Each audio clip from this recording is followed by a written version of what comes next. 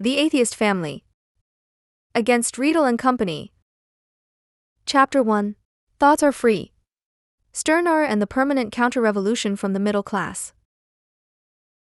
As is well known, Karl Marx and Friedrich Engels subjected various forms of socialism to harsh criticism in the third section of their Manifesto of the Communist Party.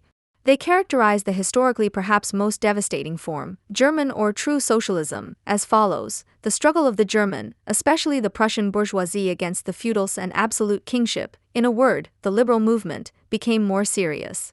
The true socialism was thus offered the desired opportunity to confront the political movement with the socialist demand, to hurl the traditional anathemas against liberalism, against the representative state, against bourgeois competition, bourgeois freedom of the press, bourgeois law, bourgeois freedom and equality, and to preach to the masses how they had nothing to gain from this bourgeois movement, but rather everything to lose. German socialism forgot in good time that the French critique, of which it was a mindless echo, presupposed a modern bourgeois society with the appropriate material living conditions and the appropriate political constitution, all of which were prerequisites that had to be fought for in Germany.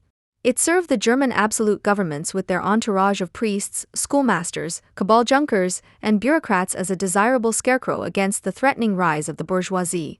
It formed the sweet complement to the bitter lashes and shotgun pellets with which the same governments dealt with the German workers' revolts, MEW 4, p. 486f. If, as Marx and Engels wrote, German socialism was an anti-bourgeois movement that was also directed against the proletariat, because the demands of the working class went beyond those of the bourgeoisie, who were the social supporters of this socialism. Marx and Engels chose the term pale bourgeois. Since this term comes from medieval town law, in the context of the manifesto it is an analogy intended to emphasize the regressiveness of the German socialists with polemical intent. The Pfahlberger had once been peasants who lived outside the city walls but had civil rights. Thus, against the backdrop of the historical teleology at work in the manifesto, the German socialists appear to be eternalists who are making a doomed attempt to halt the triumphant advance of the bourgeoisie and the proletariat. They were, in a word, reactionary. Nevertheless, German socialism posed a real threat to the bourgeois revolution and the communist movement associated with it. Because it spread like an epidemic, Ibid, page 487. In this diagnosis, the belief in progress and the experience of a real threat are strangely intertwined. As much as Marx and Engels attempted in the first section to describe the necessary downfall of capitalism, they were at the same time aware of the enemies of progress, whom they were not, however, able to understand as highly modern representatives of anti-bourgeois sentiment. Germany's historical delay, its social and political backwardness, was a reason for them to postulate the superiority of its Western neighbors. They could not yet know that the Germans, following the example of the German socialists, would make a virtue of necessity and place themselves at the head of a global anti-bourgeois movement that would seal the end of the bourgeois era. What appeared to be regressive in the manifesto, the traditional anathemas against liberalism, against the representative state, against bourgeois competition, bourgeois freedom of the press, bourgeois law, bourgeois freedom and equality, was to become a state program under National Socialism and continue to inspire radical Islam as its most ardent emulator to this day. Just as National Socialism was simultaneously bourgeois and anti-bourgeois in that it ruthlessly defended the principle of competition while fully exposing its barbaric basis, the Arab masses are citizens of racket-like organized and ergo anti-bourgeois entities, which to call state would miss any meaningful definition of statehood. The capital relation has asserted itself globally without exception, but this in no way implies that the civilizational surplus that the citizens have fought for alongside the organized proletariat would necessarily coincide with the socialization through processive value. On the contrary, the more completely capital asserts itself as a fetishistic subject-object, the more it degrades people to mere character masks and containers of labor power that have become useless, the more its barbaric nature is revealed, which is nothing other than the inverted relationship of individuals to one another.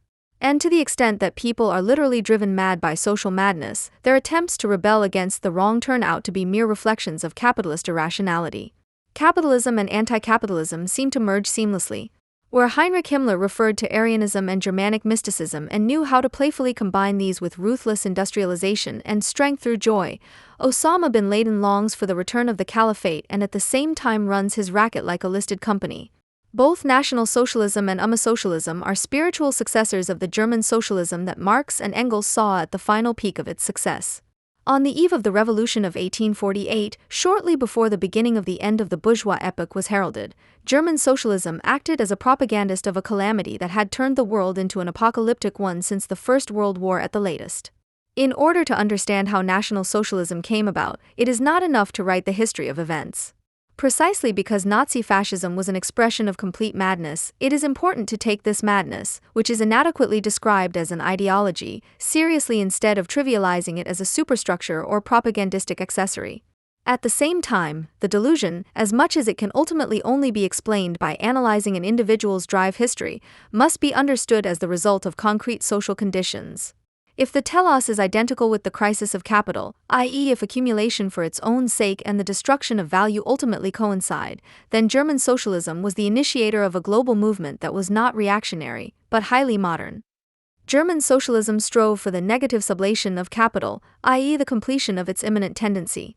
But let us hear from the German socialists themselves. Max Stirner, born Johann Caspar Schmidt in Bayreuth in 1806, was a member of the intellectual circle of the Fray and the famous Doctor Club. He is still held in high esteem in certain circles today as the progenitor of individual anarchism. Recently, for example, the Heidegger anarchist Saul Newman, 2005, discovered Stirner as a forerunner of post-structuralism, and he is not even wrong. Stirner's critique of the young Hegelians, which he expounded in his best-known work Der Einzige und die Seinigentum, 1844, is said to have made a great impression on Marx. See, for example, Quant 2009, page 273. Although Stirner took a radical nominalist approach in this work and rejected all concepts of essence as theological. Taking Feuerbach's depiction of God as the essence of man projected into heaven as a starting point, Stirner destroyed all generality, be it man, be it the species, be it religion, be it communism, by equating it with domination, leaving nothing other than the animal desire of the I, which entitles the human being, degraded to a predator, to arbitrariness. Law, morality, reason, all of these were just religious phrases, he said, which devilish seducers persuaded people to believe in order to control them. Stirner interpreted Fichte radically and, quite astutely, read in his philosophy a call for annihilation. Who is to become free? You, I, we. Free from what? From everything that is not you, not me, not us. So I am the core that is to be redeemed from all coverings, liberated from all constricting shells. What remains when I have been liberated from everything that I am not? Only I and nothing but I. Stirner 1845, page 167. For Stirner, however, this concept of freedom did not express the end point of all striving, but was merely a logical operation that made it possible to define the ego completely asocially. The demand for freedom boils down to the ego, but freedom has nothing to offer this ego itself. Freedom is silent about what is to happen now that I have become free, just as our governments only release the prisoner after his term of imprisonment has expired and cast him out into abandonment. Ibid. What the individual should do with himself once he has negated his environment. Stirner sought to answer this unresolved question once and for all. His answer could not be more radical. Everything the ego wants to do is grounded in itself, and everything it wants to do, it can do. Become egoists, become each of you an omnipotent ego. Ibid, page 168. Moses Hess, Marx's longtime companion and later precursor of Zionism, saw through Stirner's ideology even more than Marx, who gave Stirner by far the most space in his essay German Ideology without really being able to meet him. Since the emergence of Christianity, people have been working to abolish the difference between the Father and the Son, the divine and the human, i.e. between the generic man and the corporeal man. All these attempts to theoretically abolish the difference between individual human beings and the human species failed because the individual human being, even if he recognizes the world and humanity, nature and history, is and remains in reality only an isolated human being as long as the isolation of human beings is not practically abolished. In practice, however, the separation of men is only abolished by socialism, namely by the fact that they unite, live, and work in community and give up private acquisition. Hess 1845, page 1f. Critical of ideology, Hess noted that as long as socialism had not yet been realized, the individual must feel and think differently than he is in reality, in life. The longing to become as isolated individuals as we feel, imagine, and think has produced all the illusions that have occupied our minds from the emergence of Christianity to the present day. Instead of honestly admitting to ourselves that we are nothing in isolation, that we only become something through social union with our fellow human beings, we have wanted to rise above our misery, to delude ourselves. We have believed that we could deify, humanize ourselves within social isolation through a merely theoretical recognition. Ibid, page 2. Hess criticized Stirner as a bourgeois ideologue, as someone who believes that his imaginary being is reality. If the citizen believes that he is an autonomous individual who can do as he pleases and only allows laws to be imposed on him for his own benefit, Hess argued that freedom in a commodity-producing society is a freedom to exploit and equality is equality in isolation. Stirner's ideology consisted of transfiguring real social powerlessness into individual omnipotence and thus justifying it. Hess was far from calling Stirner a liar. Rather, he saw the essence of bourgeois society revealed in his glorification of the beast of prey that is determined to go it alone. In our world of hucksters, not only is the highest peak of the animal world, the beast of prey, but the consciousness of the beast of prey is also perfected here. What has hitherto been done more or less without consciousness and with unwillingness, the mutual exploitation of men, is now carried out with consciousness and will. The privileged robbery cease here, the random acts of violence have become general human rights. Human rights are the equal rights of all animal men, i.e. of all isolated so-called independent free individuals to the alienated being of all. The war of all against all is sanctioned. The solemn declaration of human rights is the solemn declaration of why all predators are equally entitled. They are so, say the constitutions of free states, because they are recognized and legally recognized as independent free beings, i.e. because they are recognized as egoists, as independent individuals. Ibid, page 16.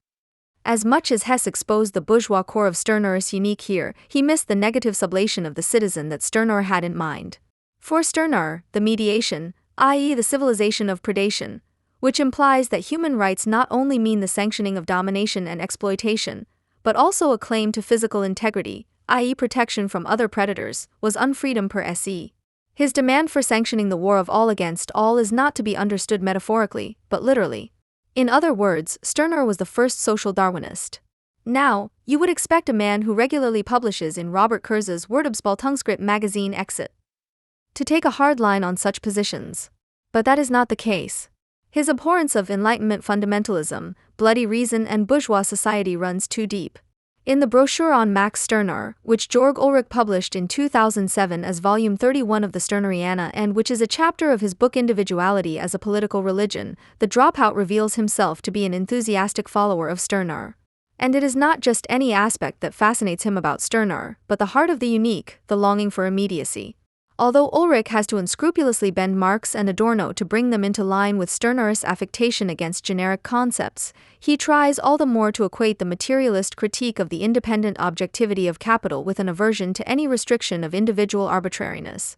It reads like this: but Stirner's ego neither denies the general nor does it believe itself to be the navel and creator of the world per se. Stirner certainly sees the individual as an ensemble of social relations, Marx, which, however, must be criticized, and with them the concept of individuality determined by them. It is precisely the fact that the monads, as Adorno says, doggedly resist their generic dependence and understand it as freedom, which in essence constitutes precisely this dependence, man, the free man, etc., that is the object of his critique.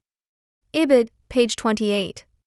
It is quite true that Stirner did not deny the general, but he wanted to destroy it, to free himself from it, regardless of whether it was a false or a reasonable general. However, to attribute Kurz's anti-individualism, which does not regard the bourgeois individual as a historical condition of the possibility of communism, but only as an unworthy evil that must be abolished, to Marx and Adorno is simply infamous. The death of the subject demanded by Ulrich and Stirner, which postmodernists have been preaching for ages, is the opposite of general human emancipation. And, unsurprisingly, they both vehemently reject it. After all, universally human is an abstraction that goes beyond the concrete Georg Ulrich and therefore suppresses him. The resentment against mediation that breaks out here is nothing less than German socialism. For the formless individuality that is invoked here is a regression to the natural, which is abstractly contrasted with social mediation through value. Use value and value stand in isolation from one another instead of being dialectically conceived as a paradoxical unity. Ulrich equates the suppression of the individual through the subject form with the limitation of individual arbitrariness through social generality per se, and in this he remains a faithful disciple of Max Stirner. Both denounce civilization as an inauthentic usurpation of the natural creatural existence and fall into the pose of the rebel who rebels against law, morality, and tact. If the subject form, as Joachim Brun aptly wrote, is the value form of the individual, then it is also true that capital has produced the individual as a necessary, albeit annoying, appendage of variable capital and continues to reproduce it today in an increasingly useless, stunted form. But in order to understand this historical philosophical dialectic of individuality, Stirner's Robinsonade must first be dissolved into a social being. Society must not be denounced as an imposition per se, but must be conceived with Hess as a condition for the possibility of the free development of the individual. However, Stirner merely replaced reasonable generality with the so-called association.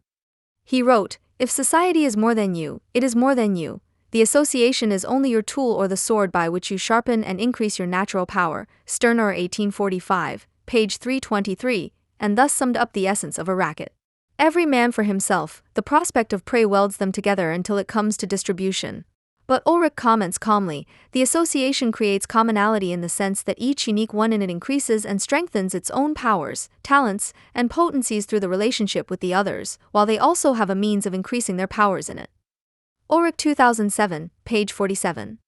One can only hope that the fundamental critics of the magazine Exit will never have practical success. Unlike Stirner, another member of the Free, Bruno Bauer, born in Eisenberg, Thuringia, in 1809, was not an apologist for free-floating ruthlessness, but spent his life searching for an intersubjectively accessible truth that could claim universal validity. However, insofar as he, like Stirner, absolutized the individual against society, self-consciousness against morality, he also worked towards the negative dissolution of the boundaries of the individual, which was to break through in the National Socialist Volksgemeinschaft and which could also be called secondary narcissism in psychoanalytical terms.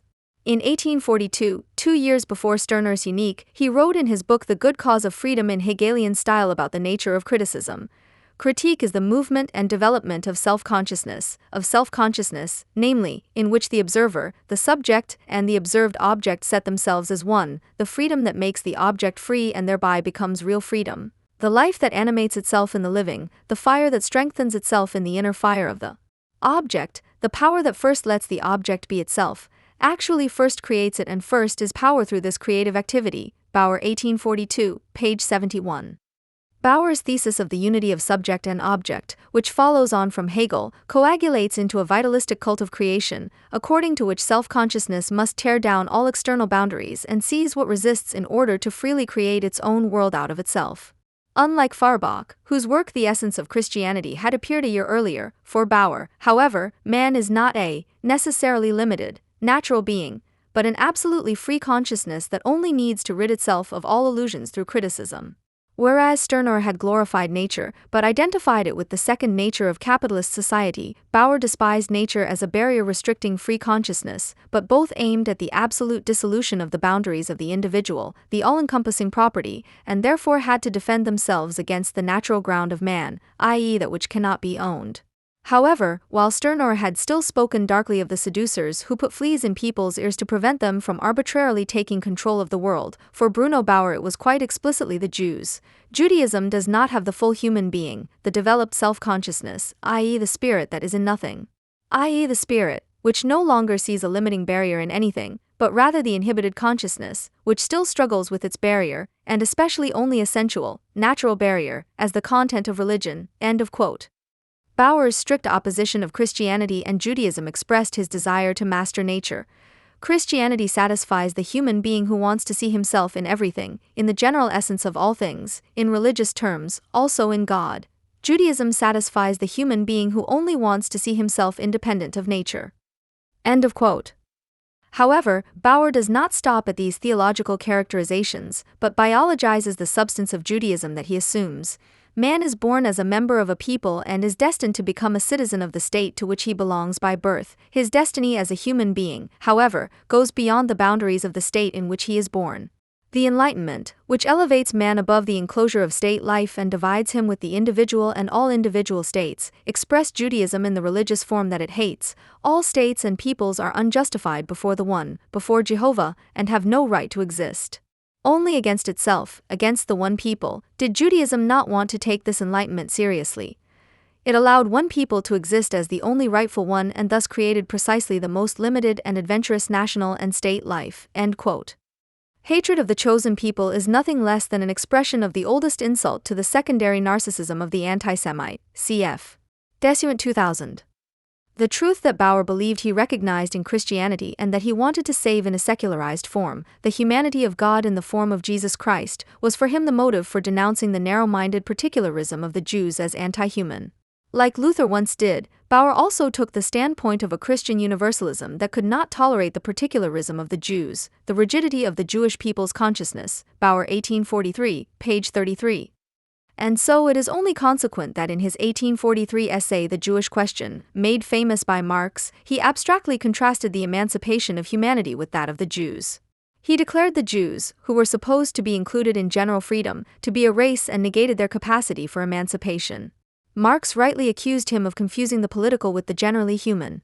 While Marx did not play off the world revolution against the emancipation of the Jews, but rather thought about their relationship and established that the political emancipation of the Jews was synonymous with the emancipation of the state from Christianity, i.e. saw the North American-style secular state as the perfect expression of political emancipation, Bauer, for all his criticism of the Christian state, still focused on a state that could not tolerate the Jews as a minority.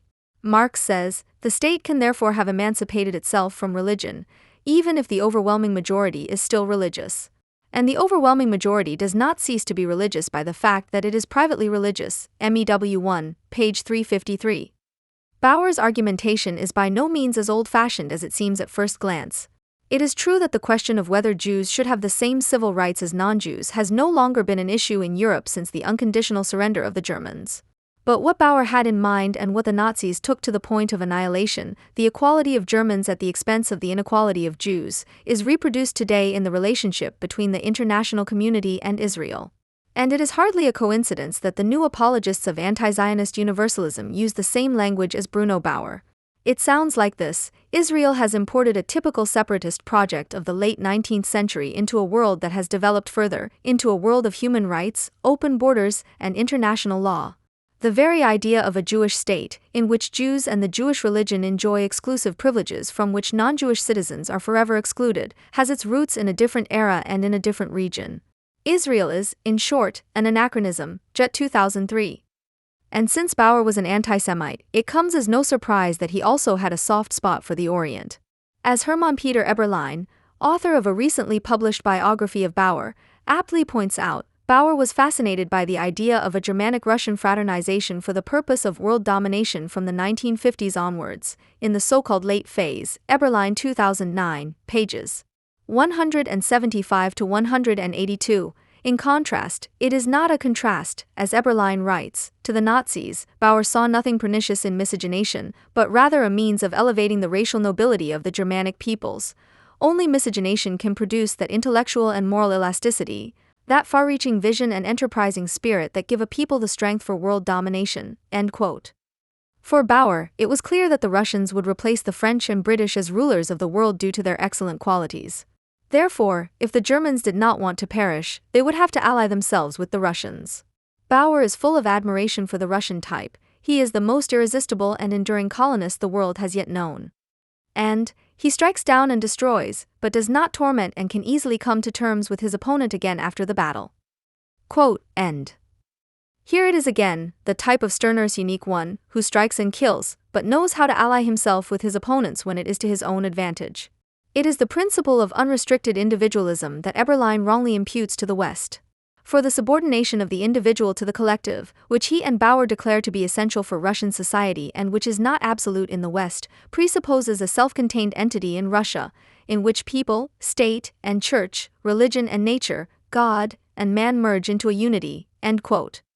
The Russian Church.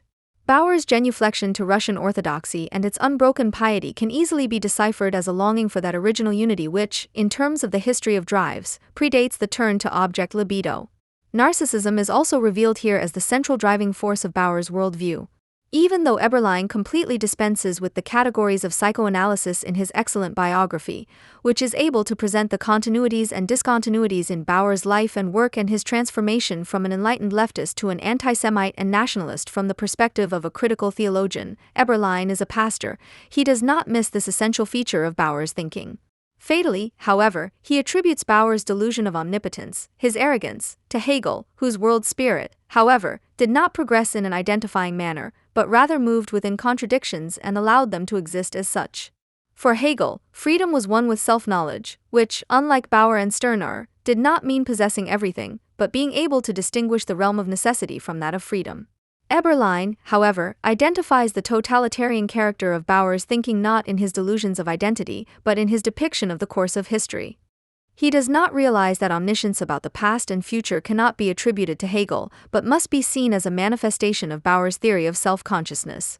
In short, Eberlein notes that Bauer is totalitarian, but he does not understand why. He writes, Bauer's abstract theoretical model of thought is indeed enriched, filled up by the concrete facts of historical political life, but the author's remarkable self-confidence stems from the conviction that he is intellectually in control of the course of history, both as far as the past is concerned and into the future. Such intellectual totalitarians can quickly become totalitarian intellectuals. Perhaps we are at a point where the young Bauer of the extreme left meets the old Bauer of the extreme right. Perhaps Bauer has not been unfaithful to himself in his political turn from the far left to the far right. End quote. And this is a judgment that applies to all German socialists. For them, being left-wing and being right-wing coincide immediately, because the color of the flag they wave is completely irrelevant to their worldview, which can do nothing with the freedom of others as well as their own, as long as it is not absolute. All mediation, all sociality in the emphatic sense, is anathema to them. And so the ethno-racist collectivism of the late Bauer and Max Stirner's clubbing of the individual turn out to be a radical, negative dissolution of the boundaries of the individual, ultimately a sanctioning of murder and manslaughter. Max Stirner plays virtually no role in today's ideology-critical texts. This seems like a reversal of his immense importance in the German ideology, whose reception itself is not particularly praiseworthy, although it is often justified by the fact that Marx and Engels themselves left it to the mice. In a cobbled-together collection of Marx's early writings published by Alfred Kroner Verlag in Stuttgart in 1953, it is stated that large parts of the German ideology were not published, as these parts are almost exclusively devoted to a more caustic artistic than productive polemic. The introduction then tells us which large sections are probably meant from the German ideology, the first part of which contains a positive discussion of Feuerbach and a critique of Max Stirner's book Der Einzige und seine Agentum under the title Sankt Max, which is unedifying in its long-windedness and acrobatic knocking about. The second part is dedicated to the preachers of true socialism, but only the first part on Feuerbach is positively important. This seems to be generally quite recognized, despite Adorno's writing jargon der Eigentlichkeit. But even the most diligent of today's Stirner apologists, Bernd Lasker, unlike most anti-Germans, at least recognizes the suggestion in the subtitle on the German ideology of Adorno's work that the current Adorno/Heidegger confrontation has an equivalent in the former Marx/Stirner.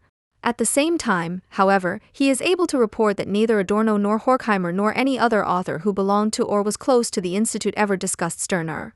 Hans Mayer had already dealt with Stirner in his contribution to the Anthology of Joint Studies on Authority and Family published in Paris in 1936.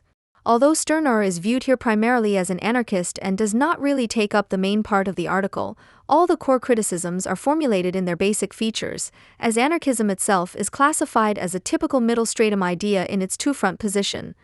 On the one hand against the bourgeoisie and the state apparatus, and on the other against Marxism and the goals and methods of the class struggle.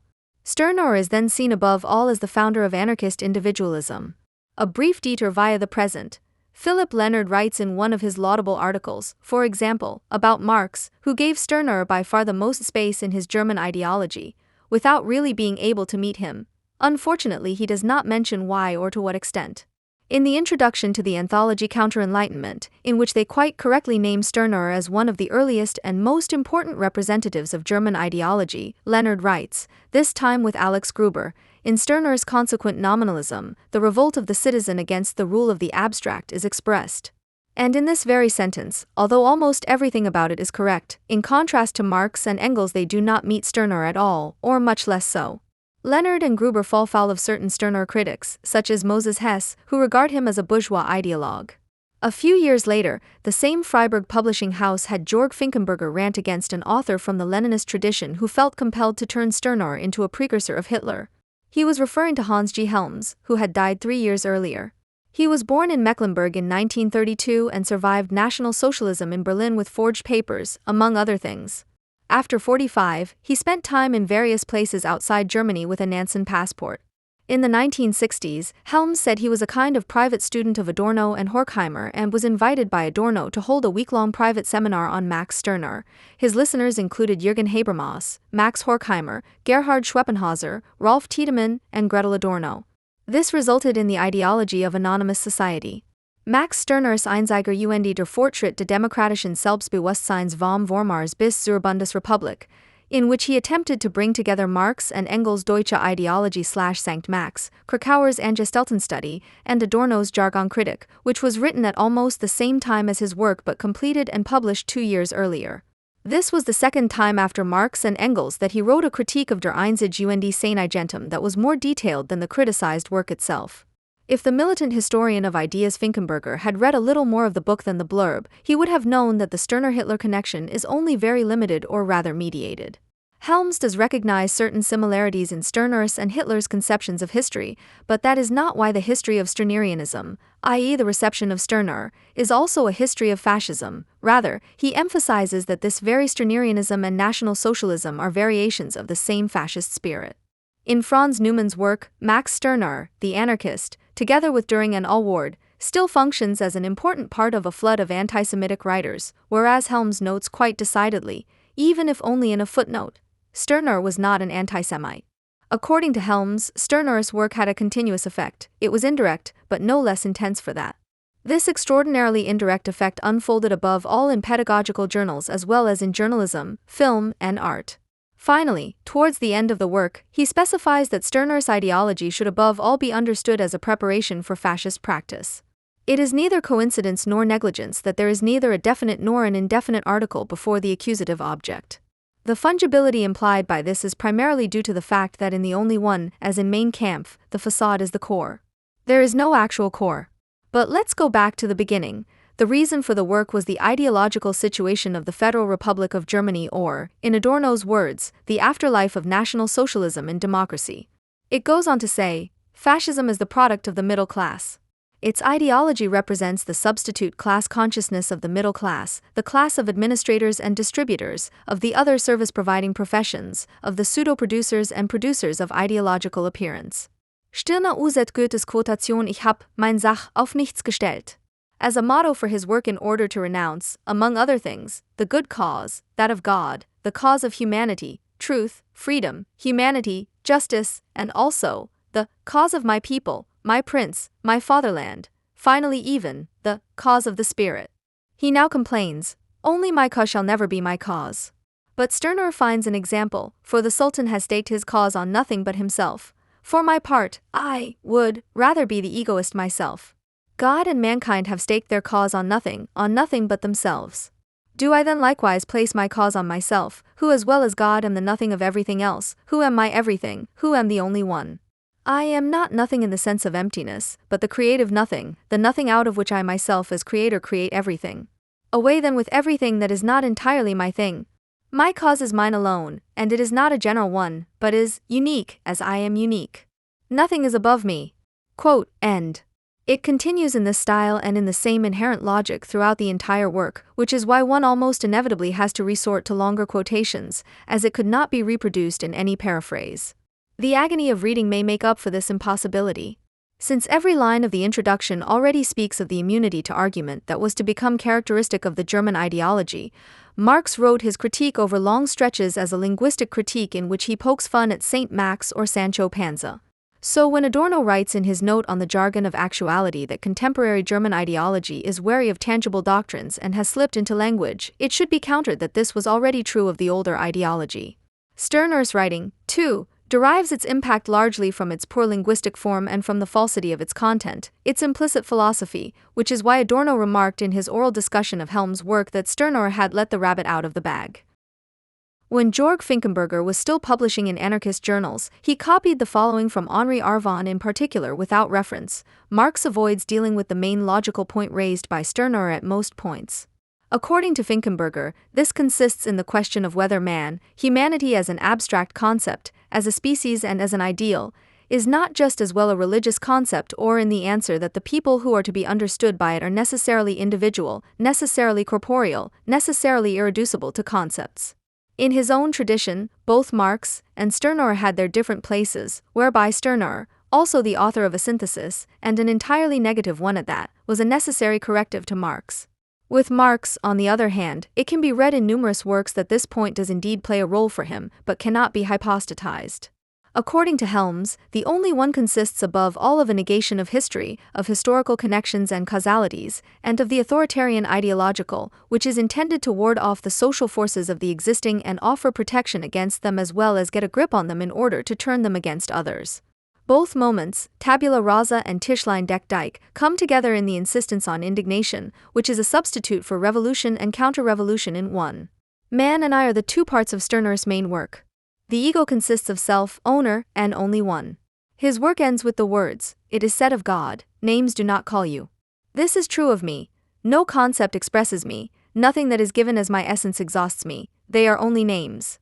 Likewise, it is said of God that he is perfect and has no vocation to strive for perfection. This also applies to me alone.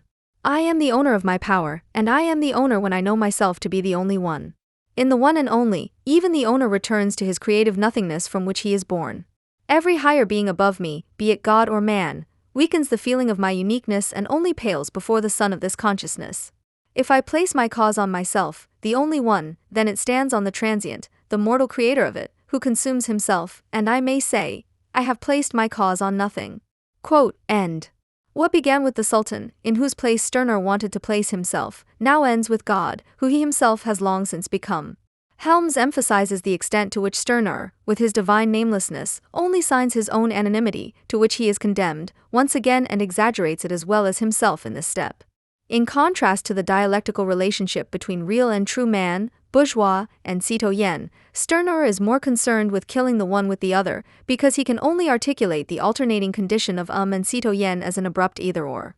Ultimately, Stirner wrote an ideology of self-worth, which, as we know, can only be given to oneself. However, Stirner's words are at least somewhat more honest. Know then that you have as much money as you have power, for you are worth as much as you make yourself worth. One does not pay with money, of which there can be a shortage, but with one's wealth. He argues against the communists and the value of labor power, which is only realized in exchange. What you can do is your wealth. What you can do, you already have, at least in this ideology of human capital. He specifies, what I am able to have is my wealth, and compares it to the ability of an infant to force milk from its mother by crying, but if you can't win someone over, you may just starve to death. How the appropriation is to take place, sometimes a desire to give milk appears, is also already indicated by the infant's crying. The nourishing mother, on the other hand, remains in the dark for the time being, only to reveal herself later as the state. Stirner's central motif is criticism of the state, or rather hostility towards the state, mind you, in his conception as a paid profession, i.e. as a business for the state. He writes after several of Stirner's applications for government jobs, such as the teaching profession, were rejected due to a lack of qualifications. The state does not allow me to come to my value and exists only through my worthlessness. It is always out to take advantage of me, i.e. to exploit, consume me.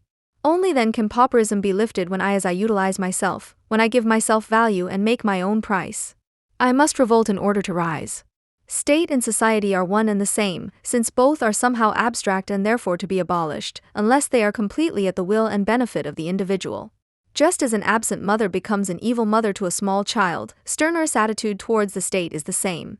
He did translate Adam Smith's Wealth of Nations, but this did not seem to have had any great effect on him, except that he seems to have developed his vulgar egoism and hatred of the state from a very selective reception.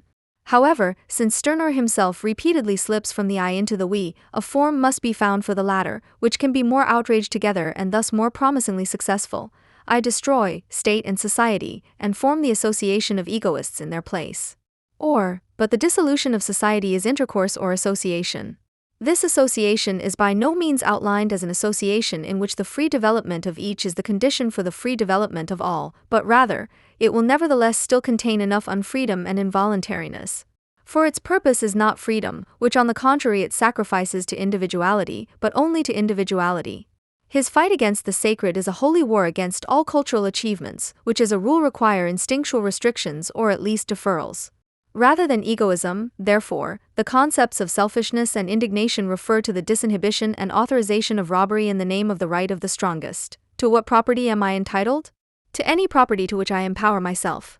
I give myself the right of ownership by taking property or by giving myself the power of ownership, the authority, the authorization. What one is not able to snatch the power over from me, that remains my property, will then decide the power over the property, and I will expect everything from my power.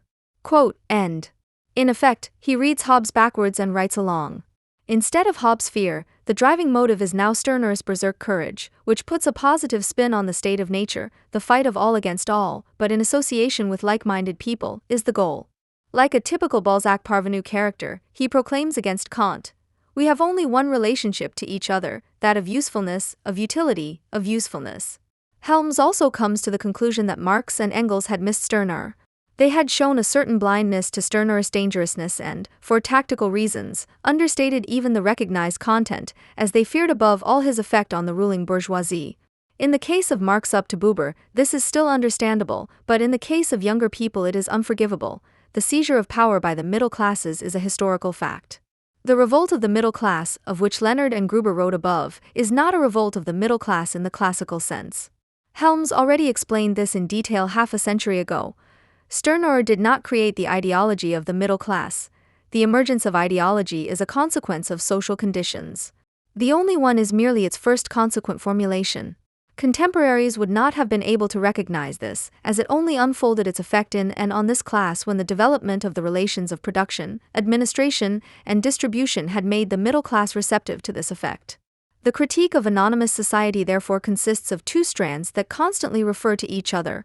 On the one hand, from tracing the main currents of Stirner's impact up to the present day, which indeed sometimes bears the mark of the constructed. However, this lies in the nature of the subject matter as well as in the enormous period of time it attempts to cover. The construction would, however, have to be specifically identified and, above all, proven to be false. In terms of content, Helms takes Stirner, like Marx, less seriously than his adepts, but at the same time takes his reception, i.e. his adepts, extremely seriously. The entire reception outlined by Helms can only be hinted at here. According to Finkenberger, Stirner should be treated with humility by Marxists after the 20th century, because Stirner's students hardly have the same record as Stalin and Mao, for example.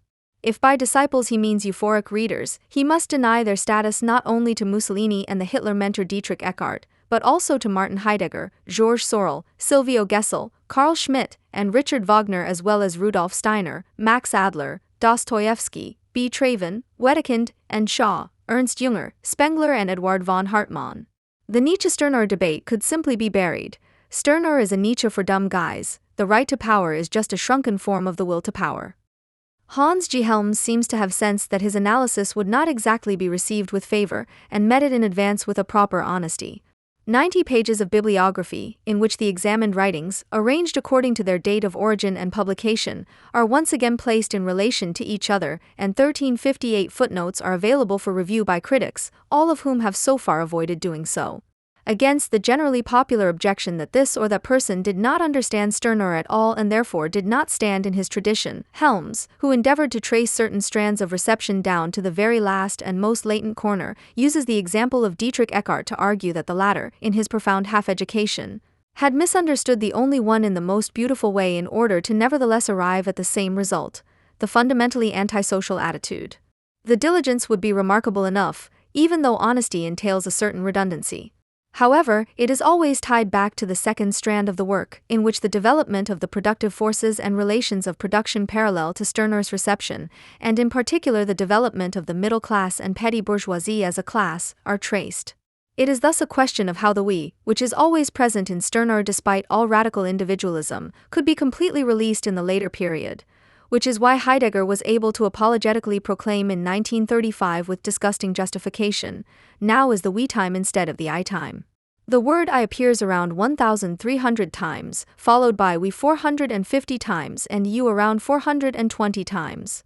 Georg Finkenberger could also have learned this from Helms, that the programmatic oscillation between I and we in one and the same text is a suggestive, demagogic act. Helms also writes about Marx and Engels. If it had been given to them to explore the paths that the one and only has taken since then, they would not have mocked him. When two people quarrel, the third is happy and, above all, confusion ensues. Talking about class is certainly not fashionable in ideology-critical circles, partly or even mostly for good reasons. Helms, on the other hand, attempts to categorize the middle class on the basis of its position in the production process and in the class struggle in order to get away from two other terms that are much more common. Middle stand refers to a supposedly pre-capitalist, estates-based character. Middle stratum, on the other hand, is more the statistical categorization of income classes. The Anglo-Saxon division into blue-collar and white-collar is also only a very external view, which in the first case, for example, rather counterfactually packs industrial workers and craftsmen into one category, and only marks the separation of mental and physical labor. Just as the concept of the citizen in the sense of the bourgeois is often overused, the same is true of the proletarian, wage laborer, and thus of course also of the petty bourgeois or middle class. Marx's manifesto still states, the hitherto small middle classes, the small industrialists, merchants, and rentiers, the craftsmen and peasants, all these classes are falling into the proletariat. The middle stand, the small industrialist, the small merchant, the craftsman, the peasant, they all fight the bourgeoisie in order to secure their existence as the middle stand from destruction. They are therefore not revolutionary, but conservative. Even more, they are reactionary, they seek to turn back the wheel of history.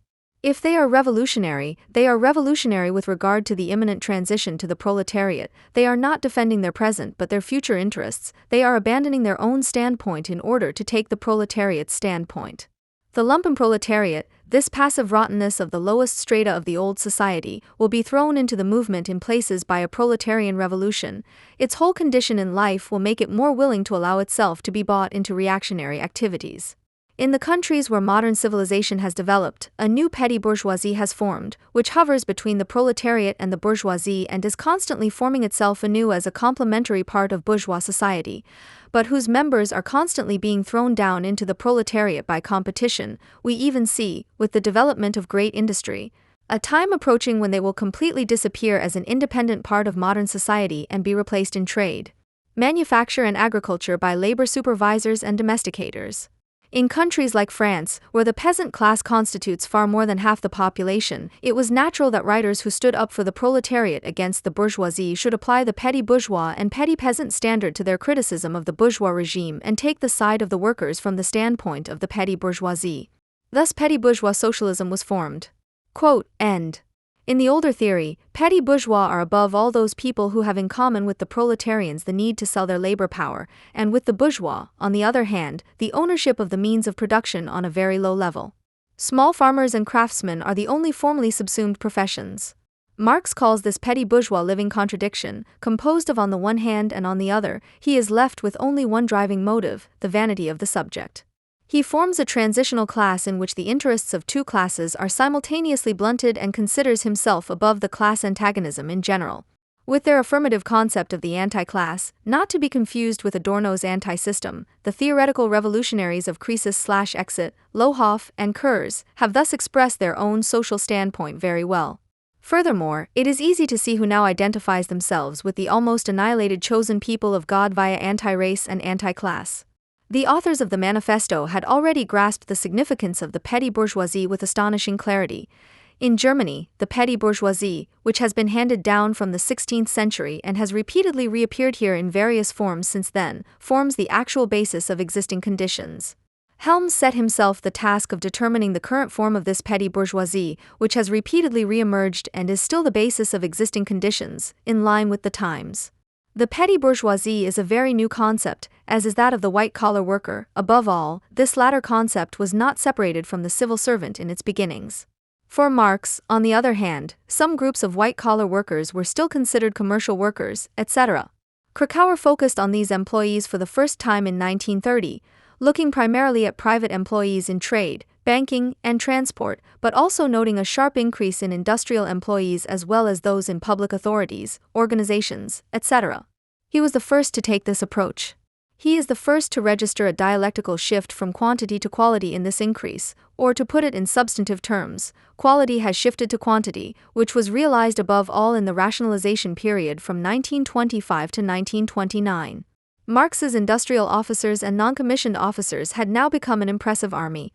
Krakauer goes on to write, "The proletarianization of white-collar workers cannot be denied," and immediately qualifies this categorical judgment in the following sentence. In any case, broad strata in white-collar employment are subject to similar social conditions as the actual proletariat. These force them to feel like employees, at least in economic terms. The vagueness of this statement, which refers more to subjective feelings than objective determinations, is itself an expression of the truth, namely the pseudomorphosis of class society into a classless one. Economically they are already proletarians, ideologically they are still bourgeois. It is precisely from this schizophrenia that the third way of the modern middle class arises. In view of Marx's detailed differentiations, especially in the second and third volumes of Capital, it is important to note that the boundary between the civil servant and the private employee is becoming increasingly difficult to define, as the two are converging massively. In Marx's work, the petty bourgeoisie is still primarily characterized by residual independence. Franz Neumann refers to precisely this form of petty bourgeoisie when he writes, "The middle strata have ceased to exist as a class from which a democratic society can be rebuilt." Neumann also saw the democratic, progressive potential of this class in the last spark of independence, whereby both would be irretrievably lost. The focus should therefore be particularly on non-academic civil servants in the middle and upper civil service, as many Nazi leaders came from this class. The vast majority of civil servants can hardly be distinguished from ordinary employees. A third of a century later, Helms now assumes that the proletarianization of the white-collar/middle class in terms of their position in the production process and in the class struggle has not taken place. In the course of the anonymization of property relations and powers of disposal and the division of labor of capital ownership and capital control, they rather take control. Today, the middle class is the ruling class by proxy. They are character masks that embody neither labor, in the industrial or even productive sense, nor capital, but the entire field of services. Today, they are primarily responsible for the tasks of transportation and communication, especially communication between the proletariat and the owners. Their entire activity thus has the character of class cement. And so it is they who have anticipated today's classless society in their circles.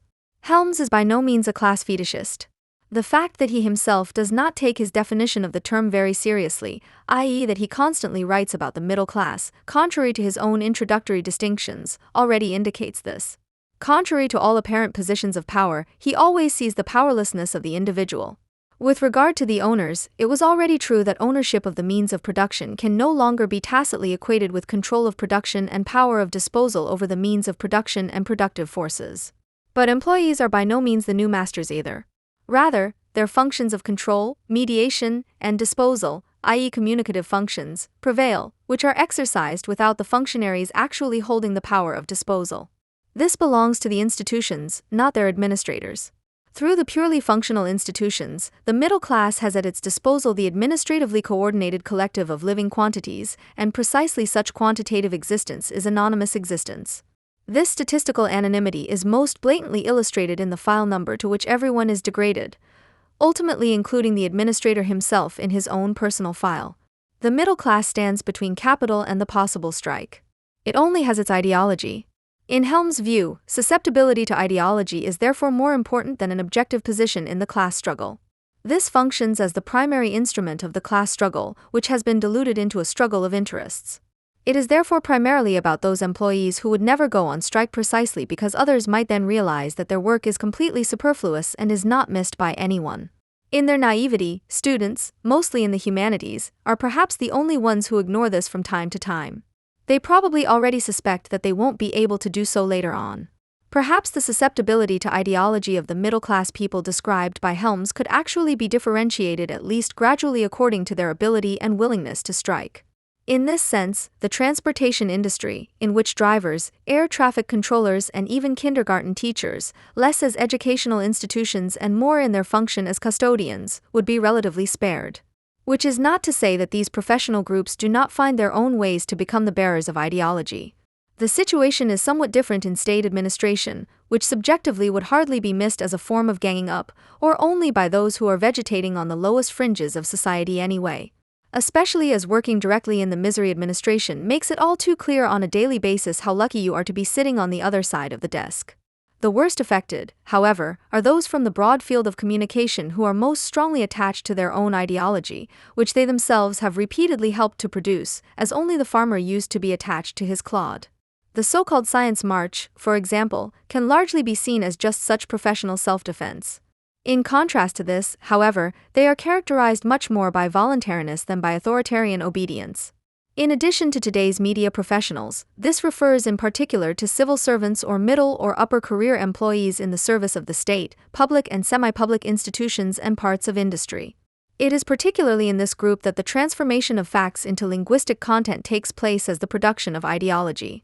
A rather positive review of the work in Die Zeit stated, however, Helms' concept of the middle class is somewhat shimmering, thus the middle class is equated across the board with the functionaries, the decomposers of the power of disposal. Finally, the thesis that the middle class has never been as powerful as it is today, that it represents the real owners and is the ruling class in all modern industrialized countries and that its system of rule is that of an anonymous, statistically controlled order, could only be accepted without reservation if industrial top management could also be categorized as middle class. Of course, not too many sociologists will be prepared to do this. Quote, end.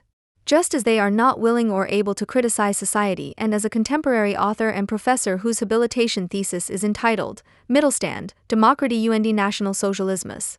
Die politische Entwicklung von Handwerk und Kleinhandel in der Weimar Republik, the political development of crafts and small businesses in the Weimar Republic, who considers himself to be a sociologist, does not want to recognize that he may have more in common with a manager than he would like.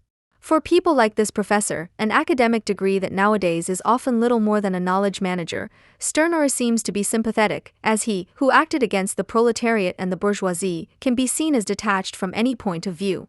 In the following, Helms attempts to sketch the character type of the petty bourgeois and middle-class person, especially in the 1950s and 1960s.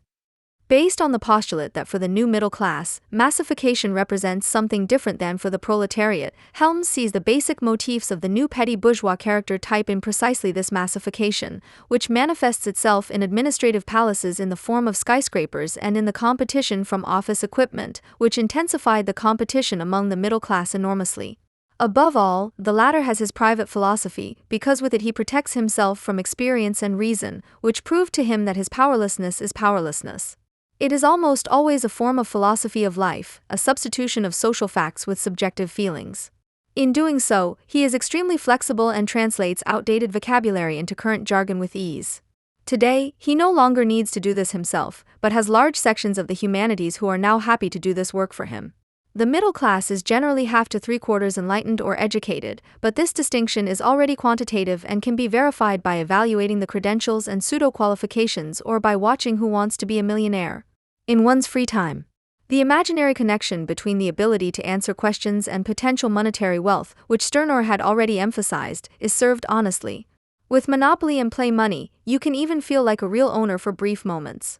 It is a structure of consciousness that oscillates between anticipation as the most beautiful joy, which in the middle class is not a state of Christmas, not joy in Advent, but a permanent state, on the one hand, and Luddite on the other. Yet such repressive ambivalence is entirely appropriate to the objective conditions of the small owner.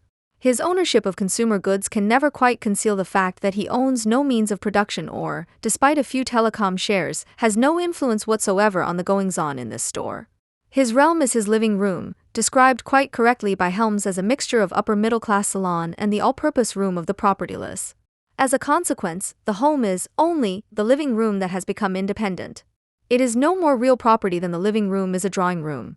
The massive need for a vacation and a change of scenery proves that you can't live in these living rooms. Vacations from the ego are more like vacations from the superego, which the living room has become by endowing it with authority. Especially important are the literary classics, while the books you really read are in the intimate bedroom. If you want to get rid of all your rags, as Stirner demands, you can do so through nudism. All of this is an individual, pseudo-sovereignty based on small property, which covers up the real powerlessness, like the ostentatious contempt for material things that one does not have, the envy. In the Weimar Republic, the ability to have a say and to know and know better became increasingly important when jobs were awarded according to party affiliation to an unprecedented extent. Political convictions became the main object of exchange in middle-class haggling. This should be supplemented by the later shift from party membership to conviction, which must somehow appear in the entire curriculum vitae, i.e. requires more evidence of attitude than just membership.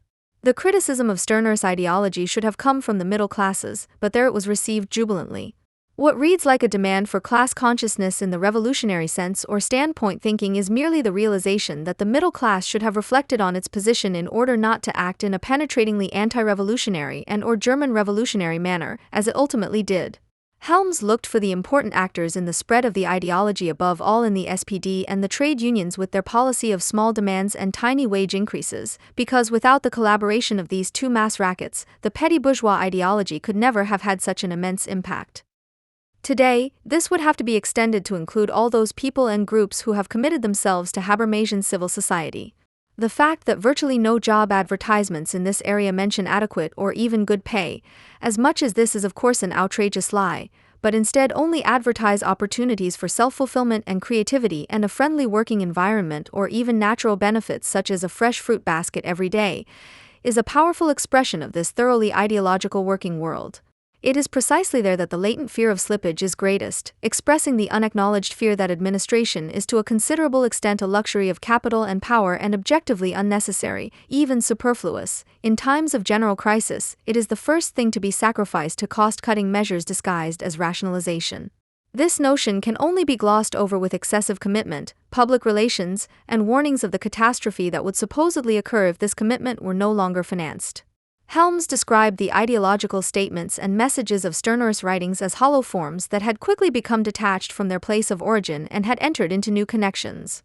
It is precisely this complete fungibility of content that makes this otherwise completely absurd scribbler so dangerous.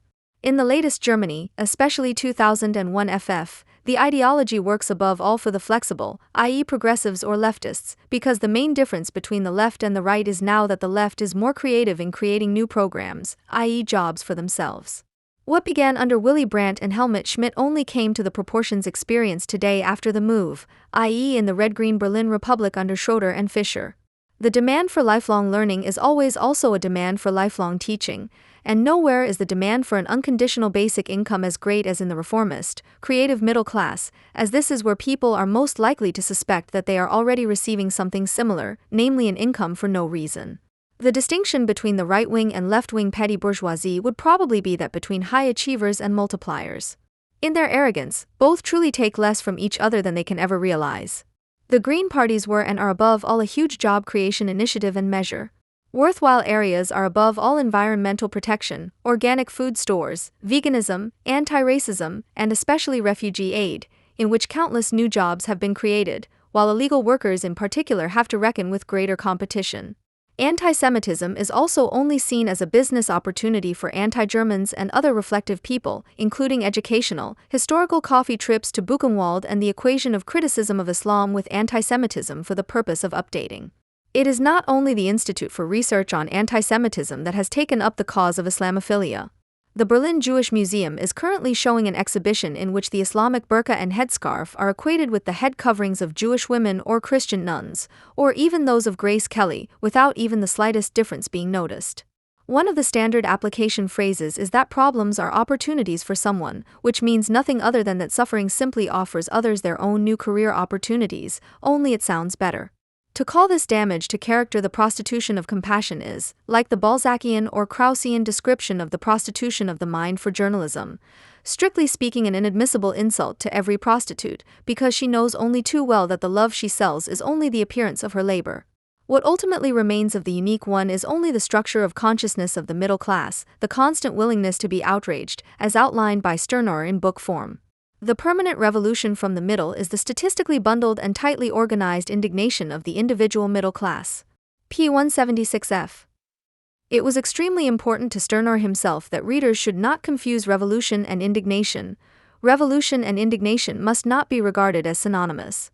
The former consists in an upheaval of conditions, of the existing state or status, of the state or society, and is therefore a political or social act. The latter, although it inevitably results in a transformation of conditions, does not proceed from them, but from people's dissatisfaction with themselves. It is not an uprising, but an uprising of individuals, an outrage, regardless of the institutions that arise from it. The revolution aimed at new institutions, the indignation leads to no longer having ourselves established, but to establishing ourselves, and places no bright hope in institutions. It is not a struggle against the existing, since, if it flourishes, the existing will collapse of its own accord. It is only a working out of me from the existing. The act of indignation is therefore self-therapy and a longing for assent in one. Outrage is a subject virtue, and Stirner taught the unique one to be outraged, Helms says. According to Marx, indignation is simply the denunciation of respect for the sacred. It is therefore seemingly sinful defiance that pleases itself, and thus a far cry from the absolute obedience that is often mistakenly seen as the basic virtue of the petty bourgeois.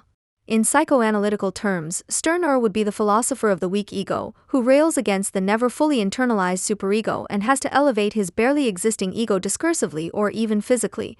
Since my purpose is not the overthrow of an existing state of affairs, but my elevation above it, my intention and deed is not a political or social one, but, as directed solely at myself and my idiosyncrasy, an egoistic one.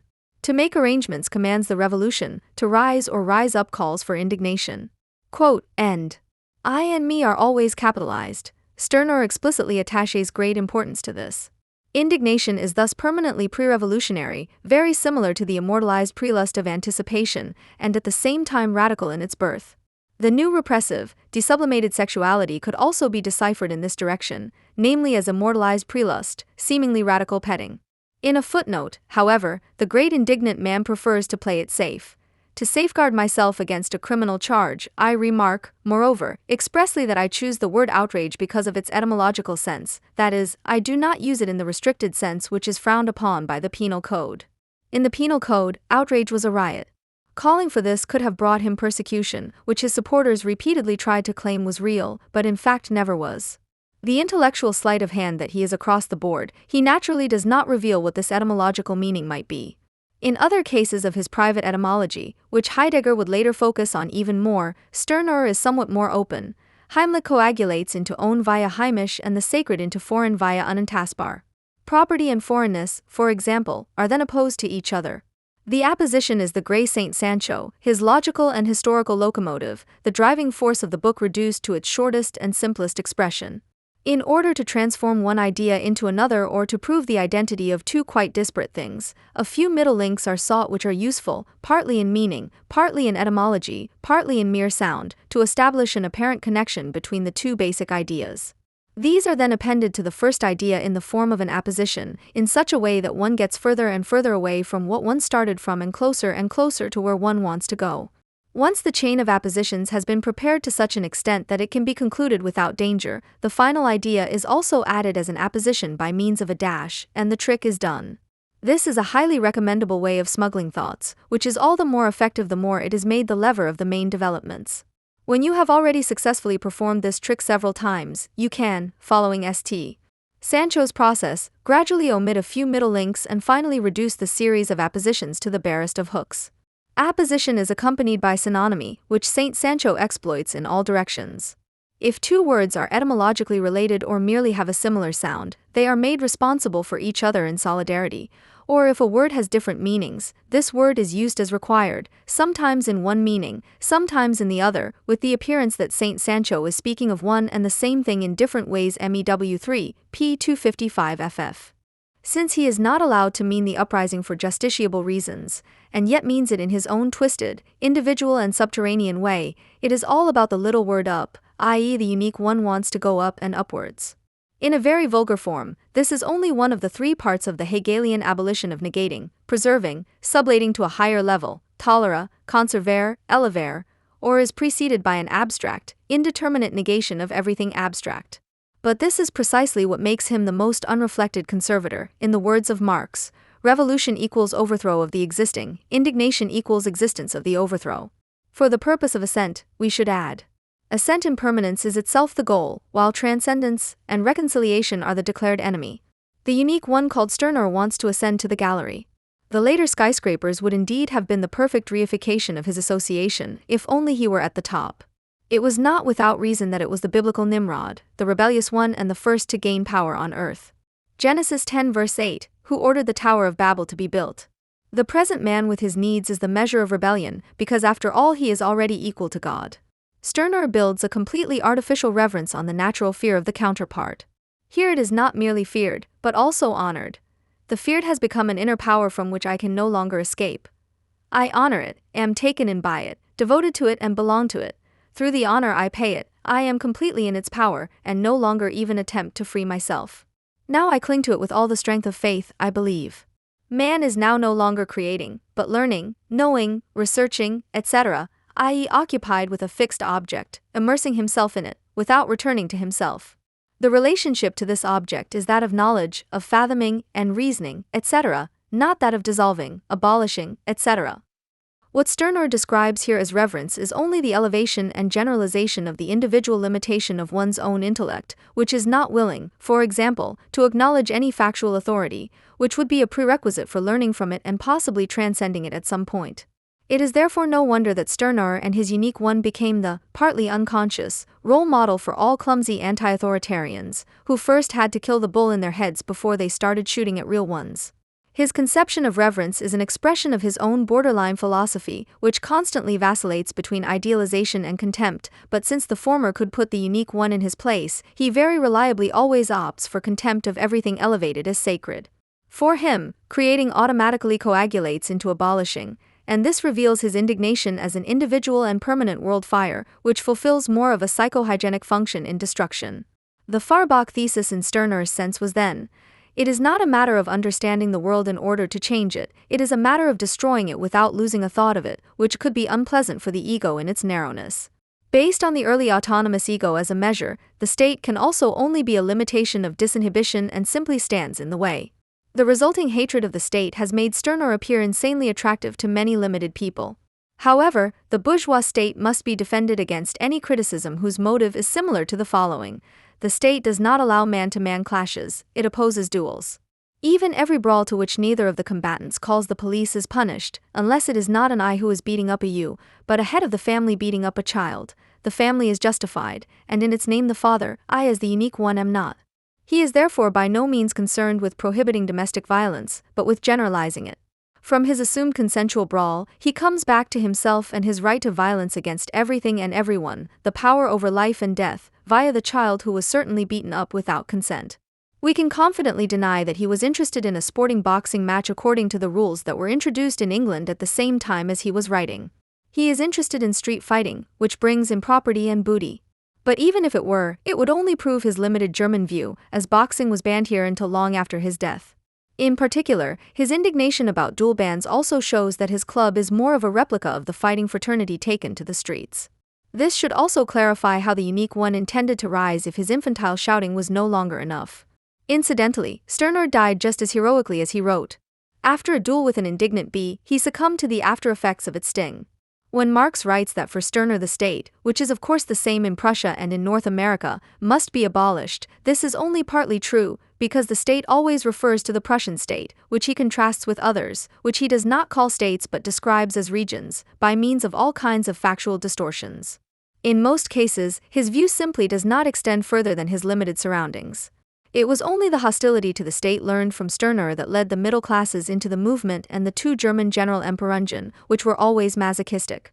Instead of obedience, the German virtue is rather indignation out of submissiveness or submission, which goes hand in hand with an enormous desire and need for punishment. This masochism is an expression of the longing for the subject, while the sadism, with which Stirner is often aligned, rather stands for the primacy of the object. In literary masochism, sacer-masoch, the contract regulates the beating and mistreatment, one secures oneself, while fictional sadism at least openly articulates that it is concerned with crime as criticism. de Sade wrote against Voltaire and Rousseau in equal measure. Usually viewed only in terms of violating the moral, in Stirner's terms, the sacred, he was much more concerned with the fact that the unique one real crime would be to insult nature. He knew that this was impossible and called it the worst torment of man. Stirner's indignation is wounded pride, while de Sade attacks pride itself. Helms' historical reflection breaks off around 1957 with a brief consideration of existentialism, but he takes it up again in his later collection of essays Fetish Revolution in 1969. Serious as he was, he initially published the collected writings of Stirner in 1968, which, contrary to certain criticisms, captured the essence of this philosophy very well, especially in their tendentious abridgment, and were provided with a detailed epilogue. Macabrely, however, with this publication he was at least part of a new Stirner wave, against which he immediately turned with Fetish Revolution, in which he wrote one of the earliest critiques of the student movement, that third general outrage, no longer taking place only in Germany, but in large parts still very German, which now appeared on the scene as a great refusal, Marcuse. At the time, an SDS spokesperson was allowed to reply in Der Spiegel, criticism that is wary of commitment can itself be used to combat socialist aspirations. In the hands of late liberals, it coagulates into an ideology that justifies the existing society. Here, at the latest, the indignation has been absorbed into commitment. Helms posed the question of whether left-wing radicals are even capable of reflecting on their social situation and thus transitioning to politically relevant positions, or whether they will freeze in a politically irrelevant protest stance that can be gradually privatized and must lead to adaptation to the existing class rule. In the same paper discussed above, the late liberal showed once again that the lack of a critique of the state in critical theory is not a blind spot, but rather that in times when there were no signs of a revolutionary mood, but students tried to translate critical theory into political action, the new left-wing radicalism only sublimated the real class enemy, the bourgeoisie, with the substitute class enemy, the state. Translated, this means that the replacement of the critique of the political economy with tussles with the state is an ideological expression of the fact that the critics themselves already see their professional future only with the state or in affiliated foundations and institutes, but suspect that the state could no longer find the means to finance them. He showed that the anti-statism of the New Left was not the necessary criticism of right-wing and old left statism. Rather, it would be more appropriate to speak of a necessarily disappointed expectation, which was ultimately repeated in the USA and above all in Israel, after all hopes had been projected onto the American culture industry and the Israeli kibbutzim movement for some time. And it is precisely this that leads to the holy max of Marx and Engels, who already objected to Stirner, but that he turned to the state as an employer and demanded remuneration, i.e. wages. At least one of the main reasons for the student protests was the first brief faltering of the economic miracle in the form of a minor recession, including the education crisis. The education emergency probably served as a subliminal and rationalized motive for outrage far more than the acute shortage of teachers and the difficult future job prospects in the education system. So it all began as a disguised struggle of interests, and in the end they successfully blackmailed the state, above all for the BAFOG, a 100% booty, at least at that time, to which they now even had a legal claim.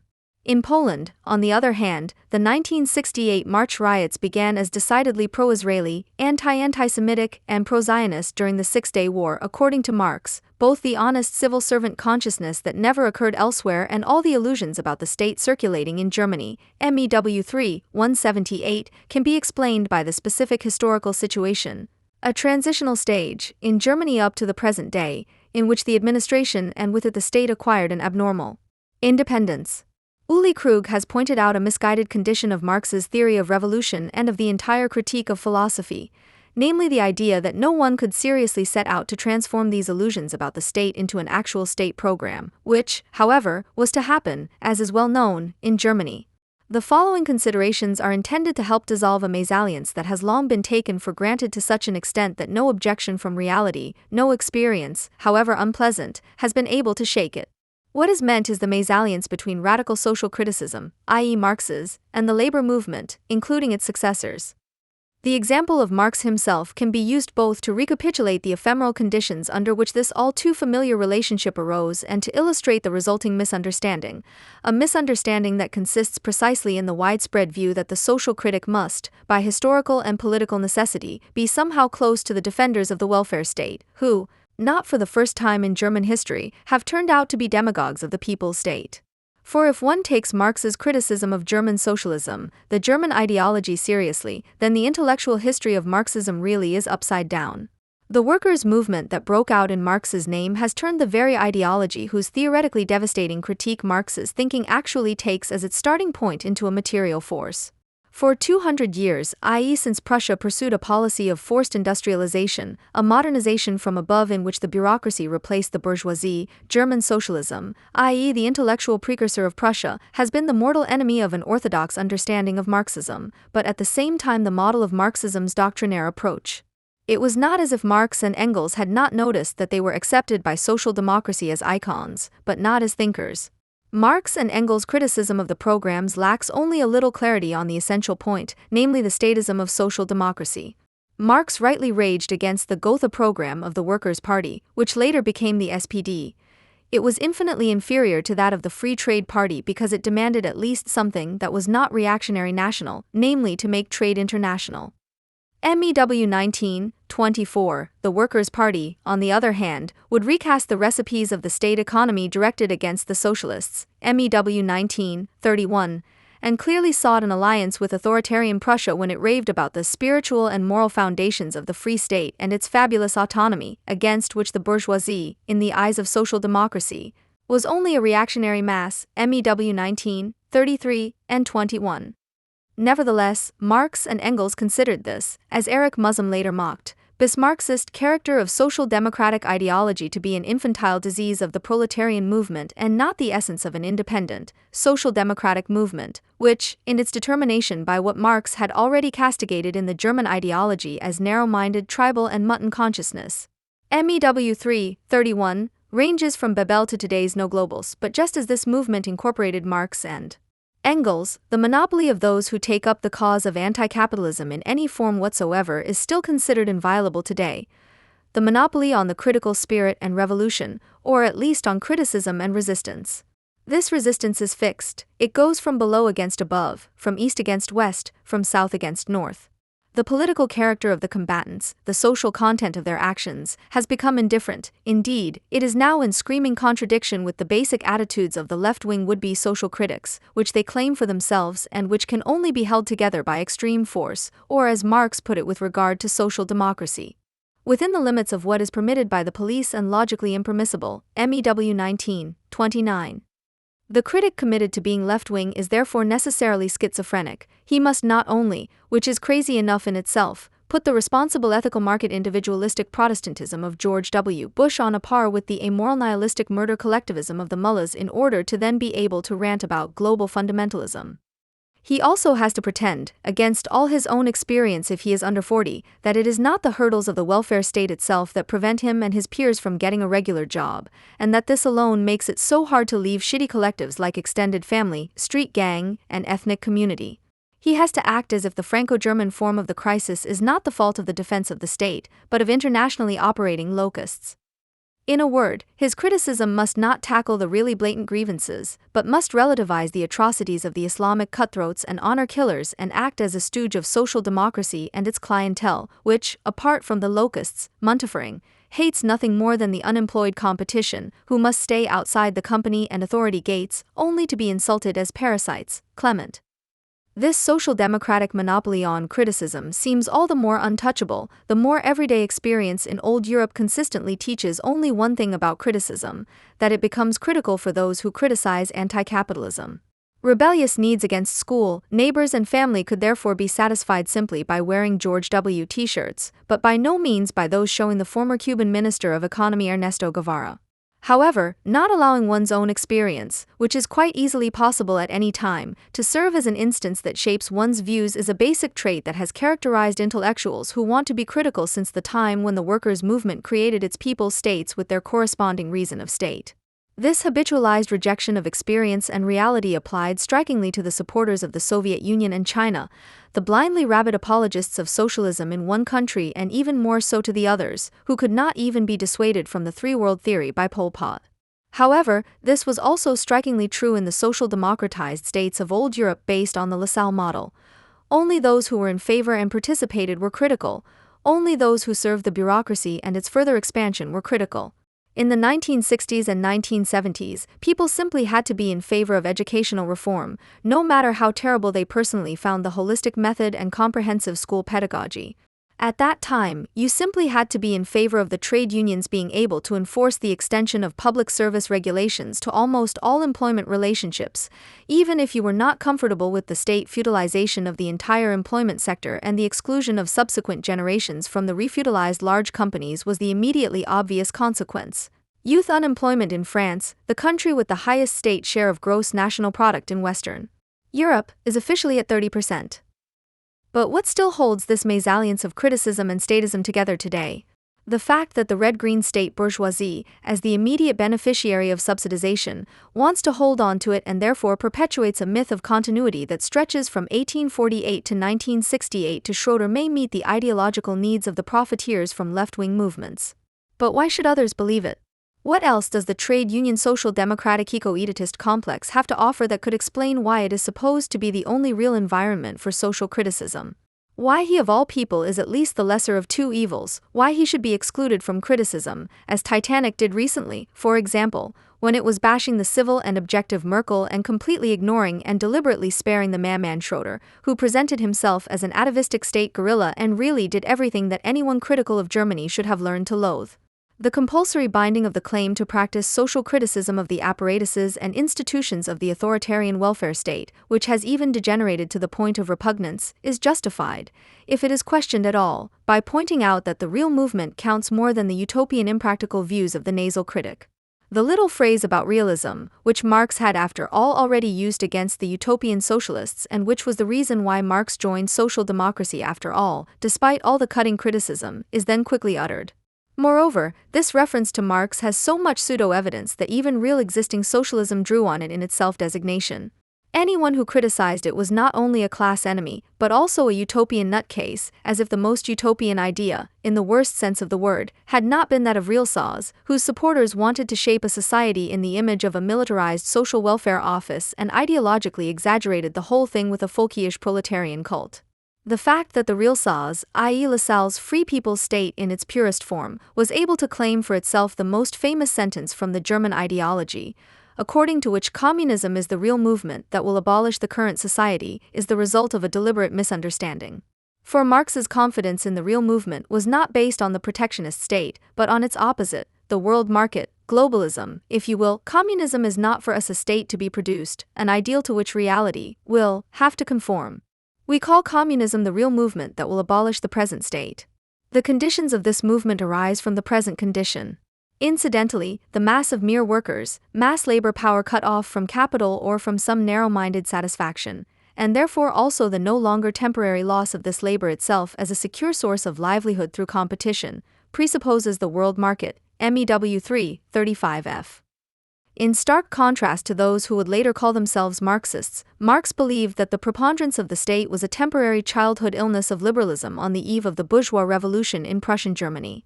Marx in the original quote, "Through the emancipation of private property from the Commonwealth, the state has become a special existence beside and apart from bourgeois society, but it is nothing more than the form of organization which the bourgeois necessarily give themselves both externally and internally for the mutual guarantee of their property and their interests."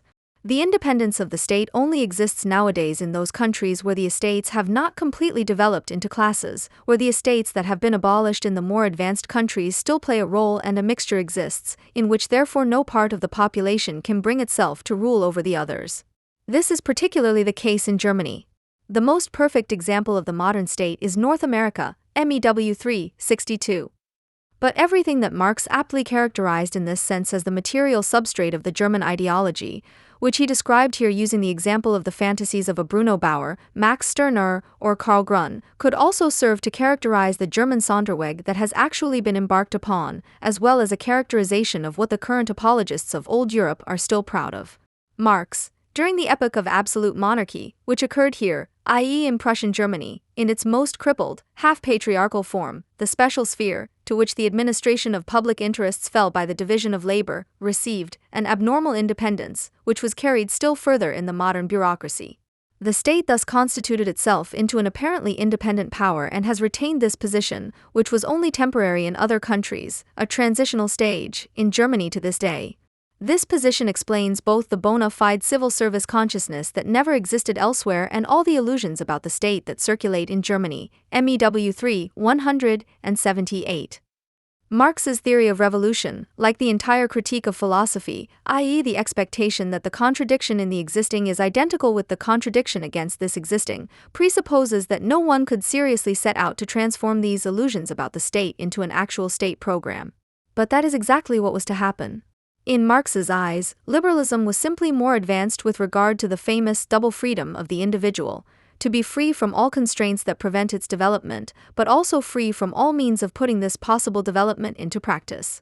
This obvious advancedness is the trait of reality, the real movement that Marx believed he could muster against the statists. In order to achieve personal validity, the proletarians must abolish their own previous condition of existence, which is at the same time that of society as a whole, namely labor.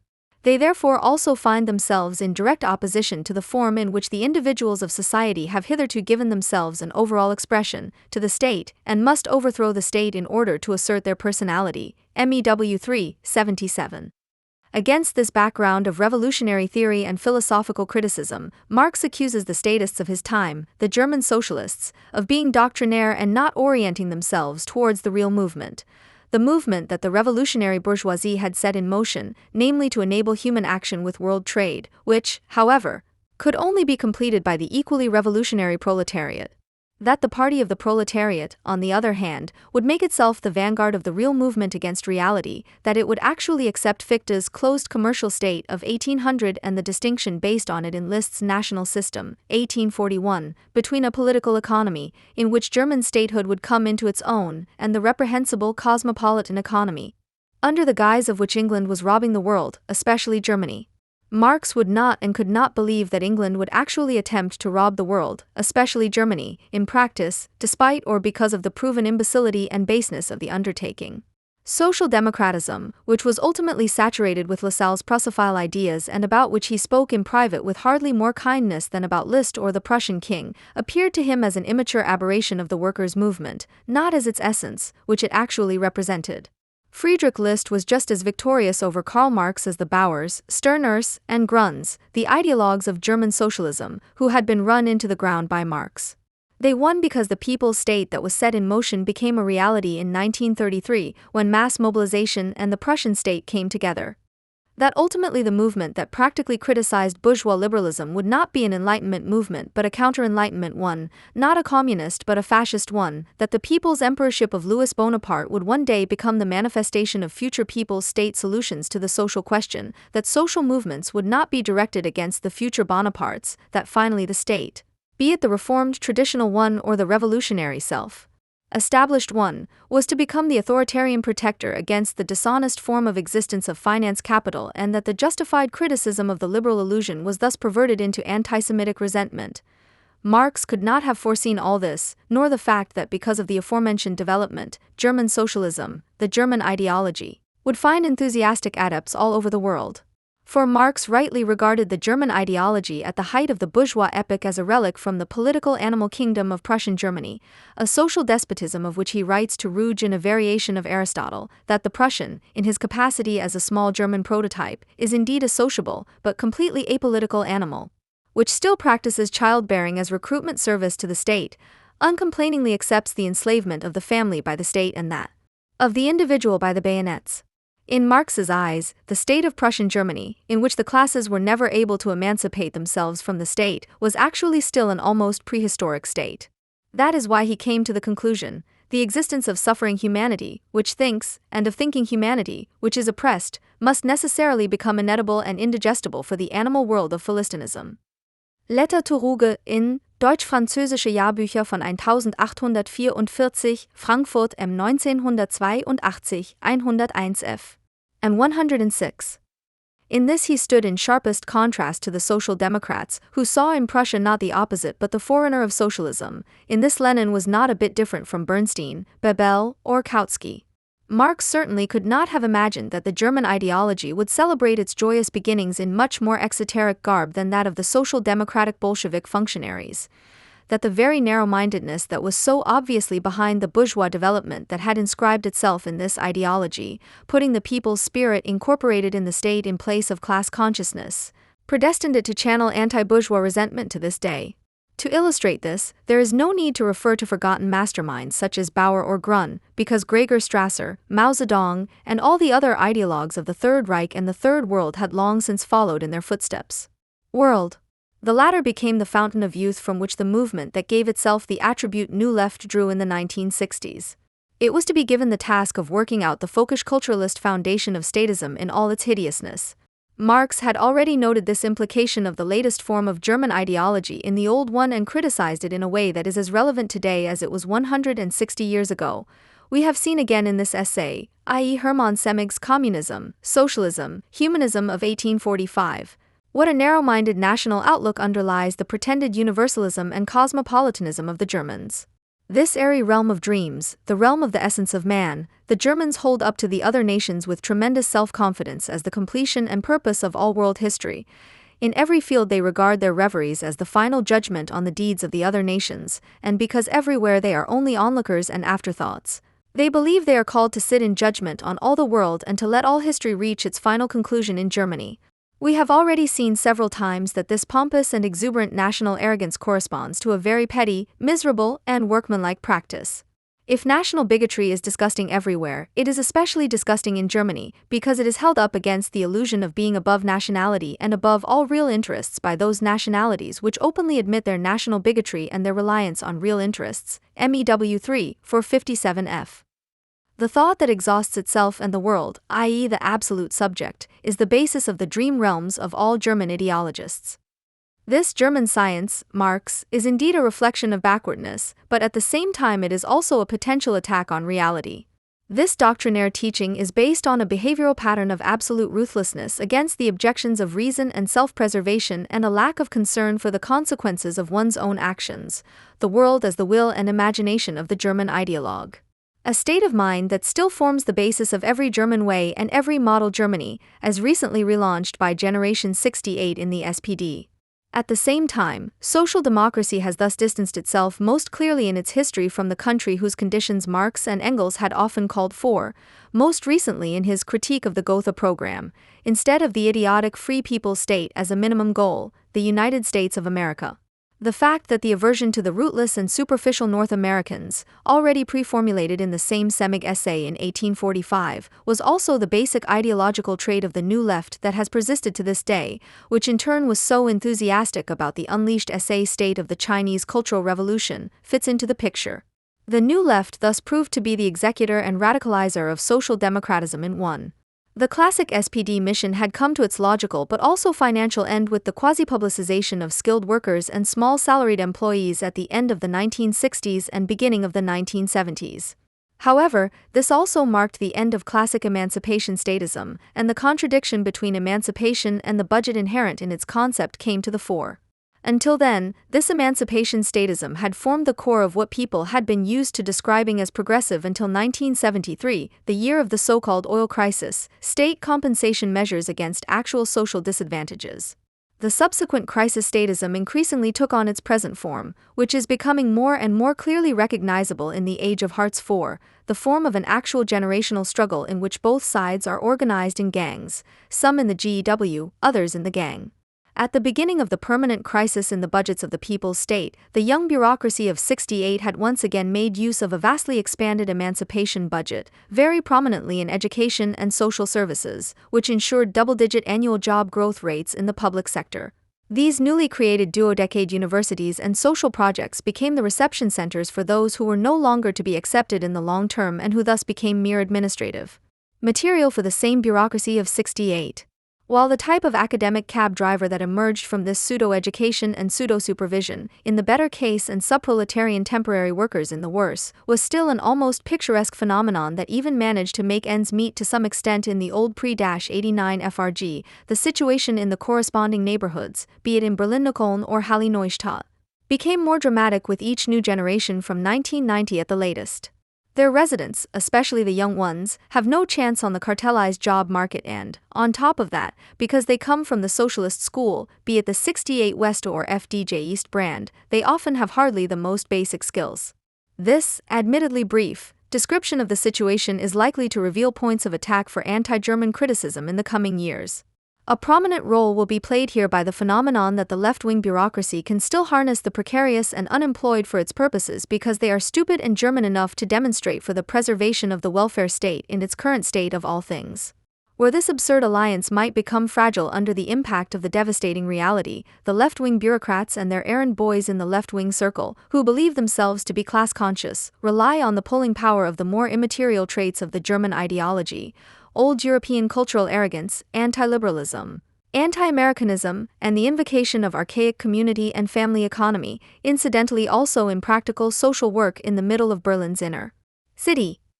All the old shit, as Marx so aptly describes the pre-bourgeois state of mind in the Farbach chapter of German Ideology. What follows from this? First of all, that one can in good conscience dispense with any hint of loyalty to anything that calls itself left-wing today. Indeed, one must do so if one wants to be able and willing to actually call those who cultivate what is German by name without restraint. At the same time, this defines an essential task, to help break the spell that the elitist promise exerts in Germany, also and especially on its losers. In other words, to agitate for precarious and unemployed people to first of all reflect on their own interests and realize that the state trade unions of the FRG are just as much their enemies as the friendly social democrats in Potsdam who want to extract €20 more hearts for their electorate, an electorate that the same Philistines employ in their state-owned employment companies for €1. And to campaign against the fact that civil servant sociology professors are allowed to use social democratic prose to promote the pink labor service in the social sector and thus act as a kind of leader of the unemployed. What we will also have to get used to in principle is the fact that things are likely to be quite prosaic in the near future, because we will no longer have the real movement of conditions at our side. The real movement is rather the one we have to stop. For the time being, therefore, betting on the growth of revolutionary aspirations has given way to hoping for a reasonable election result in the USA.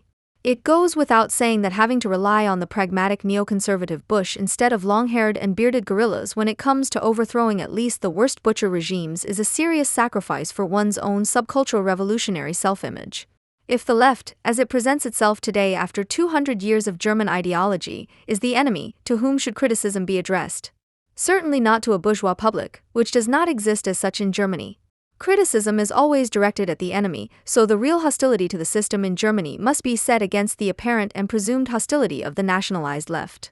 This is directed against a merely imaginary liberalization and westernization, desirable developments that have had at most a rudimentary effect here in Germany, while what is German, a system of capitalist anti-capitalism, collectivist asociality, racket rule disguised as a welfare state, should be confronted with relentless criticism. For Marx's demand from pre-March times to turn Germans into human beings, at least in the bourgeois sense, has remained unfulfilled. Without the criticism of the then contemporary preachers of socialism, the church fathers of German ideology, which was practiced in the name of this demand, capital could probably never have been written. To clear up any deliberate misunderstandings, the following is about capitalism, not the association of free people. The aim is to discuss the preconditions for a revolution that would help to realize the dream of a cause that, according to Marx, all people have, and not what form of collective self-realization beyond the compulsion to work could supposedly undermine capitalism from within in the here and now. The dream of which Marx spoke in 1843 is that of a life without fear and hardship, of a life of self-will and prosperity, sensuality, and happiness. Tortured and humiliated masses, who have been largely deprived of their humanity and who vacillate between numb acceptance of what is being done to them and unbridled hatred of those supposedly personally responsible, cannot realize the dream in any other way than as a nightmare when they are driven to armed revolt by unscrupulous leaders. The avant-garde that Marx envisioned was of a different kind. It is the subject of these reflections to recall the preconditions for any revolutionary beginning. The failure of the revolution is inextricably linked to a misunderstanding of capitalism. Marx fought against it because the capitalist promise of freedom did not deliver in practice what it proclaimed. The enormous technical and scientific innovations were just as useless for the majority as the radicalism with which the capitalist mode of production ensured the abolition of natural personal rule and socialization. Nevertheless, an advocate of free trade was always closer to him than a propagandist of the closed commercial state. He always had high regard for great economic enterprises, and he appreciated campaigns for freedom that stemmed more from capitalist expansionism than pure altruism. His support for the northern states in the American Civil War and his esteem for Abraham Lincoln speak for themselves. Marx hated capitalism for the fact that it immediately transformed people freed from feudal or tribalistic coercion into small-minded, greedy and paranoid Robinson natures, sometimes plunging them into even greater misery than that in which they had been forced to remain over the past millennia. Nevertheless, he saw all the prerequisites for something better than capitalism developing exclusively in a world shaped by its laws. For him, the object of criticism was not any tribal associations and their shamanic customs, which he considered to be beyond criticism, but the republic, which had to be overcome just as much as the citizen, who was condemned to subordinate his entire behavior to a rationality committed to economic calculation. A revolutionary would have to be committed to the social expression of the capitalist mode of production presented in the republic and the citizen against its reactionary enemies and yet rebel against its inhuman consequences. He would have to be an organizer and agitator of the uprising and at the same time oppose any romantic collectivism or cult of community. And it would have to resist any reconciliation with the agency of bundled individual interests whose raison d'etre is to mold market subjects into allegiance, the state. The ideologists and movements that, in the supposed succession of Karl Marx, have systematically transformed the dream of a cause into an anti-capitalist fantasy of destruction, have come alarmingly close to their goal today and in the middle of Europe, even if they no longer organize themselves as a classical communist movement. Forbidden under the pragmatic Junker Bismarck, their historical avant-garde managed to transform itself into an absolutely reliable and indispensable pillar of society within just 24 years as the Social Democratic Party of Germany under the totalitarian despot Wilhelm II. This party bears the main blame for the First World War because it fought against everything that would have been its task to save from liberal capitalism and the Hohenzollern regime. Following the example of German social democracy, the revolutionary leaders of almost all nations and peoples fashioned a caste of people out of the fighting, i.e. emergency alliance called the working class, who should be proud of the fact that their lot was endless, mindless drudgery that wore away their strength and spirit.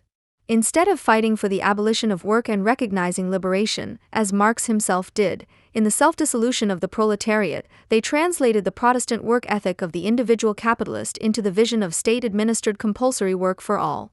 Presenting prematurely aged proletarian hands as attributes of human dignity, celebrating lifelong membership of a steelworks as a fulfilled life and fomenting a social mistrust of all those who do not earn their living with the work of their hands. This legacy of the revolutionary administrators is praised all the more shrilly in times when manual labor plays an ever smaller role. Instead of seeing wage labor and, moreover, all work exclusively as a necessary evil that is needed to survive because the alternative would be either immediate misery or indirect misery in the form of state alimentation. In recent years, work has been placed ever more blatantly at the center of an ontological worldview as a way of life, the creation of meaning as a non-alienated relationship between work material, worker, and work product. In the accompanying praise of self-determined work, the private worker, who in Marx's view appears necessarily abstract, no longer appears at all, or is viewed with suspicion. The fact that he has to prove himself in a competitive society, and often enough wants to do so, appears solely as an expression of unscrupulousness or so-called elbow mentality. If someone who lives and works under capitalist conditions, in which individual market competition is still or once again a constitutive principle, feels at ease in all seriousness and even declaredly so, he must be regarded in the prevailing European discourse as a lunatic or a pig, or even as a particularly manipulated victim of inhuman conditions played off against his own interests. Once again, the following will not be about the association of free people, but about the prerequisite for a liberation that deserves its name and does not have to serve as a cover address for unleashed anti-civilizational destructive rage. It is absolutely essential that the immediate goal is that conditions in which Ahmadinejad passes as a good man must be prevented at all costs. The following report on a small capitalist country and its enemies therefore only serves to answer one question. Is it easier there than in Germany or France to make a living as a self-confident individual and therefore one day be able to appear as a critic of the political economy? There is a European country in which the unemployment rate has fallen from over 12% to 4.8% in just over 12 years and, according to all forecasts, will continue to fall. A country in which gross incomes have nevertheless risen by an average of 1.7% annually over the last 10 years, while the average in the 15-old, and therefore the only EU country suitable for comparison, is 0.8% and is even stagnating at 0.1% in Germany.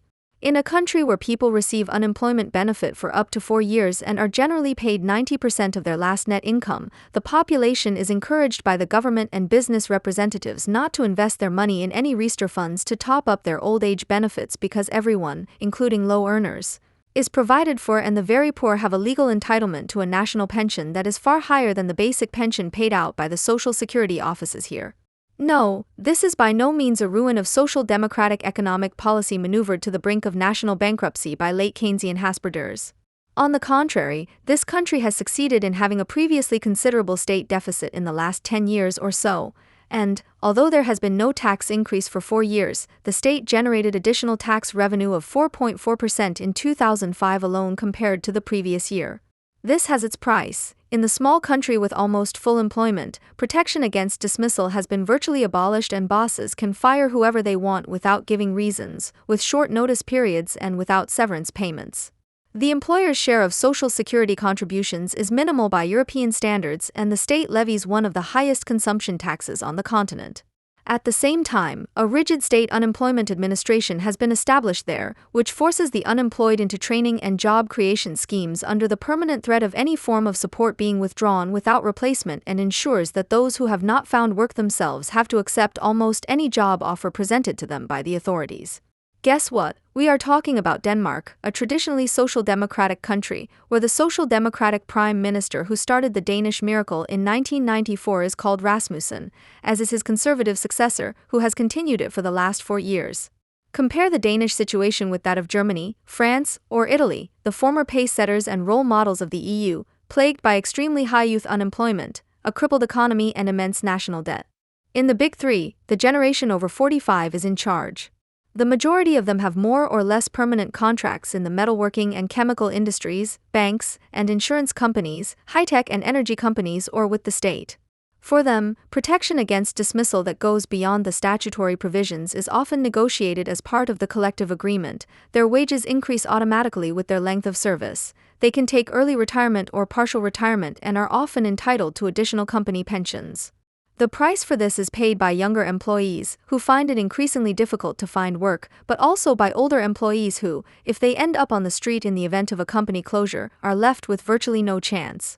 As a result of the above-mentioned benefits and the high tax burden per employee due to social security contributions, but also because of the very high trade taxes compared to the north of Europe, the pressure to rationalize has grown so much in the companies that new hires have hardly been made for years at the wage rates that actually apply.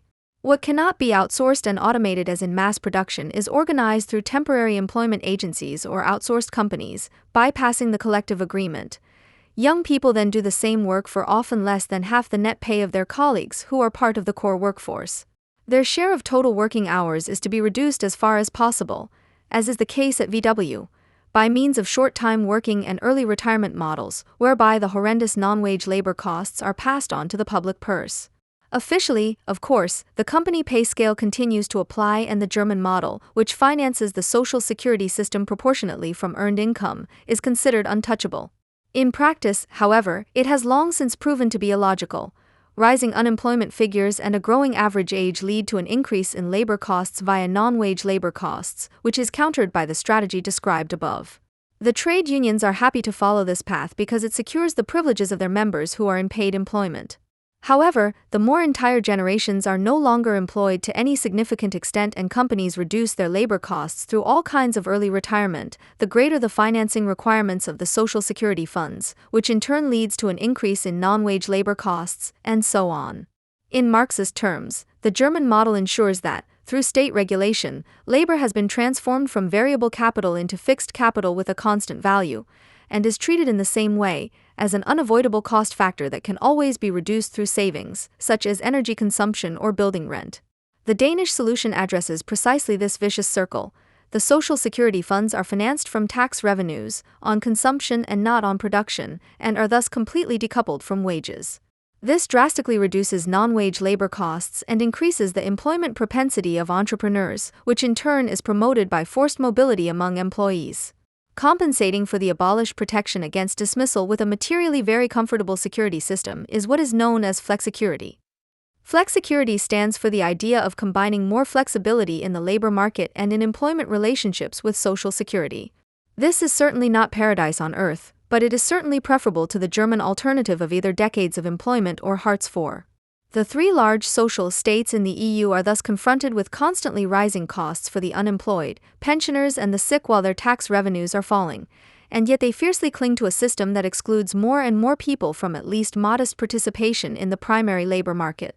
At the same time, the second labor market in Germany is unable to meet demand with its steadily decreasing ABM positions, and not even with employment measures in which a so-called additional expense allowance (MAE) of 1.50 euros per hour is paid in addition to unemployment benefit too. In Berlin, for example, most of the long-term unemployed see the offer of an ABM job as a stroke of luck, and people are crowding into the job centers desperately fighting to get their MAE job extended for at least a second year. The insinuation that MAE jobs are unloved forced labor is often simply propaganda. One of the reasons why it is often popular forced labor is that the 180 euros that you earn on top of the 345 euros from ALG2 enables many people to participate in life at least a little.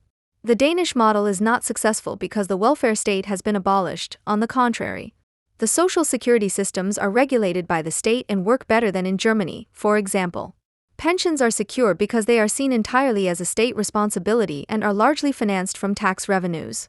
Those who are unable to work receive support that is generally higher than the average rate in Germany, and the unemployed do not receive ever-decreasing benefits as in Germany. The unemployed are not overburdened and regimented with ever more meaningless measures, as is the case here in Germany, but are instead targeted with sensible, albeit in case of doubt repressively enforced, measures to get them into work, which puts them in a better financial position than when they were receiving unemployment benefit. Even if these are often state-subsidized jobs, many of which are terminated when the subsidy runs out. These are jobs and not alimonies associated with all sorts of personal humiliations. In Denmark, people are now used to a working life that does not take place in a maximum of 3 places, the last of which is supposed to guarantee permanent employment for life. Not only are Danes often made redundant, they also resign far more often than in Germany in order to improve themselves. Because the state does not regulate the economy, but instead deregulated the labor market and tax system, it is able to protect from poverty not only those who really fall out of the labor market because they are completely or temporarily unable to work for health reasons, but also, unlike in Germany, the unemployed and pensioners. In Denmark, the focus is on individual competition among entrepreneurs as well as among employees and at the same time on preventing the impoverishment of those who can no longer keep up. In Germany, individual competition, especially between employees, but also among business founders, is highly restricted and, as far as the former are concerned, tabooed. Setting up a company is expensive and requires considerable non-specialist know-how in terms of taxes, duties, and other bureaucratic services, which the state enforces under threat of draconian penalties. A narrow system of certificates relevant to recruitment and CVs demanded not least by the Works Council involved in the recruitment process instead of actual qualifications helps the core workforce, which tenaciously defends its unassailability, to cut itself off from the labor market. However, company agreements and collective agreements guarantee extensive job security for those who have arrived. Those who might be able to do the job far more effectively are not given a chance. It is obvious that employers have little desire to increase their fixed cost share by hiring permanent employees for life. And this is what looking for work in Germany looks like. It's no good jumping from internship to internship and filling up your application folders with ever new certificates of competence when you know that no one ever reads the contents of those masses of brown A4 envelopes that the letter carrier drops daily into the letterboxes of the apartments where they have been put together by sour labor, especially in the neighborhoods favored by younger people. It's not good to have to go to the job center after a long period of study or arduous vocational training and persistent efforts. It is incredibly humiliating to stand in the queue there, to be given a stupid job application training course by overworked case managers, or to fight your way to the mercy of being allowed to do a difficult but perhaps useful course in web design. Of course, you envy your student friend who has managed to get a job in the secretarial department of a real estate company that is subject to social security contributions and who is better off than before, and not just because of her wallet. You would love to be the lucky person who is overqualified but can at least go to work for real money. Because the money from the job center and, even worse, the occasional 100 from your mother, which at least allows you to go out sometimes, burns in your hand like any handout, because you can't refuse it. We are not talking about the best of all worlds here, but about different models of capitalist economy and bourgeois statehood. Incidentally, compared to the rest of Europe, only the Danes and, to a lesser extent, the Swedes, Dutch, and British claim to be very satisfied with their lives and have no fear of the future. And who wouldn't prefer to live where, unlike in this country, you don't have to offer your own labor like sour beer? Where, at least after work, you can devote yourself to the critique of political economy or a dance, for example, even if you are a bit exhausted, but at least not half eaten up psychologically by poverty and exclusion from the primary labor market. And what about job security? The parents' generation should actually serve as a warning that if you have to go to work, you should avoid doing it in one place for the rest of your life. It is certainly not conducive to personal happiness, or at least the need for variety and recognition, to see one's life flow almost without change, but regulated and safe in the same place of work, where every Monday you move the slider on the calendar to the next calendar week and realize that this year is almost over again. So what's wrong with deregulation along Danish lines? In Germany, 2 almost equally unsympathetic camps are responsible for labor issues. Although they can't stand each other, they always find a common language when they start talking about the administration of the unemployed. There are the leftists, from the trade unions to the SPD, large sections of the Greens, the Left Party, and a radical left-wing spectrum that was already demanding a living wage when the trade unions were still backing full employment and is still not satisfied today, when its demand has been realized in exemplary fashion in the form of ALG2.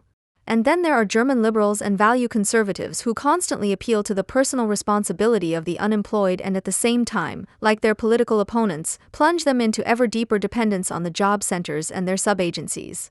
What both have in common is the fear of a cold, unrestrained capitalism that pulls everything into its anarchic vortex. Both dream of a regulated market economy with cheerful workers in solid companies for whom product quality is everything and the market is a mistrustful intermediary. Both are opposed to the idea of the overly flexible worker who could compete with his colleagues and lose loyalty to his company. Both are capable of little more than administering misery by fervently bullying the miserable. The country's liberals and conservatives may occasionally be conspicuous for their even more unkind words about the unemployed than their political rivals, but otherwise they have left them to the left, not only in terms of ministerial responsibility, but also at the level of public debate. Because only the left can combine the German longing for the social people's state with a congratulatory wish that transcends national borders and suddenly makes the whole hearts for misery appear to be peaceful and in line with international understanding. Andrea Knoll from the Peace Research Group at the University of Kassel presents the German view of the Danish situation below. She recognizes a particularly perfidious system of coercion at work in Denmark, which is responsible for a kind of collective madness to which new scapegoats are constantly falling victim. Under the title Stop the Thief, she first writes about the cartoon controversy. After the publication of the cartoons, 11 Islamic ambassadors had traveled to Denmark to discuss the escalating situation with the Danish government and to demand that the cartoons be banned. Prime Minister Rasmussen simply refused to receive them. The leaders of 27 Islamic groups in Denmark presented a petition with 17,000 signatures in which devout Muslims expressed their outrage and called on their government to help de-escalate the situation. It was only 4 months later that the controversy escalated, from North Africa to South Asia, with the well-known, inexcusable attacks on Danish and other Western embassies and buildings. End quote. This monstrosity, in which the Islamic murderers appear prudent and the government protecting press freedom appears as an arsonist, is followed by a paragraph on the allegedly threatening racism in Denmark, to which such crimes as the Muhammad cartoons are ultimately attributable. What does this have to do with labor market policy? Andrea Knoll and many Germans like her know. Back in the 1990s, still under the Social Democrats, Denmark pursued a tough social policy course, at first glance a successful course. But only at first glance, citizens are paying the price, in the form of extreme social insecurity. End quote. The Danish model is then described under the subheading Danish labor market policy, deregulation and forced labor in a way that it is not. Anyone who becomes unemployed in Denmark is entitled to unemployment benefit for 1 year. During this time, the unemployed person is forced to accept any job offered, no matter how hard or poorly paid, otherwise they risk losing their benefits completely. End of quote. One sentence, 2 lies, and a deliberate omission.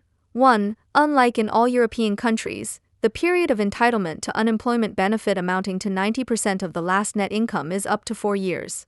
2. In Denmark, you can receive unemployment benefit for up to 1 year without running the risk of having to take on a job that is not the same as the one you originally learned. 3. After this year, sometimes already during the year, you are forced into further vocational training measures, but while continuing to receive unemployment benefit. Quote, in this way, a deregulated labor market with many jobs and short-term employment has developed in Denmark. Statistically, 1 in 4 Danes who are able to work become unemployed once a year. End quote. Because short and mini both mean something small, mini jobs, which only exist exceptionally in Denmark, suddenly appear as a characteristic of the Danish model. Knoll fails to mention that unemployed Danes who meet the requirements cannot fall into the Hartz IV hole that threatens all Germans because they receive a high unemployment benefit. It also fails to mention that the long-term unemployment rate in Denmark is just 1.1%, whereas it is almost 10 times as high in Germany. Only a vanishingly small proportion of this 1.1% will ever have to accept social assistance, because the long-term unemployed in particular receive particularly intensive coaching and almost all of them return to work before the end of their period of unemployment benefit. Statistically speaking, every Dane who is able to work becomes unemployed once a year, announced Knoll, breathless with indignation. How can you go one better? By reaching into German state anti-fascist ideology, according to which, as is well known, unemployment was to blame for Hitler coming to power in 1933. Andrea Knoll states, how long can a person's psyche stand it? In any case, it doesn't make them more tolerant. Anyone who is pushed down the social ladder so quickly certainly perceives migrant workers as competitors, for jobs, for social rights.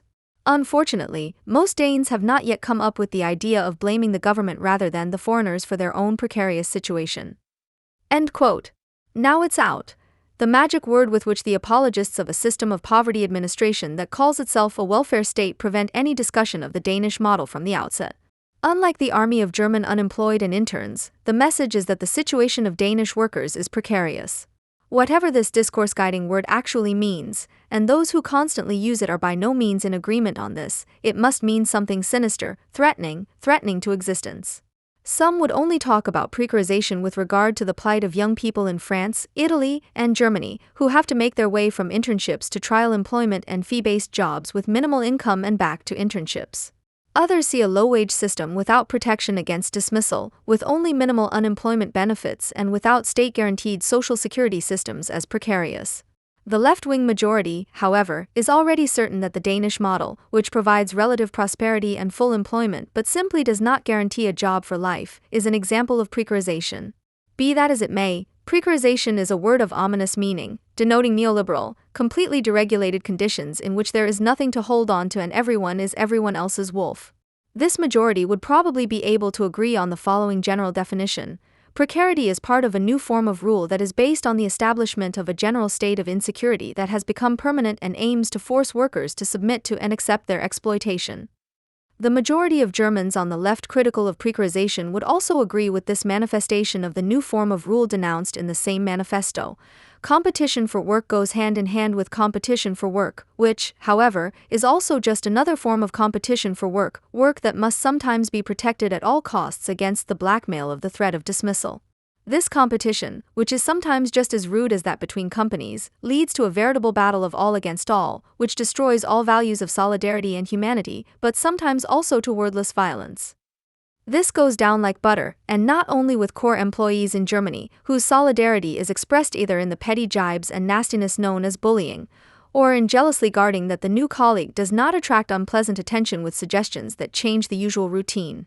This is how the pan-European intellectual luminary Pierre Bourdieu spoke at a European meeting against precariousness in Grenoble in December 1997 to trade union, party, and association officials, who will never be blackmailed with the threat of dismissal, and to a majority of younger precarious workers in the room, who are not even embarrassed to have to compete with others in an employment relationship subject to social security contributions.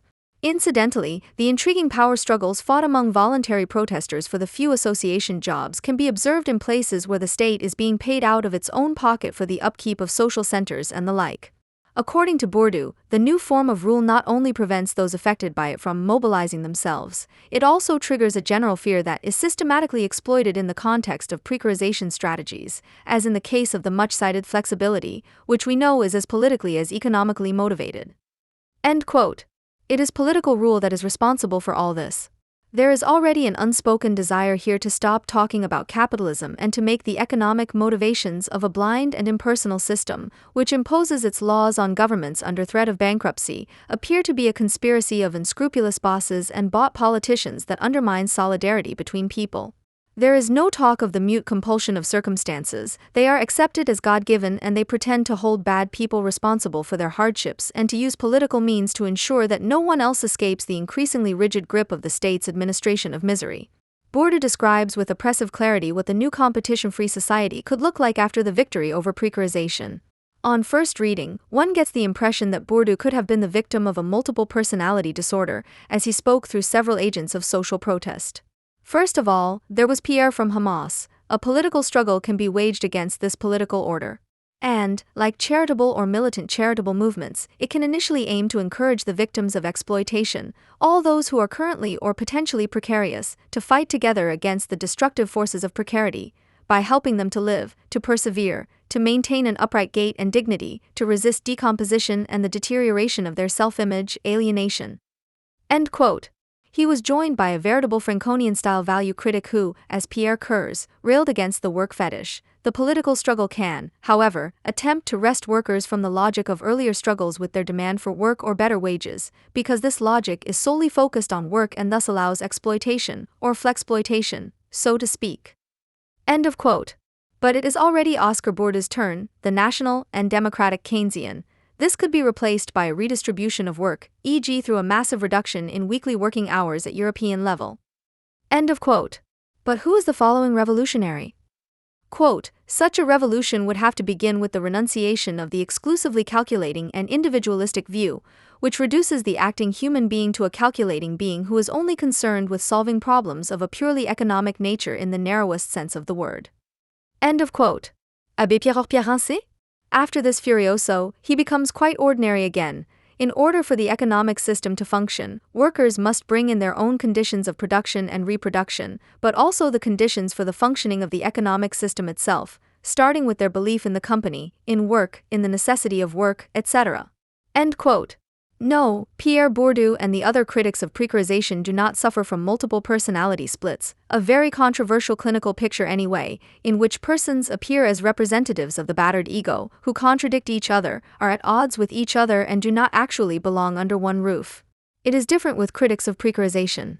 The extermination charity of Hamas, the insane projects of anti-capitalist collectives toiling away without money or wages, as propagated by the Kazans, some working time reduction ideologues, who of course only declare themselves responsible for the European area, and to top it all off, the commitment to a location collective that renounces all individualism and therefore finally creates value again through honest work, all of this belongs together. The promise is work without pay, caritas instead of a guaranteed entitlement to basic security, closed customs, borders, Volksgemeinschaft. What is demanded is unconditional belief in the success of this revolution of a truly continental European nature, i.e. Hartz IV supplemented by the total state. This vision of a secure, decommissioned and solidary community of equals is the nightmare of a cause that, after the betrayal of Marx, only evokes revolution worldwide as an anti-capitalist and statist apocalypse. The disaster began with social democracy in the trenches of 1914, continued in the production battles and the parallel mass slaughter of traitors in the SU of the first five-year plans and culminated in the triumph of German labor and ideology in National Socialism, which not only succeeded in overcoming calculating and individualistic views, but also in their physical disposal, including in Auschwitz. The spell was not broken even after 1945. Initially, the Stalinist evil was taken up with great leaps forward, 1957 FF. Or a cultural revolution, 1966 FF. In China, only to finally awaken National Socialism to new, anti-colonial life in Kampuchea, 1977 FF. By exterminating all those suspected of individualism who could be recognized by their spectacles. In all these efforts for dignity and militant charity in the anti-Zionist final struggle of the peoples, the respective Andrea Knowles and Pierre Bourdieu were always present. Anti-precarization movements that yearned for the establishment of just rule that would finally eradicate the civilizing aspects of capitalism and bring about a capitalism without competitors, a state without citizens and a society without individuals. In order to create something better than capitalism, we would first have to agree on what we want from it. Certainly, economic calculation has always characterized the citizen and has turned him into a private individual who is a caricature of any notion of privacy. Even in the case of economic success, the flexible worker is undeniably an unattractive adapter who always and completely puts his manpower as well as his so-called social competence and his dialect or skills acquired in his free time on the market and constantly strives to adapt to current requirements, a distorted image of the world citizen who develops his talents and abilities in all directions. The individual who is composed of such characteristics and competes with others is, in case of doubt, unscrupulous in the pursuit of his goals and only exceptionally, and even then often in the stage of personality decline associated with failure, develops unmistakable personal traits. Competition is also anything but a sporting contest with deserving winners and losers who fairly admit their defeat, no matter how important their achievements are, but rather, at the latest in the crisis, the merciless instance of selection, the distinction between those who are still issued with life cards and the others who go away empty-handed. This seems to be the extent of the agreement between opponents of precarization and critics of the political economy. Apparently. Economic calculation is unknown in countries in which state organs replenished empty state coffers by raiding merchant caravans or by ruinous tax levies, in societies in which the preferred trade was in plundered goods or in which, thanks to the grace of nature, crude oil gushes forth without the people themselves doing a single thing to extract it, because others, namely capitalists from abroad and foreign workers without rights, do it for them. Those committed to this principle were either expropriated in a completely unpredictable manner and often murdered, or they resigned themselves to their fate and degenerated into producers or traders who were independent of the state. The economic calculation in such countries and societies defies rationality. Not only economic but also state decisions cannot be predetermined because they do not follow any objective laws.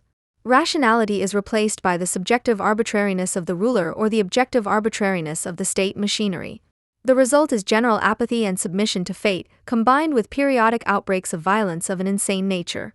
In contrast to all known non-capitalist or even decidedly anti-capitalist orders, where the calculating and individualistic view prevails and man appears as a calculating being, there is a minimum of security for the individual against possible assaults by the state or the followers of militant caritas. The same applies to flexibility.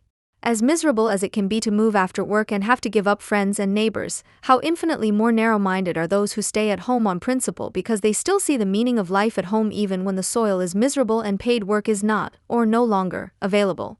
And the competition? And who would ever have got a step further intellectually, practically, athletically, or professionally as an employee, self-employed person, artist, friend or lover if they had not always measured themselves against others, copied their advantages and avoided their mistakes, i.e. competed with them? Instead of recognizing in economic calculation, flexibility, and competition the qualities that are not only capable of preventing bad things from happening, but also point to the possibility of a better arrangement of the world, they are openly threatened with the repetition of old horrors. This is done by misusing the old fighting concept of solidarity. Without reference to a goal, solidarity is either an empty phrase or already something contrary to the concept, the authoritarian community of equals. Solidarity does not spring from the clouded minds of German socialists, but from the level of competition to which it remains committed.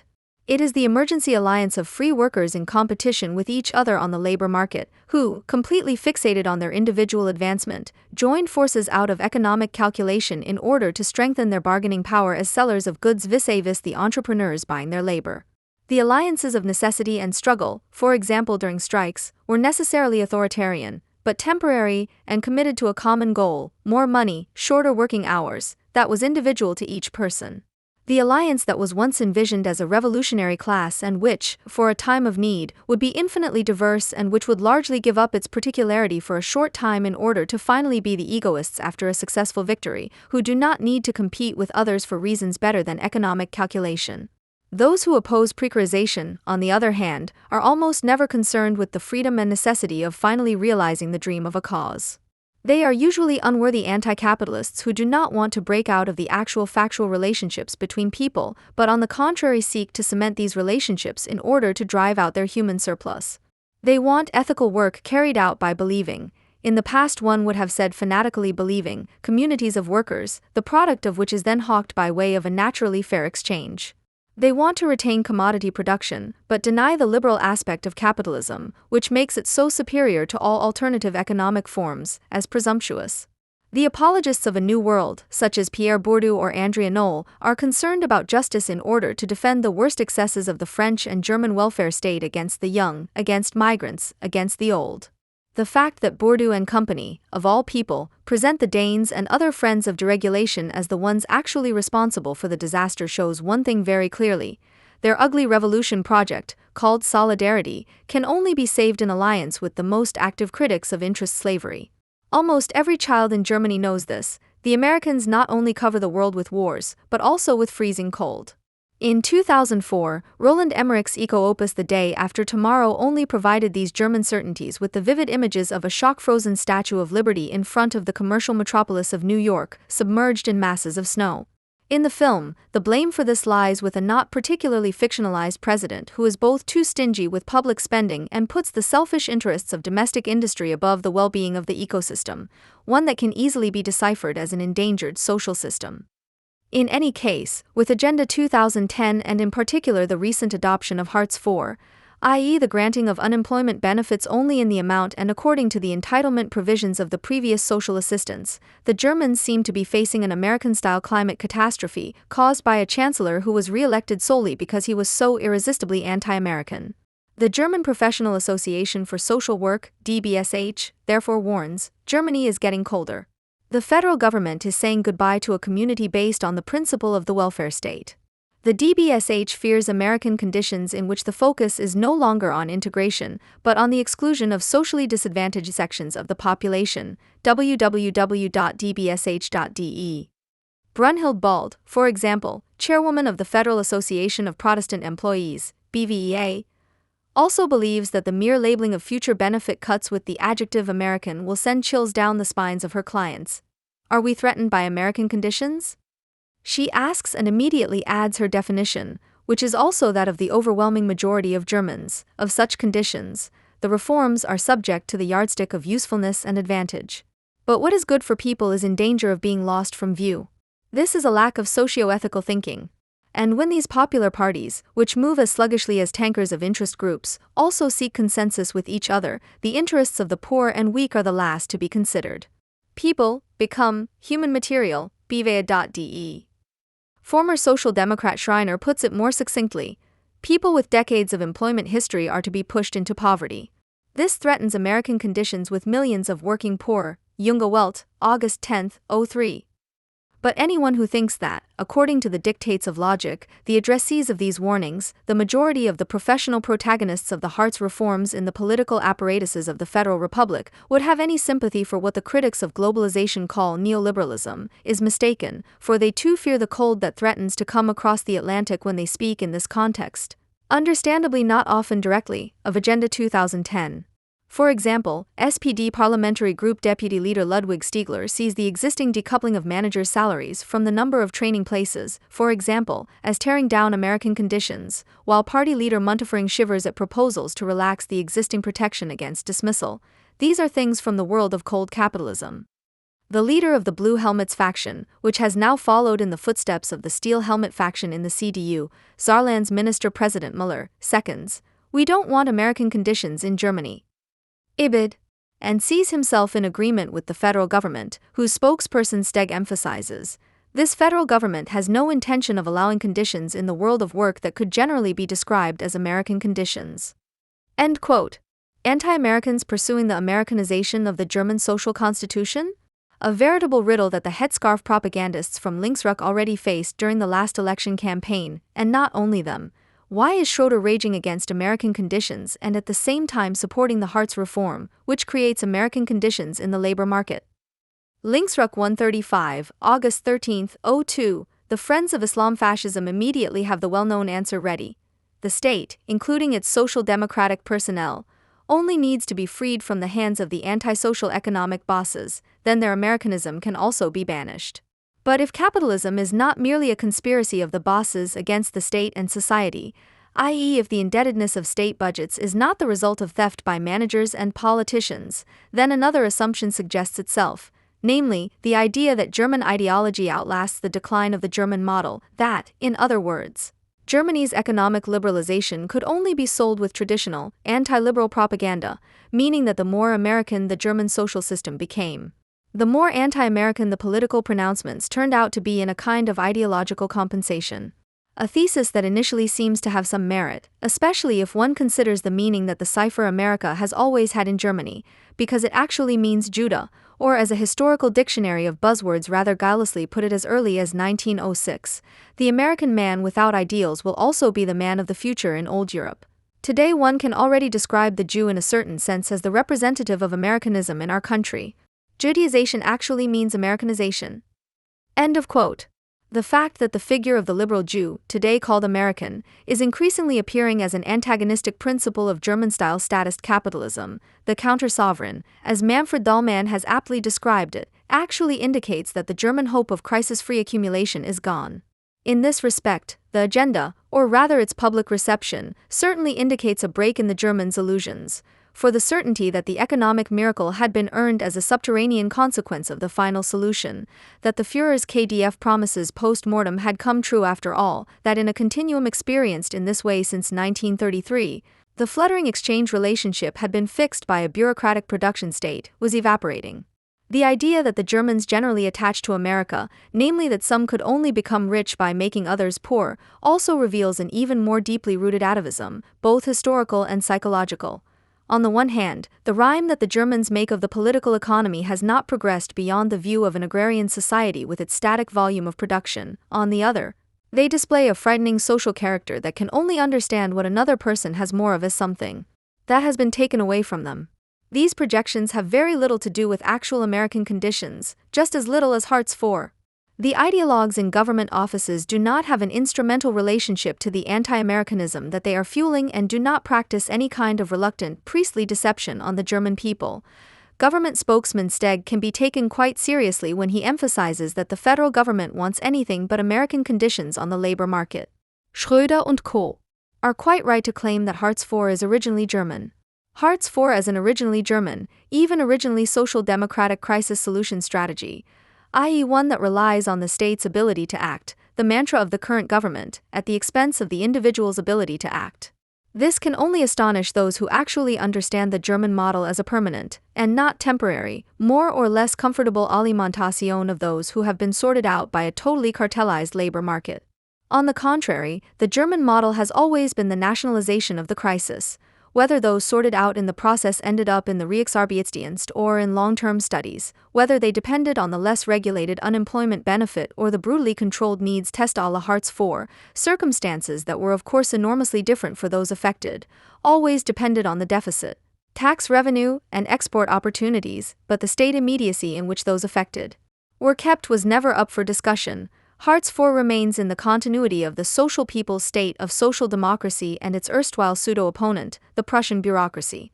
Agenda 2010, in particular its centerpiece Hartz IV, i.e. the transition from social assistance based on an insurance benefit that was once provided, and thus of varying amounts for each individual, and in this sense camouflaged, to flat-rate social assistance based on the average minimum, i.e. open social assistance, is, as I said, a break in the illusions that Germans have held for decades with regard to their national state, but precisely not a break in the continuity of the statist forced management of the workforce. This also means that American conditions have never prevailed and will be even less open than ever to those affected in this country in the future. Yes, they are open. The social situation in Germany and the USA is no different in that there are working poor there, whereas here the phenomenon is unknown or has suddenly come to this country as a result of Hartz IV.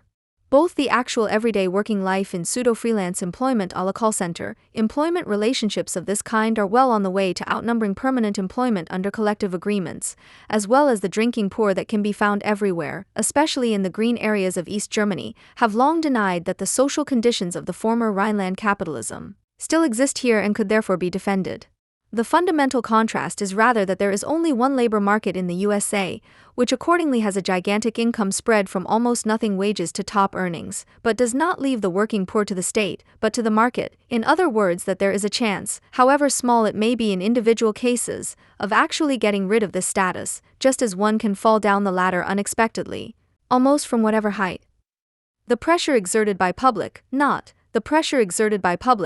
central government, programs, such as the one that has become proverbial as a horror model in the U.S. state of Wisconsin, ensures inclusion in this one labor market, but in the case of Eternal Germany, Horkheimer, Hartz legislation ensures inclusion in an almost inescapable state sector, which has nothing to offer, and is not supposed to offer anything else apart from being subsidized by the authorities in combination with non-profit work, a state sector deliberately alongside the sector of guaranteed employment, into which it will continue to be extremely difficult to enter.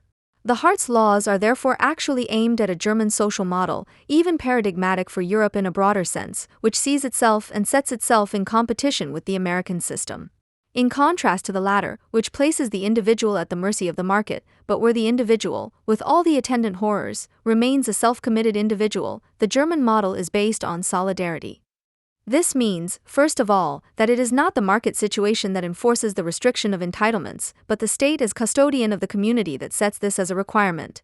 The counterpart to cold, Anglo-Saxon egoism is, as they once said, the moral state. Today it is called the socio-politically active state. Its dominance is demanded by all those involved in an agitated dispute. Schroeder, Psirsk, the PDS, the NPD and, as a combination of both, the Alternative Arbeit and Soziale Gerechtigkeit. The federal chancellor and the Verdi boss in particular are presented as antipodes, but in principle they agree on what solidarity means, the continuation of what the term divided labor market describes most inaccurately. Instead of market, it would be more accurate to speak of a dichotomy of two differently regulated working worlds. Trade unions and social democracy are thus enforcing a closed-store principle of the worst kind. Hardly anyone who did not get into the public sector and the large companies co-managed by the trade unions at the right time, i.e. decades ago, can still get there today. This is the solidarity that the trade unions hold dear, one that quite obviously has a lower age limit. In the public horror propaganda, the focus is consequent on victims who are close to retirement age. Yet Hartz IV is bluntly aimed at the under-25s, who are not granted any special arrangements. The fundamental crisis solution strategy of dichotomous working worlds, which Germany already applied in early National Socialism when full employment was no longer available under corporatist conditions, and which was reintroduced in a considerably more comfortable form at the end of the 1960s, naturally does not appear in the public debate. To ensure that these corporatist conditions could formally continue to exist on the one hand and still pay off through an intensification of work, a state. Immediate Reich labor service was once kept at hand. Its existence was sufficient for the hint with the fence post, so that the industrial workers voluntarily, i.e. in solidarity, did not use the continuing instruments of the works constitution, because for soup and a few Reichsmark one did not want to swing the spade for the fatherland after all. For those who still refused, there were far fewer of them than the class struggle historiography of the 1970s suggested. There was of course still the Gestapo, which is clearly no longer needed today, the interplay of exemplary company agreements, which are being concluded everywhere this summer, and the introduction of Hartz IV works without the slightest threat of terror and without the forced synthesis of employers and trade unions. After all, sealing off the corporatist world of company constitutions from the potential workforce fixed by nationalization, which in Germany can therefore no longer be described as an industrial reserve army, but is as creepy as it is aptly called basic unemployment, is virtually the condition of existence for state-supporting German trade unions. Of course, their scope for action has deteriorated due to the lack of full employment under collective agreements, but their fundamental role in the social partnership, which had replaced the DAF and the company community, survives every new peak in unemployment precisely because of this isolation. Admittedly no longer as in Klunker's time, when the handing in of the discarded at the Stingel, i.e. the Federal Employment Agency, still corresponded with state employment programs of the greatest magnitude, and an enormous education reform, which placed future unemployed people in initially almost endless training courses, with the combination of BAföG and a part-time job of a far more attractive, but nevertheless mere preliminary form of Hartz IV, the combination of social welfare and forced labor, also no longer as in Kohl's time, when neither the number of unemployed was so high nor their lot so terrible that one would have wanted to sacrifice one's break from the band to the location, or swiftly study business informatics. But the scope for trade union action is still such that the legal interventions in the collective bargaining system that were called for not so long ago have proved to be obsolete. Another difference that is often overlooked in the debate about low wages. In the US, the public sector helps out if the regular job earns below a certain minimum. In Germany, those entrusted to the public sector are occasionally allowed to earn a little extra. The state does not need to act as it would be prepared to do in an emergency. This is why the Tagesspiegel, July 24, 2004, noted with satisfaction, the social partnership is working. The employees accept that things don't always go upwards. The Daimler employees see themselves as the spearhead of the labor movement. They have lived up to this role. They have not allowed any interference in the collective agreements, have not bowed to any pressure, only to reality. This reality consists of the fact that the threat of transferring jobs out of the region, in this case to Bremen and South Africa, and workers into Hartz IV conditions is sufficient to achieve substantial concessions. So it is best to let the mute compulsion of German conditions take effect, in Schroeder's diction, to return to this culture of togetherness. That is my wish. His understanding is that people should not publicly insult each other and above all not blackmail each other. TSP July 17, 2004. Together, working hours were extended at Siemens without wage compensation and finally also at Daimler Chrysler. Group management, works councils, and IG Metall agreed to save €500 million a year in wages in the Mercedes high-wage state of Baden-Württemberg through unpaid surplus work, cancelled breaks and the waiver of already agreed wage increases. In return, the 162,000 domestic group employees were promised protection against compulsory redundancies until 2012, making it clear at the same time that a fluctuation in the workforce was not to be expected, but that the activating effect of Hartz IV on the long-term unemployed could not reasonably consist of an application to Daimler-Benz. Gerhard Schroeder then spoke of a victory for common sense, TSP July 24, 2004, and, unsurprisingly, the head of the IG Metall trade union and alleged opponent of Hartz IV, Jürgen Peters, even described the process as a good solution for Germany as a business location, IBID. In fact, the calculated effects of the labor market reforms, which are basically not reforms at all, but rather codify the state of state unemployment administration that has existed, once again, since the end of the 1960s and at the same time make it more effective, are giving rise to clearer contours of what Uli Krug attempted to describe as a regional competitive state. Gerhard Scheidt gave this transformation of post-Nazism the formula, integration of disintegration. On the basis of a centrally state-controlled pooling and management of the discarded labor force, fierce competition erupts between the respective regional social partnership cartels, the summer tug-of-war between the political personnel and also the respective works councils of the Daimler-Chrysler sites in Bremen and Baden-Württemberg over the planned relocation of production or its prevention seemed like a foretaste of things to come. What initially appears to be disintegrative for the central state order and its supporters, the people's parties and unified trade unions, welds together the regional economic communities, if you like, into true communities of destiny in the regions, just as the workforce, which remains in mere potentiality, remains fixed by the state by means of the Hartz reforms. The workforce, which is currently being utilized, is tied all the more firmly to its location and, not least for better or worse, to the local social partnership cartel. Here, too, a more glaring contrast to the United States is hardly conceivable. What here takes the form of competition between collectives there takes the form of enormous, individual mobility, enforced by the market, of course. Here the secondary archaism of local patriotism, there the market-originated uprooting, form marks the historical pledge of future liberation of the individual. However, there is at best a controlled competition between the regional communities of destiny. The resources they bring to bear are in turn regulated by the central state via subsidies, infrastructure measures, and tax revenue distribution. This regulation no longer serves to create equal living conditions, but rather to keep the competition of the regional collectives alive, precisely controlled. The debate about the end of the Watering-Kim principle in the promotion of the East goes precisely in this direction, but bound to the whole by the fact that they have to deal with the central state and can only gain influence and advantages through it. The future regional competitive state of Germany, which in this respect, together with Italy, certainly has a pioneering role in Europe, appears as a modernized Germany AG, which combines targeted outsourcing with the internal competition of the departments. In other words, it strives to increase regional competition and national location loyalty at the same time. Anyone who believes that, at least at this point, the resumption of the fascist traits of crisis management that were traditional in Germany would come to an end, where the previously seemingly monolithic formed society would be transformed into a competition of regional collectives overarched by the central state, is succumbing to one of the most widespread misconceptions concerning National Socialism. Italian fascism, unlike German radical fascism, was based on a unified state bureaucracy in which the powers of its departments were clearly regulated and which was not dominated by the fascist party, but ruled through it, a prehistory that ensures that there is no regionalized Italian AG in this form, but rather the openly fought conflict between prosperous regions and the central state bureaucracy insisting on the leveling of living conditions. The German Führer state, on the other hand, gained its terrible effectiveness from the direct transformation of market competition into competition between state-immediate rackets. It created a kind of bureaucratic state of nature in which not even administrative regulations necessarily applied. The army, secret service, SA, SS, administrative bodies, and party branches fought a fierce battle, which, in case of doubt, was only mediatized in the Führer's order, but remained focused on him as a unifying principle of arbitrariness. This battle of the state rackets as the engine of insane state effectiveness is as much a model for the German form of regionalization as the Reich Labor Service is for the German form of unemployment administration.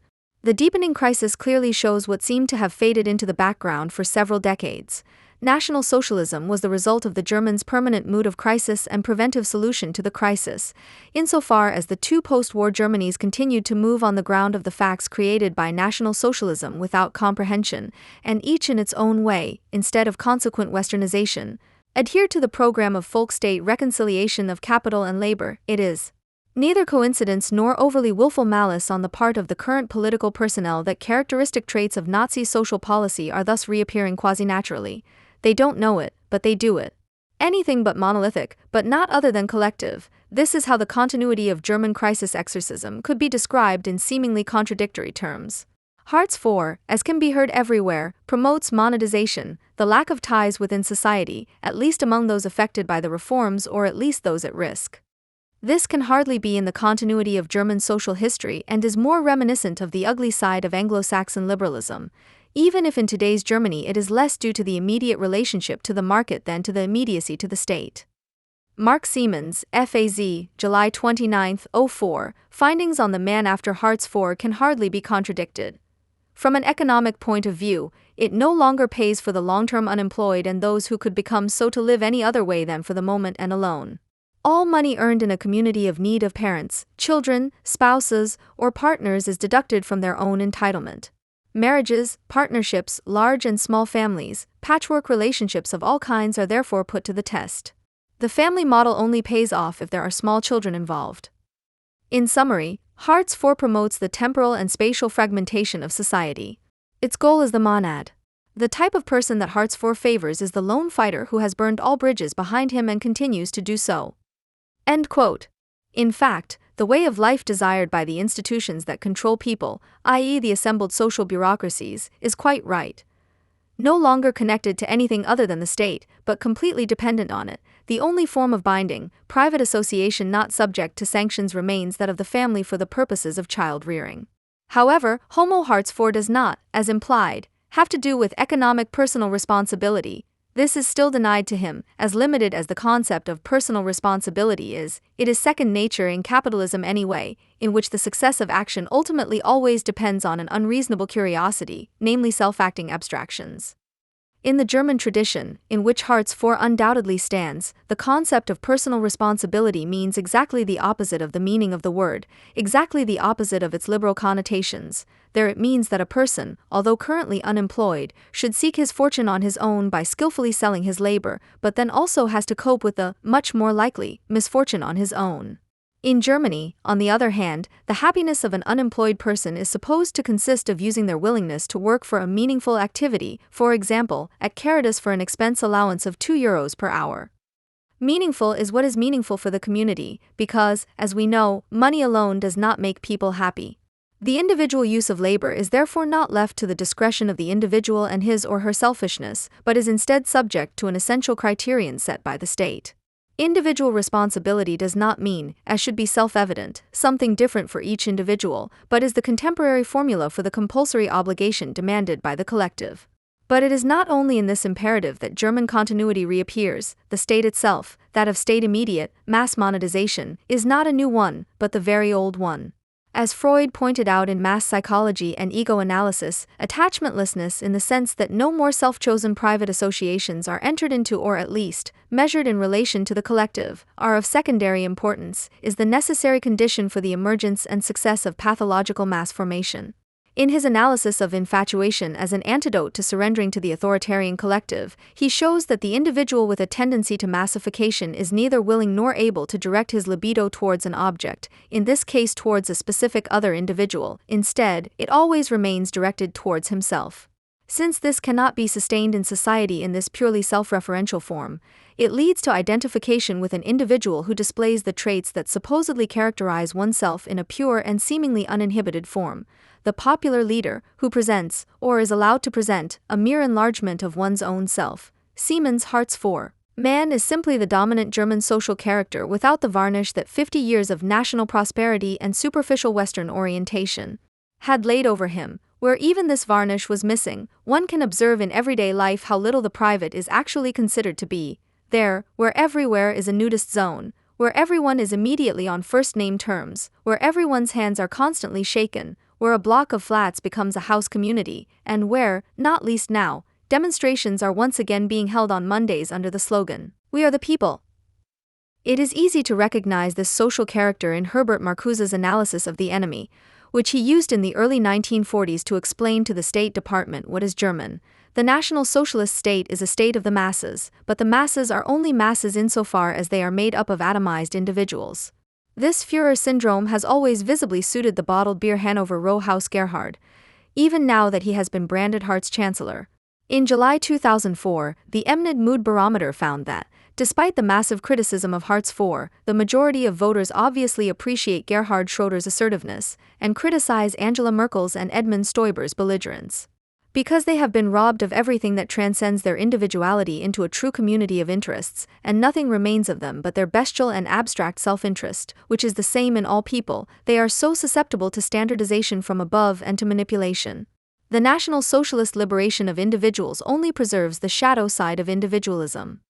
The necessary conclusion that Marcuse drew in 1941 from this analysis of a superficial commitment to the common good, which in fact only bundles the antisocial impulses of the measured narcissism, and thus the only possible program to bring German conditions to the level of criticism at all, and thus to work towards an actual interruption of German continuity, he outlines thus. If the controlled and manipulated people were freed from their atomized individuality and followed their needs, the desires and abilities that lie beyond the reach of rewarded behavior, they would not unite into masses, but would join together in militant groups that would destroy the illusion of the racial community. This did not happen in the FRG, and certainly not in the GDR, nor was it even seriously considered. What the Nazis called racial community was instead just simply relabeled. The illusion has remained the very real thing for Germans. This is why the social question, a term that the statist solution to the crisis already carries with it, cannot be asked, even though protest would be urgently needed without evoking the same crisis solution program. What can be affirmed, accepted, or criticized as the dissolution of Fordist working conditions automatically evokes a longing for the original in the secondary Volksgemeinschaft. Consciously or unconsciously, National Socialism is the reference point of democracy. End of quote. It is exasperating. The Hartz IV person outlined by Siemens is also the one who is outraged by Hartz IV. The formulas of protest, insofar as they go beyond general grumbling at all, are exactly those in which the racket competition within the primary Volksgemeinschaft was fought out. The Germans' constant grumbling about individual golden pheasants within the Nazi Party was in fact anything but an indication of non-loyalty, but rather a call for this very party to become even more folksy, to function even more as a vehicle of collective social impulses. Finally, anti-Semitism bundles these impulses and becomes the general denominator of what Adorno calls system-conform idiosyncrasies. As staunchly anti-plutocratic as they are, they seek an arrangement with de facto rule, which consists of the latter in turn unleashing the masses on a merely imagined Jewish world domination. This mechanism is still in force. Anti-plutocratism has the bigwigs in its sights in precisely that Nazi optic, which in reality only urges them to be rewarded with the released storm on the Jewish quarters, the staging of the Mannesmann trial, like the weeks-long build campaign. They really deserve that. Speak a clear language, only the Jewish quarter is no longer there and Israel is out of reach. But at least it becomes, with almost nightmarish certainty, an anti-Hartz valve in journalistic form. Not only the Sacred Heart socialist Blum, former Minister of Labor, gave his reasons for appearing at an Attack/DGB demo 2 days later under the headline "Why I Am Fighting Sharon, Rheinischer Merkur" on January 1, 2004, nor did Hartz IV on 10.704, the day after its final adoption, but the evil Israel, FR, Uncourt condemns Israel's barrier, Taz, The Hague, the wall must go, SZ, Israel's barrier breaks international law and Junge Welt. Only the USA is helping to build the wall. It is truly despairing. If only it would come to pass that instead of the usual masses, militant groups would unite to destroy the illusion of the racial community, as Marcuse had hoped, people would love to join them. What a wonderful idea it would be to witness a demonstration at which Hartz IV in its German social democratic continuity would be denounced not with but against Verdi. Or if a group of young unemployed people were to demand the abolition of the civil service and the end of the generational isolation of the first labor market. But unfortunately there is just as little evidence of this as there is of the UN General Assembly condemning Arab hatred of Jews just once. The fact that in many East German newspapers there is no such conspicuous compensation of Hartz IV by Israel baiting is probably not a sign of a better attitude. It can be assumed that such agitation no longer provides any particular emotional compensation in the East, where rabid, ethnic anti-Zionism has always come as a bonus from the somewhat poorer, but all the more total supervision and supply state, unlike in the superficially westernized FRG. After September 11, 2001, when President Bush did his job as well as he could after an unprecedented and unpredictable attack, he was met with nothing but hatred from Germany. His paltry patriotic speeches were interpreted as a diabolical mixture of primitiveness and megalomania, his determination as cowardice, his single-mindedness as arbitrariness. A barbarian in civilian clothes, as Germany's biggest left-wing magazine put it. At the same time as all the kitsch about the deaths in New York and Washington, which was dutifully and voyeuristically secreted, shuddering and gloating, the ideological attack was launched against a country whose enemies they knew to be in league with. It began on September 15 with Susan Sontag's article in the FAZ, according to which the attacks were undertaken as a consequence of the policies, interests, and actions of the United States, and was far from over on December 29, when Jürgen Todenhofer posed the German question in the SZ. Why do we only ever wake up when hunger, injustice, and hopelessness give rise to terrorism? And Germany was of course wide awake. When Todenhofer states that 20,000 children starve to death in the world every day, even though his topic was the war in Afghanistan, all Germans know what he means. They see the pictures of the collapsing towers and talk about 20,000 children. Any further argumentation is superfluous. No homeland, who will protect us from America? The Germans are so suspicious of the word capitalism that they strictly distance themselves from it across all political camps. Being called a capitalist has offended generations of German entrepreneurs, and even the most dogmatic economic liberal wants to be seen as a market economist. In Germany, the term capitalism is associated with the socially unacceptable and illegitimate seizure of an essentially moral order by selfish aspirations. It is their symbol for the elbow society and by no means only means rationalizers or stock market speculators, but also any expression of individualism that goes beyond the norm. Basically, the Germans are socialists in the evil and autocratic sense of the word. In marching and in the labor front, in the living room and in solidarity with the people, in spying and snitching, in betraying and punishing, in banning and criticizing. Unlike in Mayakovsky's left-wing march, they don't care whether someone turns to the left or right, every turn is a betrayal. The friendliness they long for is that of unquestioned order, the club room in the tenement building, the pub in the corresponding colony, the solidarity among committed idealists who point out to strangers that the park rules do not allow them to enter the lawns. Their ideal is committed to equality, and equality to seemingly natural attributes, which in turn refer to the great order that will sort everything out, but depending on the type of people and the region of the world, this is typical of the country. In this country, socialists and communists were only ever sympathetic when they strayed from the predetermined, bureaucratically administered route, in other words, when radical left-wing chaotics occupied the factory without asking the trade union. The FDJ fraternized with foreign guests in the bushes of Berlin parks at the World Youth Festival in the summer of 1950, or a Swabian craftsman with no party affiliation and a preference for the KPD carried out a significant anti-fascist act and detonated an infernal machine that would have killed the Führer by a hair's breadth. But the sympathetic act was the exception and was punished. The factory occupiers were expelled from the party and the trade union, the sensual party youth were reprimanded, and George Elser found no place in the anti-fascist grove of honor. It all began with a Prussian scholastic Marx exegesis that had nothing more to offer than the state socialism of the German post office that Lenin so admired, a barracks socialism full of the joy of emergency and a willingness to give oneself. Flanked by a grotesquely submissive Volkshochschule attitude in the so-called appropriation of culture, which in its wretchedness fell even further behind the edification attitude of the bourgeoisie, the German classics were questioned, like others their tarot cards, about the historical success of the working class. Organized by monstrosities of order called party or trade union, which, like a congenial continuation of the German Turnerbund, assigned everyone a place and a task in an incomprehensible game whose rules were laid down at the heights of the party leadership, where foolish bureaucrats endeavored to extract eternal truths from the Gotha program or Engels' popular late writings. This socialism, which pretended to liberate people, but in fact took them into the stranglehold of organizations reminiscent of savings clubs, which hijacked their free time with collective experiences of nature, including the impositions of free body culture, and constantly trained them to do the same thing over and over again. This enduring community, designed for eternity, always knew how to warn, however, and with success, against breaches of discipline and high-handedness, against spontaneism and selfishness, against decadence and corruption, against idleness, against licentious women and, above all, against impatience. So people fretted from election result to election result, from May Day to May Day, distributed boring newspapers and studied books that were about evolution and not about breaking out of the stuffiness of everyday life. In January 1933, people were still demonstrating against fascism for hours in seemingly endless columns around the same building that housed the KPD headquarters back then and the PDS headquarters today. Ernst Thälmann, paragon of an authoritarian petty bourgeois, stood there with his fist raised and took part in a parade that was both a lemming march and a symbol of perseverance, and a few days later people stood there naked, free of weapons, free of the will to attack and devoid of any social alternative. What else did they have to oppose those other, murdering and roaring socialists? They too came from the barracks yard, and although it was easy to recognize the enemy in them, those who thought about it secretly despaired of the difference.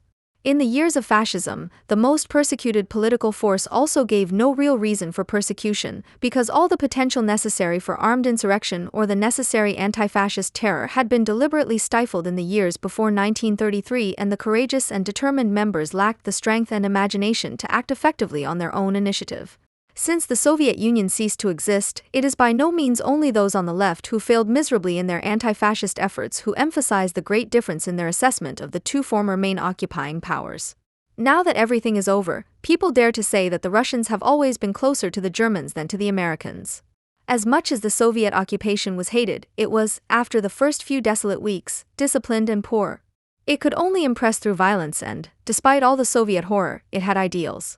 How different and how much more threatening was that other troop, whose members were so strangely unconcerned about settling down and who carried a whole arsenal of foreign cultural assets with them, who didn't give a damn about the German fascists whom they had defeated and whom they knew to be so superior that they looked down on the bad old men and embittered holdouts with a disdainful shrug of the shoulders rather than hating them. They generously assumed that the only path open to them would be obvious to the defeated. But they had never forgiven them for their sheer ignorance of German culture, hated their casual attraction to the German Fräuleins, never forgiven their abuse of Alt-Heidelberg and the dark German cultural landscape as picturesque staffage for the photo shoot, preferably together with Fräulein. The members of the U.S. Army, who had never read Thomas Mann, recognized instinctively and spontaneously what he had spent a long life criticizing: the putrid smell that rose from the medieval walls, the narrow-minded backwardness of their inhabitants, their megalomaniacal misanthropy, and the connection between collective fanatical unease and the terrible crimes they had been confronted with during the liberation of Bergen-Belsen or Dachau. But they were not afraid of them and even considered them teachable. With unshakable naivety, Americans were and are convinced that their way of life is the only one that will endure and that it will produce a democratic citizen because it requires a private citizen who can get by without seeking too much reassurance in national collective events. Despite all the American innovations, the post-war FRG was not to be a world without ties, but as a country of social partnership and a tied economy, the continuation of a dark German tradition. Nonetheless, the restitution of a political economy made possible by U.S. financial injections brought with it freedoms that not only corroded the facade, but also settled into the substance like dry rot. Everything that was at least outwardly dissolving in post-fascist West German society, the statutory authority of civil servants and persons of respect, the paramilitary hierarchies in companies and schools, the caste-like distinction between workers and employees, was not welcomed, however. Instead, people soon began to complain about the Americanization of everyday life in fashion, music, and the media, as if the decay of art and beauty had been brought in from outside. However, the Germans themselves had done away with art by instrumentalizing it for cultural edification in uprising concerts, KDF, beauty of work, and merging it with everyday working life, so that it lost its power of objection. What one had done oneself was resented by the Americans in the same way that only Muslims would resent the corrupting of their values by pernicious Western influences. The alleged loss of culture brought in from outside is no longer discussed in terms of specific individual phenomena such as rock and roll or the hula hoop, but in more abstract categories of general crises of meaning that have led to irresponsibility, selfishness, and the unrestrained eroticization of everyday life. These oppressive visions of doom, which see the Germans as victims of a decomposition of values to which everything must fall victim at some point, are repeatedly countered with recipes that point to the source of the destruction.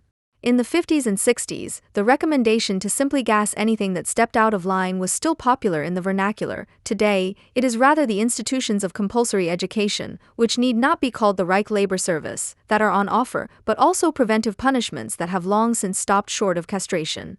From then on, it was fears of destruction that initially formed a left-wing protest, which slowly fought its way into the heart of society via peace, 50s/60s, nuclear power, 70s/80s, peace again, 80s, 1991s, accompanied by eco and old building protection.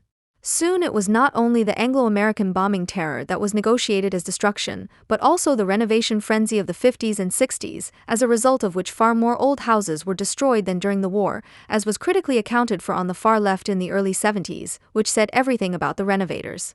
It was said that Bubis and others had caused destruction from within on the scale of Sir Arthur Harris's area bombings. What Bubis and others carried out in the first 2.5 decades of the Republic purely in the pursuit of profit was certainly not a glorious feat of urban planning, but as an attack on the old romantic country, the urban redevelopments represented a relative advance over an up-and-coming generation that would not only go on the hunt for speculators, but also set about transforming even the most unsightly residential silo into a homely idol that flies in the face of any progressive idea of urbanity. How incomprehensible and culturally desecrating the attitude of the Americans must have seemed to the Germans, who every couple of decades would tear down and rebuild everything instead of affirming the old for its own sake. The fear that has been in the limbs of the capitalist subject from the very beginning, the oppressive and never-ending fear of downfall, the failure of the forces, the disintegration of the personality held together so laboriously, justifies no difference between the USA and Germany. It was precisely after their greatest victory that not only the persecution of the communists broke out in the USA, but also the laborious conversion of the war economy for civilian purposes began, accompanied by high unemployment. During this time, Hollywood became gloomy. In the films of the Black series, the actors become strangers to their own actions, the ground they thought they were on shakes, and their own reflection becomes an enemy counterpart. Only with difficulty does the phantasmagoria dissolve into a crime story that can be solved with the usual rationality. But as laboriously as the disintegrated personality is reassembled, the confidence that this is still possible is unwavering. Psychoanalysis, which became extremely popular in the USA in the 1940s and 1950s and is reminiscent of Freud with little more than a few incomprehensible terms, also reflects this confidence. As much as analysis degenerated into shrinkage, as charlatanically as it operated with unprocessed key experiences whose traumas were to be cured by electroshock, the old confidence remains recognizable even in this crude application. It's your life, make something of it. How different the psychopathology of German psychology and its clientele. Here, even the personality that has gone off the rails is always seen as a victim of evil forces that push in from outside and want to destroy the individual. As if it were not necessary to dare to rebel against this, pausing and introspection are on the therapeutic agenda. It is not only the clients of therapists and psychologists who are happy to lamentably admit that they are incurable victims. The German middle class can only feel comfortable as a member of a mentally broken collective of victims. It makes you wish for the good guy from the American movie who drives away his fear by whistling and, when in doubt, says insanely but steadfastly what no German can say, "I'm the failure." A German would say, "You can do it with us." What distinguishes the capital-constituted subject in Germany and the USA is seemingly marginal and therefore fundamental, its position on objectivity. The subject experiences the external world as fate, as a fate that arbitrarily thwarts its wishes and will. The heyday of bourgeois emphasis, when the world still lay before his eyes as a domain of the will to be conquered, may be over here and there, but in the USA it clearly echoes. Whereas their people defy fate, feel challenged and run against the overwhelming superiority of circumstances even when it seems completely hopeless, here social fate is something to which one submits grumblingly and reluctantly, to which one surrenders and whose executor one ultimately plays by destroying the supposed perpetrators of one's own misery with one's own hands. Personal responsibility, as it is demanded in Germany, is the relentless denial of that unfortunate remnant of subjectivity that might still be disturbingly stirring within one in order to be able to act all the more uninhibitedly against others. The German then reaches out to his neighbor and reproaches him for his indiscipline or has it sanctioned by the state or, if he is in a revolutionary mood, puts him in his place with appropriate neighborhood militias. Here, one acts independently only on behalf of a higher power. Initiative is developed only as an enforcement officer. This idealism characterizes the German subject as a subaltern activist, a character mask of the sovereign who has fully embraced the dictates of the apparatus as a state-mediated whole. In the USA, on the other hand, strange maxims from times long past are faithfully upheld despite all evidence. Those who don't let themselves be beaten down will make it, those who are truly responsible for themselves have what it takes to make their own luck and can therefore make it from rags to riches. The basic ideology of capitalist socialization, which presents the individual as autonomous and society as the sum of the individuals, as their product that is also transparent to them, is expressed seemingly unbroken in such beliefs. Of course, this is a sheer lie, and the Germans seem to be closer to the truth when they see the world as incomprehensible fate and themselves as dependent. Their spontaneous everyday anti-capitalism, which is also an expression of their social character and therefore exactly what the left always wants to tie in with when they make policy, is due to this ability to face reality. But this seemingly illusionless anti-capitalism is regressive and resentful through and through. Germans put an imperson in the place of the doomed individual, in whom they never believed, and for this very reason, as avowed anti-capitalists, they know how to effortlessly place themselves in the grey train of fate of their Volksgenossen. Any criticism of capital formulated by the left must and will be measured by whether it fights this German anti-capitalism instead of serving it and even encouraging it to take action. The fate, the doom, of which the Germans speak is the subjectlessness elevated to a metaphysical principle to which the subjects must conform. While the Germans attribute a metaphysical character to the given, the Americans lend individual pragmatism the consecration of a metaphysical principle modeled on Calvinism. Under the given circumstances, however, this bad and thoroughly mendacious ideology is nevertheless the placeholder of the better and a manifestation of emancipation. In the USA, what is constitutive of capitalism is openly evident. No one needs to have any illusions.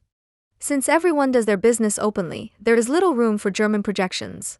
In the USA, there is simply no reason to extraterritorialize the crisis and catastrophe character of capital and project it outwards in a correspondingly personalized way, and when this happens anyway, it looks as silly and laughable as Nazis are regularly portrayed in American feature films.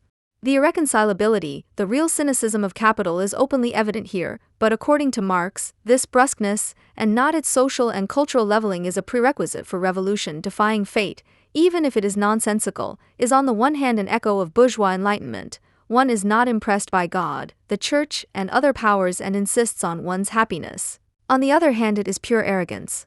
However, it is also the pretension of every revolutionary today who is concerned with happiness, first and foremost his own, which includes the happiness of all others.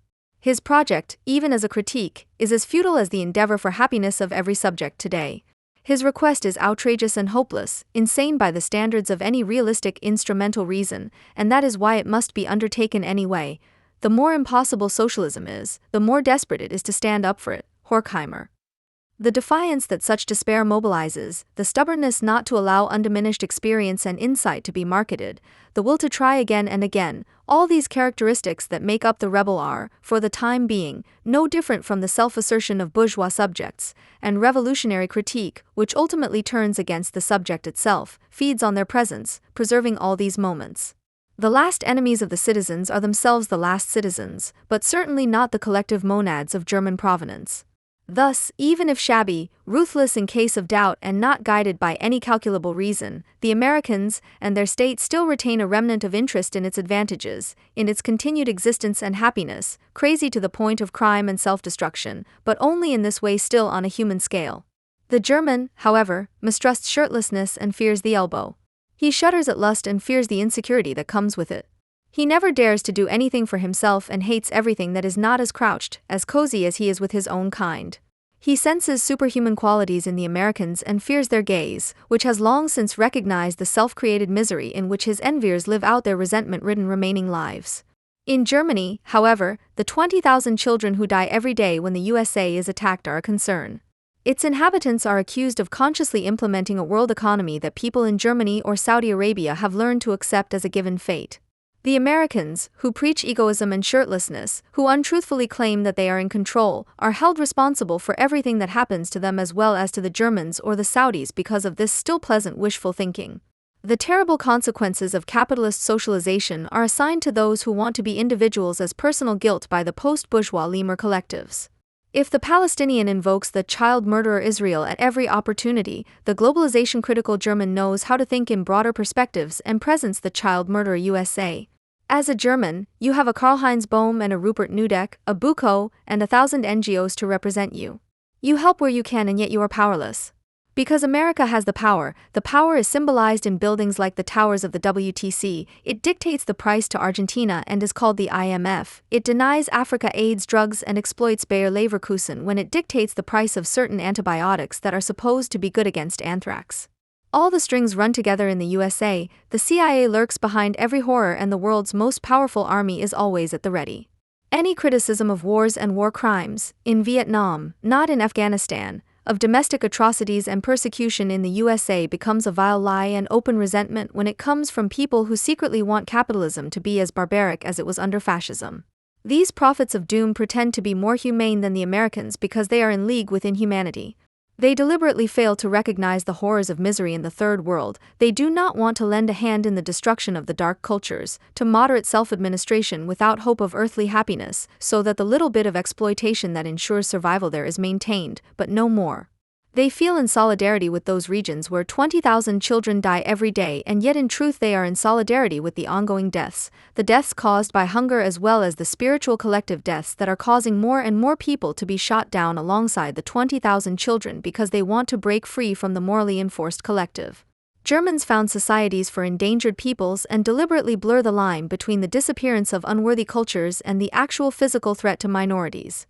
They, who already made a true animal film about Eskimos at the beginning of the sound film, seek and promote only that which is identical with themselves and are therefore in alliance with murder. Germans have never loved the wretched, except as autochthonous wretches, and see in the little prosperity without their own culture that they demand the ugly grip of Coca-Cola civilization, which they know means genocide. The other, the soft grip that the administrators of the moral world economy are taking on the dependent and hopeless, surpasses the pure commercial interest of the USA in its calculated malice. The apparent lack of interest, which nonetheless claims economic and ideological control, wants the remote parts of the world to be firmly and sustainably connected, to be strengthened in their hatred of everything American, and from which the renunciation ideologies that seem to thrive there so originally are reimported. What interests a leftist about the Third World is far removed from intervening in the barbarism that is rampant there. On the contrary, the aim is to perpetuate the darkness, to keep away what could give rise to false desires, to hold together what was already wrong when it had not yet gone mad for good through contact with colonialists. All this goes hand in hand with civic projects in our own hemisphere that are hostile to all individuality and luxury. Not that all this does not also exist in the USA, not that some evils such as communitarianism were not conceived there. There, however, wealth and poverty still meet unreconciled. There the poor fight, if not for revolution, then at least for wealth, and there, because no ideology other than that of the market is recognized, they negotiate at least with shirt sleeves and not with elbow pads. The USA has long been little more than a memory, however, that needs to be preserved against the culturalist march of the European community of values, which is still bothered by the desperate attempts of its subjects to get hold of a little luxury and happiness. In its left-wing section, it has now reached the point where either the concept of enlightenment and subject is completely discarded in order to beat a path sideways into the bushes of the post-bourgeois jungle, or else a stuffy cultural pessimism baked together from Heinrich Boll's responsibility prose and Franz Joseph Degenhardt's old-age poetry is advocated, which offers the recipes from Lindenstrass as a remedy and from there directly promotes the paradise of permanent renunciation and infinite unhappiness. Because nothing has been attacked for a long time, because one would not know what else there is to want, one laments the Bosnian street prostitution or one that leads through the whole world, Elsasser in Junge Welt, October 1, 2002, and in the same breath denounces the eroticization of modern youth culture. The Germans seem to be retreating into a sulking corner, but unfortunately this is not a private, crazy, and harmless place, but so German that the worst missiles come from there, which are directed first and foremost against America, the lifelong challenge, if only because of the 20,000 dead children. What would happen in the USA after Hurricane Katrina was known in Germany, which is regularly spared the ravages of nature, and where a millennium flood was declared with a corresponding state of emergency long before a hurricane hit the Atlantic because of a few rivers and streams bursting their banks. A country that takes federalism seriously even in the event of a disaster and only sent the National Guard on its way when the incompetent and corrupt people responsible for protection, the Democratic mayor of New Orleans and the Democratic governor of Louisiana, finally turned to the unpopular Republican president. A country with so little love for a state of emergency simply had to go under. The fact that they have not at least now finally shot down their president, as the Interior Minister of Baden-Württemberg had recommended, actually says everything about the Americans. When Der Spiegel opened on September 5, 2005 with a picture of the flooded city and the title The Downfall of New Orleans, the editors added a black, red, and gold caption between the likenesses of Schroeder and Merkel, "Duel for the future. It's him or her."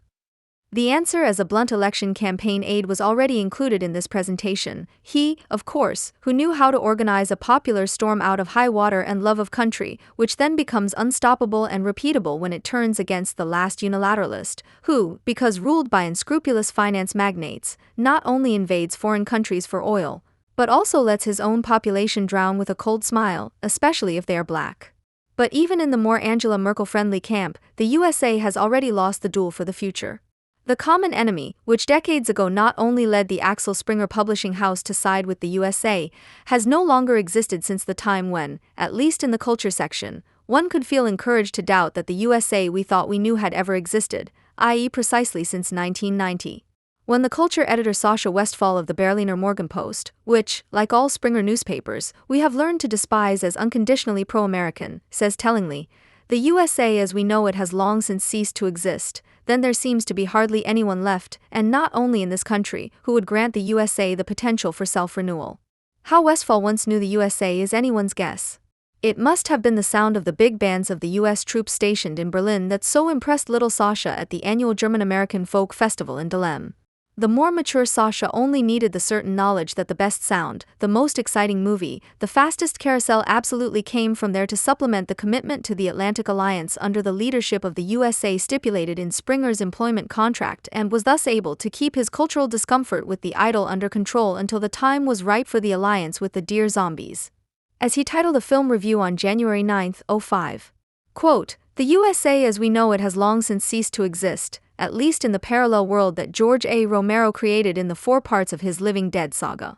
Since Night of the Living Dead in 1968, the zombies have gradually transformed America into a land of the dead." Romero may not have been the first to turn the screw on the violence, but he established splatter effects as a legitimate rhetorical device in cinema. And turned horror cinema, which was considered conservative, on its head politically. Nobody dares to go to Pittsburgh except a group of armed mercenaries. They do the dirty work for the financial magnate Kaufman, Dennis Hopper, head of a corrupt elite. 20 years after Romero brought his zombie chronicle to an end with Day of the Dead, Land of the Dead marks a radical new beginning. In the past, apocalyptic conditions were always accompanied by the hope of a new beginning for mankind, but Romero seems to have lost this hope. In Land of the Dead, he shows a system that has frightening parallels to contemporary America, in which Kaufman is reminiscent of George W. Bush, from his tie to his unscrupulous politics. Against this backdrop, Romero stages a revolutionary play whose dynamics are breathtaking. In the end, it's no longer the humans he trusts to make a start, but the zombies, who are at least on the right track. End quote. In the first 3 Living Dead films, the image of zombies appearing en masse, moving forward clumsily and as if blindly driven, not acting like humans and yet having their shape, stumbling on incessantly and yet actually having to be dead, also served the director as a metaphor for the alienated existence of humans as market subjects. So now Romero has apparently also followed the process of decay of left-wing criticism with the tacit reinterpretation of his characters. The zombies no longer stand with critical intent as before for the people who almost without exception would have to behave inhumanely under the mute compulsion of circumstances, but rather affirmatively for all those whose attack on America, Philip Roth, one has some sympathy for. The revolutionary play against unscrupulous Kaufmans, performed by a representative of left-wing Hollywood and appreciated by German cultural editors, was not currently performed in New Orleans, even though unscrupulous handling of disaster control briefly led to apocalyptic conditions there. There, after days of delay, if not a new beginning, at least reconstruction was in prospect, and by the people. The fact that George A. Romero is nevertheless right when he sees the zombies on the promising path, which more and more people also consider to be the right one, precisely because it is directed against the people, could be read the day after Sascha Westphal's film review in the Taz, which has always shown understanding for the undead going for the collar of some Kaufman in the Twin Towers or in Tel Aviv, under the headline, Die eigentliche Katastrophe, even joy and pity beat in my chest. At the same time, for example, I am currently delighted that the latest storm disaster did not hit just any poor country, but the richest nation on earth.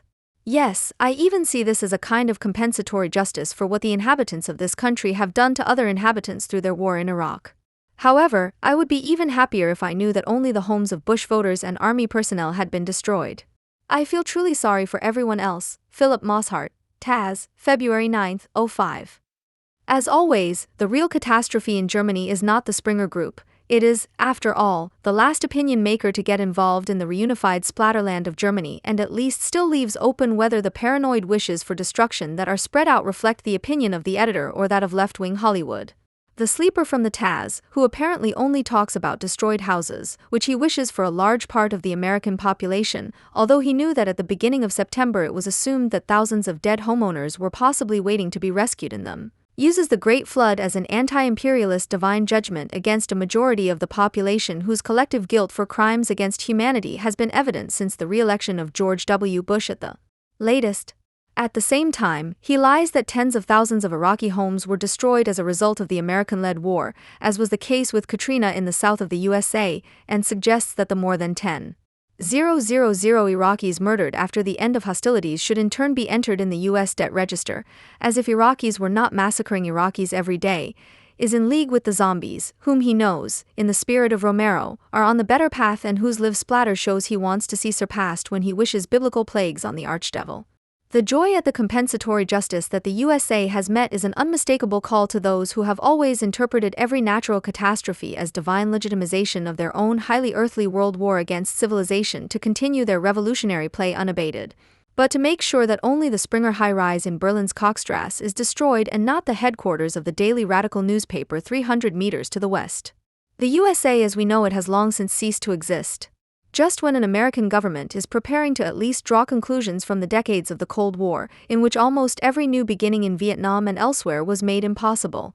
Almost every promise of freedom turned out to be a lie in alliance with state criminals, and the impression was forced upon us that the free world under the leadership of the USA only produced zombie politicians in zombie states on a regular basis and cut off any hope that history could once again be made by people, especially when a regime change is suddenly attempted under new auspices, the beneficiaries of which should not have been Nazi or theocratic brutes, but the majority of Iraqis. 90% of humanity seems to be even more convinced that it is not the USA, but the undead, who have been going about their murderous business completely unaligned and uninhibited since 1990. That could lead the fate of humanity to a better end. Criticizing and denouncing the USA, which we thought we knew until 1990, for its outrageous betrayal of its own values would have been the right thing to do if we had ever been serious about its credo. However, following Brecht's reference in his poem The Anachronistic Train, 1947, people had learned to put their constantly propagated values on a par with those of National Socialism as freedom and democracy, sometimes in non-native English, so they no longer insulted the betrayal of freedom, but the promise of freedom and democracy in general. Entirely in the tradition of Brecht, who included the timelessly infantile rhyme Allons, on fawn, God save the king and the dollar, tinkle, tinkle, tinkle in the anachronistic train, which since then could be carried in front of every pacifist or anti-globalization demonstration as a leading banner.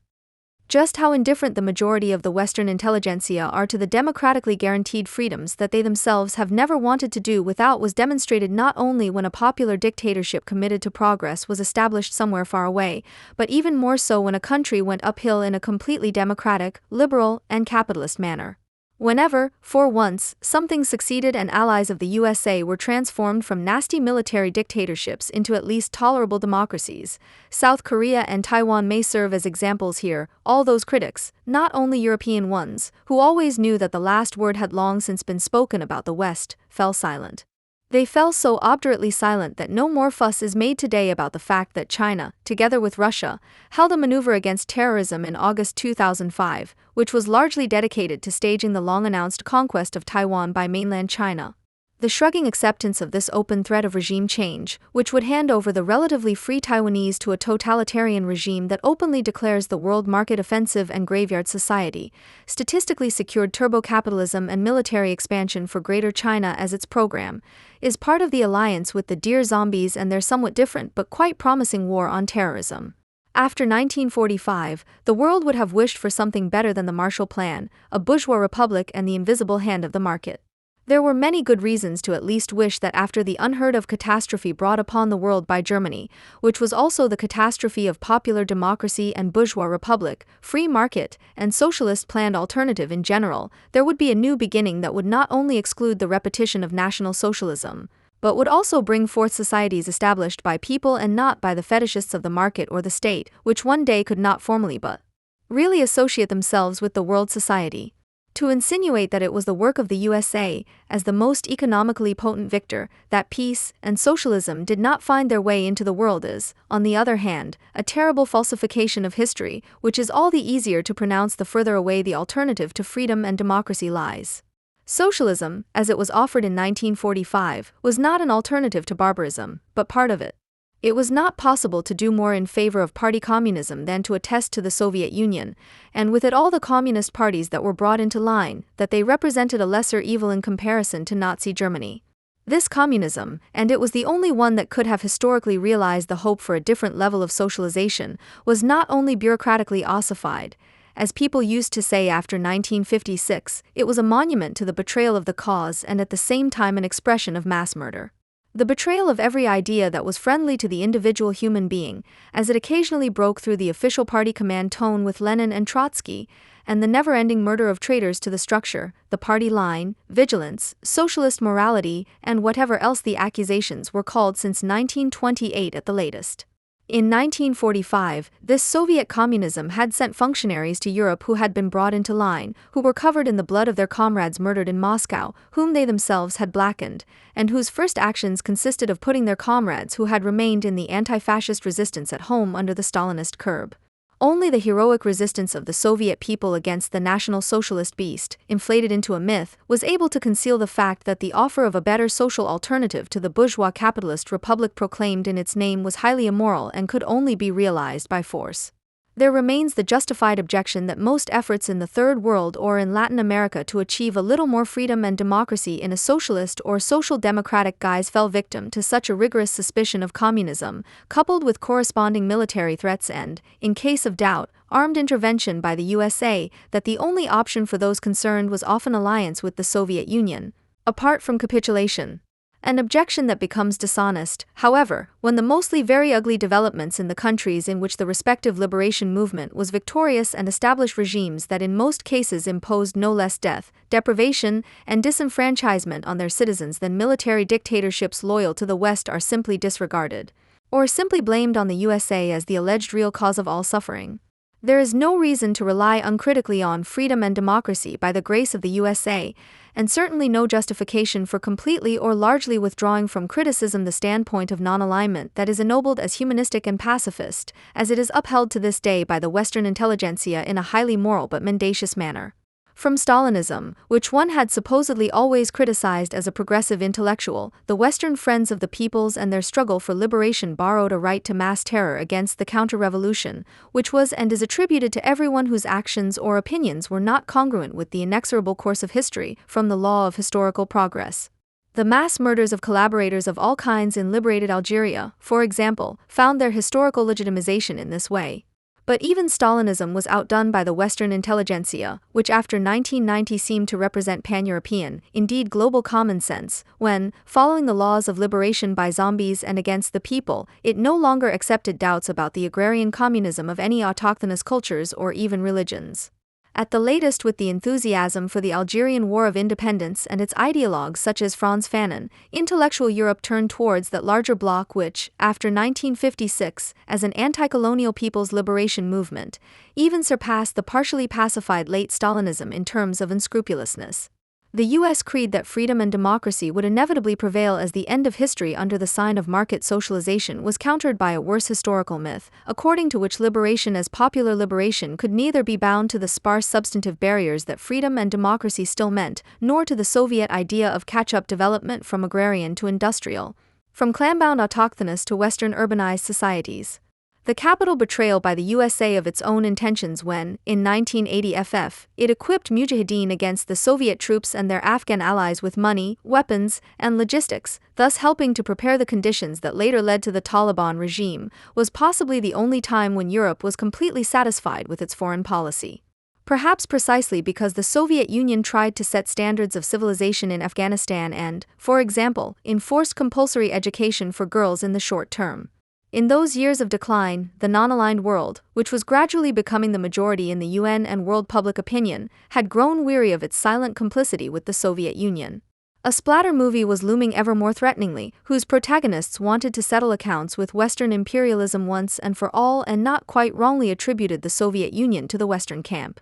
By arming those zombies, of all people, who have since been the pacemakers for more and more cultures, not only Islamic ones, for whom the final battle against the West is their last party mission, having decisively weakened real socialism and helped it to its imminent end, the USA was burdened with those new tasks that seem so crazy that one can rightly say, the USA we knew has long since ceased to exist.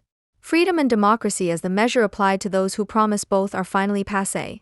In the inflammatory phrase freedom and democracy there are still involuntary flashes of what freedom can be in non-communist times alone.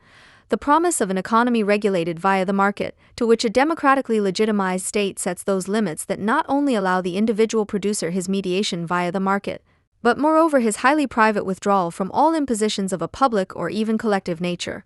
Democracy, which is proclaimed as an alternative to this, has long since cashed in on the freedom of private producers to be on their own. It is the formally completely correct acclamation model of plebiscitary masses who have long been calibrated to final goals of apocalyptic proportions and will certainly always choose what will give them a shabby, dependent, and short, but somehow glorious life in the struggle for cultural values, which is likely to leave the world in shambles. The freedom that this democracy brings is the simple expression of the immediate high spirits of completely disenfranchised and blinded masses, who have been systematically deprived of any chance to relate to anything other than the culturally forced collective, namely to themselves and thus also to people. Such education for freedom takes place in the madrasas of Pakistan, where the Third World War is taught under the sign of jihad, as well as in the state educational institutions of China, where the economic miracle of the labor ants is propagated as the beginning of a Chinese age that, from the invasion of Taiwan to the nuclear alliance with Iran, has dedicated itself to a prouder goal than the leading role on the world market. If the fictional zombies of the filmmaker Romero or the real ones like the Taz writer Mosshart are to take over the work of living people who take their own destinies into their own hands as a matter of course, it is only because freedom and democracy are now understood without limits, namely in boundless negativity. If the liberal school, with its positivist view of rights, defined freedom as the absence of constraints, especially those imposed by the state, it also assumed a positive freedom of the individual in determining his own destiny, i.e., an unspoken canon of values that was at least partially guaranteed by society and the economy. This barrier, which the rule of law once formally and therefore so effectively set, is today simply declared obsolete. A market without free market subjects is just as alien to liberal theory and, to a certain extent, practice as a state without private citizens. At a time when the anti-colonial dream of the Western and tricontinental intelligentsia seems to be coming true, when the Third World is finally breaking out of the North-South divide and is exploiting itself quite confidently in a South-South direction, as confirmed by intra-African, but also Sino-Forasian and Sino-African trade relations, there is no melancholy about the weakening ties to the North, although the new dependencies economically and socially overshadow almost everything that Western multinationals and other unscrupulous financial magnates have done to the countries of the Third World since 1945. The barrier that Western dominance involuntarily set for itself, both in state and economic terms, was that the investing corporations and the intervening governments of the USA, Great Britain and, to a lesser extent, France always had to be measured against the standards at home. And it almost automatically led to scandal and rebellion when trade unions were banned and governments bought or paramilitary organizations murdered on behalf of the state. Where governments make themselves dependent on corporations, in whose home country trade unions are seen as a fighting force for the ruthless exploitation and political oppression of workers, as in China, or bring private foundations into the country that see the welfare state as a soup kitchen with an attached indoctrination center for the spread of global terror, outrage against such southern inhumanities can no longer be sparked by the contradiction that arises between economic or charitable practice and the underlying promise of freedom or the obligation to alleviate human misery regardless of the person, their beliefs, and political thinking. After all, even at home, China promises nothing but state-guaranteed exploitation and Chinese national chauvinism, and in Islamic countries the cheek to the brotherly kiss and a handful of rice are offered only to those who faithfully submit to the murderous missionary program. The decisions taken after 1990, starting with the first Iraq War, pointed in a new direction, unknown to the USA, and critics of the USA would gradually have had reason to admit to themselves that this country no longer confirms the prejudices once held about it. If the result of 1991 was at least to break the top off the omnipotence of one of the bloodiest regimes in the Orient and to grant at least part of the Iraqi population, the Kurds on the other side of the 36th parallel, liberation from Ba'ath Nazism by means of a no-fly zone, the activities after September 11, 2001 were certainly no longer driven by the punishment or replacement of any government puppets, but rather by a serious desire to push through a real regime change. This should not be seen as human happiness, but as being in the interests of both sides, the Afghan or Iraqi side and the American or Western side in general.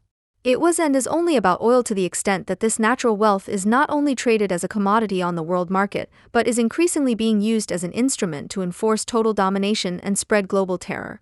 If those who constantly chanted "no blood for oil" had taken their slogan seriously, they would have had to support the American-British campaign against the Ba'ath regime. After all, it was Saddam who constantly sent petrodollars to Palestinian suicidal families or invested in corresponding terrorist organizations and, last but not least, turned his own country into a refinery which, instead of producing petrol from crude oil, used the natural substance to generate the foreign currency that only served to release streams of human natural sap in open and undeclared wars. No blood for oil would have meant oil for freedom and democracy, and not for the construction of a national chauvinist state juggernaut financed by oil rents, which hands out meager survival rations to its subjects and demands unconditional obedience in return. In Iraq, but also in Iran and most other oil depots, oil could be the appropriate means of liberating the populations there, and with them the world, from the ruling zombies if it were used as the material basis for the establishment of free societies of people whose members could then take their private destinies into their own hands instead of vegetating as acclamation zombies. Without having to rely on any Islamic or UN-sponsored relief, and without being misled by the roars of National Socialist or theocratic undead, who owe their rule primarily to oil that has been converted into a weapon of destruction. However, the South seems to be the more promising model for winning the battle for the future of Iraq. Not because it is superior to the USA in terms of weapons or ideas, but because its opinion leaders and rulers, who are pushing to overcome freedom and democracy, have their branches in left-wing Hollywood as well as in the daily radical newspaper, and because both multilateralisms together form an axis of weasels that can claim opinion leadership in the UN and the EU, and gradually probably also in Springer's house. Just as it was possible to publicly discredit a politician of at least predictable character in an insane federal election campaign as the Merkel in favor of a veritable zombie who would make life hell for the Germans if she came to power, it had already been possible 4 years earlier to discredit an American president on a global scale precisely at the time when he was at least largely free of humanity and the human rights of the people, 4 years earlier, when he was at least largely guided by humanity and rationality, to disavow an American president worldwide as an unscrupulous financial magnate to such an extent that the only successful alternative left was to join the worldwide march of those zombies who are known to be at least on the right track, and not the people. The fact that the path of the people currently being taken by the Allied armies in Iraq is increasingly considered hopeless even by the supporters of the war is not due to the Arab or Islamic nature or the apparent invincibility of the terrorist gangs. If, in addition to the troops of the coalition of the willing, there were another 300,000 soldiers, technicians, and experts from Europe in Iraq, and if the Islamists were opposed worldwide by a united anti-fascist front instead of the interested misunderstanding of European appeasement and cultural relativist doctrine, Sunni terror and Shiite clerical fascism in Iraq would soon come to an end. Iran would have long since given up its nuclear program and Syria would have firmly closed its borders. With Iraq, because this is not to happen, the USA will not go down in Iraq as it did in New Orleans at the end of August. However, the duel for the future seems to have gone in favor of those who have successfully turned George W. Bush into a cretin and Angela Merkel into a neuter. It is those non-aligned people who also form the largest bloc, who do not care about the future of Taiwan any more than they care about the future of the Iraqi people and who, not coincidentally, if they are German, admire the antics of an insane liar and authoritarian statist as an expression of the courageous fight for more humanity against social coldness. Instead of shutting down a state robot that has become unpredictable due to irreparable programming errors as quickly as possible. A radical new beginning, albeit a completely different one than the one that actually threatens the Westfalls and Mossharts of the German zombie press, is also something we wish for the USA. At least with regard to homeland security, which would be able to react to an unavoidable but nevertheless announced natural disaster in such a way that neither people starve and thirst in soccer stadiums, nor people drown in the attics of their houses days after the storm, nor spontaneously formed rackets use the absence of state power to bring days of terror to others who remain. A new beginning, too, which for once is not turned into a pre-election campaign by war profiteers of all stripes, some of whom scream racism, others Kyoto, and others Iraq, in which the victims of Katrina and catastrophic disaster management are not passed off as the fortunately mostly living dead, with whom one can make a point. A thought often varied by Adorno states that savvy reactionaries, by virtue of the unconscious precision of idiosyncratic defense, are usually much closer to the truth of new music, for example, than well-meaning apologists who want to bring the matter closer to general understanding and thus rob it of its shocking and disturbing character.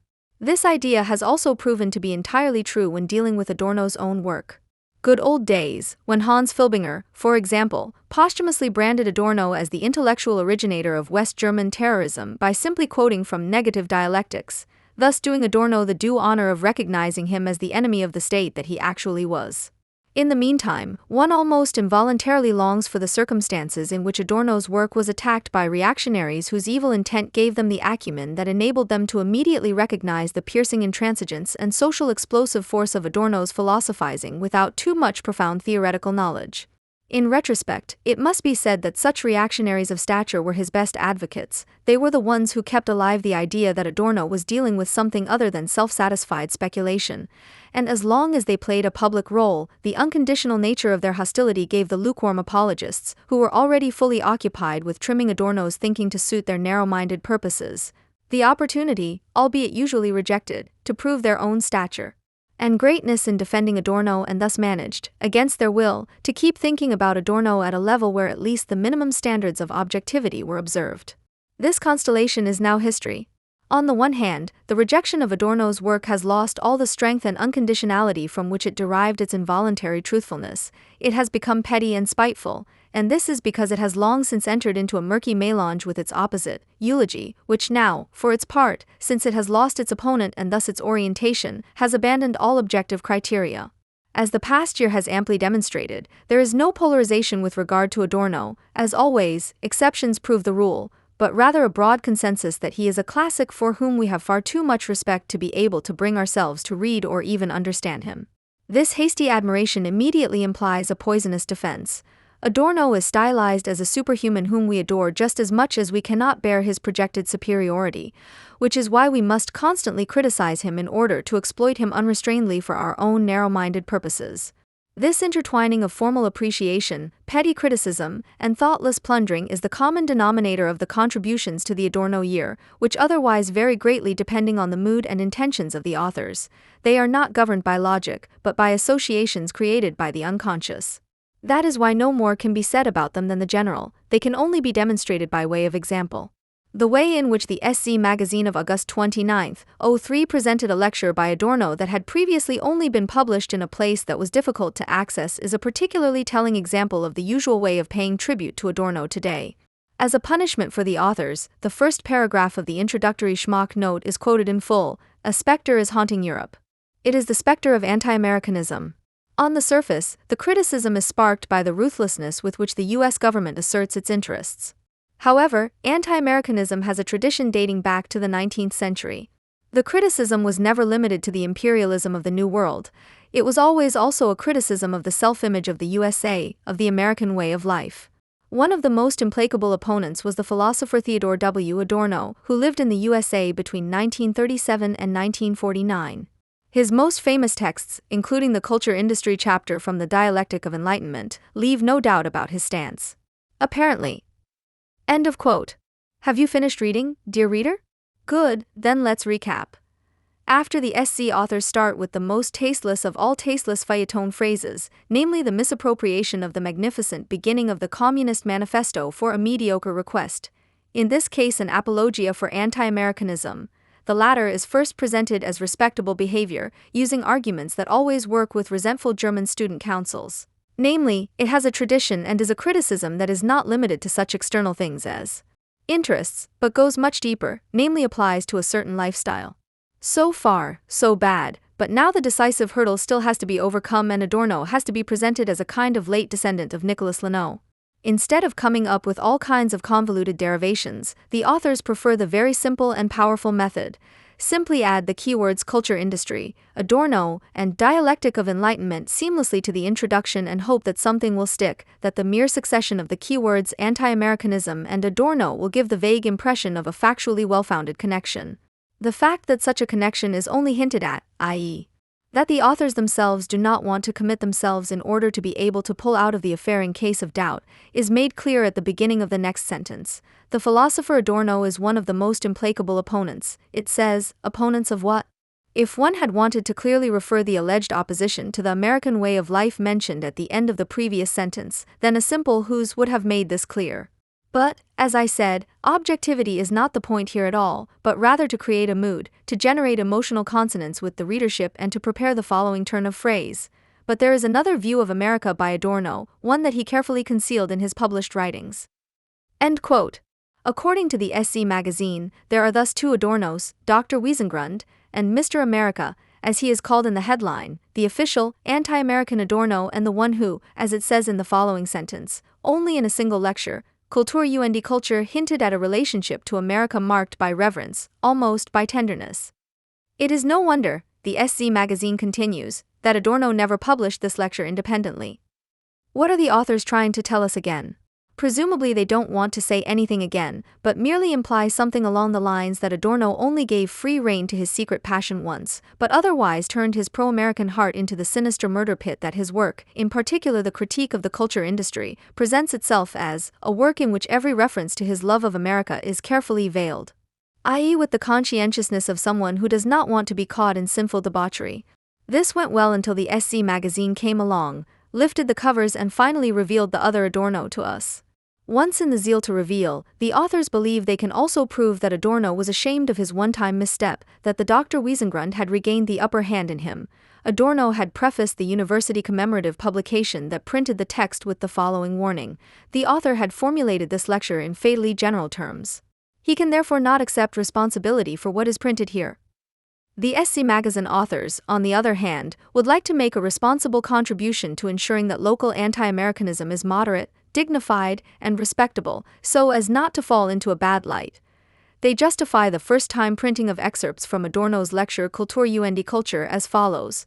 It will perhaps correct Adorno's reputation a little. In any case, he makes it clear that any well-founded criticism is always based on respect. End quote. Anti-Americans of all countries, read Adorno, the text could conclude. It is breathtaking how much insinuation, suggestive phrases, and outright lies can be packed into just one newspaper column. First of all, there is the construction of the double Adorno, a figure that impresses with its simplicity and impact and has therefore already become widespread. For example, the Tagesspiegel of November 26, 2003 reported on a lecture given by Klaus Off in Frankfurt, in which he confronted the images of America by Tocqueville, Weber, and Adorno. Adorno painted the picture of his host country black in black, it seemed. Narrow-minded how little he engaged with American society and instead examined it for evidence of the barbarism inherent in modernity. The obvious question, the author continues in the style of a bad, moralistic anti-German, would have been why the USA responded to the crisis of the 1920s not with fascism but with the New Deal. Like the authors of the SC magazine, the writer of the Tagesspiegel has obviously not read Adorno's writings or letters from the 1930s and 1940s. It would be easy to gather from them that Adorno, mindful of the Western states' policy of appeasement and the considerable sympathy for Hitler and the Nazis in Great Britain and the USA, feared that the Nazi dream of world domination could become reality, not so much because of the superiority of the Nazis, but rather because of the capitalist country's lack of resistance. This is precisely why, guided by methodical pessimism, he analyzed the potential for barbarism in his host country, in order to determine, ex negativo, the resilience of the USA against Nazi fascism, both internally and externally, which he considered to be endangered, but which he always considered to be not insignificant. This is precisely why Adorno was relieved when it became clear with the entry of the USA into the war that he would not be right in his statements, and it is precisely this desire not to be right that is the innermost drive of all critical materialism. Adorno then speculated on why fascism had no chance of establishing itself as a system of rule in the USA, not only implicitly in Kultur und Kultur, but also in other essays such as Auf die Frage, was es Deutsch? Oder Meinung, von, Gesellschaft. There are therefore no two Adornos, but only one critic, who therefore did not have to carefully conceal anything, but who never made a secret of his appreciation for certain traits of US American society. On the contrary, time and again he makes it clear how much the experience of the shirtless American attitude to life, which does not automatically cause one to bow down reverently before intellectual and cultural things, has promoted one of the basic intentions of his philosophizing, the immanent self-criticism of a reason that is self-sufficient, i.e. that renounces intervention and thus takes up arms against the barbarism from which it distances itself. For Adorno, the experiences in America were, as it were, that shocking addition, that transcendent moment which, as he repeatedly emphasized, must come to the aid of immanent critique from outside.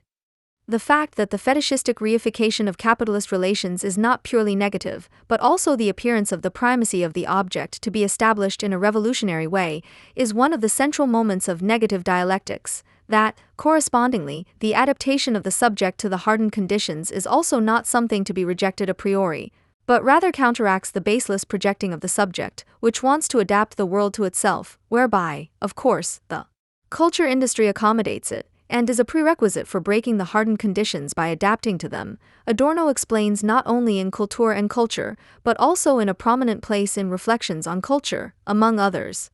In Reflections on Class Theory, in Aldous Huxley and Utopia, and not least in Scientific Experiences in America. In his 1958 lecture Kultur and Culture at the Hessian University Weeks in Bad Wildungen, Adorno therefore did not divulge anything that he would otherwise have concealed or of which he would have been ashamed, as the SC magazine suggests. The quote from Adorno's preliminary remarks, which the authors cite as evidence for their insinuation, has been falsified for this purpose. While the SC magazine claims that Adorno is distancing himself from his own lecture on the grounds that he formulated it, the text, in a fatally general way, Adorno is actually criticizing the organizers by noting that the subject of the lecture published here was formulated in a fatally general way. If the SC magazine authors had exercised even a little care instead of giving free rein to the sinister energies of their unconscious, they might have noticed that Adorno's preliminary remark to Kultur and Culture is a standard formulation, a text module that Adorno used to preface publications based on the transcription or tape recording of lectures he had given freely. Apart from the insertion just quoted and falsified by SC Magazine and the changed name of the organizers, the preliminary remark is identical in wording at the beginning of the lecture on combating anti-Semitism today. One can now speculate whether the SC Magazine, referring to the formulation that the author cannot take responsibility for what is printed here, would then have speculated that Adorno had also wanted to distance himself from his statements here and was basically an anti-Semite himself. In the German feuilleton, nothing seems impossible anymore. The fact that Adorno must have held Kultur and Culture in high esteem is clear from the fact that he incorporated whole passages from it in his essay Scientific Experiences in America. What he explains in the older lecture is based on familiar motifs in his thinking.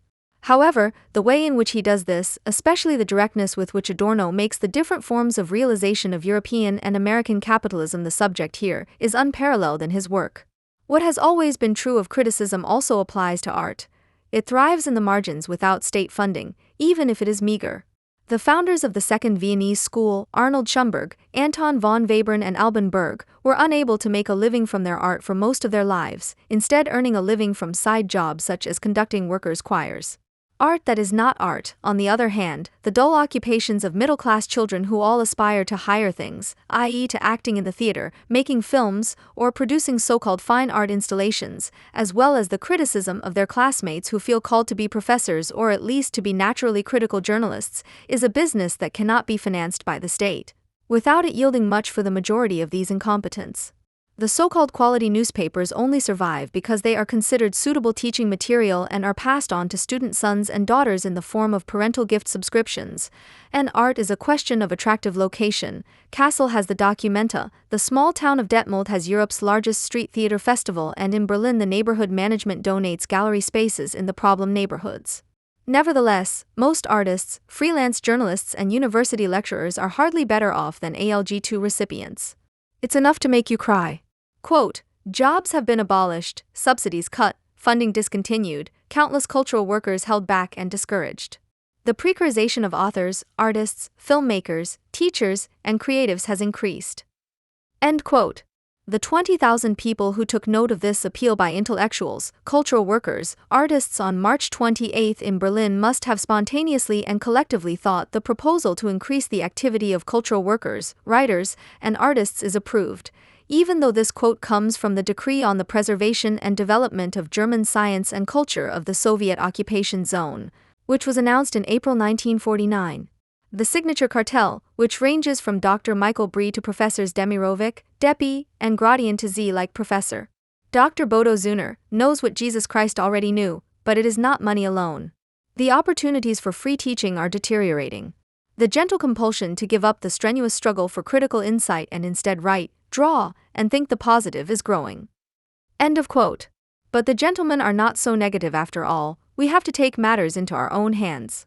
Now, society needs to think about alternatives beyond capitalism and develop new perspectives. We should start immediately. In September 1933, the explanatory memorandum to the law on the establishment of the Reich Chamber of Culture stated what could result if we started now to fight for the strenuous struggle for critical insight. The task of the state is to combat harmful forces within culture and to promote valuable ones, according to the standard of responsibility for the national community.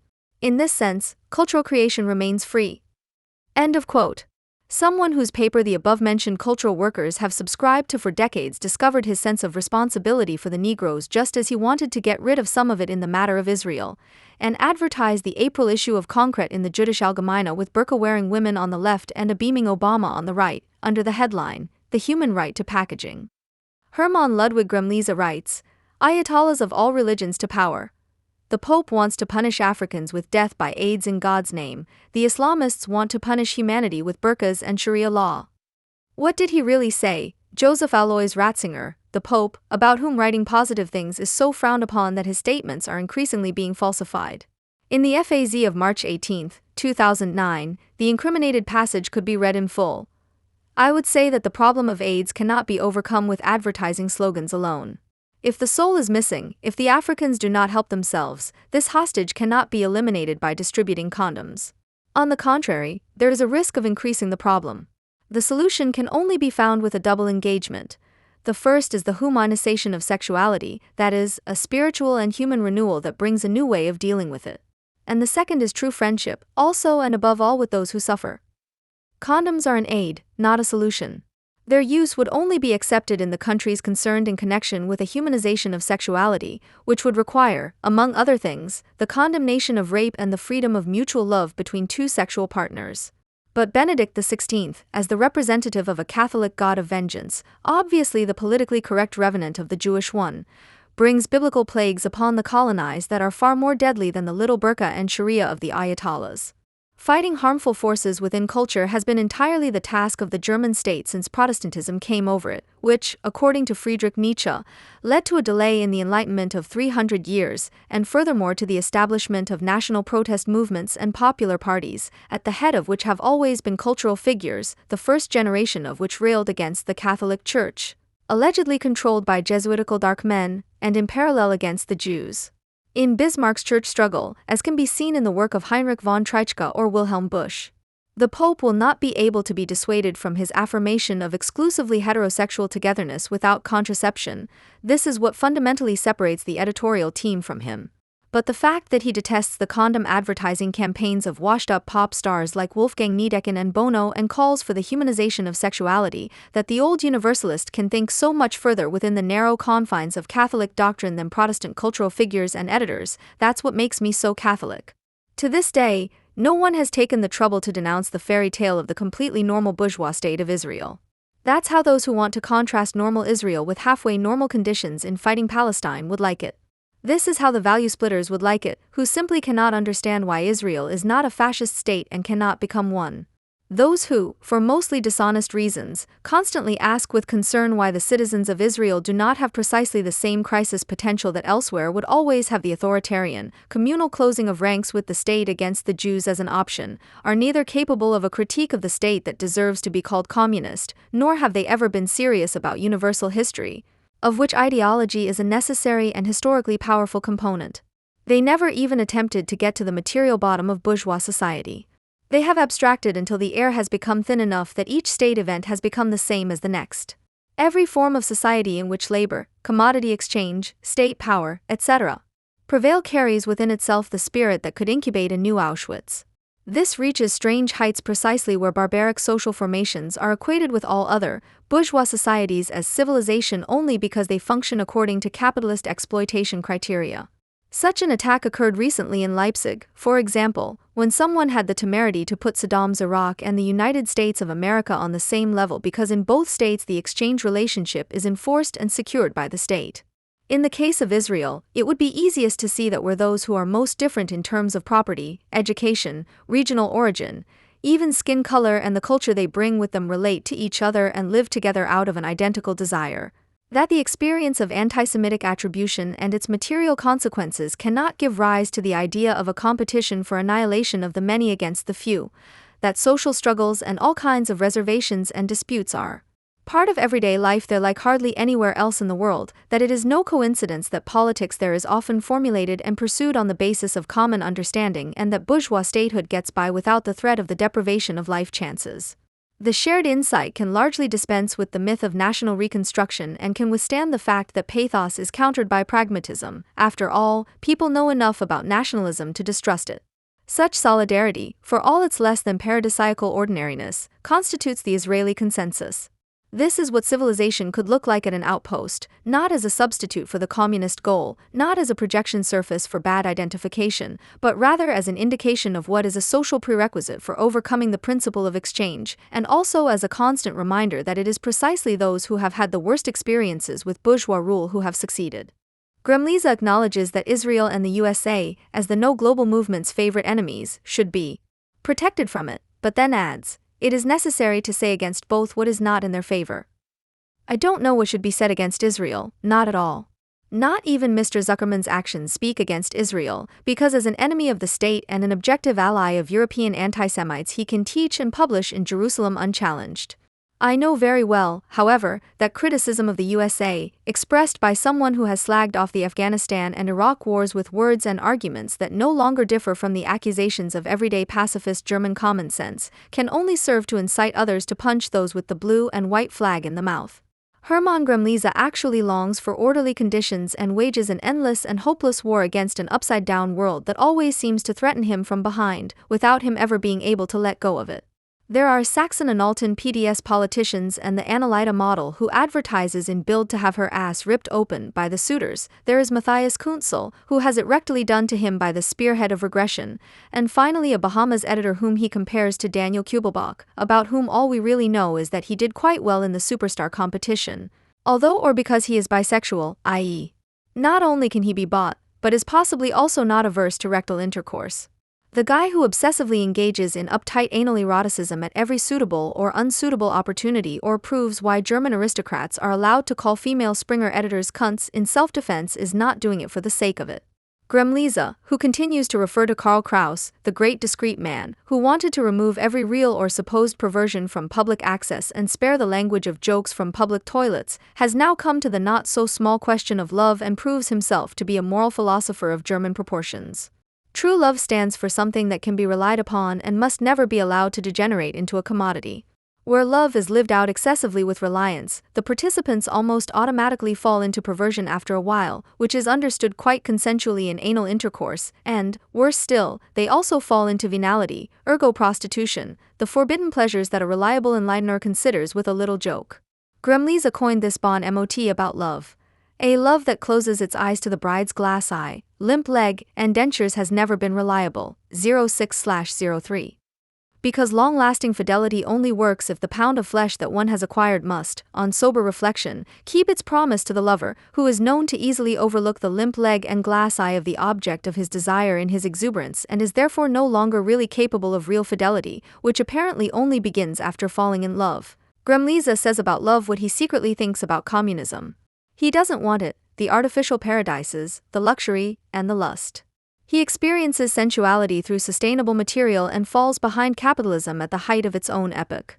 We should be familiar with what the classicist wrote about it. The desire for enrichment as such is impossible without money.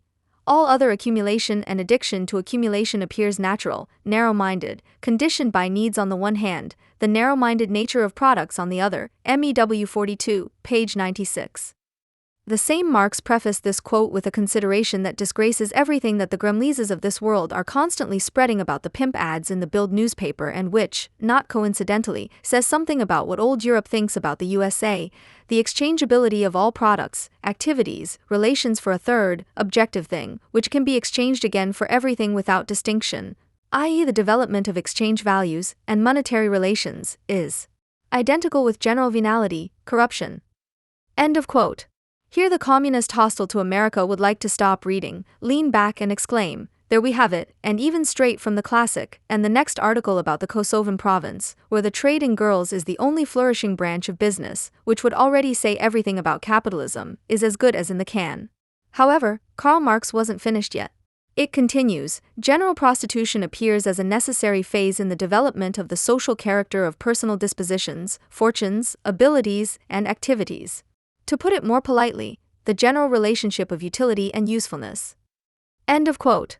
This general relationship of usefulness and usefulness produces general, non-biased needs and, when looking for a bride, goes beyond Islamist criteria such as physical suitability for hard labor or the ability to produce at least 8 children, one or the other of whom is already intended for the purposes of jihad. Love is also set free along with the individual, through the rule of the abstract principle, through the unrestricted enforcement of the exchange relationship. Love without pledges of reliability, which is then also tied to physical attributes, without a definition of how the two liberated persons relate to each other and come to pleasure with each other. Love, released from the narrow-minded prison of a petty bourgeois blood-and-soil relationship that turns the woman into a mixture of labor and childbearing machine and the man into the master and provider, is the result of that revolution that has replaced factual relationships with personal relationships of dependence, which must be completed and not reversed. And this factual connection is certainly preferable to their incoherence or to a merely local connection based on blood, nature, and relations of domination and servitude. End of quote. Anyone who now thinks that this has now become accepted everywhere and that one civilization is as similar as another, after all the Islamist or the German also mediate themselves through exchange, has not read any further, when social relations are considered which produce an undeveloped system of exchange values and of money, or to which an undeveloped degree of the same corresponds. It is clear from the outset that individuals, although their relations appear more personal, relate to one another only as individuals in a particularity, as feudal lord and vassal, landlord and serf, etc., or as members of castes, etc., or as members of castes, etc., or as vassals, landlords, and serfs, etc., or as members of castes, etc., or as members of castes, or as members of a caste, etc., or as members of a class, etc. End of quote. Marx must have already suspected what was also practically possible in the 20th and 21st centuries, that the sublation of the capital relation on its own basis was possible, that the all-round abstract relations of dependence that come about in the exchange relation could be put an end to by the reintroduction of a modern blood surrender that was no longer objective but ideologically prepared and practically enforced by politics, precisely through the installation of a social exchange relationship that seems to originate from the time of its as yet unfinished implementation and appears undeveloped, although it fully regulates production and trade. In other words, the anti-capitalist global village. To the extent that conditions are attached to solidarity with Israel and either the Zuckerman or the carpenter is pushed to the front, all kinds of victims of imperialism and unrestricted peace are always negotiated. As if the countermodel to civilization right on Israel's doorstep were not to be admired daily in all its hideousness, as if the truly inhumane conditions in this society were not repeatedly pointed out in the World and in the Frankfurter Rundschau, what constitutes counter-civilization at this time is removed from the burning mirror of criticism. It is simply not appropriate to uncompromisingly criticize the conditioning and self-disciplining of the subjects of capitalist socialization under the banner of anti-capitalism. It is not appropriate to discuss murdered women and gays, critics, and prostitutes when talking about Islam. It is forbidden to criticize this probably ugliest creation of the late 20th and early 21st century, starting in the streets of Nukoln, not even in Ramallah. Anyone who does so anyway appears to be the real fascist in the eyes of German anti-capitalists and is presented to the German Islamic alliance as a common enemy in the form of the Wurt Mullah. It is not legitimate to talk about the Arab spawn of National Socialism, which has inherited almost everything from real National Socialism. There is no talk about those who cannot really perceive the limp leg or the glass eye of a woman in public, but who are sufficiently informed in advance by the extremely pragmatic flesh inspection on the part of the marriage-mediating matrons, and not disguised by love, as to whether the piece of flesh is also suitable for something more reliable than love. What happens to Daniel Kubelbach and the Analyta model in places where such practices are part of the law is probably well known. This criticism of a social formation in which unrestrained sensuality, which overrides limp legs, glass eyes, fertility and sexual organs designed by nature, is eradicated with bluntness and style, is banned because it reveals how far the desire for reliability has already penetrated among metropolitan dwellers and their left-wing avant-garde. There is no empathy for those deprived of their happiness in advance and for all eternity, and accordingly there is a lack of hatred for the brutal administrators of this shattering equality, be they revolutionary guards in Tehran or 40-year-old women who help to execute the repetition of the misfortune done to themselves on their daughters. Such self-evidence does not apply in a world in which the American interest is fought against as the mother of all sins, and in which Islamists and Pan-Arabists have long been allies. Wishing the U.S. Army to liberate those subjected to this scourge for the sake of sheer survival and the small hope of a better life without Saddam and Sharia law would not have been a reason for a superfluous exchange of arguments if left-wing radicals had kept their dream of a better life. If they realized that the calamity of the tricontinent, which comes across as Islamic, is capitalist but not capitalist and certainly does not come from the USA, if they realize that the Al-Qaeda or attack event global jihad is being reproduced pacifistically on their doorstep at church or trade union meetings. If they had any idea of communism as the sensual and therefore anti-German enterprise that it is, then they would rebuff all the inhuman humanitarians who nowadays call themselves communists, if only because of their barbaric equation of the Islamic world with Israeli or American civilization of all things. They don't, they talk about interests that are not after sauerkraut but oil, and agree that nothing can be done as long as the great Satan rules. Be suspicious of those who claim that you can only help the great whole or not at all. It is the life lie of those who do not want to help in reality and who talk their way out of their obligation in individual cases on the basis of the grand theory. They rationalize their inhumanity. End quote. Universally developed individuals, whose social relations, as their own communal relations, are also subject to their own communal control, are not a product of nature, but of history. The degree and universality of the development of the faculties, in which this universality becomes possible, presupposes production on the basis of exchange values, which, with the generality of the alienation of the individual from himself and from others, also produces the generality and universality of his relations and abilities, wrote Marx in the Grundrisse. What should be criticized about the USA is the absence of any sign that the decisive step will one day be taken beyond this production of the generality and universality of the subject's relationships and abilities. Against all enemies of freedom, it should be emphasized that the generality of alienation on the basis of the principle of exchange has allowed the majority of Americans to remain resistant to European and Islamic impositions to this day.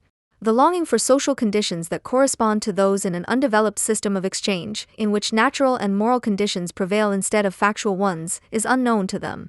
The whole polemic against the objective, abstract conditions of the monetary relationship also exists in America, but it remains marginal. This is bitterly lacking and not comforting for anyone who wants to see man as the master of his own destiny. The American way of life does not provide for regression and natural decay, status longings for equality as a state overarching the exchange relationship, capitalism without the individual, competition without criticism, commodity production without luxury and love that can be relied upon. That is why Americans are naturally narrow-minded and unimaginative when it comes to organizing their world. However, they are completely unsuitable for membership of the Global League of Nations of the Anti-Semitic International. Everything else, calling Perker the anti-Semite that he is, but defending him from Grumlies's vicious rumor that he is an alcoholic, to engage in criticism that distinguishes itself from the left or the bourgeois rests through cleverness, sharpness, linguistic deliberation, and superiority, without ever ceasing, with the few means one has, and which will never include muzzles, to interfere in the nasty negotiations and acts committed in the name of a pacifist Germany, in the hope of always detaching one or the other from this solidarity association, never forgetting that communism must be the sublation of the capitalist world at its highest level, depends solely on us. In any case, public opinion in this country is not determined by Joseph Ackermann of Deutsche Bank, and even the much-vaunted top performers, who are generally presented as engineers, product developers, or IT specialists, tend to keep a low profile when it comes to determining who is needed and who is not. Others sing the praises of the elite, their incomparable motivation and innovative potential, which, in the words of a proven expert, quite rightly begin as follows. But there is a difference between fighting your way in the market and being located in a protected area where you live comfortably from state funds, only to then state with razor-sharp precision, the city, meaning Berlin, has a productive cycle of people who have work and are needed, whether they are administrative officials or ministry officials. The civil servants who circulate in the city like blood in the veins are very different from others who also live off state funds. Their proliferation could lead to a city infarction. It also has a proportion of people, around 20% of the population, who are not economically needed, 20% live on Hartz IV and transfer income. Nationwide it is only 8 to 10%. This part has to grow. The toenail that turns blackish after a bruise tends to grow out, which is then shed by the healthy nail that grows back underneath it, only to be disposed of as waste. The reference in the unclear imperative not only reinforces the already dreadful distinction between those who are needed and those who are superfluous, but also points to a perspective of action that has long been logically established in it, which others will then argue about. The expert knows how to identify a particular group from among those who have failed in the productive cycle, which not only does not want to grow, but is growing. A large number of Arabs and Turks in this city, whose numbers have increased due to wrong policies, have no productive function, except for the fruit and vegetable trade, and they will probably not develop any prospects. where the preoccupation with the greengrocery trade already appears to be a characteristic of a community of unproductive people. Other, now definitively unsightly customs should not be left out. I recall a dossier from Die Zeit on the subject. It reports on the 20 tons of mutton left over from Turkish barbecues that the city cleaning service removes from the Tiergarten every Monday morning. That's not satire. No, none of this is satire. The person talking here about people who want to be productive simply because being used and being allowed to stay in Germany are often still interdependent, and quite a few people have nightmares about their residence permit not being extended because they are dependent on social benefits, knows what to say about himself. The media love it when there's noise. They think it's great, and if it's entertaining, too. If you offer both and give the impression that you understand your cause, over time you get a relatively high level of media approval, even for controversial statements. He has succeeded. The entertaining noisemaker has never had to be productive and yet has always been at the top in ministries, at the federal railways, as finance senator, and now at the Bundesbank. Thilo Sarrazin, a German civil servant since 1975. He can tell us about the capital of a veritable civil servant state not without a pleasant shudder. It was the center of the GDR. Hundreds of thousands of people lived in Berlin who were devoted to the regime and worked for it, as can still be seen today from the election results in certain districts. A politicized bureaucracy, military, party members, administrative leaders, leading cadres. The correct distancing from the political conditions in districts such as Berlin-Mitte or Prenzlauer Berg merely attempts to blur the fact that in Kreuzberg, for example, the immediate proximity to the state of members of the Greens, but also of the SPD and, since the merger with Friedrichshain, the Left Party, still politicizes the bureaucracy and a whole army of state-dependent members of the social professions, supplemented by members of clubs and associations, pedagogues, and administrators of the second labor market, who are devoted to a regime that, apparently in complete opposition to Sarrazin, cries foul if someone even blurts out the economic condition for the right to belong to society. The unintentional suggestion that the yardstick of productivity could also be used to measure those who receive a salary without ever having sold a single cauliflower makes Sarrazin appear to be a spoilsport who, as an anti-Turkish canon, has revealed something about native alimony recipients who are not that much different from Hartz IV recipients. In Sarrazin's Berlin, the free and productive economy is only mentioned in passing. His occasional bows to innovative production are reflexive. He knows that it hardly exists in Berlin, regardless of the state. This is partly how he describes the reality when he sets the priorities as follows. For the development of Berlin as a city, media, companies, science, etc. also play a role. In addition, the city administration itself plays a limited role, mostly in education and science policy. The rest are service functions, internal administration, financial administration, judicial administration, social services, everything you need to administer the city. The triad of media, business, and science merely feigns independence from the state and productivity. Although media also includes an advertising sector that is expanding in Berlin, it usually refers to newspaper, television, and radio editorial offices with their capital city offices, whose ideological and increasingly also actual dependence on the state is increasing rather than decreasing. Science includes civil servant scientists at universities as well as private institutes and companies that work to a large extent with state funds or only exist on the basis of state privileges, such as the entire sector that strives to preserve the global climate. It is apparently just as crazy with the integration of Turks, whose path must lead from the vegetable trade to the German civil service. Quote, integration has stages. The first stage is to learn German, the second is to get through elementary school properly, the third is to go to grammar school, take exams, and go to university. Once you're through, you need equal opportunities in the civil service. That's the order. End quote. But of course that's not what he meant. Sarrazin wants what the German middle class, coached by educational staff, is striving for, elite. For Berlin, this would mean something like, I would make Berlin a city of the elite. This would require that our mass universities do not continue to train masses of business economists, Germanists, and sociologists, but instead strive for consequent quality. The number of students should be reduced and only the best should be admitted. To do this, we have to change the universities from mass management to quality, which costs money and capacity, but would bring talented and highly motivated students to the city. Those who can't keep up will troll away. Schools need to be organized differently from the bottom up. This includes teaching non-achievers that they should be just as happy to do nothing elsewhere. I would adopt a completely different tone and say, anyone who can do something here and aspires to do something is welcome, the rest should go elsewhere. The march through begins with insufficiently motivated students, who were once said to have only sought a comfortable life and courses of study without career prospects in the long-gone Old West Berlin, continues with the schools and ends with the school failures. 6-year-old Ollie, who can't really keep up in class, appears to be just as much a non-achiever as his parents, who didn't want to pay the kindergarten fees for him even though they can barely speak German themselves. Because the rest, who should go somewhere else, cannot mean the German lower classes, it becomes clear that the correct distinction between people who are economically needed or not needed is aimed at excluding population groups sorted according to national origin, which in Sarazin's case are the Turks and Arabs. Sarazin only pretends to address deficits that are particularly widespread among Turks, which, fed by culturally and religiously based resentments, could one day make it impossible to live together with the majority society.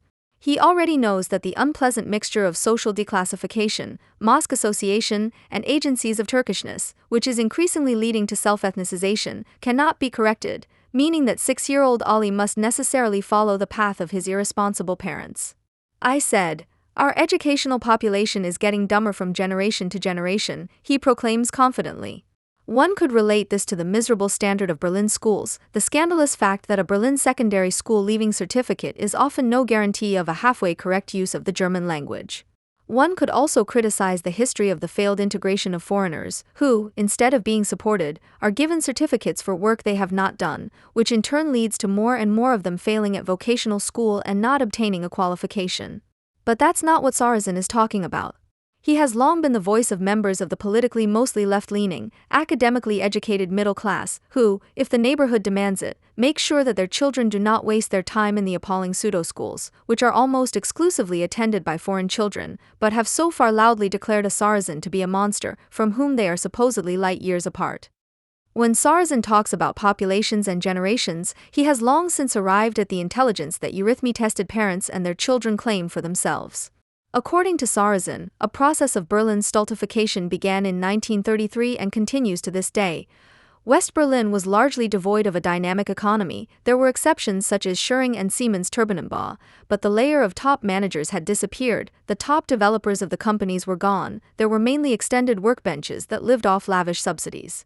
This had consequences for the population structure. Even the immense Jewish bloodletting could never be compensated for. 30% of all doctors and lawyers, 80% of all theater directors in Berlin in 1933 were of Jewish origin. The retail trade and banks were also largely Jewish-owned. All of that no longer existed, and that was tantamount to a huge intellectual bloodletting. The achievement-oriented Berliners left. It was a continuous process. 80% of West Berlin students who studied engineering and then wanted to work as electrical engineers had to go elsewhere. Then came the 68ers and all those who were looking for Berlin more as a place to live. People who liked to be professionally active were replaced by those who liked to live. If it weren't for the fact that in the same interview he includes the banker Hermann Joseph Abs, of all people, among the hard-working Berliners who left in 1944, whose banking empire had made a lot of money from Jewish forced labor and previously from the Aryanization of Jewish assets, and was therefore involved in the Holocaust, his story would still be wrong about the role of the Jews. Beginning with Arnold Zweig's Bilanz der deutschen Judenheit, 1933. A view of the initially disenfranchised and repressed and later murdered Jews has been preserved that emphasizes only their allegedly unprecedented productivity and deliberately ignores the fact that in Berlin in the 1930s there were many thousands of retailers who were just as economically useless as a Turkish greengrocer working at a loss today. The view of Jewry after the German deed does not see the many Eastern Jews who had come to the city since the end of the 19th century and increasingly since 1919, who led a poor but child-rich life in miserable junk stores, laundries, sewing rooms, etc., among all the Einsteins, Ulsteins, Reinhardts, and Tietzes. This shameful concealment of the non-productive Jews, who for some were not allowed to exist because otherwise they believed they would no longer be able to counter the butchers with arguments, was reflected for a long time in the failure to mention the mass expulsion to Poland in 1938 of allegedly illegally resident, mostly desperately poor Jews, which the Nazis made a big propaganda issue of. The beacon for the great atrocities that were celebrated at the time as the expulsion of the unproductive for the general good. Today, people appear to have reformed and are even prepared to allow themselves to be alienated by Eastern Jews of all people, even though they know that they no longer exist and why. What people still believe they know about the Jewish character is apparently divided into Jewish and non-Jewish characteristics. The holistic Jew appears as exemplarily integrated and so above-average productive that he could keep an entire economy on the road to success, whom one would like to keep in balance since one cannot wrest his secret from him. This is a German lesson from the extermination of the Jews and at the same time the continuing reservation. On the other hand, misery, lack of education and strange customs are recognized as not Jewish at all, even if they are foreign, and could bring ruin upon the Germans today. The intelligent Eastern Jew fulfills his purpose in a population battle in which productivity and intelligence are at stake against the numerous offspring of fools. Once it becomes clear that the greatest possible accumulation of intelligence with the most brutal possible exclusion of the non-productive does not protect the intelligent from falling into obsolescence, Sarrazin's apparent digression on the intelligence apostrophized as Jewish will have an aftermath in which the clever Eastern Jew will play a not entirely unknown role. Quote, "The Turks are conquering Germany just as the Kosovars have conquered Kosovo, through a higher birth rate. I would like that if they were Eastern European Jews with an IQ 15% higher than that of the German population.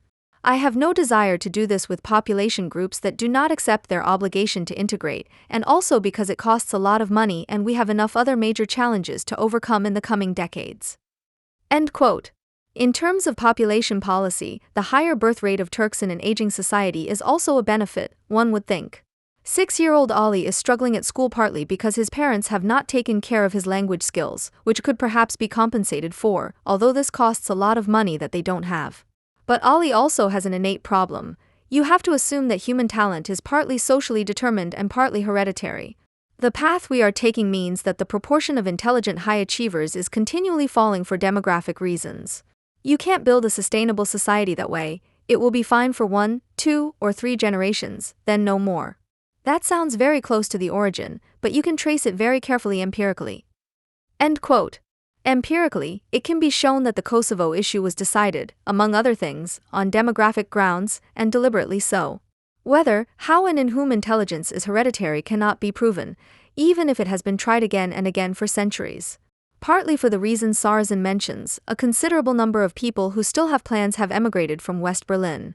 Among them were numerous craftsmen and skilled workers and, since the 1970s, also Turks who were specifically recruited for the subsidized juggernaut of West Berlin but then preferred to go to the real West. Seen in this light, you could say that those who stayed, even though they had nothing in prospect except poorly paid jobs and soon welfare benefits, were in some respects more stupid than those who left. This is certainly true if a distinction is made between those who are needed and those who, especially after 1990, when the West Berlin subsidies were cut, have finally become economically superfluous. The East German Jew that Sarrazin wants to see over-foreignize the Germans is just a cipher for the teeming Chinese, who will boot us out if we do not succeed in putting a stop to the Turkish over-foreignization of our own mentality. Quote, "If 1.3 billion Chinese are just as intelligent as the Germans, but more industrious and better educated in the foreseeable future, while we Germans increasingly adopt a Turkish mentality, we will have a bigger problem." End quote. Thilo Sarrazin has blabbed the secret about the German middle class and apparently only made enemies. The unfortunate Stefan Kramer from the Central Council of Jews, who loves Turks for what one should hate about their self-appointed advocates, has called him a man in the wake of Hitler and Goebbels. Others have publicly considered legal action for incitement of the people, and almost everyone has demonized his statements, which, taken out of context, are worth discussing. Such as the reference to family planning along the lines of social welfare entitlements, the statement "I don't have to recognize anyone who lives off the state, rejects the state, doesn't take proper care of their children's education and constantly produces new little headscarf girls," or his statements on productivity, which cynically affirm their objective content. At best, those who agreed with him were not listening to his statements, but to the clamor of the do-gooder community and Turkish patrons, such as Ralph Giordano and Nekla Kalek. According to Focus on October 6, 2009, the former proclaimed, "Sarrazin is absolutely right about what he said. I repeat, he is absolutely right about what he said. What it looks like in the parallel societies, that's exactly what he said." The other stated in Sächsische Zeitung Online from October 22, 2009, Thilo Sarrazin talks straight. He analyzes the situation in Berlin, names felt, corruption and sloppiness, praises and blames migrants, asks for causes and offers an overall view of Berlin's misery that I have never read before. I would also like to see this clear view from some responsible politicians. Neither of them read the interview. Giordano wanted to jump to the side of an unjustly ostracized person, and Kalek spoke in her article about the Turkish associations and their presumptions and not, like Sarrazin, about the Turks he racialized with their inalienably low IQ. Neither of them understood that they were standing by someone who has quite rightly become a support Thilo-Sarrazin on the notorious xenophobe forum Political Incorrect, thereby working into the hands of their actual opponents, who are far more successful than ever in demonizing Sarrazin. Freiburg educators' campaign against the intrusion of a parallel society at the Vauban district terminus is an aggressive expression of a community that pretends to be at peace with itself. What they do to themselves and their children, they see as a threat from the outside, and so deliberately conceal the fact that they recognize in the partying and noisy lower-class youth characteristics that unfortunately also exist in the middle of Vauban. Even if the signs of asociality there are more evident in the fact that a few neighbors are absolutely unwilling to let the neighbors look into their kitchen. In times of crisis, people are trying more than ever to give young people what they need to guarantee their future, over and above real qualifications. They are being encouraged to engage in social work, preferably abroad, where tens of thousands of young Germans want to spend up to a year in the face of misery and death and get a nice certificate for it. Artistic knowledge is promoted, not art of course, but a social behavior that the little girls might just as well rehearse in the horse yard, while the boys practice arguing in debating clubs, and everyone is read to as soon as they can slur a few words. The traditional bourgeoisie already valued music, the ability to hold one's own in the social arena, these additions to the pursuit of profit, as a social adornment and gave them to their offspring, for which the founding generation lacked the time and educational prerequisites. In earlier times, the motto "birds of a feather flock together" was already well established, although a school friend who was one social level higher was still a little more welcome. Since the brief reunification boom, in whose sustainability nobody believed for more than a few drunken weeks after September 11, 89, is over, disillusionment has finally set in. There is nothing left to give away. Investments in the next generation need to be precisely calculated in order to achieve the goal without friction losses. This is one of the reasons why Baron zu Gutenberg became Germany's most popular politician. He is a dapper but somehow domesticated-looking man, comes from a particularly good family, knows how to read stories to children even when the cameras are rolling, has always had a career in the family businesses, and will also put away a possible ministerial defeat. For this reason, a Gutenberg youth, which is very much in agreement with him and himself, appeared in the most recent Bundestag election campaign, particularly in the south of the country, who, through their attitude, hairstyle, and clothing, have made it their business to be among the established, for whom Gutenberg is supposed to be the champion. The capital of education and habitus acquired from their parents is supplemented by the aura of belonging to the class of high achievers. In many cases, this will not pay off on the salary slip or the fees adjusted for costs and taxes, but it will set a precedent. As much as people worry about competitiveness, they also know that it won't be enough for everyone and hope without faith that competition, as the game with the smiling loser, will be bearable because they will at least be compensated with a place just a little below the winner's podium. The Gutenberg and Pisa community is a middle-class union that is active beyond party preferences and is doing everything it can to ensure that what was part of the Rhineland model of capitalism, despite all the corporatist features of the formed society, Ludwig Erhard, comes to an end, increasing social permeability for upwardly mobile people. In the tougher times that have just dawned, social intelligence, which is determined as belonging to a group previously declared to be elite, is added to performance, which is even measurable in some cases. Intelligence today seems to be a mixture of the ability to absorb even difficult subject matter and a behavior that could be described as creative conformism. Gutenberg's fans examine the extent to which playing the piano facilitates access to higher mathematics, or engagement in the student climate group helps to promote qualities of leadership. They admire the development of a holistic character in themselves and their children, which they always seem to have inherited because the generations have long been doing the same to prepare themselves for the market of conformity. In Berlin's Pergamon Museum, for example, it is not only school classes that can be found divided into small groups and looking for various exhibits in the best time with a routing slip in their hands, but also the participants of a multi-day conference of the middle management of a pan-European company in the packaging industry, also acting in small groups, who playfully compete with each other in the museum in the face of art. This type of person, who is so good at teamwork that you don't even seem to notice who is booting whom out, who prides himself on never being confrontational and who makes his way up through the group process of excluding stubborn people who are not good at teamwork, is so fulfilled by the success of his own training in the group that transferring the result to the next generation already seems to him to be that higher form of intelligence that is in his blood, like Baron zu Gutenberg's. Nobility. The breed of people who are taught inherited intelligence and who at the same time ensure that there are no doubts about this concept of performance is significantly far removed from the sector in which performance is measured by productivity and therefore still corresponds to the conventional sense. The world of the intelligent entrusts itself to the education profession, which is by no means made up solely of teachers, who have been so excessively upgraded in recent times. A whole cartel of mediators, coaches and supervisors, supplemented by corresponding scientists, journalists, and psychologists, look after the performance sector and know how to define it as a field of activity for the intelligent, who lack everything except a sure instinct for settling down among their peers. Significantly, it is high achievers of this, economically speaking, particularly unproductive type who use the corporate model of intelligence as an inherited asset of a hostile emergency community against those who are quickly identified as the counter-community. They are left behind as a raw breed of people, excluded or at least left behind when it comes to learning soft skills, and yet they are not what we think we know about them, the Turks.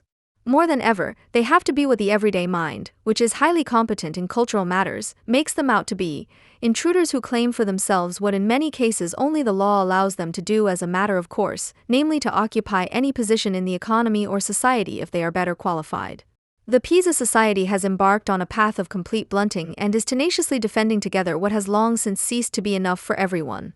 The stagnant world of German cooperative capitalism, in which culture is now only negotiated in hideous utilitarianism about the digestibility of Mozart's music for the prenatal child or the amount of milk that an appropriately sonicated cow could produce in addition, turns to cultures as the alien apart from us, which we seek with our souls, but only make our own to the extent that it contributes to physical fitness as an Asian martial art or meditation sport. Incidentally, the Turks are reproached for what is most foreign to them, their culture.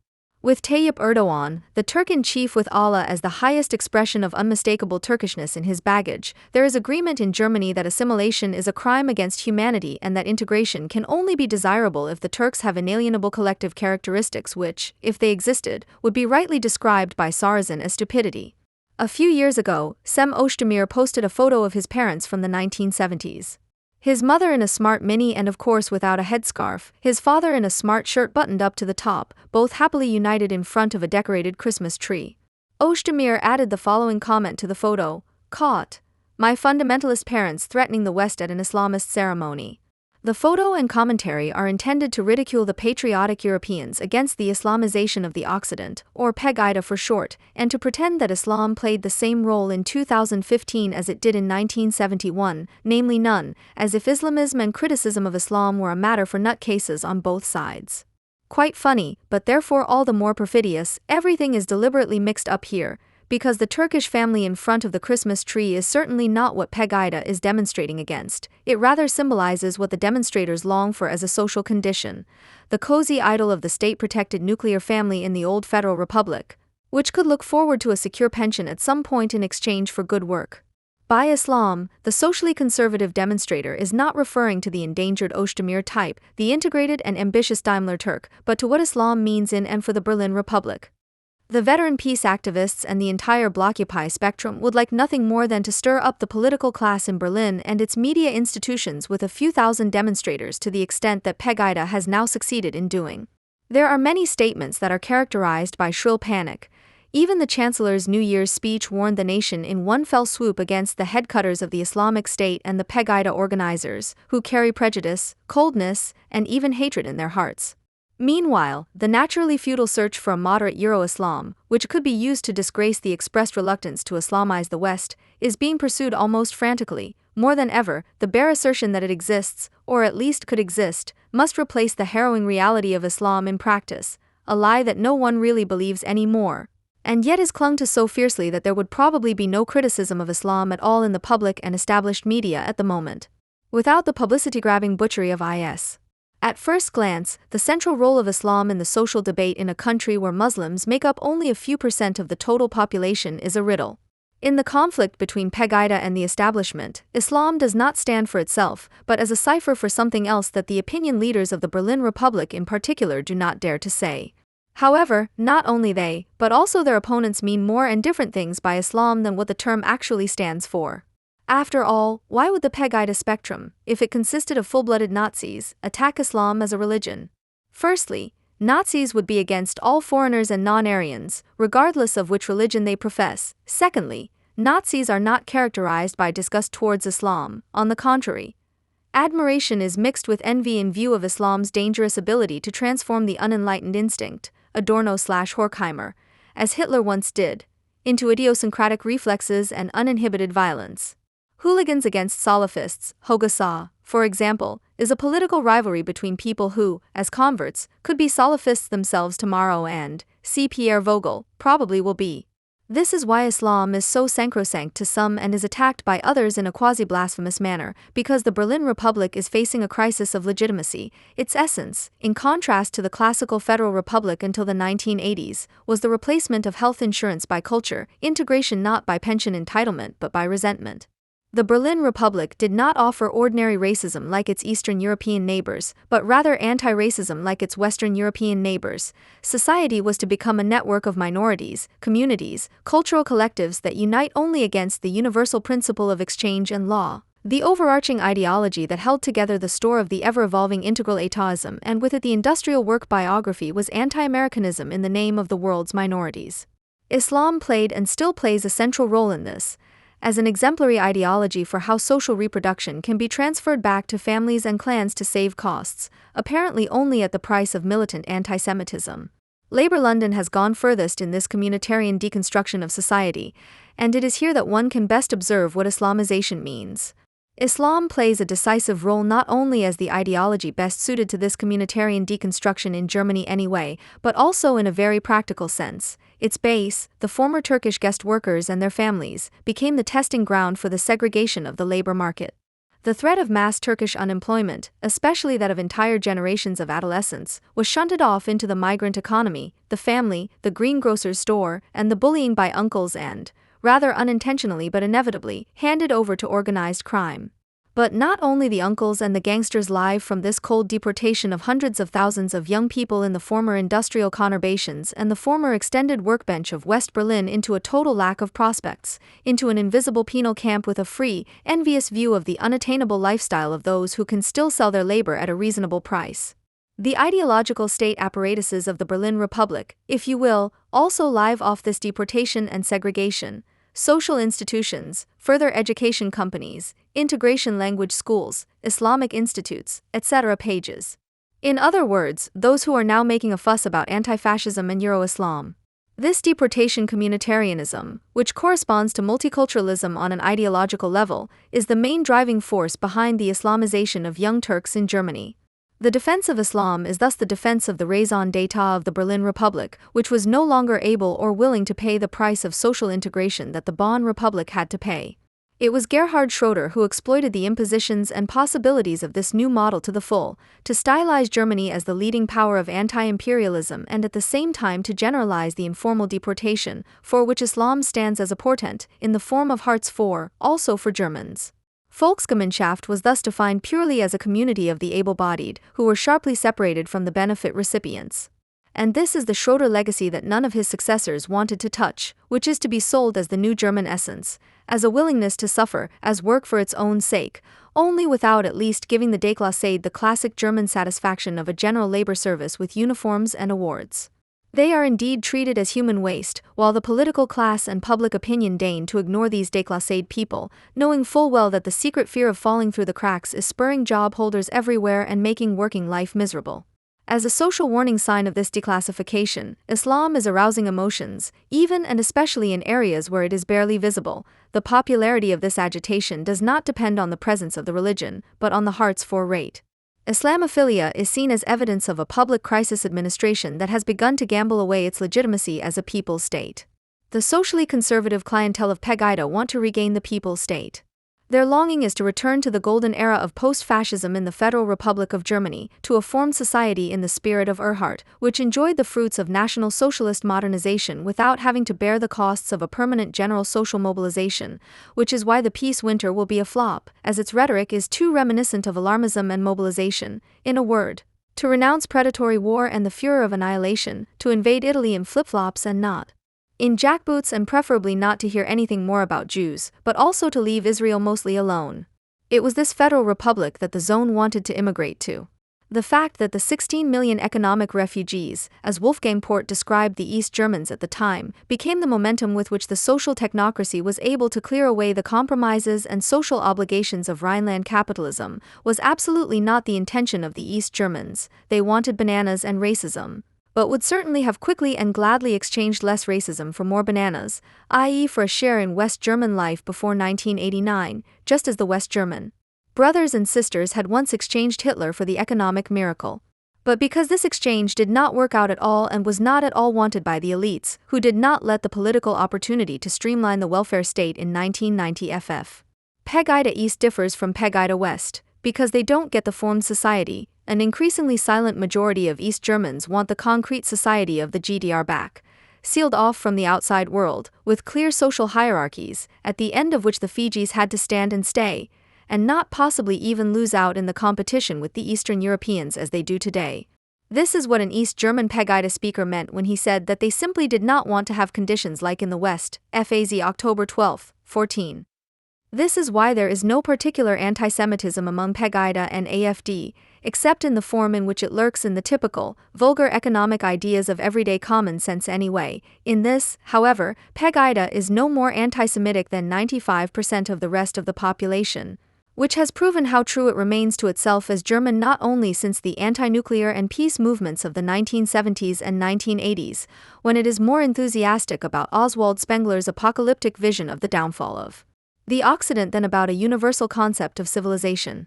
For the majority of Pegida sympathizers, however, the terms Occident and Europe seem to be less associated with Aryan fantasies, but rather represent the positive countercipher to the negative one of Islam. Occident therefore by no means means the real political Europe, but an EU as in the days of Erhard, with a model Germany in the middle, but not as an austerity pioneer, but as the heart and role model of a relatively loose community of states of a socio-elitist nature, a desire that Pegida incidentally shares with the majority of the French, for example. Pegida thus cultivates, at most, a kind of racism of clean, manageable conditions. The Özdemirs, the Daimler Turks, clearly belong to Germany. What should not belong are the living results of austerity, the gangster rappers, drug dealers, and Salafist murderers who, on the one hand, hold up the evil distorting mirror of themselves to the Germans and, on the other, embody a threatening vision of the future of their own children. The fact that the clean conditions in the East have to be even cleaner, that not even refugees are allowed the proverbial black under their nails, is the socially conservative legacy of the GDR and the malignant longing for the Walden Collective. In view of this, we must not allow Antifa to stage a second uprising of the decent, as it did in 2000 FF. The Berlin establishment, not least the media, which is worried about the Hartz reforms and fears the state deficit, will certainly want to stage one if Pegida grows like the AFD throughout Germany. The task facing anti-fascists is, on the one hand, to resist the temptation to turn Pegida and the AFD into a convenient and cheap Nazi propaganda campaign and, on the other, to recognize the longing for Bonn as such in order to realize that there is no way back, that state crisis management has to look the way it does. This state of affairs must be denounced rather than ignored. The fight against anti-Semitism must not become or remain a partisanship for the social and ideological conditions of the Berlin Republic. The Turks, who as bearers of a different but unmistakable culture are not supposed to be part of Team Germany, are, as threatening as Sarrazin's discourse on their mentality could be, nevertheless only a projection surface for the battle raging within the community. An economy that would have no future in a real bureaucratic state and, above all, can no longer guarantee job security, tries to redeem in another place what an anti-market society opposes to unrestrained capitalism. The state as the organizer of market activity, which it cannot ultimately determine but can dictate its limits and conditions of development, eagerly contributes to the fact that any distinction between the market subject and the free and individual helplessly opposed to it is also cashed in as a mere possibility. To the extent that an education policy only recognizes unrestricted conformity and excludes the enemy in those who are not able to work in a team, it contributes to the exclusion criteria being determined along collective character traits. Soft skill does not really mean anything else, and personal failure on the market is also considered to be a failure in Team Germany, which makes the whole person disappear. Just as those who have failed are unable to come to terms with their failure by distinguishing between failure and personal self-dissolution, the bourgeois middle class, which thinks of itself as a civil service, is unable to stop the mischief that its members initially cause for themselves and their children. Where every critical objection is either transformed into a valued discursive characteristic of the team player or discarded as spoilsport due to a lack of social intelligence, a uniform character emerges whose only reference point is not the hostile community in which it arises, but the abstract state, to which it must surrender even when there is nothing left to distribute. The state cannot economically replace the productivity, the use of the individual, which the market no longer provides. However, it is called upon by Team Germany to confirm the surrogate for productivity, belonging through good behavior, by offering the collective occasional sacrifices, which it is fortunately denied by a plethora of international treaties that cannot be torn up because the world export vice-champion depends on them. While Turks living in Germany have inherited nothing but social customs from their abandoned homeland, which they increasingly see as a burden rather than a cultural gain, the autochthonous Germans are rediscovering their heritage in the crisis.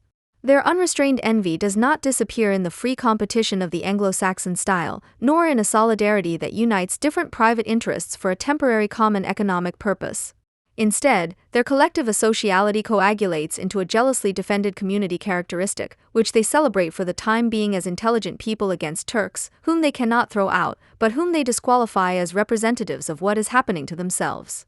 That pride comes before a fall is one of those patent phrases whose use without reference to its author, according to the Bible, the high priest Solomon, Proverbs 16 verse 18, does not lead to demands for resignation even if it is used to denounce a plagiarist. It certainly aptly describes Gutenberg's behavior in his plagiarism affair. However, a phrase has always done its job if it helps to prevent a thought from being admitted in the first place. The fact that the main practice of daily newspapers is to reduce everyday madness to phrases is a way of coping with fear that they themselves are not aware of. The daily newspaper does not simply report the current, which in most cases is nothing new, it also puts it into a phrase, i.e., it makes it identical to the general forms of thought. Phrases are theft of the common good, their use should not be punished legally, but with contempt, not because it harms the common good, but because it is at its will. This is why those who spend their breakfast looking at the misery of the world in printed columns are not alarmed. They are not confronted with the unknown, but with their own thinking. This also explains the veil of general amnesia over almost everything that was reported in the newspapers a few weeks ago, as it bears no trace of anything in particular that would make it possible to remember. It is common knowledge that even qualification papers often consist of more than a few phrases. However, the fact that a paper that does not exceed the linguistic and intellectual level of the FAZ because it is copied from newspapers, of which the FAZ probably still has the highest standards, is awarded summa cum laude, should be more embarrassing for the University of Bayreuth than the fact that it has been caught plagiarizing. The fact that it was not even noticed that the passages Gutenberg passed off as his own came from different authors is presumably neither Gutenberg's nor the proofreader's fault. It can rather be assumed that the general consciousness is expressed there anyway, where there is no longer any trace of the fact that it can only be conveyed by individuals in the lines of newspaper articles. However, the fact that a work purged of all particularity in this way is suitable for conferring the highest academic dignity on its author indicates that there is no longer an academic elite, because an elite that can no longer be distinguished from the general is no elite at all.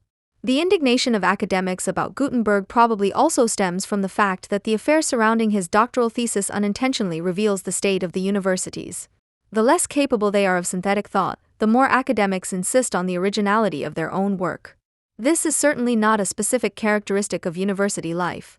The less the musical products, for example, exhibit specific differences, the more the culture industry develops divisions of them, while the division that still allows for the most differentiation seems to be sufficiently characterized as classical music. However, the fact that the music industry is simultaneously waging a campaign against copyright infringements like no other is not mere narrow-mindedness, as the survival of musicians depends on the profit motive as an extremely real necessity. The general tendency that the more the old is reproduced, the more the authorship of the supposedly new seeks legal protection is only a paradox if profit is abstracted. This also applies to the academic world. The individual academics themselves are not solely responsible for the almost complete uniformity of academic text productions. The required form for qualification papers tends to demand, as an examination of the so-called research literature, that they remain within the existing discussion. A judgment that is neither analytical nor backed up by authorities is simply considered unscientific. It is therefore not one's own thoughts that lead to qualification, but the reproduction of the academic form itself. In fact, this is a comparatively new phenomenon. If you read the qualification works of those intellectuals and philosophers who were still teaching in the middle to end of the last century, you will rarely come across the kind of voluminous annotations that characterize today's academic literature. If the factual content of an idea determines whether it has been plagiarized, it would no longer be possible to write a text that could not be described as plagiarized. The idea of a self-creating genius whose thoughts are a creatio ex nihilo is absurd, which is why the claim to originality is also fraudulent. The originality of a thought, even in the emphatic sense, consists in the best case in the form. even if only by a nuance of a different synthesis of what has already been thought. This even applies to the great philosophers. The primacy of form in academic work is not merely imposed from the outside. It is both a condition and a result of comparison, which in turn can only be measured objectively by formal criteria, in the scientific mathematical sense, which recognizes the qualitative only as a condition, not as a criterion. For different thoughts are incommensurable in terms of their content. Under the compulsion to commensurability, qualitative differences of thought are regarded as pure metaphysics, which must be delegated to the realm of subjective taste in a complete reversal of its own claim. No less metaphysical, however, is the translation into quantity, into a note. Only something that can be related to something general can be quantified. However, only the form of a qualification work is general, not its content. In other words, the primacy of form is necessary to ensure that comparisons are fair. It is well known that legions of parents now want to see the fairness, or should we say the sense of fairness, of their children's teachers examined by the courts. Of course, only if their children have done worse than others in the comparisons. They are driven by the threat of their children becoming redundant, which could also become a problem for them in times when pensions are tending to be abolished. The demand for justice here is a subjective expression of the struggle in competition, i.e., the effort to ensure that the children of others do worse in the comparison, and objectively nothing more than the appeal that the achievements of their children are adequately related to the general. It is an irony of the situation that parents justify going to court to force better grades with their love for their children. After all, the principle of justice to which they appeal is precisely the negation of the precondition of all love, namely the individual. The teacher's sense of justice is not a purely subjective matter. Rather, it indicates the need to empathize with the general, namely the required form, in order to judge, i.e., to quantify. Without this effort on the part of the assessor, the fair, i.e., comparable, translation of school or qualification work into a grade is impossible. However, the compulsion to compare oneself in school, training, and university cannot be separated from the false society. The invocation of the class community by parents, teachers, and, above all, the pupils themselves is only seemingly directed against the principle of competition. Its essence remains untouched. Instead, the class community is based on the model of the Volksgemeinschaft, which for its part is probably still too abstract for children's thinking. It only turns the competition experienced in reality outwards. As the grading is organized relationally, it hits a true moment in that the striver actually, albeit involuntarily, becomes the benchmark. The cliché of the intellectual Jew testifies to the connection between ethnic and class community by naturalizing the differences that competition produces in the first place, and thus perpetuating competition itself as a natural characteristic. The question of when a society separates those who are needed later from those who are superfluous may vary from country to country and may be set particularly early in Germany. However, the educational institutions only carry out what the general competition demands. Certainly, a banal and well-known fact. But precisely because it is so well known, those school reformers who acknowledge the competition, i.e. the compulsion to compare, but want to make schools more child-friendly, even if one concedes that a distinction can be made here between bad and even worse, are part of the problem, not its solution. However, the yardstick between bad and worse would have to be determined precisely by the surplus over the compulsion to compare, in the training of fundamental thinking skills, which certainly requires effort and concentration, which in turn are by no means child-friendly in themselves. On the basis of the concrete proposals, however, it should be asked whether the demand for child-friendly schools does not rather mean a more adequate integration of children into the competition, which is based on sparing those who are not later used by the exploitation the effort of individuation, and thus the state coffers the costs of education. Soccer and drumming courses are cheaper than German or math lessons. Those who later have to live on Hartz IV learn to use basic arithmetic and the fragments of German needed to fill out applications, even through sheer economic necessity. The privilege of universities not to have been completely absorbed by this logic for a long time justifies as little the arrogance of academics as, conversely, the resentment against the privileged. Both cement the false privilege by helping to perpetuate the social separation of intellectual and physical activity. Because the criteria by which school and academic work must be compared are subject to the primacy of form, the question of plagiarism cannot be decided on a material basis, but only on a formal one. Internet platforms will soon no longer be needed to catch plagiarists. As soon as the political will is there, computer programs will compare qualification papers with the internet. Because the meaning of what is said is irrelevant, the self-appointed plagiarism sniffers can proceed in the same way as the plagiarists, by copying and pasting. Both do not actually have to deal with the content of the copied text modules. If the plagiarists had simply paraphrased the copied text modules until their origin could no longer be determined, even if they had not identified them as quotations, they would not have been able to prove plagiarism. The result would have been what almost all other doctoral theses consist of: reproduction of what is already known. The plagiarists are therefore not to be morally reproached for theft of intellectual property. Rather, what is remarkable about Gutenberg is his brazen stupidity in not simply adapting the relevant passages to the required criteria, which was by no means the result of a rejection of them. Whether you think these criteria make sense or not is a matter of course. Anyone who accepts them but does not adhere to them need not whine when they are caught doing so. Gutenberg's embarrassing attempts to defend himself were therefore even more ridiculous than the outrage of the academic elite. Instead of remaining ashamedly silent after being caught lying, he continued to act unassailable even after it had long been clear that he had not just made individual mistakes, but that his work had systematically ignored the required criteria.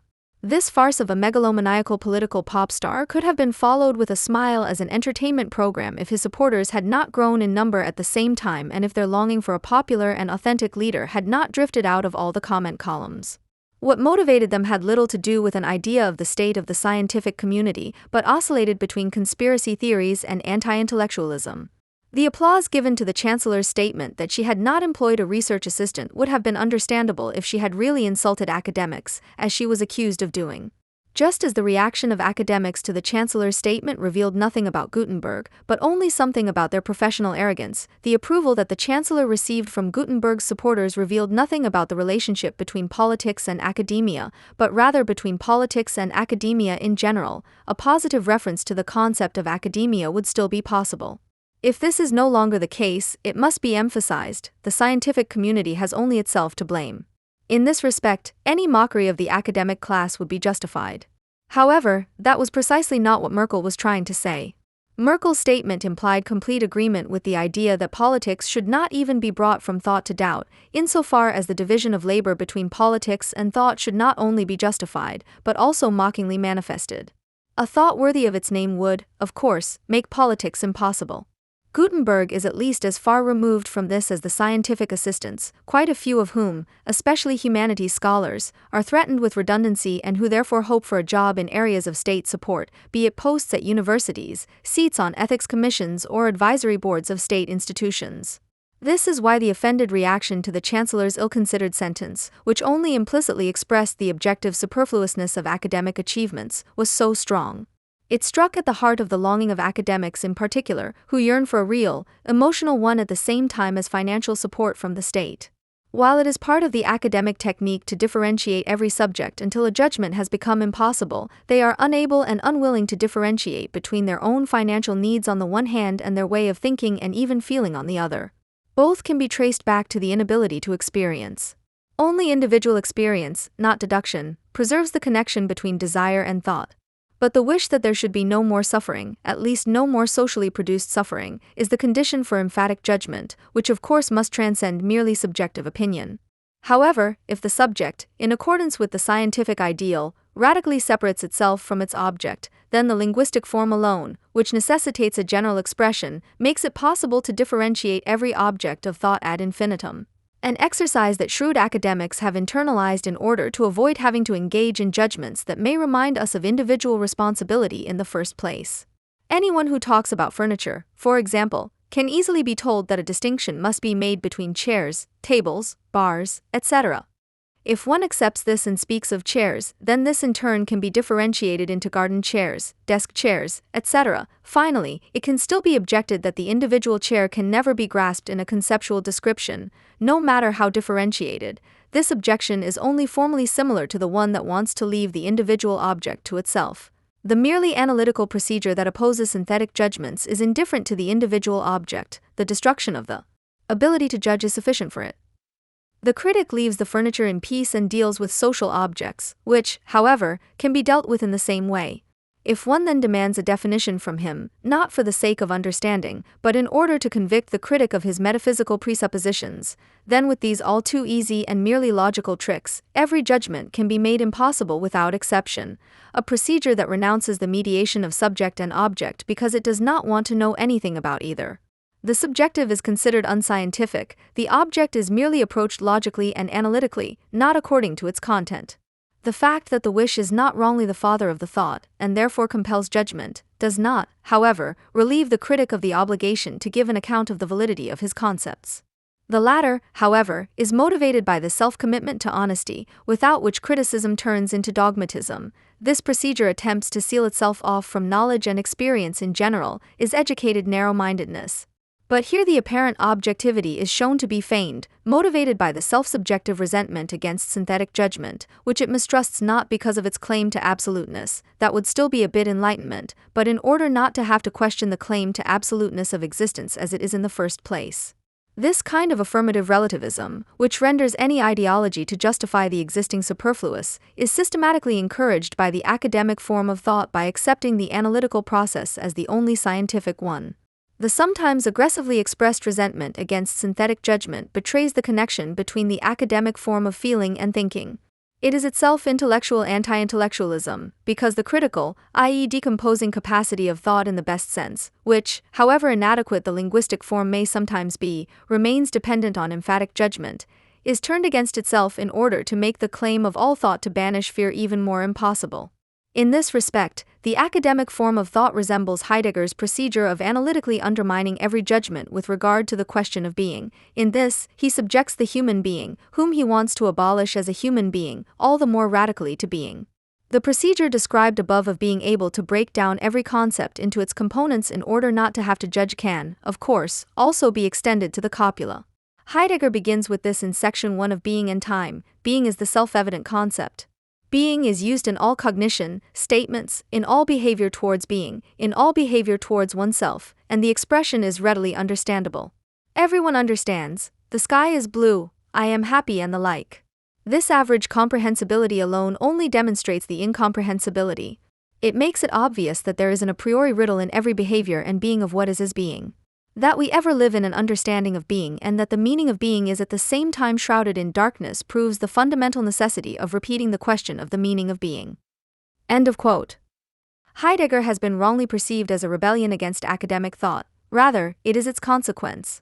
His empathy with National Socialist rule, as well as his later distance, which was not so great, stems from the same disappointed emotional need that turned the academics into a community of the offended on the occasion of Merkel's statement that the political functionaries of rule should appreciate it when they help to destroy thinking through thinking. The fact that academics like to label themselves as critical in order not to have to express their agreement with the conditions too openly, which clearly reveals their need to integrate themselves into the state apparatus, is plagiarism of the concept of criticism, which should no longer be missing from any application portfolio of the academic class. This plagiarism, which has long been expected by the establishment, is far more serious than any fake doctorate. When Silvio Berlusconi won the elections for the third time in May 2008 and became Prime Minister again, the Sächsische Zeitung, in this case quite representative of the European feature pages, asked, "Are the Italians so forgetful or why do they keep voting for this man? Don't they remember countless broken election promises of the past, embarrassing appearances and the loss of reputation, especially abroad?"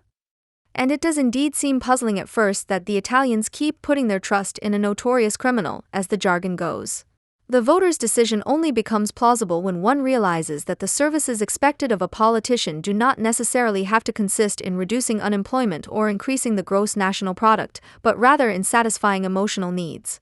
This is a risky business, because there is no objective yardstick for satisfying the aspirations of the electorate. Moods and conditions are constantly changing. Politicians often react helplessly and clumsily to this irrationalism, which is a necessary part of democracy, by fleeing forwards.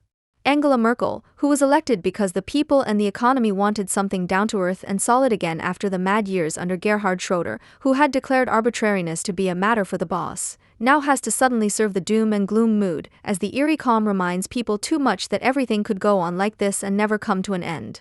However, because Merkel was still praised during the financial crisis for her sense of proportion and objectivity, which helped turn the crisis to Germany's advantage, no one now believes that she is really panicking about the nuclear accident at Fukushima. It seems calculated. Their popularity ratings are plummeting and the Greens are the winners, because fear of the apocalypse has always been their main asset. The situation is somewhat different with Berlusconi, as the emotional world of the Italian who procures parliamentary majorities seems to be somewhat more stable.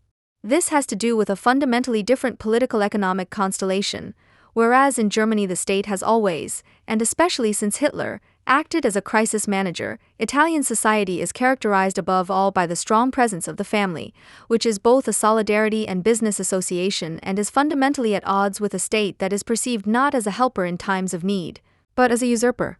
Accordingly, the individual is perceived less as a citizen and more as a combatant in his own cause, who, bound into the family network, muddles through life and strives to get the best out of the competition of life for himself and his family with a wealth of ideas and casual audacity.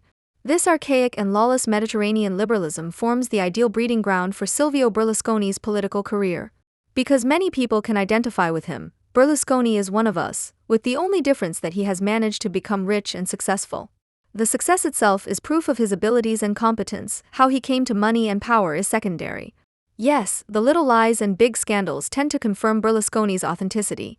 The situation in Germany is different. At the regulars' tables, people turn up their noses at those up there who do what they want anyway, and according to a recently published survey, FR, September 2, 2011, there is not a single active politician in Germany that the majority considers to be honest and trustworthy. However, it should be added that there is one politician who exceeded the magic threshold in January, Karl Theodor zu Guttenberg, who was rated credible by 59% in a Stern poll before the plagiarism affair. After his fraud was exposed, 9% backed away from this verdict, although, significantly, 70% of those surveyed still said that their trust in Guttenberg had not changed. Stern, February 23, 2011. Another survey shows that the educated public in particular no longer trust Guttenberg. According to this survey, the call for Guttenberg to resign as defense minister at the end of February was raised in particular by readers of the online pages of the Süddeutsche Zeitung, 81%, the FAZ, 74%, and the Tagesspiegel, 74%. While the followers of the Bild newspaper, 55%, or viewers of the Chav and senior citizen channel RTL, 65%, tended to hold back. Spiegel. Online, February 24, 2011. These results largely coincide with the tendency of the respective reporting on the falsified doctoral thesis, for even if the claim tirelessly put forward by Gutenberg's fans that a hunt or manhunt is taking place against him can simply be described as nonsense, it was nevertheless noticeable that the FAZ and SC were united in their harsh condemnation of Gutenberg. But were they really concerned with the credibility of democracy, as they claimed? Hardly, because it is more likely that the high number of academics among their own readership influenced article production just as much as demand does in any other market. This is why the SC announced on February 25, 2011, the real victims of the affair are in the universities. Because they have to endure ridicule and convey credibility as a virtue. The image of the doctoral thesis has been tarnished. The anger in the faculties is great. The academics as victims goes down well with a readership permanently plagued by fears of relegation, who are immediately presented with Gutenberg as the culprit for their precarious position in society. It is not the fact that humanities scholars in particular have always been state-funded brain workers whose volatile value lies in the production of ideology that is supposed to be responsible for this precariousness, nor the comparatively poor organization of the German academic world, but a slick aristocratic scion with a fraudulent doctorate. Sure, many people may not know that a lot of work, time, and money goes into a dissertation, but why is that important at all? One can also justifiably doubt whether the majority of Germans know how much working time is embodied in an IKEA sofa or an iPod. Nevertheless, no one complains that the work of Chinese assembly line workers is not sufficiently appreciated. No one even complains about their starvation wages. Apparently, the feeling of victimization stems from the awareness that an academic with a doctorate is a kind of superior species that should be treated with special respect. This idea has a long tradition in Germany and is firmly rooted in the university system. Unlike the classical schools of learning such as Paris and Oxford, the first German universities were imperial or princely, i.e., in a broader sense, state foundations. The university was a space with special privileges and its own hierarchy and even jurisdiction. The university was a largely isolated little world in which the deans and professors ruled like kings and princes.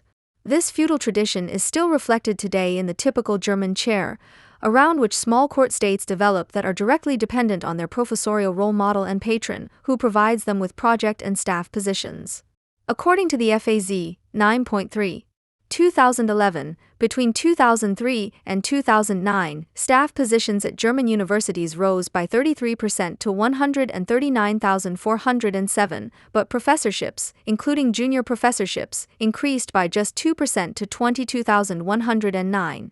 Added to this is the low average age of mid-level academic staff, which is around 30, in contrast to the general average age of 43, suggesting that most academics are forced out after a few years and have to look for new earning opportunities. The ratio is even starker in the humanities. Here, professorships have grown by 0.5% to 5,228, but staff positions have increased by 43%, from 9,884 to 14,114. In the same period, the humanities reserve army of private lecturers and lecturers increased by 17% to 11,004. If you look at this stark disparity, you can guess why social respect is so important to most academics. Their livelihood hangs by a thread, and this experience is also at odds with their self-perception as part of an elite. The doctoral degree seems to fulfill the function of a boundary stone. Anyone who has passed this hurdle, not infrequently under miserable living conditions during the doctoral period, supposedly belongs to the circle of the illustrious and feels like a kind of new person. This feeling is not only reinforced by the fact that the doctorate becomes part of the name, i.e. a seemingly irreplaceable part of the personal identity, but also by a certificate that is not issued by the state, but by the rector of the university, the king of the parallel world. If academics are now complaining that Gutenberg has damaged their doctorate, then this indicates the extent to which they are already gripped by the suspicion that their presumed special position in society corresponds more to their wishful thinking than to reality. In a letter of protest to the federal chancellor signed by no less than 60,000 people, a distinction is made between true or real life and that of the scientific community. At the end of the letter, the authors therefore make every effort to prove their irreplaceability and appeal to the national consciousness of the chancellor and all other readers. Research makes an important contribution to social development. Honest and innovative science is one of the foundations of prosperity in our country. If the protection of ideas is no longer an important value in our society, then we are gambling away our future. We do not expect gratitude for our scientific work, but at least the respect that our work is taken seriously. By treating the Gutenberg case as a trivial offense, Germany as a science location and Germany's credibility as a country of ideas are suffering. End of quote.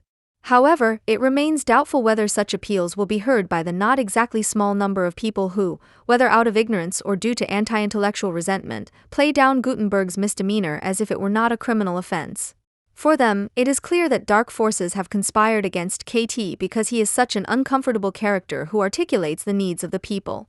Accordingly, the thousands of letters to the editor and online comments say that there is a hunt against Gutenberg and that his competitors want to eliminate him. This is a form of paranoid thinking that projects onto the Gutenberg case the socially produced delusion that the world is conspiring against one's own person and is constantly out to get him. After all, the community of victims is not limited to academics, but has become the epitome of post-bourgeois socialization. As much as some people portray themselves as victims of Gutenberg and a policy that is ignorant of scientific achievements, others sense a threat from anti-grassroots forces that are only interested in defending their privileges. Interestingly, this is a disposition that is not only shared by the common people, as the journalists disparagingly and elitistly claim, but also by a type of intellectual who, due to their permanent bad conscience of not being part of the common people, has always looked them in the mouth, the artists, especially the critical ones among them. They express their unease in a language that cannot simply be dismissed by the other side. Given the consequent flattening and inflation of the concept of anti-Semitism in recent years, it is not surprising that this language is used to identify with the fate of the Jews. The phrase are the Jews of today has become so arbitrary that any reflection on what is being said is superfluous from the outset. This is why the director Dieter Riedel, who incidentally has often been confronted with accusations of plagiarism himself, was able to say in all seriousness that what was going on against Gutenberg felt like a pogrom. But the other side countered in the form of this year's Alfred Kerr Prize winner, Ina Hartwig, the anti-intellectualism and anti-elitism that came to light in the Gutenberg affair, directed against a scientific community whose insistence on self-evident standards was to be ridiculed by frighteningly wide circles, could seem like a return of the Dreyfus affair with a twisted twist. Taz, March 26, 11. So what now? Is Gutty the Jew or is it the intellectuals? We don't know, but one thing is certain, they are all victims in some way. To the extent that capital, by increasing the productive forces, creates a world that needs fewer and fewer people, the fetishistic consciousness of individuals who are no longer able to perceive capital as a social relationship becomes entrenched. It is reified as an alienated, independent social power that confronts society as a thing, and as the power of the capitalist through this thing. MEW 25, page 274. The result of this reification is the permanent imagination of conspiracies, i.e., the rationalization of a social relationship that has contracted into an automatic subject and actually confronts society as an alien power, whereby the reified consciousness is both right and wrong at the same time. Right, because capital is in fact a power independent of the will of the individual; wrong, because it can only reproduce itself as an independent power through the individual, and the ideology it produces is therefore not a mere add-on, but constitutes the essence of capital. In other words, the more individuals perceive themselves as isolated victims, the less they realize the social character of their existence. The feeling of solitude and abandonment does not contribute to joining forces with others and fighting for better living conditions, but instead produces that cranky type of person that is familiar enough from internet forums and comment columns. It is that strange figure who anonymously hacks his hatred of the world into the Orcus of the World Wide Web and constantly senses dark machinations everywhere. He distrusts everyone and for this very reason fanatically searches for identification figures who give him support and security, and to whom the projections can attach themselves. Although it is largely irrelevant what these identification figures say in terms of content, they must have one characteristic in any case: they must be powerful outsiders in some sense. It is not enough just to be an outsider or just powerful, both have to come together. It is easy to become an outsider. It is enough for Renata Kunist, Roger Williamson, and Heribert Prantl to repeatedly proclaim their disgust for the person in question, and they take on the aura of a persona non grata, and thus a martyr of public opinion, a lateral thinker, or even an uncomfortable soothsayer. You can't even blame people for re-evaluating the moralistic denunciations of the aforementioned trio and their claqueurs as a positive distinction. Who would want to be praised by Kunist and co.? The second aspect, power, is a little more complicated. Although it is important that the person being honored is not just as poor as oneself, on the other hand, wealth and influence must not be too obvious to show that outsider status is pure illusion. It is therefore best if the hero is rejected by his own patrons and friends, as was the case with Sarrazin as a member of the board of the German Bundesbank. He then appears as a courageous man who defies the powerful and fights for his rights, accepting great personal sacrifice. If things go well, he even transcends hero status and is fit to be a messiah. This is the case when he no longer fights only for himself as an oppressed creature, but for the general public, for the silent majority that is disregarded by politicians. Karl Theodor zu Guttenberg has what it takes to be such a messiah figure. Shortly after his resignation, his fans longed for the return of Gutti, just as others longed for the return of the hidden Imam or Emperor Barbarossa. From this point of view, the gelled-upper Franconian had finally brought honesty, closeness to the people, and sincerity to politics. Indeed, he was a man of uncomfortable truths. The fact that Gutenberg has not actually spoken a single uncomfortable truth during his entire time in office, apart from his recommendation to let Opel go bankrupt, but has merely uttered phrases, does not bother his supporters. For them, he is a shining light, as the psychologist Stefan Grunewald, head of the Rheingold Market Research Institute, and he should know, explained in an interview with the Rheinische Post on February 25, 2011. He is a shining light with whom many aspirations are associated. The hope is that he will bring people out of the crisis of confidence and give them direction. He is almost a mythical figure for voters. He is like a Siegfried, Rheingold. People accept that he also has his weaknesses. People love their leader all the more when flaws become visible. End of quote. What Grunewald is saying here, without realizing it, is exactly what anti-German naysayers have always said. Post-Nazi Germans are still, or again, longing for a leader, for a mythical figure of light to show them the way out of the crisis. Personal quirks such as plagiarizing dissertations, Gutenberg, or cultivating a ridiculously accurate snot gadfly, Hitler, make the hero even more credible, because the human factor helps to prevent projections from becoming conscious. Only a figure of light made of flesh and blood is suitable as a true messiah. To prevent possible misunderstandings, zu Gutenberg is not like Hitler. He is neither a Nazi nor a fascist, but undoubtedly a true German Democrat with a conservative streak. However, this does not change the fact that he performs a similar function for the mental household of his fans as Hitler once did for that of the Volksgenossen. He himself is not entirely innocent of this. After all, his success is based to no small extent on a scam that is best illustrated by an incident that occurred during the 2009 election campaign. The Bild newspaper described the event at the time with the following warm words: Federal Economics Minister Karl Theodor zu Guttenberg, CSU, demonstrated his qualities as a disc jockey at an election campaign event in Neuburg unter Donau. DJ Karl Theodor really let it rip. In mild temperatures, the 37-year-old played a selection of well-known rock songs in front of an audience of around 1,000 on Schranenplatz. In addition to hits such as Summer of '69 by Bryan Adams, he also played TNT by Gutenberg's favorite band, AC/DC. He also played newer songs such as Poker Face by Lady Gaga and Not Fair by Lily Allen. End of quote. The editorial team also printed some pictures of DJ Carl Theodore, which show that the hypermodern super minister concocted by his PR advisors definitely corresponds to the classic leader type. When DJ ING, he wore a t-shirt with the inscription Crisis Manager. With such appearances, Gutenberg serves the authoritarian desires of his supporters, which helps to keep the National Socialist option in the German psyche simmering, at least on a low flame. However, as we know, these sentiments do not currently pose a serious threat. Others are much more successful in spreading anti-Western resentment and supporting the fight against Israel, precisely that left-liberal, academic swamp that compensates for its offended vanity by declaring itself the enemy of the supposed global troublemakers. And this is where Gutenberg's falsified doctoral thesis comes into play. Precisely because he copied from recognized greats in political science, his thesis entitled Constitution and Constitutional Treaty. Constitutional development stages in the USA and the EU had to be so European, ergo, anti-American. His constitutional comparison sums up.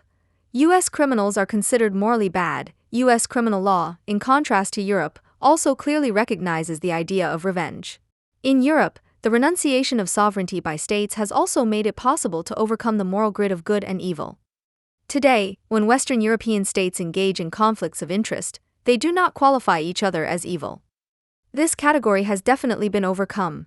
Without renouncing sovereignty, it is not possible to overcome the friend-foe schema, and this is ultimately rooted in the opposition of good and evil. This connection has once again become highly topical, as the coalition of the willing represents a moral category that operates with good and evil. End of quote.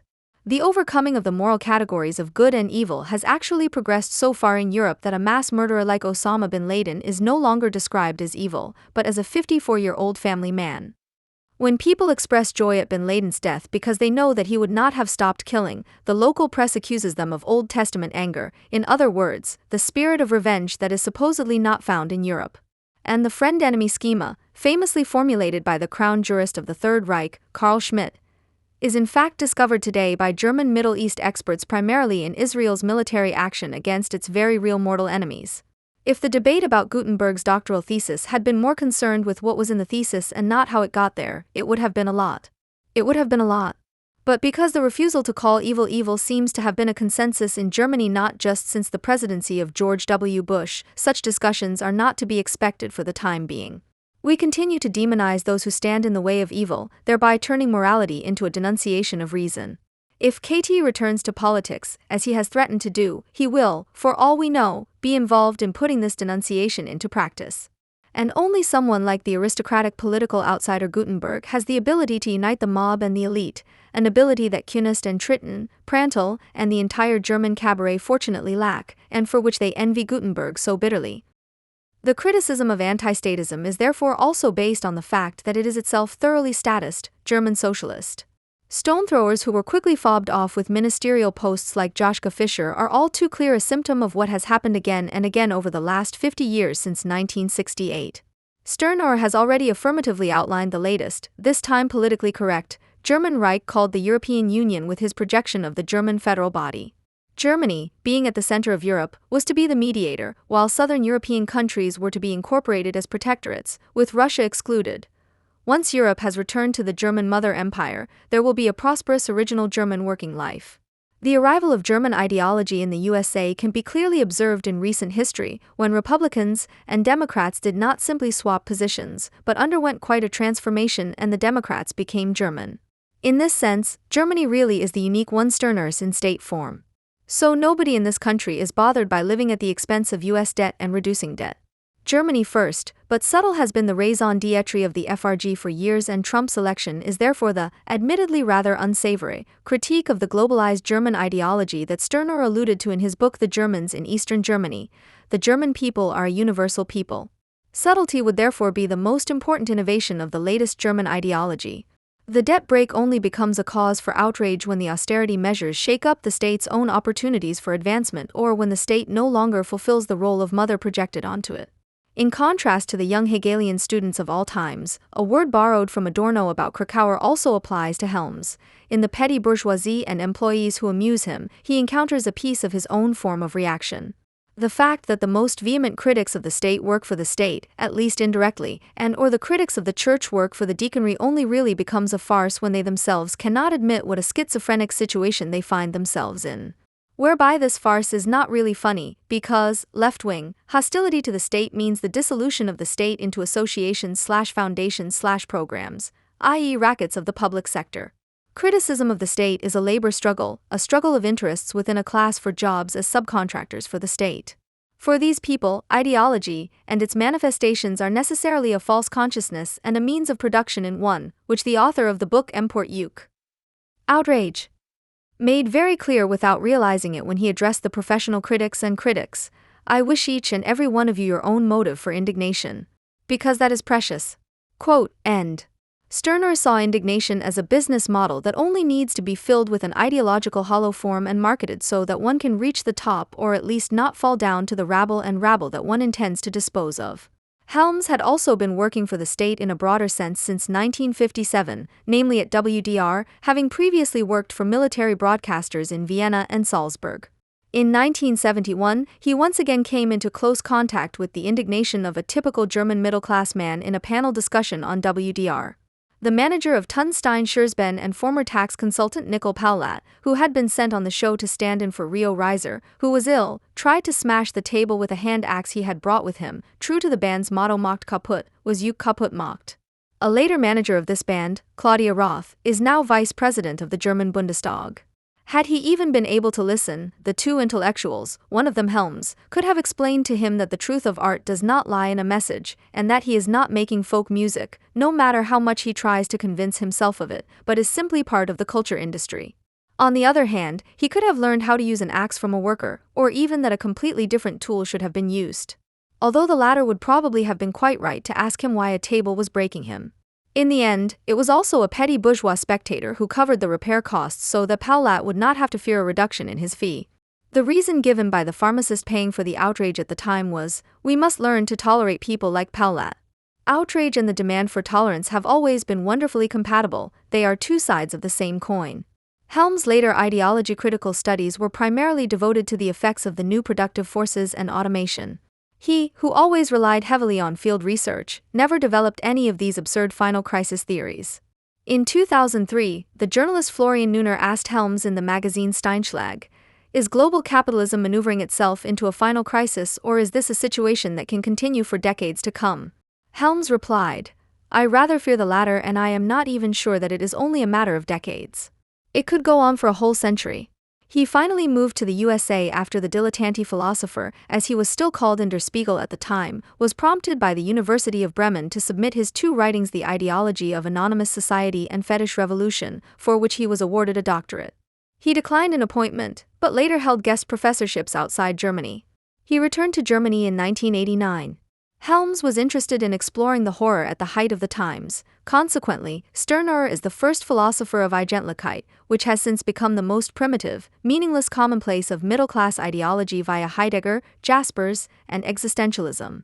A few words on a further form of this line of tradition should be allowed, for Hessel and his writing time for outrage. Went to school with Sartre. If something outrages you, as Nazism outraged me, you become militant, strong, and committed. In this country, left-wing and right-wing enthusiasm for rebellion have always agreed on at least one thing, the glorification of a dangerous life. Only when you can no longer rely on anything, because all binding traditions have been put to rest, only when memory and promises, loyalty to what was once recognized as right and to experienced happiness no longer count for anything, when it is no longer possible for anyone to settle down, as the anti-bourgeois phrase goes, and no one can rest on anything anymore, because mobilization, which has become a collective delusion, has turned everyone's everyday life into a combat zone, only then is the time ripe for the epochal turning point. If you realize afterwards that the revolution didn't work out again, it can only be due to the continuing effects of the poison of continuity.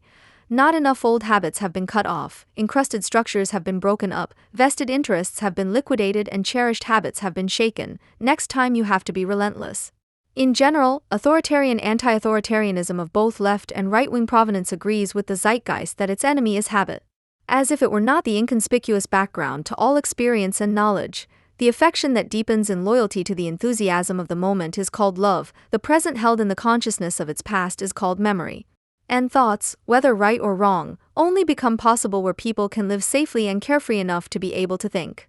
Those who want thoughts to be difficult and risky actually want people to be powerless and restless. The fact that the not conservative, but genuinely modern impulse of the grassroots democratic mass mobilization that was National Socialism consisted of appealing to the initiative of every Volksgenossen to develop innovative ideas for plundering their possessions and creatively liquidating the Jewish counter-race, and that this historical experience should lead to the insight that there are worse things than habit, indeed that it can even protect the individual from the unleashed rule of the people, does not occur to the friends of dangerous living. They prefer to imagine a totalitarian state along the lines of bad anti-utopias, in which citizens are condemned to silence, no one dares to greet anyone else, everyone shies away from each other and at best confides their thoughts in a well-hidden diary, in other words, behaves in a way that would actually be strongly recommended to most contemporaries today. The idea of the muzzled collective also resonates in the popular illusion that the Germans hardly put up any resistance to the Nazis because they have always been a nation of cowards. In truth, they cheered the Nazis because they had always been a nation of refractory insurgents, whose paranoia directed against the internal and external enemy was based on the conviction that they were constantly being cheated, deceived, and forced into silence by the all-powerful system. When the National Socialists came to power, there was no great silence, but from then on there was no longer any inhibition against the nationalist clamor. National Socialism was the German Revolution, not its prevention. Jaspers, wo sie 1966 plie in Wohin treibt die Bundesrepublik?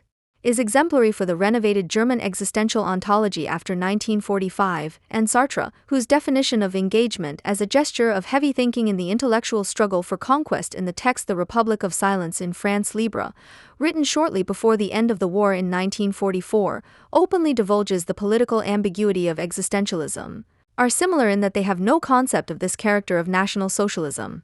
The similarity is not only expressed in the fact that in both cases one encounters the false image of National Socialist poison that contaminates thought, as if the extermination of the European Jews had been caused by intellectual well-poisoning. It also manifests itself in the pathos of principle, which suggests that in the face of the flagrant objective nullity of individuals, of all things, it is up to each individual to make decisions here and now with unprotected heroism that are as indispensable as they are irreversible. The two statements are also similar because they invoke gestures whose purpose and content remain deliberately undefined. The only contents of the decision demanded by Jaspers are the radical distancing, a strangely slippery metaphor, by the way, as distancing is something rather subtle, and the leap to a beginning, which almost seems to be irrelevant as to what is to begin with it. For his part, Sartre does not complain that life under occupation reduced thinking to reacting, tactics and calculation, but thanks the Nazis for making life risky and thinking a campaign. For him, the only thing that counts is that the gestures are finally heavy and the words valuable, instead of exhausting themselves in frivolous banter as in bourgeois democracy, at least a consequent attitude for someone who has hardly ever put anything other than principled declarations on paper when writing plays. In fact, National Socialism itself echoes in the pathos of decision that Jaspers and Sartre bring to bear against National Socialism. Unlike the young Federal Republic, which ideologically presented itself more as a resumption and modernization of good democratic traditions that had been broken off by the Third Reich and as the sober custodian of an unsurprisingly bourgeois everyday life, National Socialism actually saw itself as a break in continuity and a leap to a new beginning, as a renunciation of bourgeois decadence, Western neglect, and empty abstraction, in which the continuing effects of the Jewish poison of intellectual decomposition were sensed, which could only be countered by no reforms, but only by a caesura in the history of being with all its real murderous consequences. And it was National Socialism that lent every right thought the consecration of conquest, that made the word valuable by allowing it to be absorbed into its purpose, whose language tolerated nothing other than the principled declaration, and which only allowed the heavy gestures to be valid, while the light-hearted ones betrayed the Judaized civilization man. The jargon of fascist propaganda lives on in the existentialist pathos of freedom. This is the aim of Adorno's jargon of actuality, which is directed more strongly than against Heidegger against his existentialist adepts and does not simply focus on the continued existence of fascist ideology in democracy, but on the modernization of existential ontological heroism by the existentialist revolutionary movement of the 50s and 60s. In terms of ideological history, it was not postmodernism but existentialism that marked the return of German existential ontology via France to the Federal Republic. The members of the young generation who came together immediately after the end of the war in 1946 in the journal Der Ruf around the editors Alfred Andersch and Hans Werner Richter did not see Jaspers, Hans-Georg Gadamer, Otto Friedrich Bollnow and the other representatives of existential ontology before 1933 as relics of an outdated time because they had discredited themselves by continuing their careers relatively uninterruptedly during the Nazi era, but because they saw them as exponents of the democratic conformism that was known at the time as Restoration. Jaspers' 1946 essay The Question of Guilt, in which he considers how the German perpetrators should be punished in practice, was of little use to this young generation, which was as rabidly liberal as it was anti-American. The fact that Jaspers moved to Switzerland as early as 1948 and even took Swiss citizenship in 1967, 1 year after the publication of Wohin tritt die Bundesrepublik, thus speaking politically as an outsider from then on despite his reference to the German philosophical tradition, further increased the distance. On the one hand, Jaspers' status as a German living abroad contributed to his recognition as a representative of a purified existential philosophy. On the other hand, in contrast to the stubbornness of an Ernst Jünger or a Carl Schmitt, which was perceived as heroic, it was precisely this that gave him the reputation of indecisive reformism in the eyes of the young generation. As obvious as the distinction made in Jaspers' The Question of Guilt between legal, political, moral, and metaphysical guilt fails in its attempt to conceptualize the departure from humanity that the annihilation of the European Jews signifies in categories of guilt, the differentiation is just as valid in comparison with Sartre's supposedly radical, in reality only empty assertion that the anti-Semites had decided on anti-Semitism. Jaspers' differentiation of the concept of guilt is not due to the need to apologize for National Socialist followers who could not be proven legally guilty, but on the contrary to the effort to find terms that would allow the guilt of those who were not legally guilty to be established. This is why some members of the generation of Wehrmacht soldiers and anti-aircraft gunners, who, as the saying goes, still had their lives ahead of them and were as determined to rebuild as they had been to fight on the front, sensed in Jaspers' text the intention of a moral re-education, which they thought they were above. However, the question of guilt was one of the earliest attempts, albeit unsatisfactory, to find concepts for actions on the basis of civil law that questioned its form of thought. The existentialist concept of decision, on the other hand, is the false synthesis of morality, politics, and law. It falls behind bourgeois law by imagining itself to be beyond it. It lends moral consecration to every legal or political assessment of a situation and the overtones of a political court of law to every moral judgment. Wherever it is used, the need for the liquidation of bourgeois law makes itself known, to be replaced by the subject elevating its arbitrariness to a general law, which draws in the mediating authorities in order to act as judge, priest, and political sovereign in personal union.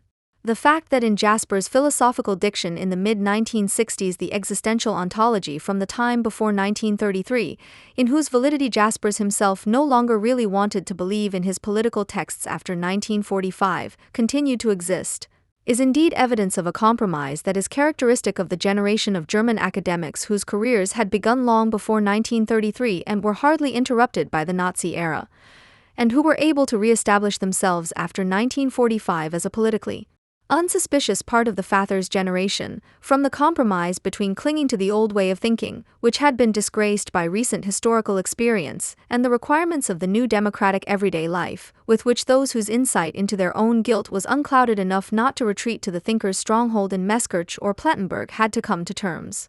The generation of those born in the 10s and 20s, however, wanted nothing to do with such an arrangement, which soon proved to be harmless in terms of realpolitik and compatible with the sober everyday life of Chancellor democracy.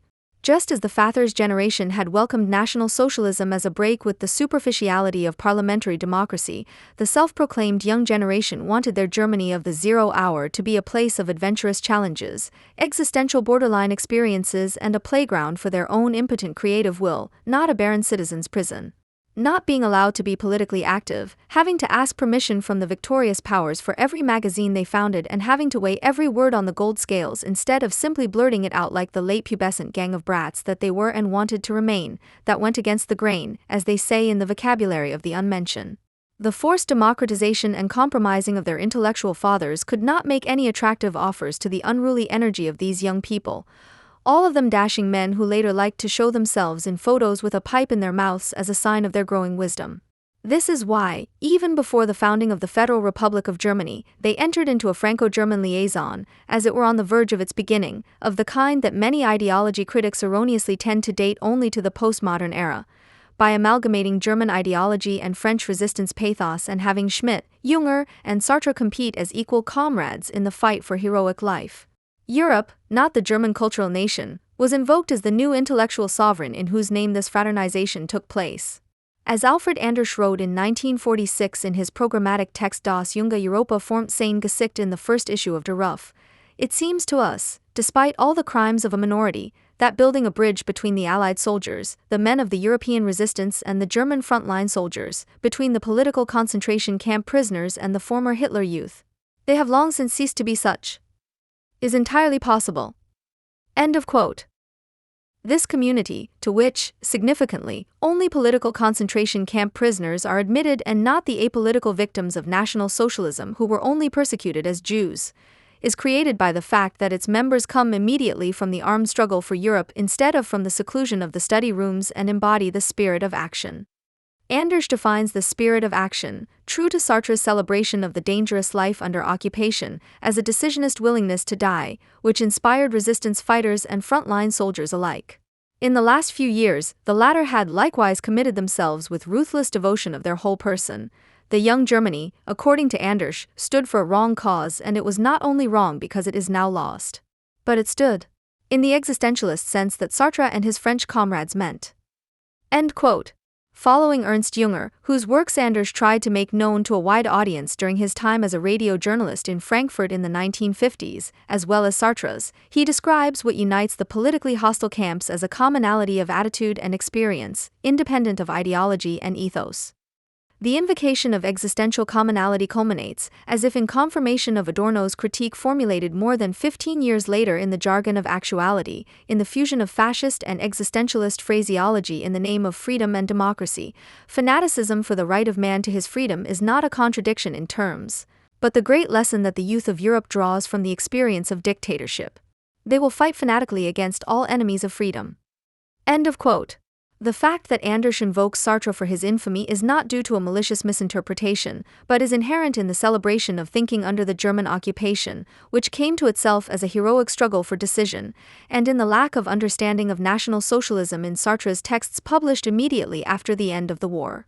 Anders does not graft the ideology of existential steadfastness onto Sartre's thinking, but brings it to itself in Sartre's thinking as a German ideology.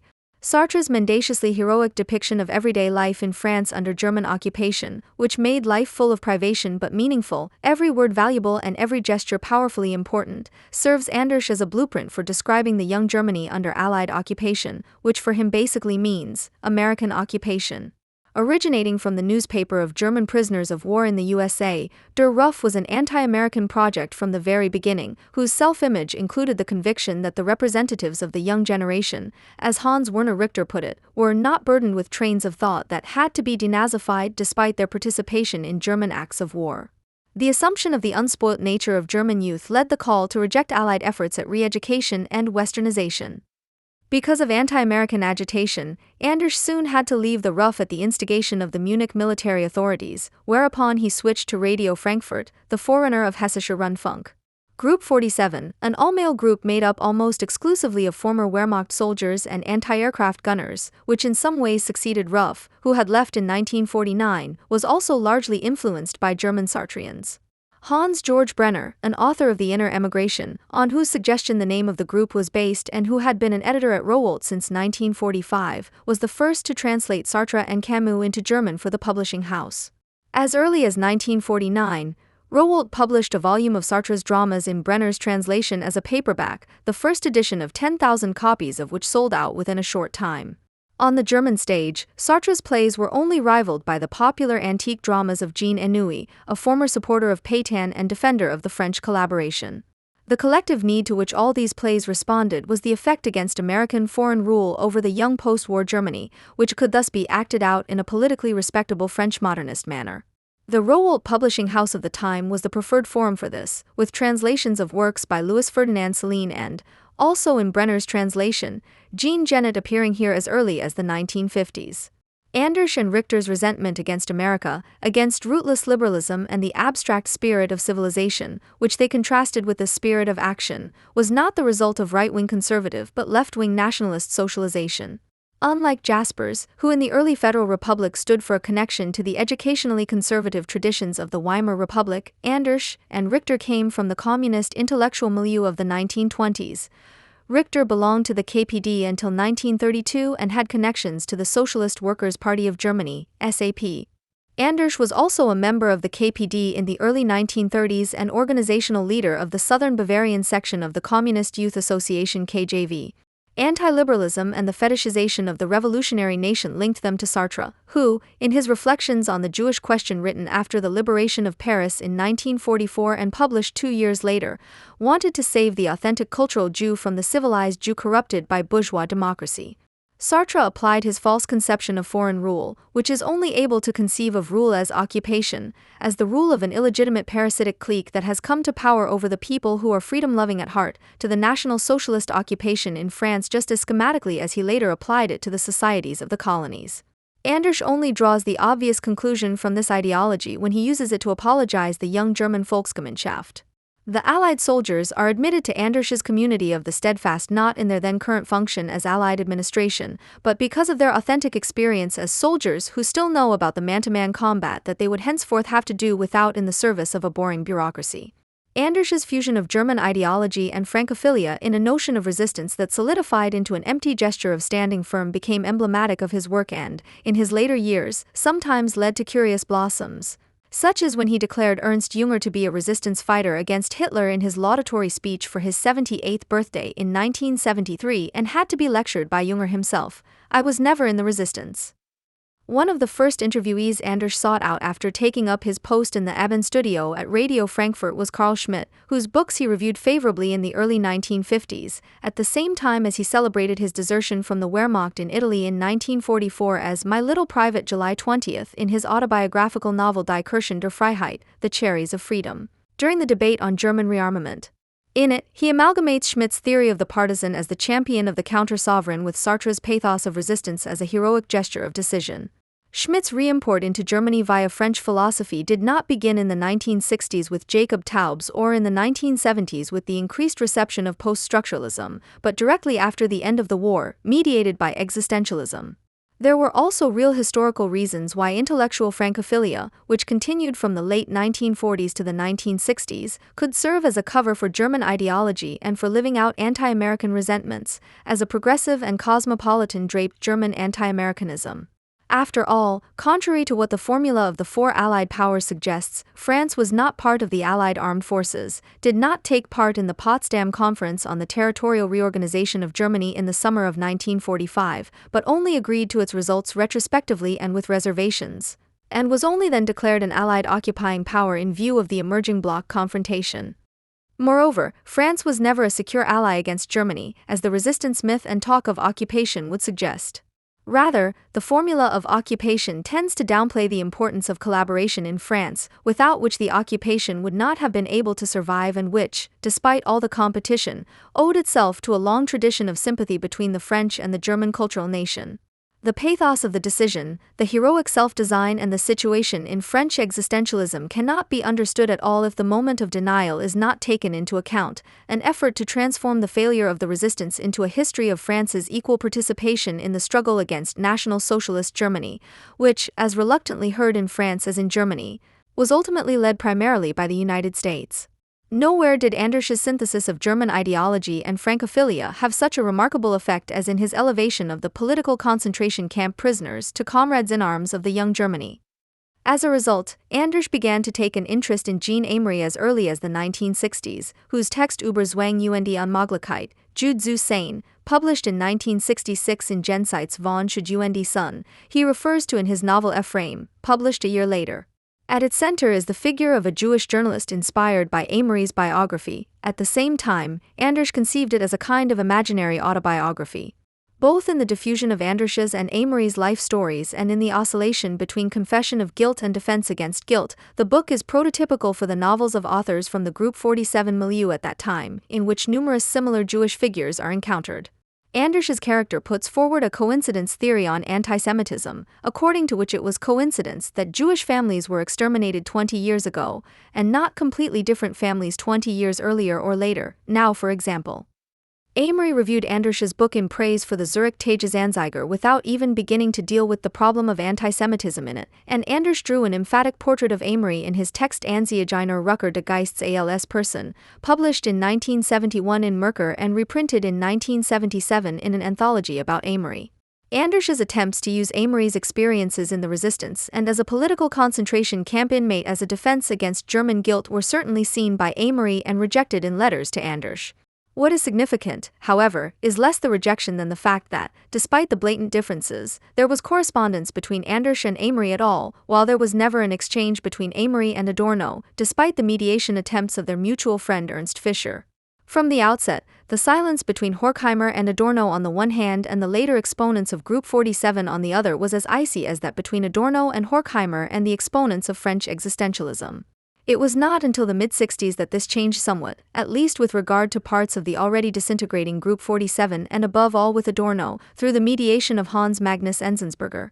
The main reason for the irreconcilable difference between the representatives of French existentialism and the young generation of immediate post-war Germany on the one hand and critical theory on the other was not Adorno and Horkheimer's blindness to the freedom potential of existentialism, but the fetishization of political action that linked the French existentialists with the class spokesmen of the Wehrmacht soldier and anti-aircraft gunner generation. Their intellectual origin was the decisionism of the intellectual avant-garde circles of the Weimar Republic, for whom Heidegger and Schmidt were equally important and who defined themselves precisely by being neither left nor right, but radical and thus, in the worst sense, both at the same time. When Andersch brings the spirit of action into play against the thinkers sitting in their study rooms and wants to gather Allied soldiers, resistance fighters, frontline soldiers, and political concentration camp prisoners, Amory was one of them, together with the Hitler Youth who had come of age under the umbrella of Young Germany. He is concerned with forming a community of men welded together by direct action against the passive spirit that never stood at attention. The fact that the non-political concentration camp inmates are left out is the essence of the whole enterprise. Andersch agrees with the majority of his left-wing and right-wing Volksgenossen that one must at least have earned one's status as a persecuted person. Those who were only murdered for what they were considered to be do not deserve reparation, but those who suffered because of their deeds are allowed to belong to the modernized post-fascist collective. Similar sentiments still resonate today when apologists of existentialist freedom make it clear that A.M. Sixri and Sartre were at least ahead of Adorno and Horkheimer in terms of authentic persecution or active participation in the anti-fascist struggle, while the two Frankfurt emigrants led a fairly comfortable life in their American exile. But in life, and this is the continuity between pre-fascist existential ontology and French existentialism, those who want to be ready for the call to decision must not make themselves comfortable. What distinguishes the members of the young generation in Germany and French existentialism from the exponents of critical theory is expressed in a laudatory and disparaging anecdote that Andersch recounts in the autobiographical text Ein Intellektuelles Ghetto, which appeared in the Frankfurter Rundschau in 1973, about his first encounter with Adorno in 1950 during Andersch's work at Hessischer Rundfunk.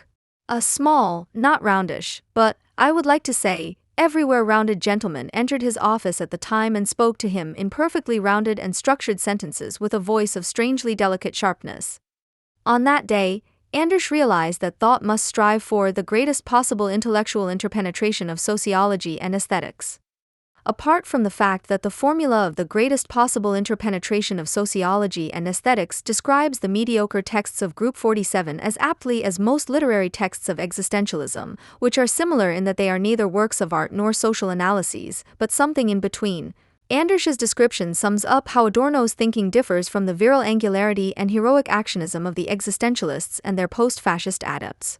None of these have anything against being soldierly nagged at, professorially ranted at or jovially texted to, but feel uncomfortable as soon as someone speaks to them with delicate sharpness in rounded and structured sentences. This sounds far too authoritative for the pathetics of commitment, who want to bind every neighbor to their decisions. The delicate sharpness draws its decisiveness from the contact with its subject and the resulting absence of rhetorical pomposity. It demonstrates the concentrated self-restraint of someone for whom thoughts are not conquests and words are not principled explanations, because they aim at the specific, which cannot be taken by storm, but can only be developed with patient consistency. The difference between roundness and angularity as the two exemplary thinking styles of critical theory and existentialism reflects the difference between existentialist drama and absurdist theater, which Adorno's attempt to understand the endgame aims at and which is still as persistently ignored by the academic establishment as it is by the cultural public. The existentialist drama, which originated during the German occupation of France and had mass appeal in West Germany in the 1950s, differs from absurdist theater, whose beginnings date back to the late 1940s and which experienced its first performances when Sartre was already established as an important contemporary playwright. In precisely those traits that separate autonomous art from aesthetically camouflaged political engagement. Sartre's dramas are worldviews casting characters and actions, and as such are propaganda of action. The plays of Samuel Beckett and Eugene Ionesco, as well as the early works of Arthur Adamov, all of which can no longer be adequately described as dramas, are views of the world that have become aesthetic form, condensed experiences of reality, and, because they refer in their own law of form to the freedom to whose social non-existence they bear witness, propagate neither actions nor ideas. They are the refusal of propaganda, for which Sartre takes the dramatic form into service and beyond which he only reached in parts of the prose in his literary texts, and as such, the plays of the theatre of the absurd actually follow an aesthetic of resistance, because they carry this out in their own form instead of taking sides for it. The existentialist concept of the absurd, which aims not at negation but at the creation of meaning, was exposed to ridicule by absurd theatre the moment it became popular. In this respect, absurd theater is the aesthetic refutation of existentialism, and as such it gains philosophical significance in Adorno's attempt to understand the endgame. The popularity that the best-known plays of absurdist theater, Waiting for Godot and Endgame by Beckett, The Bald Singer and the Chairs by Ionesco, still enjoy in Germany today as a kind of Punch and Judy show for intellectuals is revenge for its perspicacity. To this day, the absurdity of absurdist theater is subsumed under the existentialist concept of the absurd, even though the representatives of both movements have little to do with each other in the history of experience and could not do anything with each other unless they even fought each other fiercely. There is a double betrayal in this subsumption: the betrayal of aesthetic experience to the empty concept and to the blind political action that corresponds with it, and the betrayal of the experience of exile and emigration to the principle of resistance in the name of a misunderstanding of art that only allows aesthetic phenomena to be part of political mobilization. This subsumption is already laid out in the study The Theatre of the Absurd by the Hungarian-born British theatre scholar Martin Eslin, published in 1961, the year of the publication of Adorno's attempt to understand the endgame, and still decisive for the understanding of absurd theatre today. Nevertheless, Eslin, who may have been susceptible to such differences due to his own experiences as an emigrant, clearly highlights the experiential historical divide that separates Beckett, Ionesco, and Adamov on the one hand and Sartre and Camus on the other, and which soon became irrelevant in the perception of the cultural public. Ionesco was born in Romania in 1909, the child of a lawyer and the daughter of a French woman who had grown up in Romania. When Germany and Austria declared war on Romania in 1916, he went to France with his parents, where his father soon separated from the family. There, Ionesco first lived in a children's home and later with a farming family. In the late 1920s, he returned to Romania, where he studied French in Bucharest and came into contact with intellectuals from the Romanian pre-fascist milieu, such as Mircea Eliade and E.M. Cioran, with whom he soon fell out for political reasons. In 1938, because of open fascism in Romania, he went to Paris, after the Armistice of Compiègne in 1940. Disappointed by France's arrangement with National Socialist Germany, he returned to the politically comparatively calmer Romania, and after Romania's entry into the war against the Soviet Union on the German side, he returned to France, where he finally stayed and only then began his career as a playwright. In contrast to the existentialist pathos of A Dangerous Life, Ionesco's biography thus presents itself as a restless escape from restless circumstances. Ionesco's work, on the other hand, is inconceivable without the experience that this search cannot reach its goal because of the way life itself is set up. Nevertheless, he drew the conclusion from this that bourgeois society is preferable to the radical social designs of both left-wing and right-wing provenance, which push for its liquidation, due to the comparatively high degree of individual freedom it grants. In this sense, not only his defenses of Israel against Western European and Arab hostility from the 60s and 70s, which are decidedly aimed at the apology of the Jewish as a bourgeois state, but also his invectives against the conviction that absurd theater is an anti-bourgeois event, are to be understood. Beckett's and Adamov's biographies are also characterized by oscillation between states and languages. Adamov, born in 1906 to a Russian family who came to Switzerland in 1914 and then to France via Germany, fought on the side of the Republicans during the Spanish Civil War, was interned for a year in a concentration camp near Argile-sur-Mer in 1941 and worked as a translator from Russian and German in Paris after 1945. Born in Dublin in 1906, Beckett went to France in 1926 because of the conflicts between Catholics and Protestants in his native country, where he in turn met his fellow countryman James Joyce. From 1928 onwards, he traveled to Germany several times, including for 9 weeks in 1936-37, where he made efforts in Hamburg and Berlin to see pictures and writings by Jewish avant-garde authors who had been ostracized as alien to the people. He then returned to Paris via Ireland, where he settled in 1937.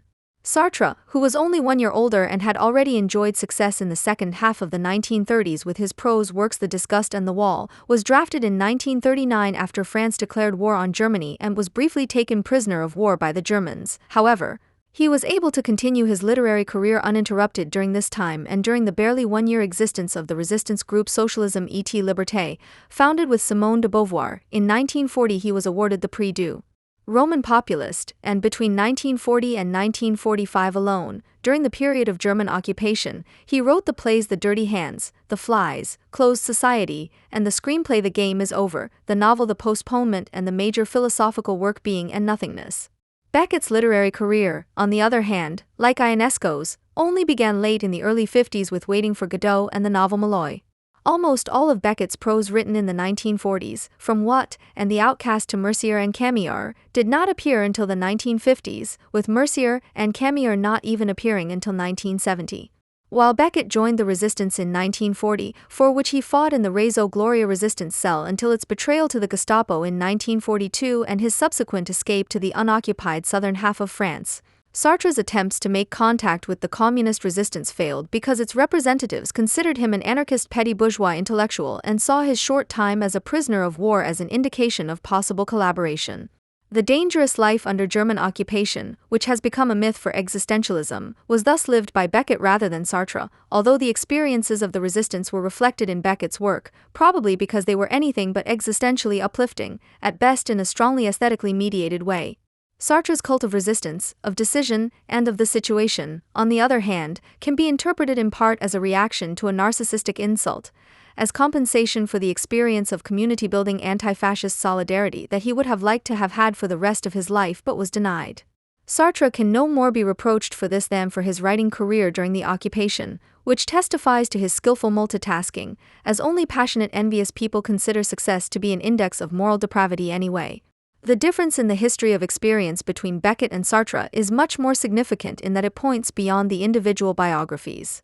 For Sartre's failure in his attempt to join the anti-fascist resistance is emblematic of French existentialism insofar as it is also an intellectual reflex to an experience of failure, to what Marc Bloch aptly called France's inability to think the war, and join the Allies with regard to the armistice between France and Germany in 1940 and the subsequent occupation of the highly industrialized areas of northern France and the capital, to instead abandon republicanism to folkish barbarism. In a mixture of pacifism and cultural national conceit, the linguistic and ideological form of existentialist drama results from this compensatory character of existentialism. Just as the theorem of foreign domination only knows oppressed and oppressive collectives, i.e. only bad abstracts, and individuals only as their agents, Sartre's plays, precisely because they preserve the hollowed-out individualism of bourgeois theatre in their dramaturgy, know no individuals at all, but only their popansies.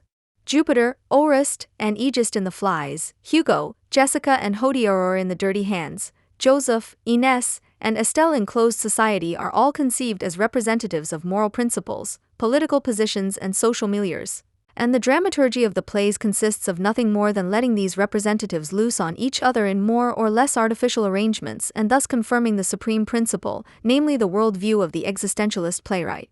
Beckett's Waiting for Godot and Endgame, on the other hand, bring the individual popansies, which the characters become in existentialist drama, to themselves by removing them from the dramaturgical pseudo-motivation and showing them as the human dummies they have become, humanoid somnambulists, human in their momentarily flashing capacity for memory, post-human, as it were, in that their creaturely impulses, the traces of the human in what they have become, have lost their objects. In this respect, Vladimir and Estragon, Ham and Clav act like subject copies of existentialism who have lost their situation and who repeat the pathetic gestures of decision, choice, and genuine resolution like the parrot in Thomas Bernhard's Immanuel Kant repeats the lectures of its owner, Vladimir. So, we're going / Estragon. Let's go / you're not going anywhere. When Lucky in Waiting for Godot chokes out a torrent of language in response to Pozzo's command think, which today almost sounds like the input of a doctoral student in philosophy, he demonstrates the current state of that pure freedom of reflection which, in Sartre's work, acts as a guarantor for the inviolability of the subject's freedom. And when the married couple Martin and Smith in Ionesco's The Bald Singer exchange higher nonsense in a weighty tone of voice, clicking their tongues as gratuitously as they do meaningfully and commenting on the 17-fold strike of the wall clock with "Look, it's 9 o'clock," they are putting the constitutional relationship between being, time and nothingness to the empirical test. In the end, when they reconcile senselessly after a quarrelsome lamentation, the hour of freedom literally strikes, for the clock that finally chimes as often as it wants. End quote. While existentialist drama, in its efforts to preserve the bourgeois individual and his freedom by adhering to the classical drama form and its personnel, still an affront to the bourgeoisie, in reality produces nothing but pseudo-individuality, absurdist theatre remains faithful to the individual by reflecting its real liquidation in its immanent form. This is accompanied by the transformation of all purely substantive, ideological, and purely material moments of dramatic form into language. The disappearance of dramatic action, the dissolution of dialogical speech into erratically juxtaposed monologues, into gestural and spoken language and into meaningless chatter are not only a critique of alienated, reified communication, but also an expression of the autonomization of language in relation to dramatic form, which always also binds it by pragmatizing and functionalizing it. This tendency towards the autonomization of language in relation to drama is a result of the multilingualism that all authors of absurd theatre have in common as a consequence of their different experiences of emigration. Beckett, Ionesco, and Adamov all worked as translators. Beckett also translated his own plays into different languages, whereby the tendency to autonomize the linguistic form results in new valences of meaning in each language version. Ionesco, on the other hand, has explicitly pointed out that his early plays are largely due to his occupation with foreign language dictionaries and learning aids. The idea for The Bald Singer came to him when he was learning English and noticed the extent to which the example sentences used in them, "The week has 7 days," were trivial and tautological in meaning. A decisive impulse of Ionesco's early pieces is due to the detachment of such objectively meaningless learning sentences from their pedagogical purpose, their depragmatization, which releases their inherent nonsense and thus poeticizes them. All this reinforces the self-reflexive moment of language in the dramatic form. In Beckett's French and English versions of Endgame and Waiting for Godot, the concept of translation, which presupposes the difference between original and translation, almost dissolves and each language version takes on the character of a work in its own right. By becoming independent of its communicative purpose, language itself becomes an object and resistance in these plays, articulating the contradiction of reality, of which it is a part, instead of merely asserting it, as the existentialist concept of the absurd does. The language of absurdist theatre allows the experience of reality as absurd to enter its own form, while the language of existentialist drama, untouched by that experience, remains in itself bland and meaningful, however much the situations designed in the plays may be conceived as borderline experiences. This primacy of language, which understands it as the primary object and substantial form of aesthetic expression rather than merely as a means to an end, and which constitutes the literary character of absurdist theatre in contrast to the worldview theatre of the existentialists, lends its authentic works an international and cosmopolitan trait, mediated by the historical experience of their authors. Existentialism, however, was never anything other than a national project, no matter how much its representatives sometimes invoked internationalism as a political program. As post-fascist civics, it was gratefully received by its adepts in post-war Germany, who had an even cruder view of aesthetic form and the experience that appealed to them than Sartre. Sartre himself contributed to the mass appeal of existentialism in the early Federal Republic and to the marginalization of absurd theatre, which was seen either as culturally pessimistic or as a harmless joke. The plays performed before 1945, which established Sartre's reputation as a playwright, were in a certain sense themselves genuinely German elaborations. After all, they were not only successfully premiered under German occupation, but were also real box office hits in Germany under Allied occupation even before the Federal Republic was founded. Between 1946 and 1949, more than 20 premieres of Sartre plays took place in the Western Allied occupation zones, and Sartre was able to continue his success in the German-occupied part of France without interruption in occupied Germany after 1945. The play The Flies, which premiered in Paris in 1943 under German occupation, had its first performance in post-war Germany in 1947 in Dusseldorf under British occupation, in a production by Gustav Gründgens, who had made a career under National Socialism despite his admitted homosexuality and had volunteered for the front after the declaration of total war in 1943, and who now brought Sartre's drama to the stage as an allegory of life in occupied Germany. However, it never occurred to Sartre that young Germany's enthusiasm for existentialism stemmed from a questionable impulse, which in turn could have been understood as an indication of the questionability of existentialism itself. On the contrary, he promoted the fusion of resistance myth and German ideology.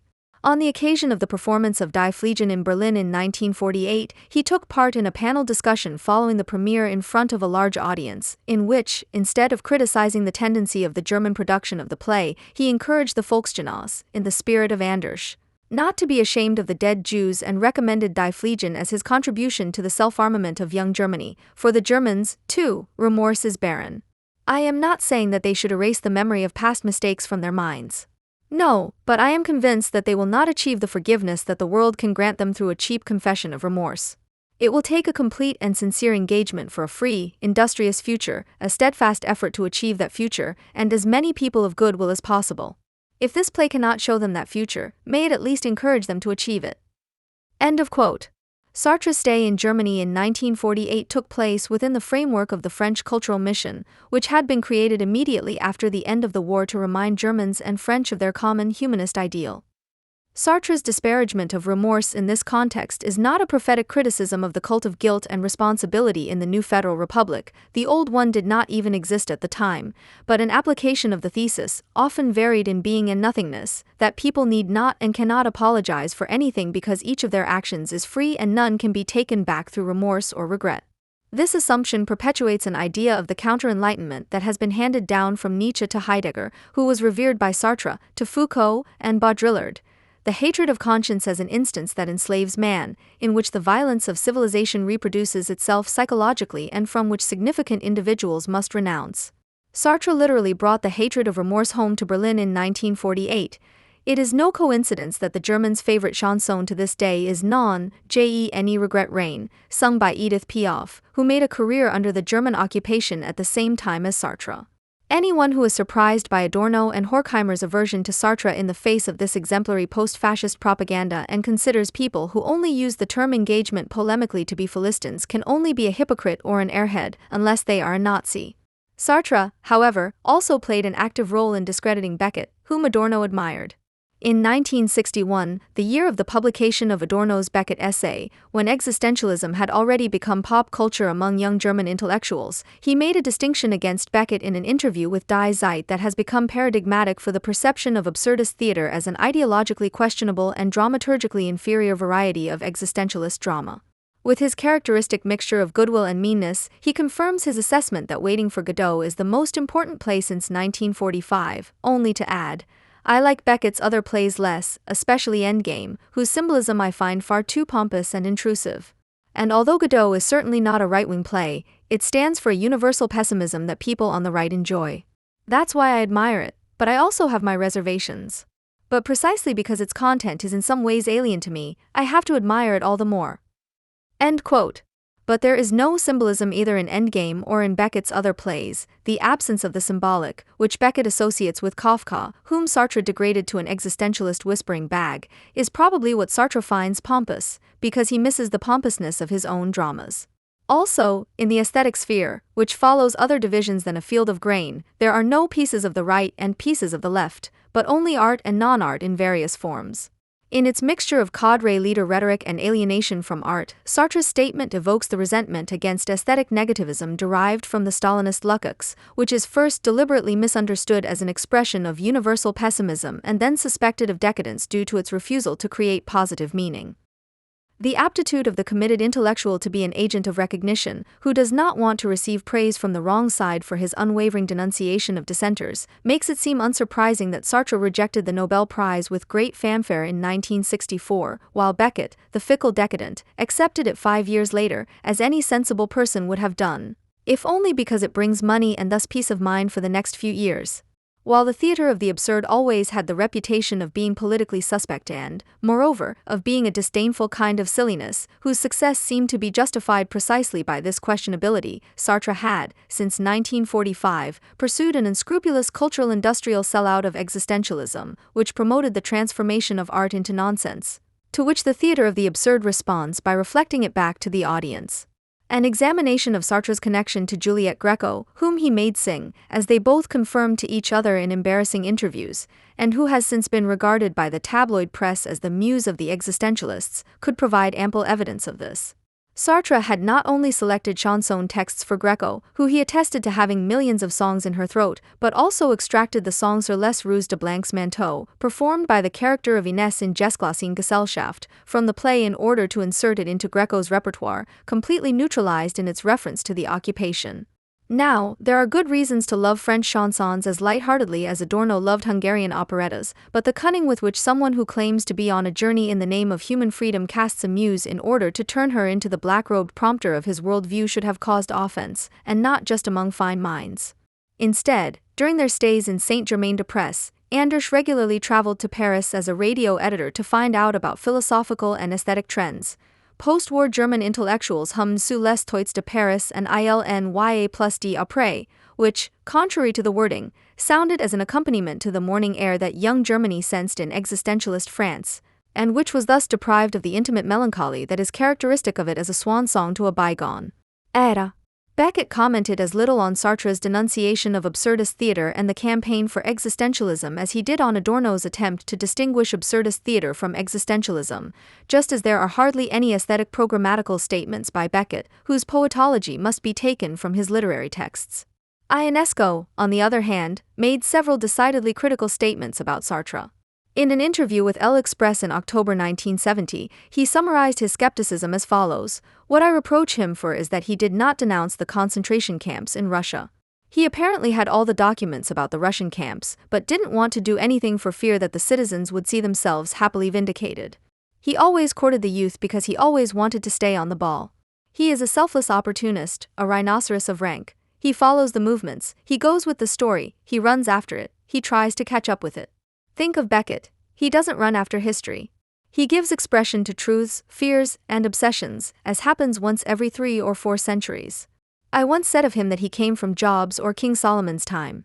I consider him to be the most important contemporary author in the French language." End quote. In an interview with Le Magazine Littéraire, Ionesco even says that the morality represented in being and nothingness corresponds entirely to Nazism, the Nazi world. There are only imperialist and colonialist relationships between people. Then came the war, and with it another turn towards humanism. After wars, people are depressed, tired, they become good again. And Sartre then claimed that existentialism is also humanism. He later recanted this and put forward the theory of violence. He became a leftist when people turned left. End of quote. As much as one can object to Ionesco's own conversion to Christianity in the 60s and to the watered-down criticism of totalitarianism in his aesthetically unsuccessful and probably therefore particularly popular play The Rhinoceroses, his statements get to the heart of what is questionable about Sartre's intellectual physiognomy surprisingly well: the blatant inhumanity of his anti-bourgeois attitude, the politically superficial and anti-art understanding of contemporaneity, but above all, the complicity of the existentialist pathos of decision with an unrestrained conformism that is able to pass off every new authoritarian dodge as an outflow of authentic inwardness and the result of existential struggle. In his aversion to this complicity, which first made Sartre suitable as a cue for the young generation of the Zero Hour, Ionesco agrees with Adorno, whom he probably did not know at all. Given the significance of the existentialist enthusiasm in the early Federal Republic for Adorno's critique of existentialism, one would expect these ideological historical contexts to play a role in the anti-Germans' engagement with existentialism. Instead, however, they form a blank space.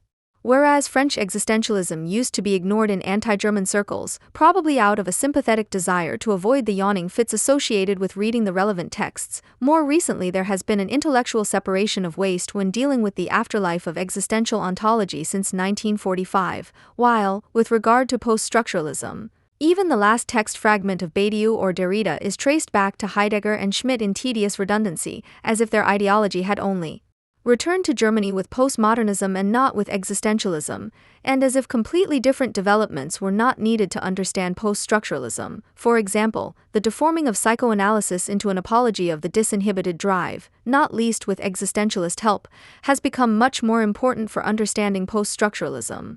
People have recently cultivated a cult of textual immanence when reading Sartre, as if they had gone to school with Gadamer and Emil Steiger, instead of Marx and Adorno. While the texts of the postmodernists are increasingly used automatically only as confirmation material for prefabricated theses that have long since ceased to be verified, Sartre is thought to be surrounded by disdainful text polluters who threaten to permanently damage the purity of the original with their trivial objections and must therefore be kept away at all costs. Anyone who separates the good and bad legacy of existential ontology in this way and seriously believes that its criticism can only be pursued with and not against Sartre is himself following the arbitrariness that he constantly accuses his opponents of. If this arbitrariness is then also presented with a mixture of seriousness and solemnity as a search for the great connections and fundamental insights that distinguish one from the ephemeral chatter of hack writers, it can only be countered with an answer that is actually a question and is addressed by Clauve to Ham in the endgame, to whom Clauve is supposed to tell what he sees when he looks out of the window. Are there sectors that particularly interest you? Or just everything? Simon Strauss' first literary attempt was published in 2017 with his debut novel Sieben Nächte, 7 Nights, about a post-adolescent man in search of meaning and sensuality in an alienated modern age, the reception of which immediately caused a minor storm in the German-language feuilleton. The subsequent debate was triggered by a commentary by Elam Grabovac in the Taz, in which he claimed, among other things, that Strauss's prose evoked communities of fate, secret societies, mythological enchantments, utopian embers, deep wounds, pain, hatred, rage, waving German flags, feelings of power, raised arms, and the longing for a great new beginning, which, as a reference to Götz Kubitschek's invitation to a political salon co-initiated by Strauss, would ultimately propagate the realization of Kubitschek's visions. Just like Kubitschek, Simon Strauss longs for the counterdraft, for irreconcilability, for genuine grief and real anger. And just like Kubitschek, Simon Strauss wants to understand history again as fate, as struggle, as confrontation and misery, as greatness and collapse. End quote. Now Grabovac's analyses are both right and wrong. Right, because both Strauss and Kubitschek's agendas can be condensed in the form described. Wrong, because there are considerable differences between Strauss' neo-romantic pathos and his enthusiasm for some of the thought leaders of the conservative revolution, on the one hand, and Kubitschek's new right-folkish metapolitics and associated actionism, on the other, which cannot simply be ignored. Consequently, Grabovac's concluding verdict that Strauss wrote pamphlets for the new right in the guise of romanticism proves to be a serious oversimplification that misses the actual core of the problem. This cannot be located, as Grabovac assumes, where Strauss boldly quotes from Tumult, issues said invitations to new right agitators or, pursuing his day job as an editor in the feature section of the FAZ, complains about a recently broadcast documentary on Ernst Jünger, which, in his eyes, portrayed the German-bashing war writer in a too one-sidedly negative light. Provocations whose attention-grabbing economic calculations seem all too transparent and which, incidentally, are already familiar. In a comparable form, only more successful, from Michel Houellebecq or Christian Kracht.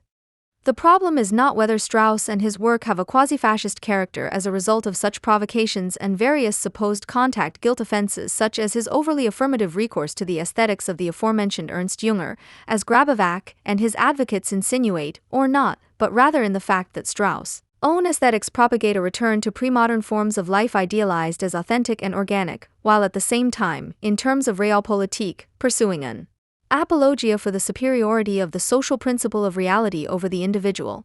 The point is that a romantic anti-modernism breaks through in his work, which in turn is to be understood as a decidedly ideological reaction to the distortions in commodity-producing modernity.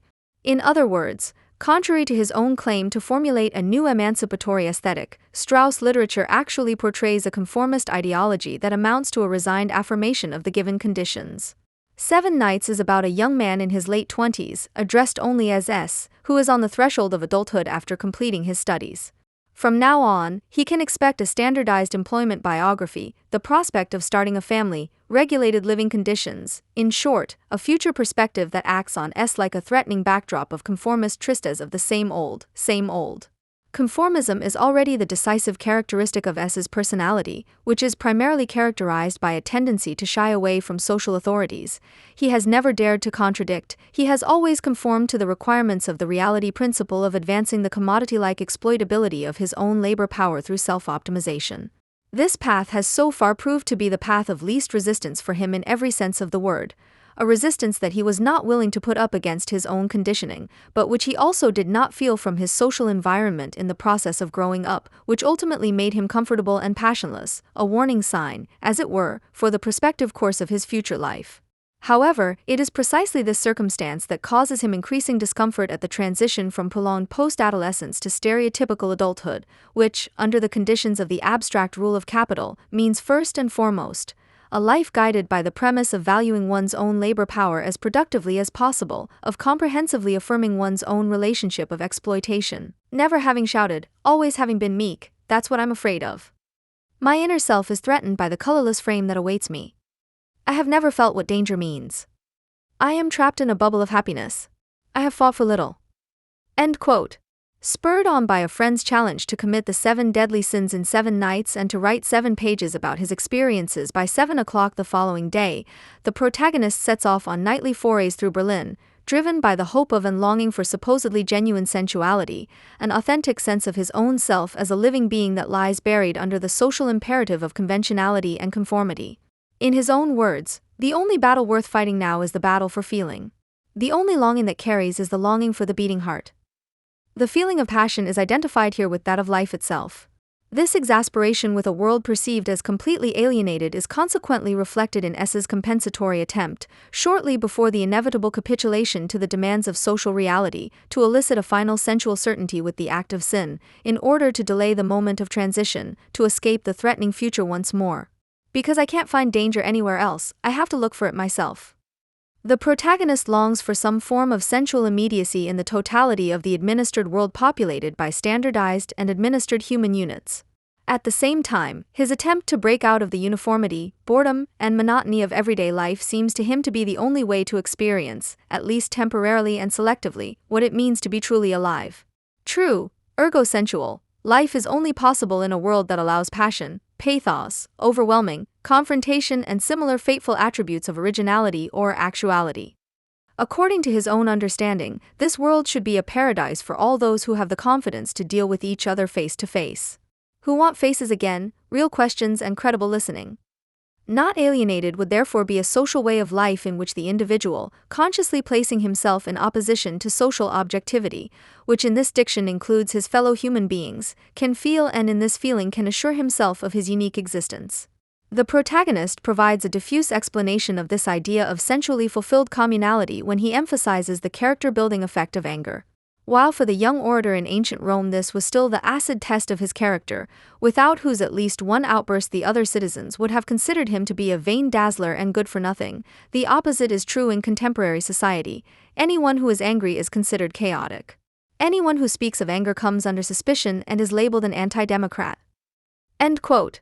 The passionate, sometimes unrestrained rebellion against the alleged authority of the majority is idealized here as a form of resistance, as a heroic act and an expression of fighter morale, mind you, with complete ignorance of the content in question. However, S by no means views this critically as an impending danger, but rather affirms it as a form of supposedly authentic spontaneity. Such a vitalistic pleasure in sensuality is therefore often paired with a certain pleasure in destruction. According to this diction, if only the sensual were true, then the downfall of a society whose culture is constituted by a suppression and redirection of instinct that is misunderstood as a denial of sensuality would at least be bearable, if not desirable. S's verdict on the present is correspondingly gloomy and fatalistic, but a society in which no one is committed to the whole is not viable in the long term. It surrenders itself to the attempts at division by ideologues and ironists, whereby the author defines the whole merely in contrast to a society that has disintegrated into various sub-areas and has lost sight of the whole due to all the class, gender, and related discrimination issues.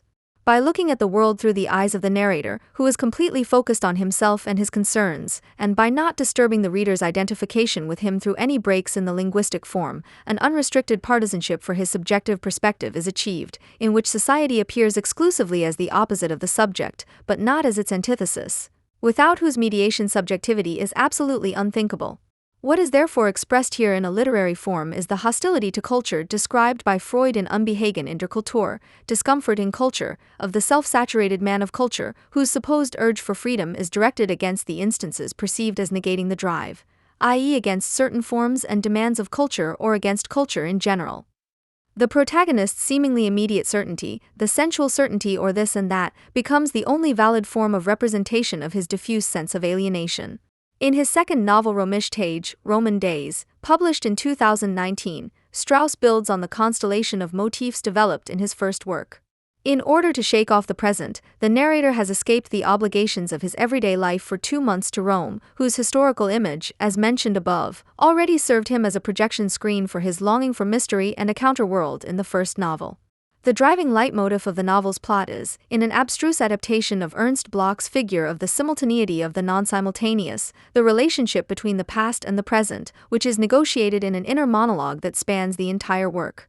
The protagonist is driven by the essential question for him, in which time do I belong? Which times live in me? And concedes, I often feel like an infestation, eaten away by past ideals, driven by unsatisfied ambition. Those who are born too late will never find their time, they say. In order to gain clarity about these circumstances, he follows in the footsteps of famous personalities who visited the same places long before him. His recurring point of reference is Goethe's visit to Rome, visits various tombs and other historical sites, and takes part in the cultural life of the city, always searching for the aura of the presence of the past. However, despite the local reference, the sublimity of the past, which took place in the same place in past centuries, does not quite take hold. The director of the Bibliotheca Hertziana, with whom he has an appointment, confirms that Rome stands for Old Europe, for emulation, reverence, and the philosophy of history. It also stands for melancholy and humility, but adds that these are anachronistic qualities that are incompatible with the social requirements of the present. The gender question cannot be answered with a work on Rome, and one searches in vain for anti-colonialist guarantors among the Nazarenes. End quote. Consequently, it is hardly surprising that an actor, with whom the protagonist meets in a bar some time later, diagnoses the inability of Rome, still stuck in the past, to cope with the country's recent problems and is therefore doomed. Rome is lost for good. The garbage, the streets, the public transport, everything is broken, over and done with, forever and ever, mai poi mai. End quote. Not much of the city's former glory remains today, a diagnosis that can be understood as a metaphor for the narrator's previously described uncertainty.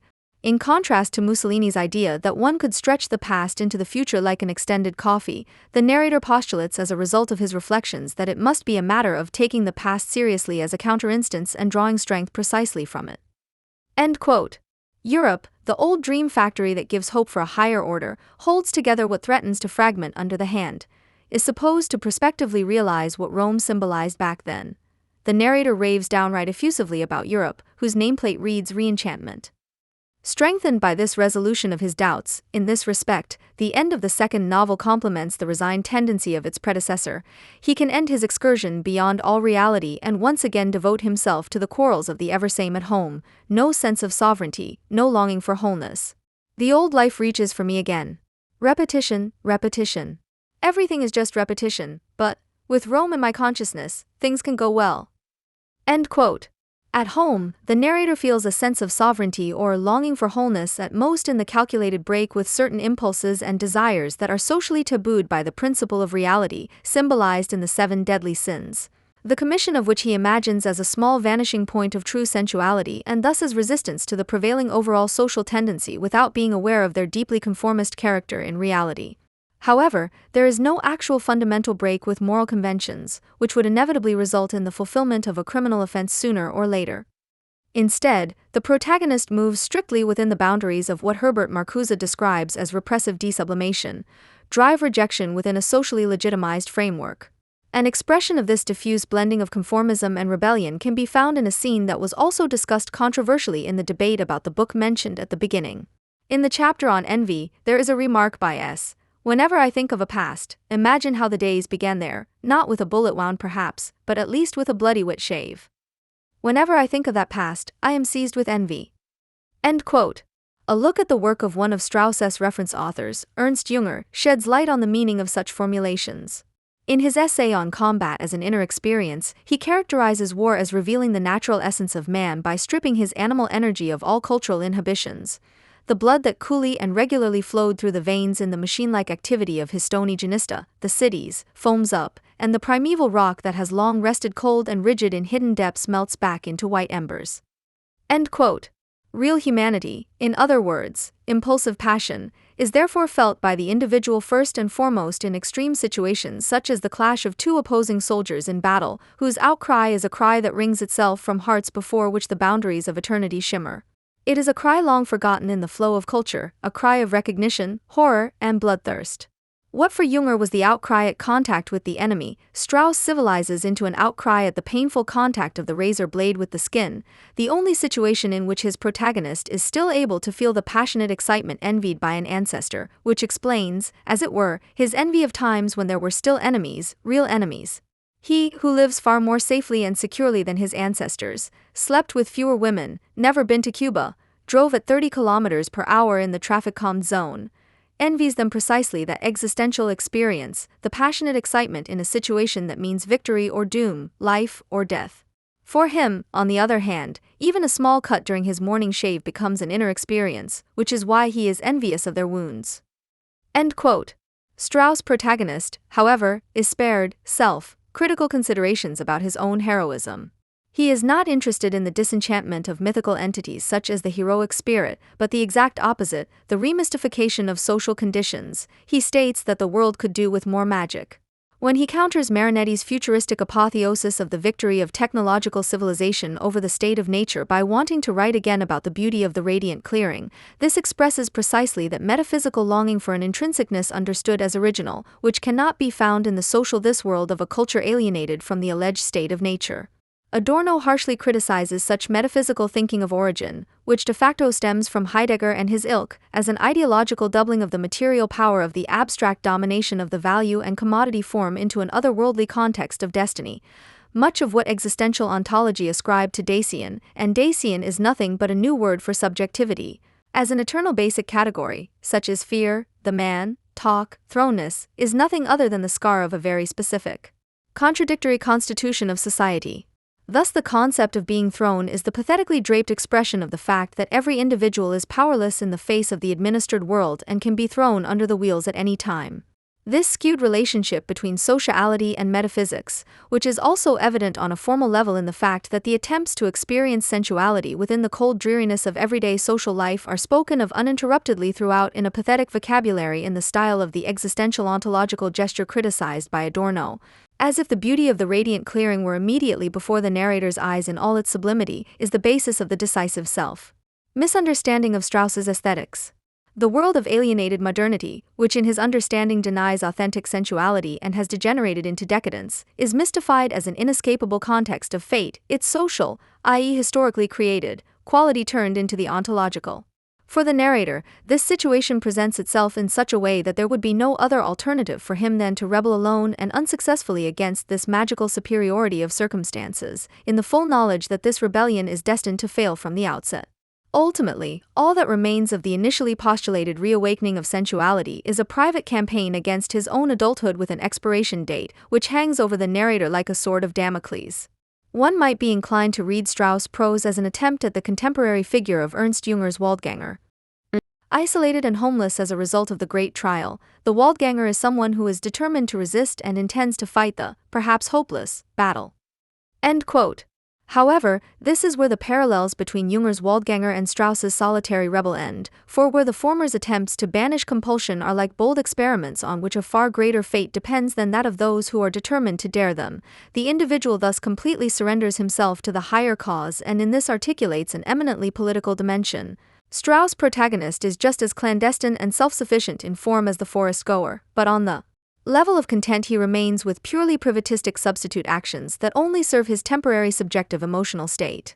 If, therefore, the Waldgänger, as Junger's figure of the resistor who emerged under the immediate impression of National Socialism, possesses an original relationship to freedom, which, seen temporally, expresses itself in the fact that he resists automatism and its ethical consequence, fatalism, because he was certain that he could appeal to a hidden community from the forest.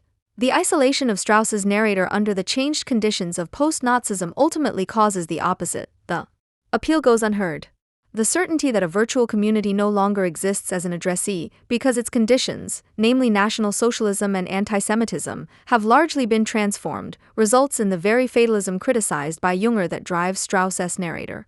However, it is precisely this knowledge that brings Strauss back into a peculiar proximity to Junger. His protagonist is indeed animated by a sense of community, for example when he states at the beginning, "I have a longing for community because it is not enough to be a loner," but with the essential difference that his longing should not be understood as an impossible return to a Volksgemeinschaft ideal, as the new right exegetes still read from Junger's Waldgänger, but as a community of individuals. The narrator envisions a group with the name New Sensuality, which should be a place where glances are reciprocated with expectation, not passed by each other in weary skepticism. Where the desire for the naive cannot be intimidated. Sovereign is whoever has the strongest imagination, not the sharpest reasoning. The individual stands for himself, but he stands with and against other individuals, and it is precisely this equal constellation of individuals to one another that marks their unity as a community, in which, as a result of the dissolution of alienation, mediated forms of social intercourse are replaced by immediate relationships. As long as he is unable to find this place of longing, however, he is left with nothing but the fear that his longing may have to remain permanently unfulfilled.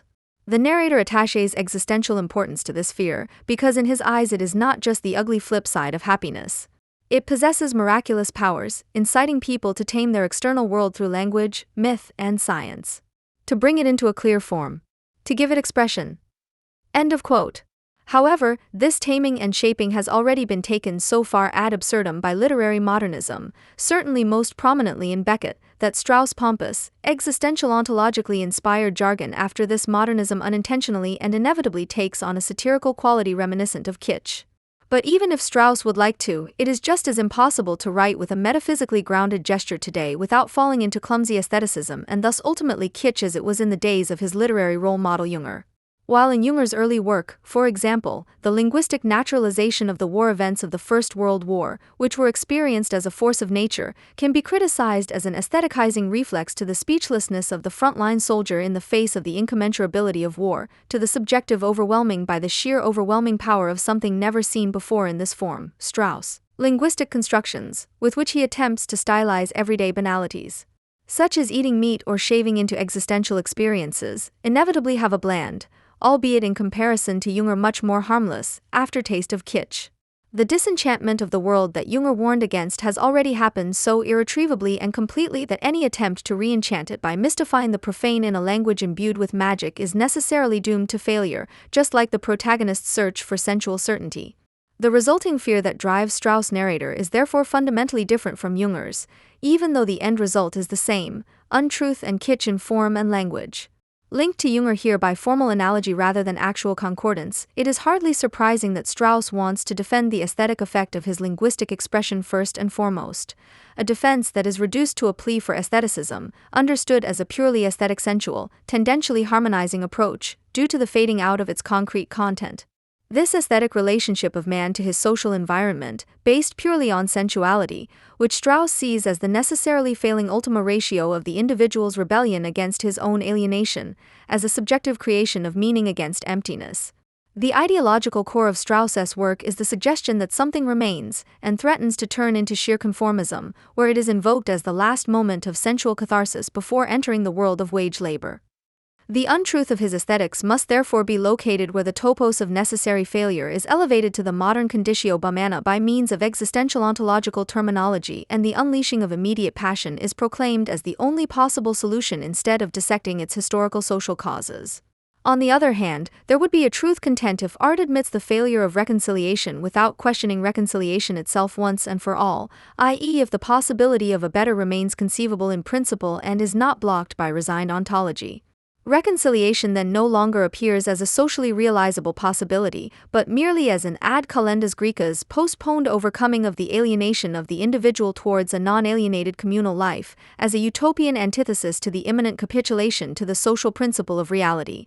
Such an apotheosis of sensuality, of the primacy of feeling and passion over thought and reason, has a latent fascist potential that is difficult to deny. Adorno pointed out early on that the National Socialist hatred of Freudian psychoanalysis was fed by its claim to enlighten the analyst about the nature of his passions for the purpose of their reflexive reappraisal. Psychoanalysis thus consists precisely of the critical self-reflection that drives the anti-Semites to white heat. Such critical self-reflection, which transcends the profane insight into the futility of one's own actions, is indeed sought in vain in Strauss novels, and so the need for authentic sensuality remains largely unreflected and thus necessarily conceptless.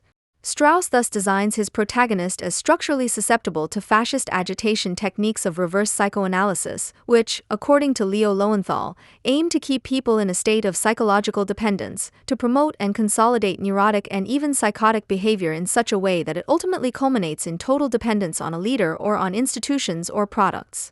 The aesthetics of the first novel, at least, thus offer some scope for right-wing or generally reactionary interpretations, although Strauss himself clearly distances himself from this.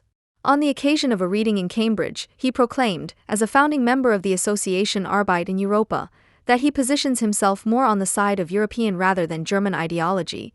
"I don't see myself as conservative or right-wing at all." End quote. Such self-positioning should first of all be taken seriously. After all, the ideological themes that emerge in Strauss prose are not new, right-wing privileges that are not also represented in other ideological currents. Adorno's objection to the derivation of aesthetic meaning from the position of the author should also be taken seriously. In his lectures on aesthetics, he emphasizes that the so-called worldview is an addition to what is actually created, something relatively external to the thing itself, which is dealt with in the thing. In contrast, the actual spiritual content of the work of art, which is not abstractly opposed to it, is constituted by the hic et nunc of the work of art, by its specific configurations, by the moments that the work of art contains within itself, and by the totality to which these moments unite. The aesthetics of a work can therefore have an effect contrary to the original intention of its creator, regardless of his self-positioning. Strauss himself as a person can hardly be seriously stylized as a literary pioneer of right-wing fantasies of subversion, as practiced by Grabovac and other commentators, whereas the aesthetics of his work, in its negation of literary modernism and its actually pious longing for community, is certainly open to corresponding proto-fascist interpretations. Accordingly, the ideological quality of Strauss's aestheticization of society and alienation can once again be characterized most succinctly in Adorno's words. Mediated assertion of immediacy instead of grasping it as mediated in itself, turns thinking into the apologetic of its own antithesis, into the immediate lie. It serves everything that is bad, from the obduracy of the private being just as it is to the justification of social injustice as nature. If there really is such a thing as lookism, its most unfortunate victims are the ancient philosophers. During the heyday of their profession, which lasted a good 2 millennia, they could walk around as they pleased without anyone taking offense. Long-bearded and bedraggled, they shagged through the countryside and gazed so dreamily at the sky that they hardly missed a hole in the ground. The more eccentric and unfit for life they were, the more authentic they came across, because it was not wrongly assumed that intellectual people are happiest when they are allowed to indulge in their fantasies undisturbed. Until well into the 20th century, it was believed that outward appearances were not important for thinkers. Neither Kant nor Hegel made any effort to combine their intelligence with charm. Schelling looked like an exorcist priest. The curmudgeon Schopenhauer was allowed to proclaim his invectives against the zeitgeist with disheveled hair and a stubborn look without being asked to undergo image training. Nietzsche, anything but a superman, fell around the necks of tortured horses, and Adorno and Horkheimer, the nagging grandpas from Frankfurt, had the fashionable taste of vacuum cleaner salesmen. In recent years, however, the philosopher's profile has been updated. Since then, anyone who visits university recruitment pages on the internet will increasingly find themselves asking the politically incorrect question of whether people who look like this must not actually be constitutionally incapable of thinking. The idea that a person's mind has nothing to do with their physiognomy is itself a prejudice. In a person's unrepeatable physiognomy, which no physiognomy can classify, their individual physical and mental experience takes on a sensual form. Since this experience is necessarily a contradictory, painful one under the given conditions, those to whom it is particularly present, possibly unintentionally, do not resemble the dull intellectuals from the upper secondary school or the freelance Grinches from the club around the corner. The desert, the lost, the dogged, the idiosyncratic nature of their form is itself sedimented spirit, bodily testimony to the pain, grief, and happiness that are both the object and the vital element of thought. It is therefore not a stale joke, but the beginning of a valid insight to diagnose that something essential must have changed in philosophy when its exponents suddenly have the visages of Richard David Precht and Marcus Gabriel, neither dotty nor dogged, neither desolate nor dreamy, but as lifelessly vital and lustfully mean as all the humanoid patterned, makeshift effect-padded mediators, coaches and supervisors who blithely play at humanity in the colorful fake world out there as if there were one. We have become accustomed to Precht, the Jürgen Drews of philosophical colloquia, but Gabriel is new and hits us like fresh castor oil. The 33-year-old Schelling expert's inaugural lecture in Bonn, whose merits include being the youngest philosophy professor in Germany and having written a book with Slavoj Zizek, can be listened to on YouTube. Since the publication of his bestseller with the nasally title Warum es die Welt nicht gibt, Why the World Doesn't Exist, he has been regarded as a shooting star of contemporary philosophy, SWR, who clarifies the questions of meaning for humanity with verve, FAZ, and force, SZ.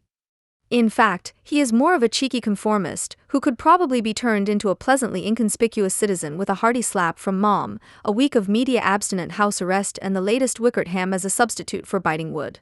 But because this is considered black pedagogy, he is allowed to tinker with his vivid ontology with impunity.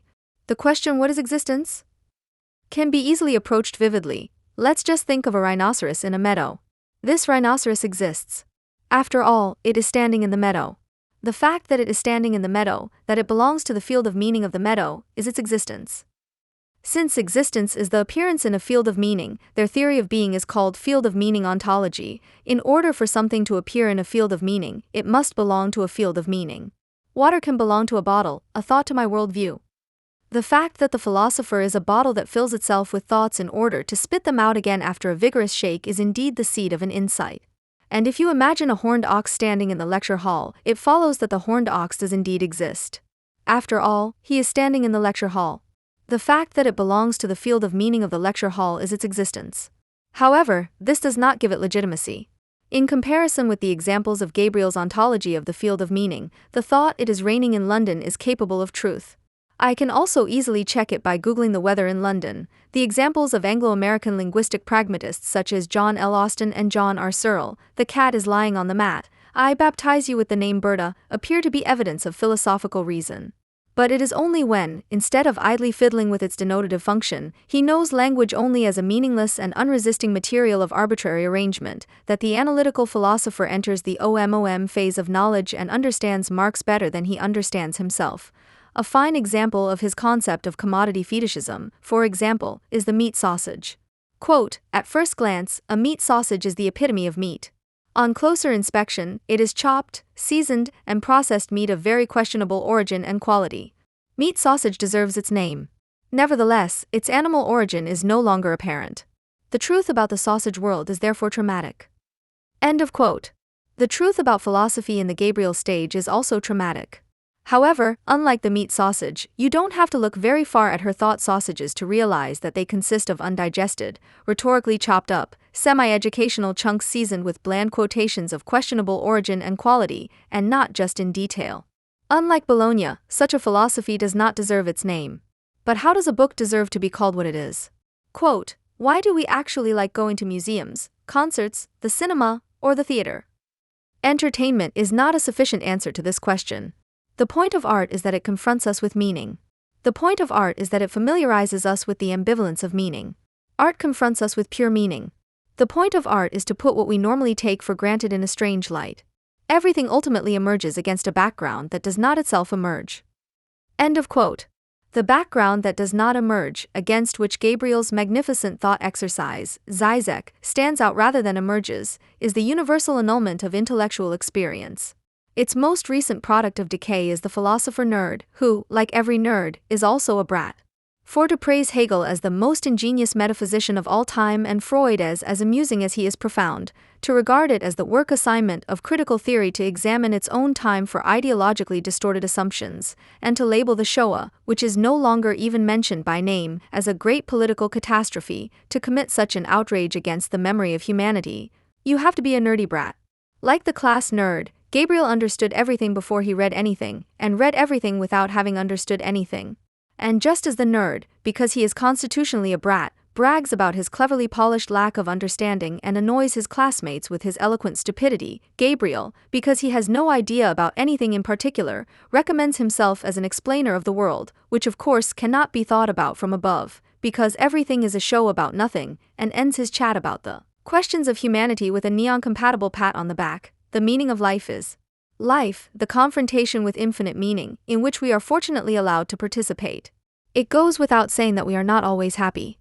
Just because everything exists does not mean that everything is good. We are all on a gigantic expedition together, having arrived here from nowhere, we continue together into the infinite. End quote. The nerdy brat smears such a life-affirming and adventurous affirmation of the bad world as an epitaph on the grave of his ancestors, who are marked by the thinking of the suffering creature. Only because the experience crystallized in that thinking is objectively void after its inheritance has been rejected, only because every individual is regarded from birth as the corpse that he later becomes, and the individual lifeline has shrunk to the shortest connection between 2 points, only because today, even in the sphere of the spirit, it is considered proof of originality to be a junior. The junior is the nerd brat par excellence, the inexperienced naive, whose sophisticated inanity makes him an ego agent who can be deployed at will and who cavorts in all sectors like a fish in water, the lowest beetle and alpha male, high achiever and batch in personal union. The most nuanced representatives of the Sartre school must be the former ideological critics from Vienna with a branch and distribution office in Freiburg, who rediscovered absolute freedom, corporeality, commitment supposedly purged of politics and numerous other fundamental peculiarities, and have been lobbying academia in this direction ever since. In the introduction to the anthology Gegen die Gegenaufklärung, for example, the procedure is explained as follows. The starting point is Marx's reply to Stirner and Bauer and Feuerbach, proceeding via Adorno's critique of Heidegger to the definition of what must be considered German today. It is not a question of arbitrarily establishing a connection that does not actually exist. They don't do this either, but according to the new doctrine they forget one that does exist in truth and reality, because the first wave of Stirnerianism in disguise began immediately after the end of the war and came from France. However, this does not refer to the numerous strands of structuralism, post-structuralism, and deconstruction, but to existentialism around Jean-Paul Sartre. Mario Rossi in particular has pointed out the Stirner-Heidegger-Sartre line of tradition. But Marcuse also almost grasped the connection in his 1948-1950 critique of existentialism. There he writes about being and nothingness. Sartre's book is in large parts a recourse to Hegel's phenomenology of spirit and Heidegger's being and time. A little later, unfortunately without referring back to it, he at least mentions precisely the middle link between Hegel and Heidegger, which Sartre will eventually end up with, because Sartre's for itself is closer to Stirner's the unique and its property than to Descartes' cogito. Sartre, to anticipate this, is a young Hegelian a la Stirner. The reference to freedom and or uniqueness are only forms of progression, as the life of Max Stirner in Berlin shows, who first became a member of the free and then a founder of the unique one. Sartre also went to Berlin, 1933–1934, was not impressed by current politics and read Heidegger. Under German occupation, he was able to publish his main work Being and Nothingness without any problems. As with Stirner, it is above all the countless hollow forms that make the work so compatible with any political situation, and it becomes apparent that the existentialist conception of life characterized by consciousness and revolt is not so different from that of the unique one and its indignation. In his reading of Sartre, Marcuse noticed the same trick that had already been noted in Stirner. The expression for itself encompasses the we as well as the I, it is the collective as well as the individual self-consciousness. This is why the Sartre of the Critique of Dialectical Reason also arrives at the group and violence as decisive building blocks of his conceptions. The glorification of violence in Sartre's preface to Fanon is not a slip, it is Stirner's preserved indignation. Furthermore, it is truly no wonder that Sartre is the most affirmatively quoted left-wing intellectual in the Ernst Junger newspaper Junge Freiheit. Martin Dornes first states for the anthology on German ideology, Heidegger's ontology cannot simply be turned upside down, only to continue a page later that Sartre was not a German ideologue, he turned his Heidegger too much upside down for that. End quote. Only the post-structuralists would have crossed out the subject, as if that were the only thing that mattered. With regard to Heidegger, who cannot be put on his feet because he was apparently already standing on them so that Sartre could turn him upside down again, it now goes on to say, Heidegger's being is value. On the next page, being is then already the negative sublation of value on its own basis. This may sound insanely clever, but it is not exactly National Socialism cast in theoretical form, but if this formulation is to mean anything, then it describes capital, i.e. the decomposition of the commons, production for exchange, surplus value production, and thus above all, new forms of exploitation. This negative sublating of value on its own basis would therefore be at most the radical break in the real history of value itself, Thomas Moll, meaning exploitation on the basis of the exchange of equivalence or self-valorizing value. What Dornis wanted to write off or rewrite is correctly formulated by Clemens Nachtmann, who is concerned with the negative sublation of capital on its own basis. Its conditio sine qua non, however, is the superfluousness of social human capital in permanent crisis form. With a lot of goodwill, Dornis' verbiage could therefore be understood as follows. Heidegger's being is capital in permanent crisis, which releases masses of superfluous labor power. If Sartre is now to be saved by the fact that he allegedly argued explicitly against Heidegger on essential points, this does not help much, since he was arguing against a delusion, which usually only the insane themselves do.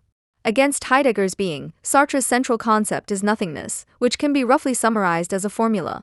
There is no nature of man that determines man, but man is what he makes himself to be. Individuals are now suddenly able to detach themselves from the context of beings. Saying no makes freedom possible. Sartre himself usually reads this as follows. The being through which nothingness enters the world is a being whose being is concerned with the nothingness of being. The being through which nothingness enters the world must be its own nothingness.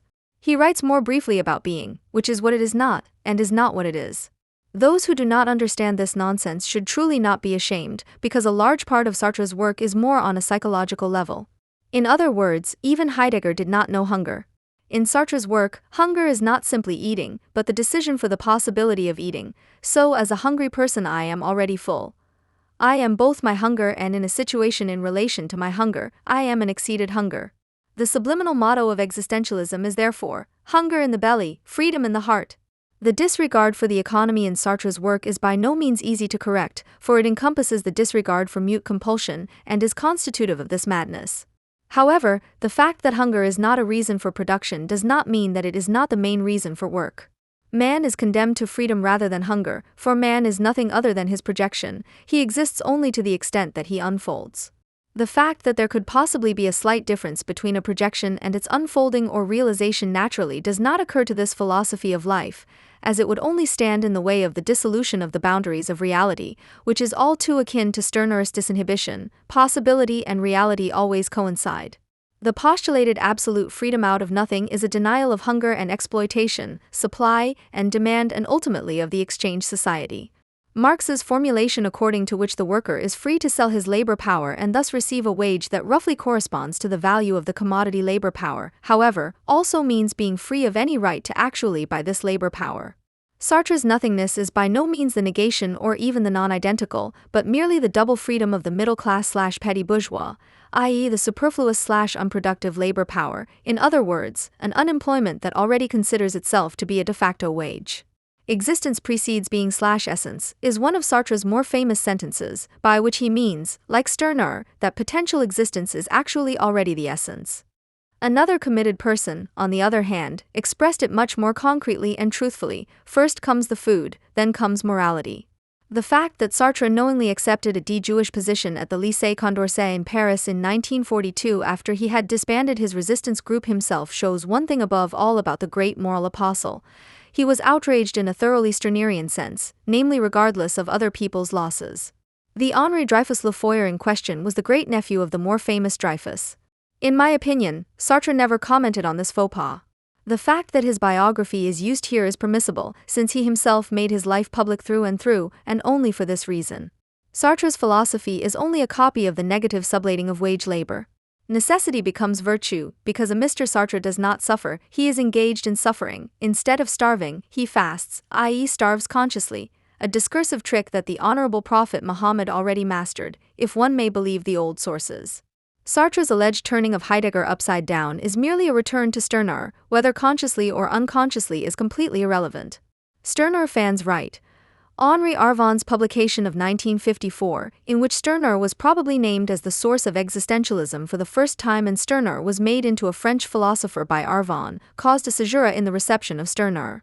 As early as the 1930s and 1940s, there is evidence of Stirner being read by existentialist authors such as Albert Camus, Simone de Beauvoir and Jean-Paul Sartre. Stirner remained and has remained present in literary, artistic, and philosophical discourse in France ever since. Georges Bataille, Émile Armand, Michel Foucault, Marcel Duchamp, and numerous others should be mentioned. A large part of the intellectual misery of existentialism can already be seen in the identification of de Sade and Stirner in particular. He did, however, draw enough from Heidegger. Sartre's reference to hunger, which one could accept or not, was already exposed by Marx in Stirner. Marx wrote to Engels about the proud owner of his non-property. If he dies of hunger, he dies not through lack of food, but through his property, the ability to starve to death. Sartre's freedom is only the possibility of starving to death completely undisturbed. Sartre, too, has set his subject to nothing. Karl Kraus described character types of this kind in Huben und Drüben and let them speak for themselves. For many, not all, can be civil servants, just as in the bourgeois state, the others have only faith, but no hope of progress. Nothing can happen to us, for we would put up with it. Comparable to the valiant Horatio, who is said to be the man who suffered nothing by suffering everything. Being to death becomes being to suffering. But precisely this is only another manifestation of masochism, which must inevitably discharge itself in the violence that Sartre began to propagate a little later. Quote, end. Stirner's I and the unique one already subliminally refer to the legal person, the individual as a legal subject, which has long since come to mean only the organization or association of persons, which is precisely why his seemingly concrete I is the most impersonal, the most abstract. Man is not a person, but an ideal, a spook. To be more precise, the legal person who rails against abstract law and thinks he can derive positive claims from his person. What offends Stirner, Sartre, and their ilk about the legal form is its merely formal characteristic. It qualifies all people as worthy of ownership, but in no way makes them owners. This also applies to the citizen, who is not automatically a public servant, i.e. not paid by the state everywhere, and can therefore still starve to death. Or, the person is repugnant to her because she is selfish, because she is not the person, this idea. Stirner is consequent pre-legal. Among other things, he says, my power is my property. My power gives me property. My power is I myself and through it I am my property. And Paschukanis wrote precisely about such ideas, the connection of man with the thing produced or conquered by himself or, as it were, forming part of his personality is without doubt a historical element in the development of private property. It represents its original and limited form. However, the holy war against the sacred signal word of man is carried on by others. Read the editors of Polemos, human dignity is inviolable, the dignity of an abstraction, in other words, bad luck for the people who flee here, if they do so from or via safe third countries, and never arrive as human beings as such, but only as corporeal, concrete individuals. This is such a banality that could have come straight from Stirner, because dimension means every human being, means every single concrete, corporeal human being. Grammatically, man is simply a collective singular. The latter is already a product of the Enlightenment, as numerous historians have demonstrated with the term digestic, among others. Thus, the human being in law is a concrete term as a generic term. However, the hostility towards abstraction should not make us forget that thinking itself is abstraction and that there are small differences between formal and real abstraction, for example. As if the problem were not rather the definition of dignity, which loses its mission and its thoroughly materialistic promise when it is forced into a legal concept. However, while the human being at least refers to a few more people standing in relation to one another, the unique one, the naked torturable Leib, the individual, i.e. the incomparable, is only an equally abstract placeholder, but one that demands to be used as an ego, to fill it alone and solitary, thus falling far short of the first abstraction, which aims at everyone. The hypostasis of the individual vis-a-vis man is ultimately only the discursive setting of concrete against abstract work, which is quite consequent, for Sartre's primal choice and decision also already bears the character of the choice of study or profession. The individual is more as well as less than its general destination.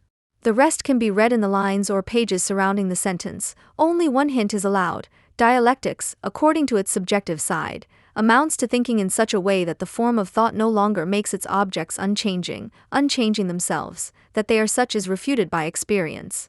The turn to the non-identical proves itself in its realization. If it remained a declaration, it would withdraw. The placeholder called Leib is also such a declaration in times in which Klaus Thuleit rightly speaks only of body armor. The Leib, on the other hand, functions as a seemingly last, captive property to which one clings. This is expressed much more honestly by Merleau-Ponty, who was at one time a fellow Sartrean.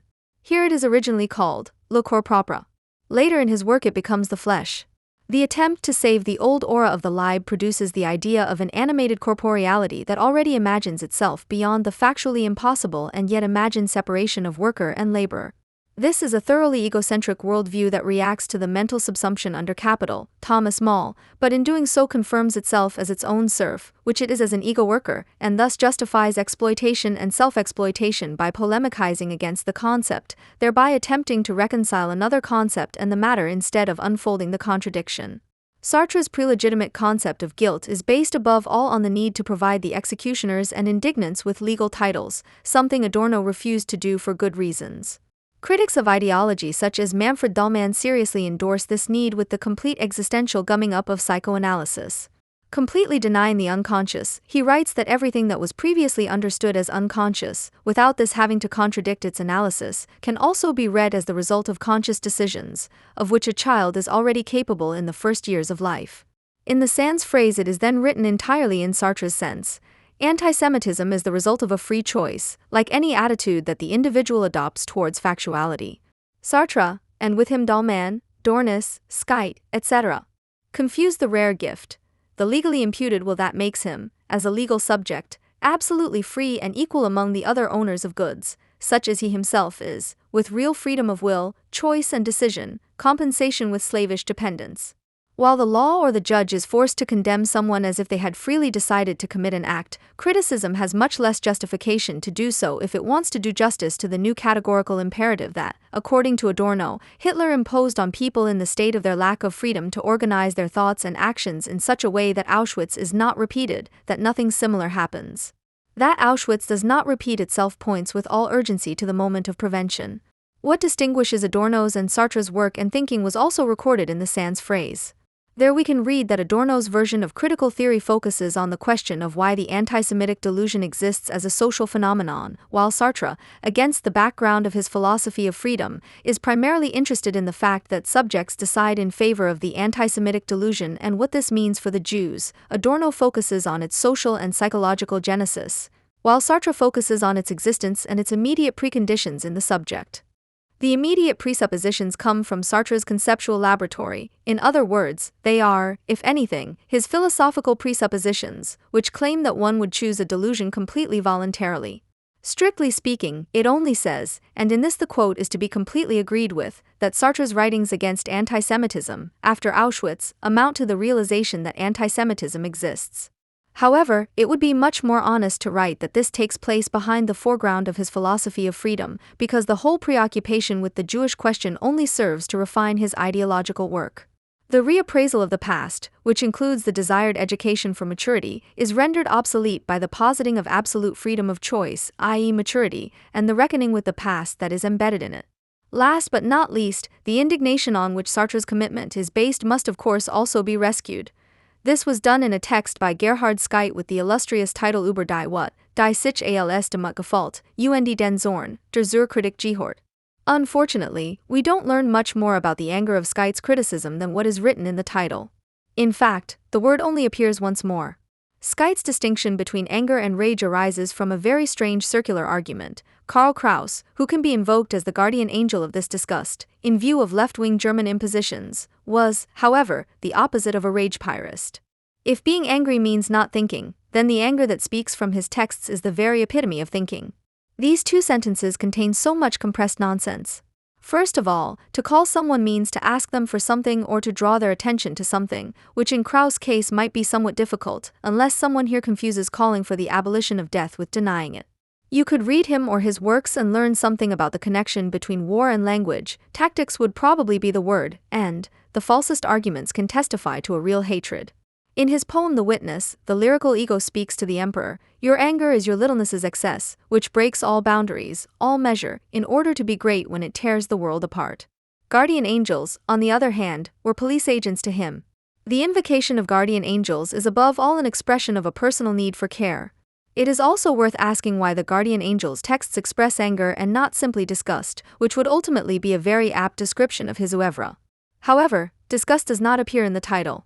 The punctuation if, then, represents a condition, and Adorno once wrote something about anger that can be paraphrased, turned around and set as a condition, thus standing on seemingly safe ground.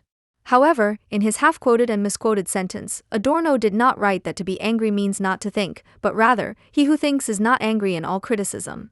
This is followed in context, which is pointed out with a colon, thinking has sublimated anger. In other words, those who think are no longer angry or those who are angry are not yet thinking. Since Karl Kraus' ability to think as well as the results of this thinking actually speak from his texts, he cannot have been angry, Scheit, or no longer be angry, Adorno.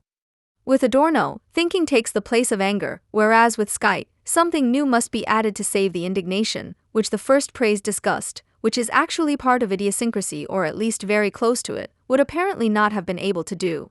As in Homer's Iliad, anger comes as if out of nowhere, but whereas there it is explained later, here it is simply subordinated as anger that belongs to criticism, i.e. anger as part of or a prerequisite for criticism.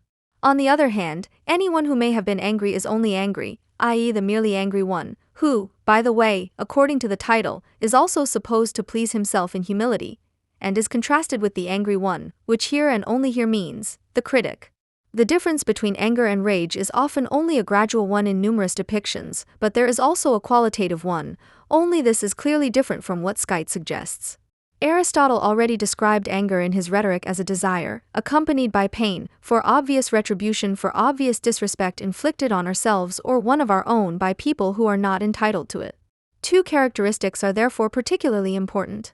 Firstly, the angry person is necessarily always angry with an individually identifiable person and not with humanity in general, and secondly, anger is necessarily accompanied by a certain lust that arises from the hope of retribution. Anger is in large part a need for revenge that relates to a specific person. Just as in shame we feel that we are being looked at, and in anger we may look around wildly, in anger we generally look down on someone in particular from above. For a long time this was God. Anger feeds on the deceptive knowledge of being in the right and can only be appeased. In language, this is expressed in such a way that, strictly speaking, one is angry about or at something, but angry at someone. In anger, the primacy of the object comes to the fore as an overwhelming force. Anger is therefore less blind than impotent. Anger can lead to thinking.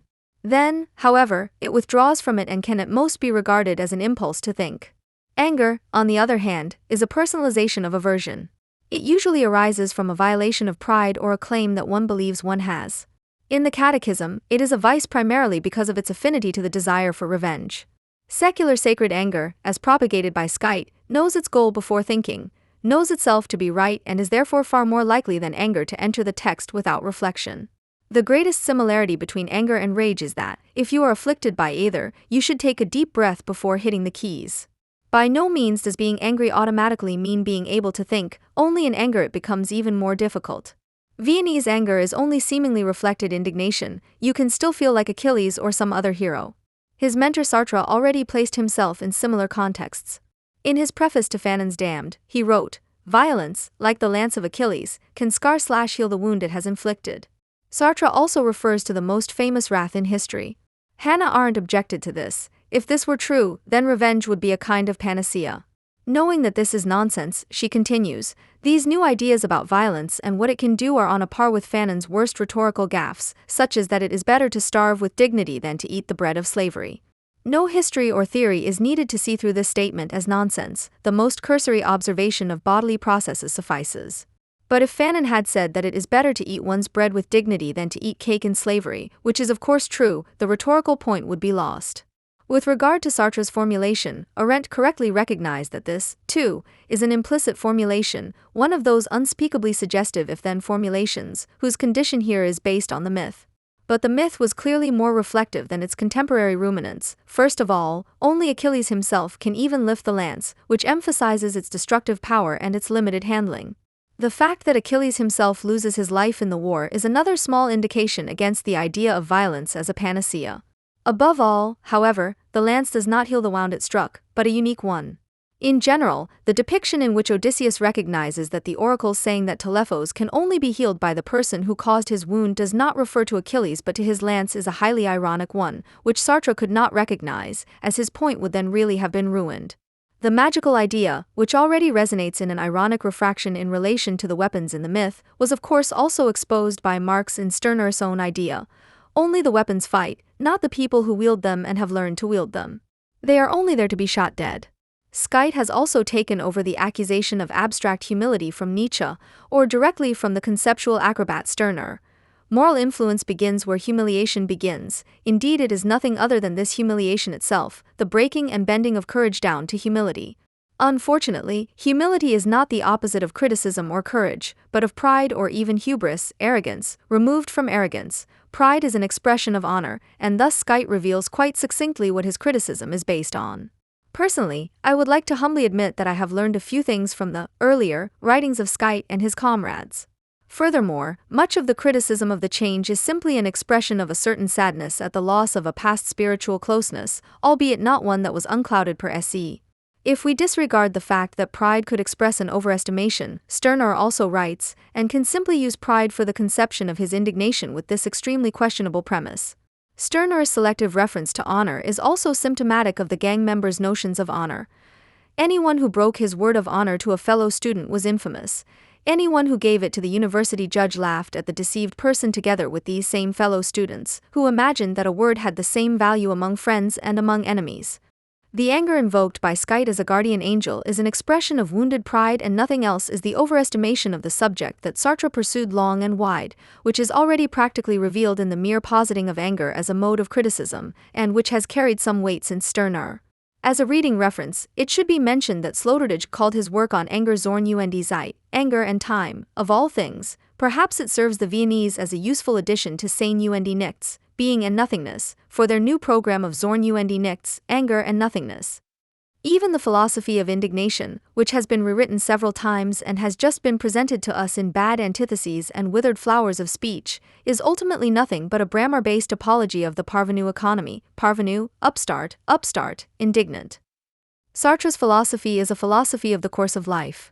The original choice is a career choice that can only be revised with drastic decisions. Commitment, on the other hand, is left-wing indignation. It is not for nothing that the concept of commitment comes from the employment relationship or the artist's fee or military pay, salary. For centuries, the corresponding verb only existed as a transitive, to be engaged/to engage someone, to commit or oblige someone in return for payment. The reflexive form sich engagieren has only been known since the beginning/mid-20th century and is modeled on the equally reflexive empyrean. It is very unlikely that Adorno, to whom Schizophrenia refers, could have meant the work and effort of the concept, i.e. the work and effort of subjectivity, with lines such as Schizophrenia's above, because the fact that the thinker is no longer angry is also based on the preceding sentence. What has been cogently thought must be thought elsewhere, by others. This trust accompanies even the most solitary and powerless thought. This is precisely what it cannot do, since what is postulated contradicts all logic and all experience. Instead of hoping, we should rather fear that this nonsense could really be thought about elsewhere and by others, i.e. that people will adopt it, imitate it/speak it and take it for thought, thus surrendering to this peasant or lumpen intellectualism that has dedicated itself to the pleasant instead of criticism. The countless if-then constructions in question are merely questions of faith. So if the debate with Sartre is to have a meaning, begins one of those sentences and already implies with the first part that there must be a meaning in this debate. One can therefore ignore the second part of the sentence and move on to the relevant footnote, in which the real meaning of the discussion is revealed. According to Schizophrenia, Manfred Dahlmann has not only created new foundations in this respect in his book. Today, the cult of the unique one and his acquired intellectual property extends to the most prominent personifications of this new existential ideological criticism, be it the part-time publicist who, after every post on social networks that exceeds 4 lines, thinks he can present a calculation that announces how much he could have earned with this intellectual working time, and confuses it with should have, who therefore considers his supposed assets to be capital, as he ultimately offers non-identical things on his blog and also provides a section called Collected Works, or those who are always the first and only to discover one of the imminent contradictions or blind spots of critical theory, which they are then the only ones authorized to exploit intellectually and, in the best case, monetarily. Uniqueness is their trademark, as Helms already judged such group formations. The psychological, individual surplus value comes at the expense of criticism, language, and ultimately truth, and that is what is to be criticized. Stirnerian indignation and self-empowerment have existed in numerous forms for decades. Revolt, engagement, impact power, hegemony, symbolic capital, and numerous more are just expressions of the same basic need, which is not withdrawn in thought, but lived out. Do you have to derive your origins from Stirner to make such a judgment? No, not at all. Your own experience alone should be more than enough. Can you? Absolutely, as Hans G. Helms has shown. The solitary but upright critic, Felix Riedel, is apparently currently engaged in an atheistic holy war against so-called right-wing anti-Germans, who are supposed to get their individual and then collective comeuppance. And where there's planing, there's shavings. For example, Mr. Riedel announced on social networks that authors from the Bahamas would describe Merkel as the perpetrator of a white genocide, citing as evidence. Gensler calls it biopolitics, but it means the same thing. Even in the most benevolent reading, i.e. in the certainty that the dearest and most intelligent people on Facebook always make themselves a little bit more evil and stupid than they are, this is still at the very least dishonest and ultimately wrong. Since only Nazis or other proud white people usually talk about white genocide, the accusation contained therein is probably clear, but to be on the safe side, you can let Riedel himself speak. The delusional figure of white genocide in the AfD and Pegida scene is immediately linked to the idea of a Jewish power behind it, the personification of which is seen in Merkel for the time being. In other words, not only am I allegedly talking about a white genocide, but I also harbor immediate anti-Semitic resentment towards Merkel. This is the same Mr. Riedel who recently wrote, "Dear Paulette, I certainly don't take the Wertmüller quote you cited to mean that I am right-wing anti-German or even Nazi. You certainly wouldn't read that from me. But now it is, even if, let's admit it, you couldn't actually read it like that, but in a slightly coded formulation that was intended to indicate the same thing to everyone. The only question is, how do you react to someone who notes about the so-called right-wing anti-Germans that they recant in the best Judith Butler style? You didn't say it like that, what you just said, when their own interjection clearly says, I didn't say it like that, but I meant it. It is difficult. This is why a little intellectual self-defense is necessary, which also allows quoting from the semi-public sphere when someone with whom you had a discussion on your public blog that was perhaps not very profitable or insightful for both sides, but at least quite civilized, suddenly starts peddling quite abstruse claims about the other side in the semi-public sphere of social networks. Admittedly, this is a more than unpleasant affair, but it is one of the few ways to ensure a certain equality of arms against this social media activism. I would like to thank an anonymous person for the rather dubious opportunity to take a look into this world of muckraking, a look that, to be honest, casts doubt on any hope one might still have. As far as I know, the comments all originate from public postings, which I have generally only quoted after a certain accumulation of content so as not to include every outlier, in contrast to Mr. Riedel, who is now beginning to exhibit a single one-year-old comment by a Bahamas author on his blog and is enjoying doing so. Furthermore, I admit to taking such actions personally, not only because of the false allegation, but even more because of the locus and mode that relies on the fact that one cannot defend oneself against it. Quote, what I don't do, after all, act friendly in the front and rush in the back, Dr. Riedel. Those who only rely on their powers of association can of course also write. Bahamas is concerned with formation, with determining the enemy without examining the content, only to immediately follow up with, one can only find the prevention of a lecture by anti-racist rage students, bad if one assumes that these, Felix Perfort and Umfold Bahamas, are some of ours. What remains unspoken, of course, is that this we only comes into being through the ranting against right-wing anti-Germans, which had to be invented for this purpose in the first place. In his article Right-Wing Anti-Germans, The Genesis of a Phenomenon, Riedel made it clear that what is now called right-wing anti-Germans has been more or less as terrible since 1994 as it is today, that there is a genesis more on the side of the left-wing anti-Germans. However, if one were to write about this, one would have to admit that one is taking giant steps back to a left from which, unless one turned one's back on it completely, one had good reason to place oneself somewhat on the sidelines. Of course, Riedel's current dissociation has nothing to do with the fact that the battle for the left-wing academic lecture pots is being waged with tougher bandages. This is by no means the context in which he proclaims in a page-long footnote on Thomas Moll. Anyone who still invites Thomas Moll, or indeed Justice Wertmüller, Clemens Nachtmann, Magnus Klau, Soren Punger, Felix Perfort, in 2018 and expresses surprise at AfD positive statements before the lecture can at least be accused of naivety or laziness in reading.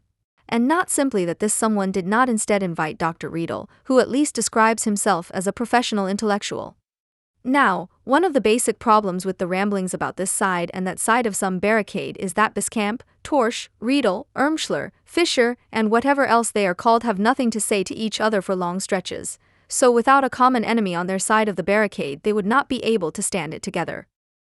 It's certainly not the case that we don't share the sentiments expressed in Riedel's comments about the asylum and refugee crisis. The main difference is that you don't take every first moral twitch as an immediate judgment. If someone sees biopolitics written and all that comes to mind is genocide, but they don't ask any questions and instead quote this distortion into the orcus of social media, one can only demand, and I would never have thought to write this, read Foucault, to whom the reference at the time was aimed. In his lecture of March 17, 1976, Foucault wrote, "The new technology, on the other hand, is directed at the diversity of human beings, not insofar as they can be grouped into bodies, but insofar as, on the contrary, they form a global mass that is shaped by the overall processes inherent in life, such as processes of birth, death, production, illness, and so on." After an initial access of power to the body, which takes place according to the mode of individualization, we have a second access of power, not individualizing this time, but constituting the mass, if you will, which is not directed at the body man, but at the species man. End quote. Biopolitics is therefore primarily a collective, institutional, or simply state regulation of collective masses of people who are subject to various categorizations. In my opinion, this is precisely the sense in which the term is used in the literature, especially in relation to refugee issues. A few examples. Whatever the legal situation, biopolitical considerations are powerfully present in any immigration policy. The German government's 2015 policy can be seen as an attempt to dispose of the moral and political aporias of immigration as biopolitics in a humanitarian way. Even colorfulness as a biopolitical goal cannot really justify regime-free immigration. Foucault did not intend the concept of biopolitics to be an accusation, however morally irritating it may be. For socially organized biopolitics now also includes such morally highly valued things as epidemic campaigns, vaccination campaigns, comprehensive medical care, universal health insurance, family support and immigration policies, anti-discrimination, e.g. homosexuality, and anti-discrimination campaigns, e.g. child abuse, which modern democratic societies do not want to do without under any circumstances. Even if we had to experience how horribly biopolitics can escalate into state-organized eugenics, racism, ethnic cleansing and genocide, biopolitics as such can no longer be dispensed with. On the border with Poland, it has become normal for refugees to die or suffer bites from the dogs of border guards. Refugees are the largely lawless maneuvering mass of a European biopolitics, as lawless as they are cheap as workers and therefore in great demand in the catering industry, for example. End of quote. I noted that Riedel meant the term biopolitics quite value-free as population policy, implicitly referring to the range of the term as it appears in the above quotes. Riedel, on the other hand, proclaims that solidarity must end where Gensler describes Merkel's immigration policy as biopolitics against Poland, with the where and not if implying that this has happened anywhere at all. I wrote and Riedel himself quoted in his article, "Even without reading the Bahamas, but after a quick glance at an average history book, it would be possible to recognize that there may be reasons why both the Polish government and population are somewhat sensitive to German biopolitics on Polish soil." End quote. So if he could read, he would have understood that I was describing Germany's immigration or population policy, and not Merkel's, as a German immigration or population policy that was also taking place on Polish soil, i.e. in Poland. The focus on Merkel seems to me to be primarily justified, and justified in both a psychological and rational sense, by the fact that, in the context of the refugee crisis, she has, for the first time in her career, said anything at all that represents a concrete position on any issue. Not least for this reason, unlike Riedel, I am not quite prepared to explain away her very personal role in this constellation, but at the same time I have little desire to speculate about the extent of this role. The question of the extent to which this superficially European policy tends to be German could probably also be debated. But instead of writing that it was objectively directed against Poland, I simply said that people in that country were reacting to it somewhat sensitively for historical reasons, which in turn does not mean objectively per se. Furthermore, such statements do not mean that Poland's isolationism is not itself a form of biopolitics. What I am not prepared to do as quickly as Riedel is to forget that Poland has a somewhat longer history of German population policy, from the Teutonic Order, through 3 Polish partitions to the 4th Polish partition between Nazism and Stalinism and the Nazi occupation, which also included the mass murder of Polish Jews, who, as Martin Staub emphasized, were only too willingly forgotten in Germany as Polish citizens. So if Riedel had objected that sensitivities relating to such historical moments cannot or should not be a yardstick in the debate, this could have been discussed. However, no one can object to this if he constantly refers to his own emotional states, feels misunderstood and unfairly treated as a helper, i.e. does not feel sufficiently honored in his honorary position, and for whom a depiction of Indians in a cartoon immediately represents a glorification of the genocidal massacres of indigenous societies. In a touch of constructive criticism, I went on to write to Riedel, on the subject of Poland, where I would actually put up with the accusation of vulgar anti-Germanism. In a very pragmatic way, I would take the view that when the German Chancellor announces we can do it, Poland, for example, says we can't. No matter how questionable the reasons are, Germany could or, in my opinion, should have simply adopted Poland's quota etc. Instead of imposing it against its will on its neighboring country, which has been treated in a very paternalistic manner for more than 2 years, via the EU. And I also believe that, given the mood in some of the Eastern European countries concerned, this would also be fairer to the refugees in question. End of quote.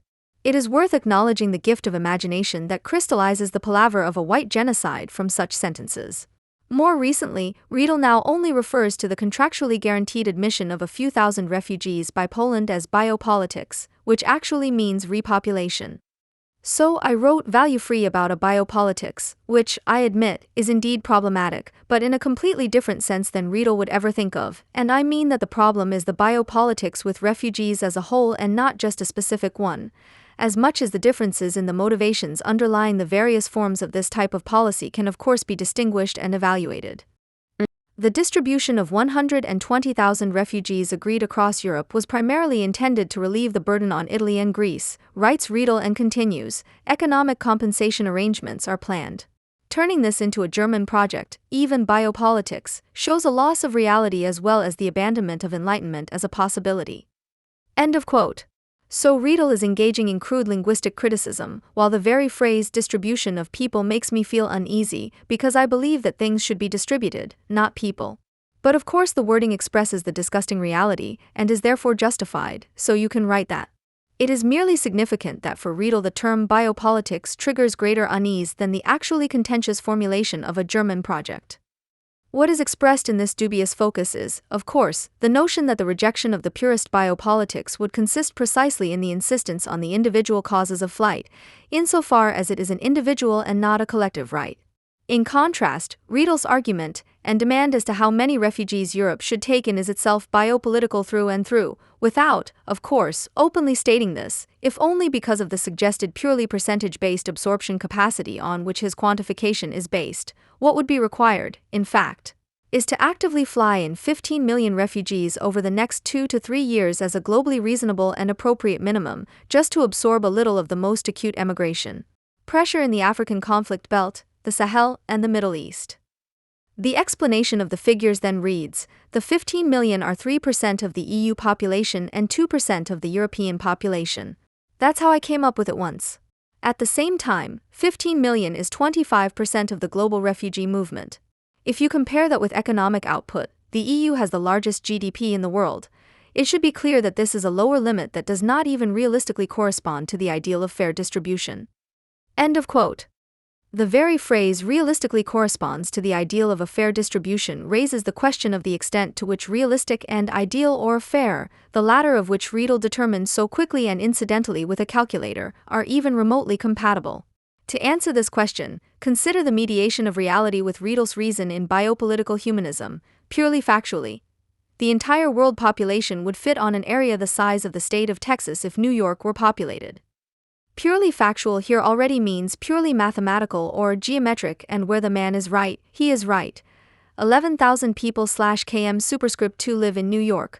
The 7,418 million people who currently live in the world would therefore certainly fit into Texas, with its 700,000 square kilometers.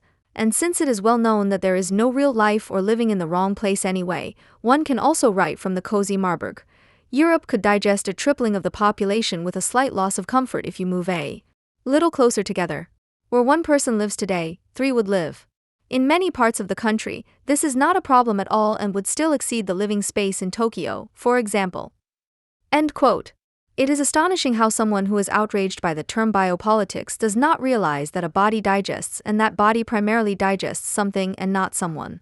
Riedel is in no way inferior to Gallen's statement in precisely this kind of thinking, which is praised as humanism. It is up to the Poles to decide how many refugees they want in their national body. The only difference between Gallen and Riedel, apart from the slightly different naming of the same basic biopolitical idea, is the respective focus on the will or unwillingness, Gallen, and the ability, Riedel, to digest refugees. This difference tends to be accompanied by a difference in the focus on quality, Gallen, and quantity, Riedel, and the respective shift to the other. Of course, the fact that Gallen refers to equality here does not mean that it is not properly crude. So while Gallen defends the fact that Poland is resisting taking in a really small quota of refugees, Riedel accuses, for you, it is an imposition that EU countries take in at least a few dozen refugees, which they have committed to doing. End quote.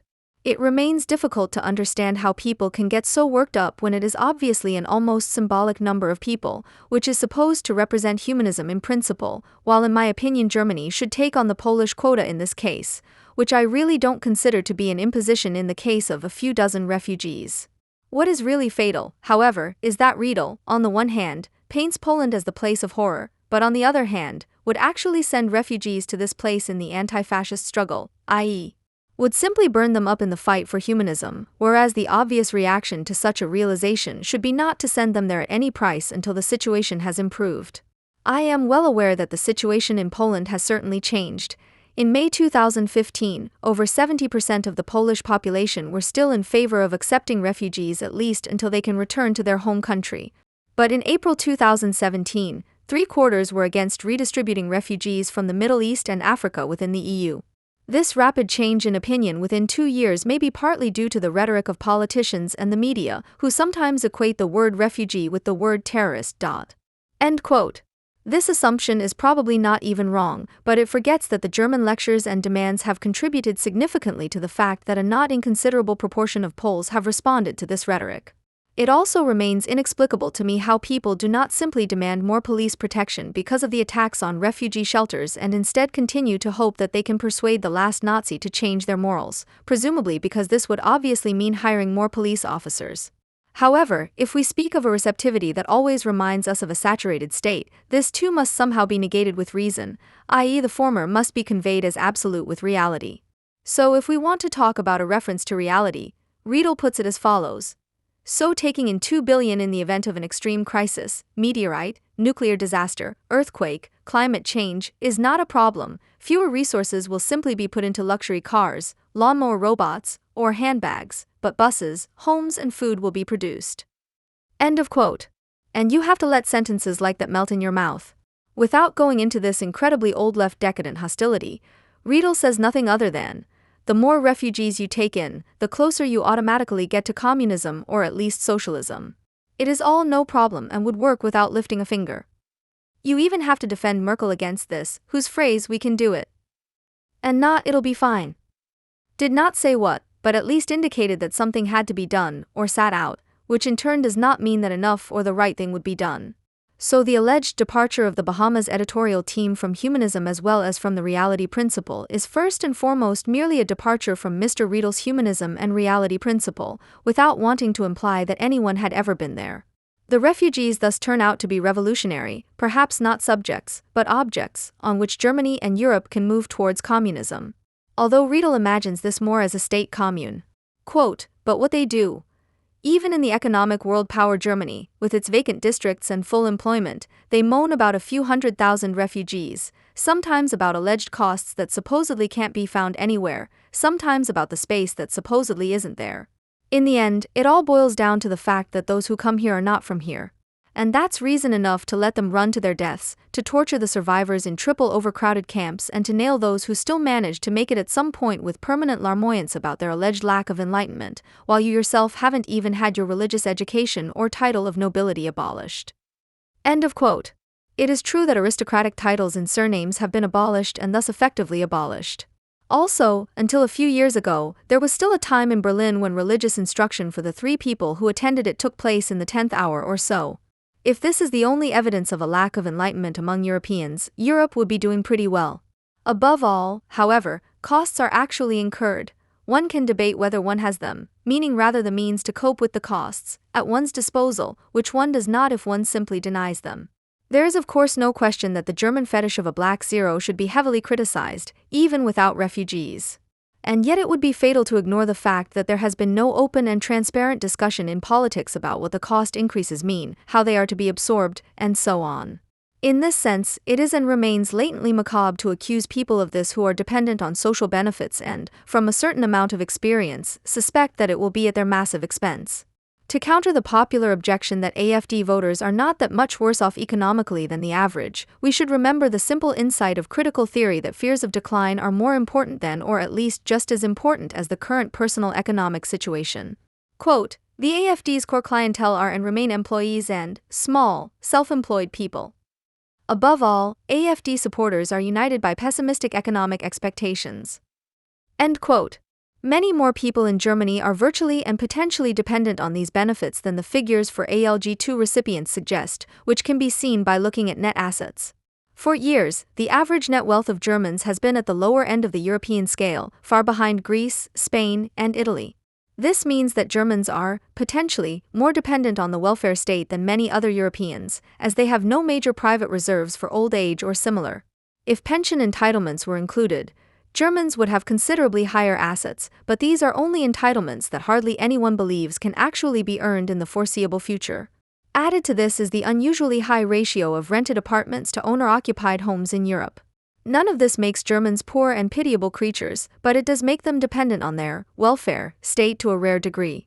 If the admission of refugees goes hand in hand with the increasing or feared rigidity of Hartz IV, it should hardly come as a surprise if certain people make a connection there, and some people mentally anticipate their future Hartz status. It is certainly not my intention to defend this approach.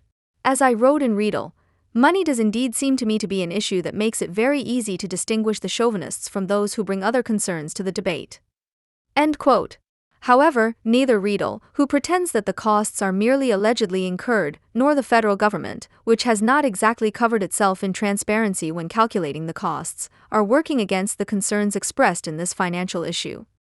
The assurances that taxes would not be increased to ensure the financing of the refugees was and is not exactly confidence-building, because the money has to be reallocated somewhere, and numerous financial experts are certain that tax increases or cuts in benefits would be unavoidable, both for those who have fled to Germany so far and for the increasing numbers of refugees who would make it to Germany. Of course, there are also forecasts that end in financial disaster scenarios.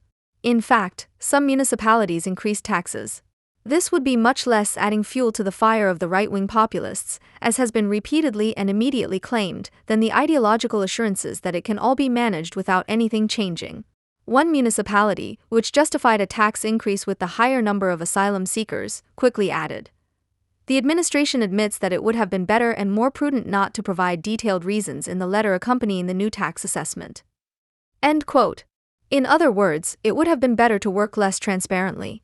Ultimately, Merkel's assurances that there would be no tax increases or cuts to benefits already hinted at the border closures that have been in place for some time.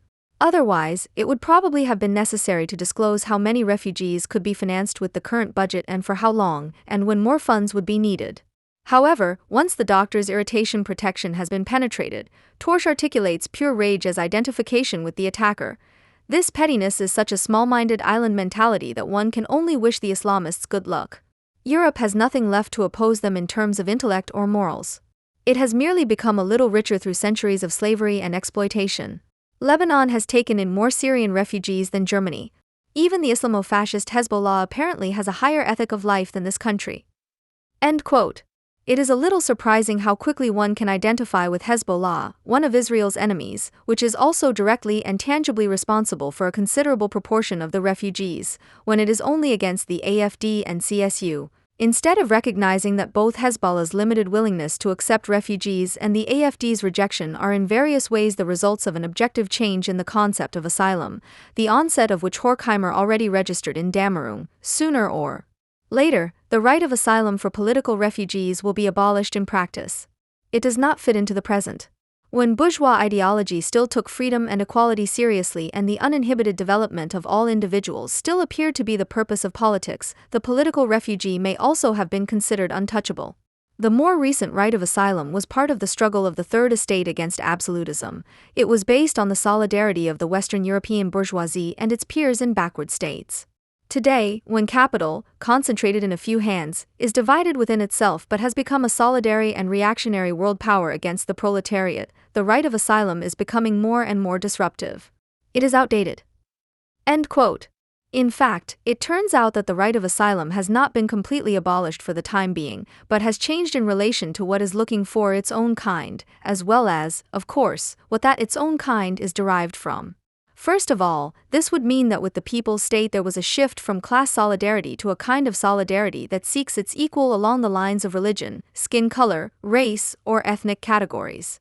Horkheimer also hinted at this with a reference to folkish terrorists. The shift in the forms of solidarity can be seen in the fact that Poland has also taken in tens of thousands of refugees from Ukraine. The AfD has at least proclaimed its willingness, and this may or may not be instrumental or ideological, like its partial defense of Israel, to take in Arab Christians. Bangladesh has taken in Rohingya, etc. pages. There is no question that this new form of post-bourgeois solidarity, partly based on pre-bourgeois group definitions, is a more than questionable development. However, it is only partially in conflict with asylum and the right to asylum. The editors of Polmos should also be reminded of this when they wrote in their critique of the right of asylum. Politically persecuted persons enjoy the right of asylum is stated in Section 16A of the German Basic Law, a fundamental right to enjoy. You have to come up with something like that first. End quote. First of all, this is a completely correct observation, as people do not enjoy basic rights, but privileges. You can certainly scandalize this, but you don't do yourself any favors if you register the lack of validity but never confront this with the genesis of the right itself. Quote, what is erased in the formulation is that fundamental rights, at least in their bourgeois idea, are a restriction of the state's power of disposal and not a benefit granted by the state. The fact that the discussion on the so-called refugee crisis revolves primarily around the question of whether or not politicians are morally obliged to continue accepting refugees makes it clear that even the well-meaning have adopted asylum as a fundamental right, i.e. as a legal entitlement that has been removed from the discussion. The ease with which the fundamental right to asylum was suspended in 1993 and the matter-of-factness with which it is negotiated today as a moral matter of politics should be frightening, not only for humanitarian reasons towards refugees, but also because political freedoms in this country, security and integrity, indeed life, are no less dependent on the validity of fundamental rights. End quote. In fact, if one treats the right to asylum as a fundamental right and confronts the former with the bourgeois idea of fundamental rights, one would have to ask since when and where the fundamental right to asylum existed at all. The French Constitution of 1793 included the right to asylum in almost the last article. It grants refuge to foreigners expelled from their fatherland for the cause of liberty. It denies it to tyrants. Art. 120, as part of the passage on the relations of the French Republic with foreign nations, and thus truly not as a fundamental right. Thus, the realization of Polmos could also be turned around into the realization that the fundamental right to asylum in the Basic Law was already written unconsciously as a privilege that one actually enjoys, something that was well known and debated in the discussion at the time it was written. In this context, one could have come up with the idea that the right to asylum as a completely universal right not only no longer has a reason, but never had one before 1948. It should be mentioned that the GDR introduced the CHEM formulation as early as 1968, and that the abolition of the right of asylum as a fundamental right has been debated for some time or even a long time, and that the dear comrades of Polmos do not seem to fully realize that when they emphasize that fundamental rights, at least in their bourgeois idea, are a restriction of state power of disposal and not a benefit granted by the state, they are simultaneously saying that the state does not have the slightest obligation to pay for the accommodation and food of refugees. One may well be unsure whether this is in their interest. But it was precisely this benevolence that gave rise to concerns as early as 1948.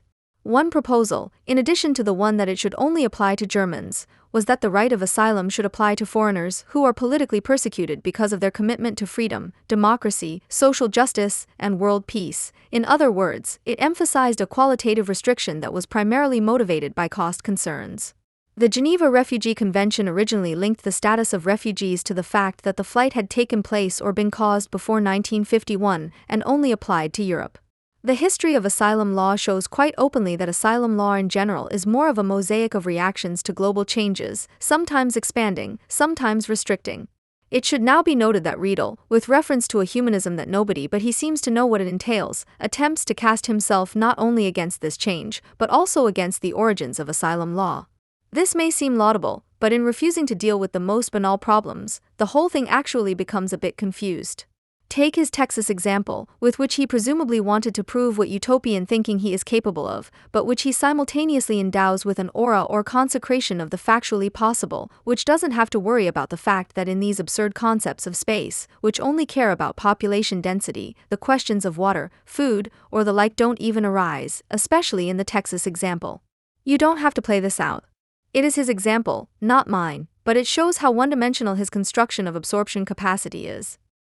As much as Riedel rightly emphasizes that the anti-refugee ideology includes the suggestion that everyone will soon be coming, he nevertheless makes things too easy for himself when he continues. This unbounded maximalism conceals the opposite wish, that no one should actually come at all.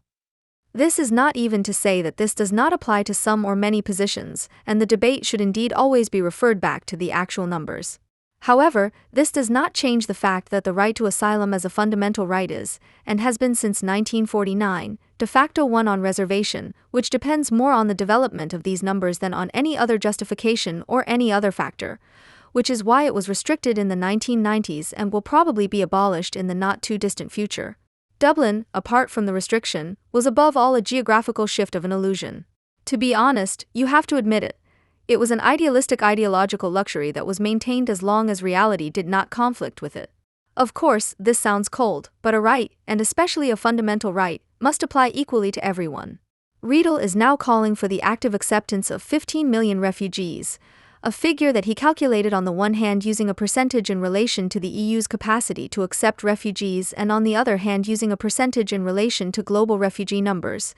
The 15 million is 3% of the EU population and 2% of the European population. That's how I came up with it once.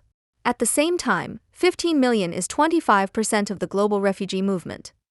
It is fundamentally difficult to speak of a lower or upper limit in the style of Riedel if you don't even know which variable it depends on. X corresponds to EU population, and how much can be taken in E corresponds to worldwide flight movement. How much must be taken in Riedel's harmonic equation is 3% of X equals 15 million equals 25% of Y, which unfortunately is not a solvable equation, unless I am mistaken. Again, these figures do not come from me. But I generally don't think you should make fun of such suggestions. If it were a serious proposal, you could talk about whether and, above all, how you could take in 15 million refugees in Europe, you could calculate the costs and necessary jobs, you could calculate any necessary cuts or tax increases and try to communicate these by pointing out that it would save lives. But the question remains, what then? To what extent is this not just a quantitative shift of blame that soothes the conscience in the short term? If the global refugee movement doubles, we would have to take in 30 million, which would suddenly correspond to 6% of the EU population, or we could stick with the 3% and reduce the intake to 12.5%. So the numerical examples remain pseudo-realism, and cursedly specific at that, which is only intended to conceal the fact that we are capitulating, and the latter is not an accusation, at least not one that does not apply to me to the same extent. As true as it may be that a certain and potentially even determinable number of people want to and will come at the moment, it is highly likely or even foreseeable that this will change in the near future. This was emphasized by Wolfram Eilenberger. In view of the sheer number of people already willing to migrate today, the distinction between war, economic or climate refugees will be of academic value at best in the coming decades. End of quote. And secondly, the head of the BND, Bruno Bauer, who emphasized in 2017, well over 1 billion people will have a rational reason to migrate in the future. With reference to a PEW study, Die Welt reports on flight requests and plans that are in the double-digit, sometimes mid-double-digit percentage range in some sub-Saharan countries. In this sense, one could say that the panic of Europeans has its rational reason in the fact that these numbers are encountering a right that was never intended for this in principle. If we now consider Europe to be the welfare state of the world, and rightly so and not too difficult to justify, we cannot abstract from the fact that, as a rule, a welfare state collapses in actual crises, i.e. at the moment when it is most urgently needed. This would be the second fundamental right that is subject to reservation, as it fundamentally contradicts the principle of fundamental rights, as noted by the editors of Polmos, namely that the state should not be a benefactor. The fact that Austria, for example, is massively attacking this in anticipatory obedience shows a direction that we should all be prepared for. We cannot ignore the fact of immigration into the social systems, as much as this is a political slogan of the right. Otherwise, we ignore the fact that there are plans to build a wall around the welfare state, which in this case would mean making it more difficult or, to a limited extent, impossible for refugees and immigrants to access social benefits, but continuing to allow immigration. Furthermore, the abolition of the minimum wage in general or only for refugees is up for debate. The latter would almost be an appeal to racism. But Riedel, clearly taking the moral high ground, asks, how many are you prepared to kill by sealing yourselves off? 200,000? 2 million? 20 million? 200 million? When is enough and you let people in? So really significant numbers that take into account the state of the world and not just a few tens of thousands, who you then have to thank for the rest of their lives. What kind of concept do you have there? End quote. It is quite interesting how much power people are given when it comes to distributing responsibility and blame, and how much one can block the simple realization that the only thing that would take into account the state of the world would be, at best, to change the state of the world. Mealy Kiak has also expressed herself in similar terms to Riedel. We must force all politicians on a massive scale and make a colossal effort to define the exact number of people they no longer want to let across the border in future. They should state the exact number of deaths they are prepared to accept. They should no longer hide behind the number of people rescued, but should take responsibility for the number of people killed, injured, and left alone. End quote. She continued, we have decided to protect borders and not people. Reducing refugee numbers and closing borders means not granting people their human rights. Not to regard human rights as universal, in the sense that they apply to all people and through all times. End of quote. And such sentences actually seem as if Arendt had never written about the aporias of human rights, as if human rights as a concrete concept had not been completely and aggressively overridden in the majority of the world, in which the West also participates. What becomes clearer with Kiak than with Riedel, however, is how the demand for linguistic clarity betrays precisely this in turn when she writes, we are not protecting the external borders when we build wire mesh fences in Bulgaria or elsewhere on the periphery of the European Union, but we are turning away people who are fleeing. End quote. As if this were a contradiction, as if it were not the only true thing to write. We protect the external borders by turning away people who are fleeing. What happens in both Riedel and Kiak, however, is the shift from complicity to guilt, in the hope that this will discursively encourage people to act. However, despite all the actual dubiousness associated with the phrase fighting the causes of flight, this really removes the causes of flight from the discussion. Instead of a serious concept, I can only offer a forecast, and you should always be skeptical of such forecasts. This said that it will be horrible, and once again, this is a forecast, not a recommendation or anything like that. I suspect and fear that if the number of refugees increases in the coming years, and if the European countries change their social policy or rather the appearance of it, as well as their sovereignty, I suspect and fear that if the number of refugees rises in the coming years, and if European countries want to maintain their social policy or the appearance of it and their sovereignty, the right of asylum will be abolished, that Europe will support more dictatorships than before so that they will keep refugees, which will make Europe even more dependent on them than before.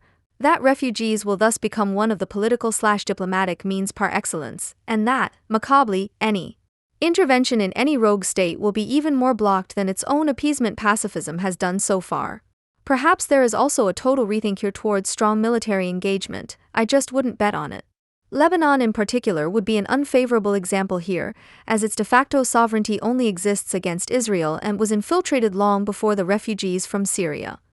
States such as, or above all, China will benefit twice over from this, as they are increasingly exploiting African resources, but are sending the victims of this Chinese Western exploitation to Europe, as long as Europe still feels halfway morally obliged to accept them.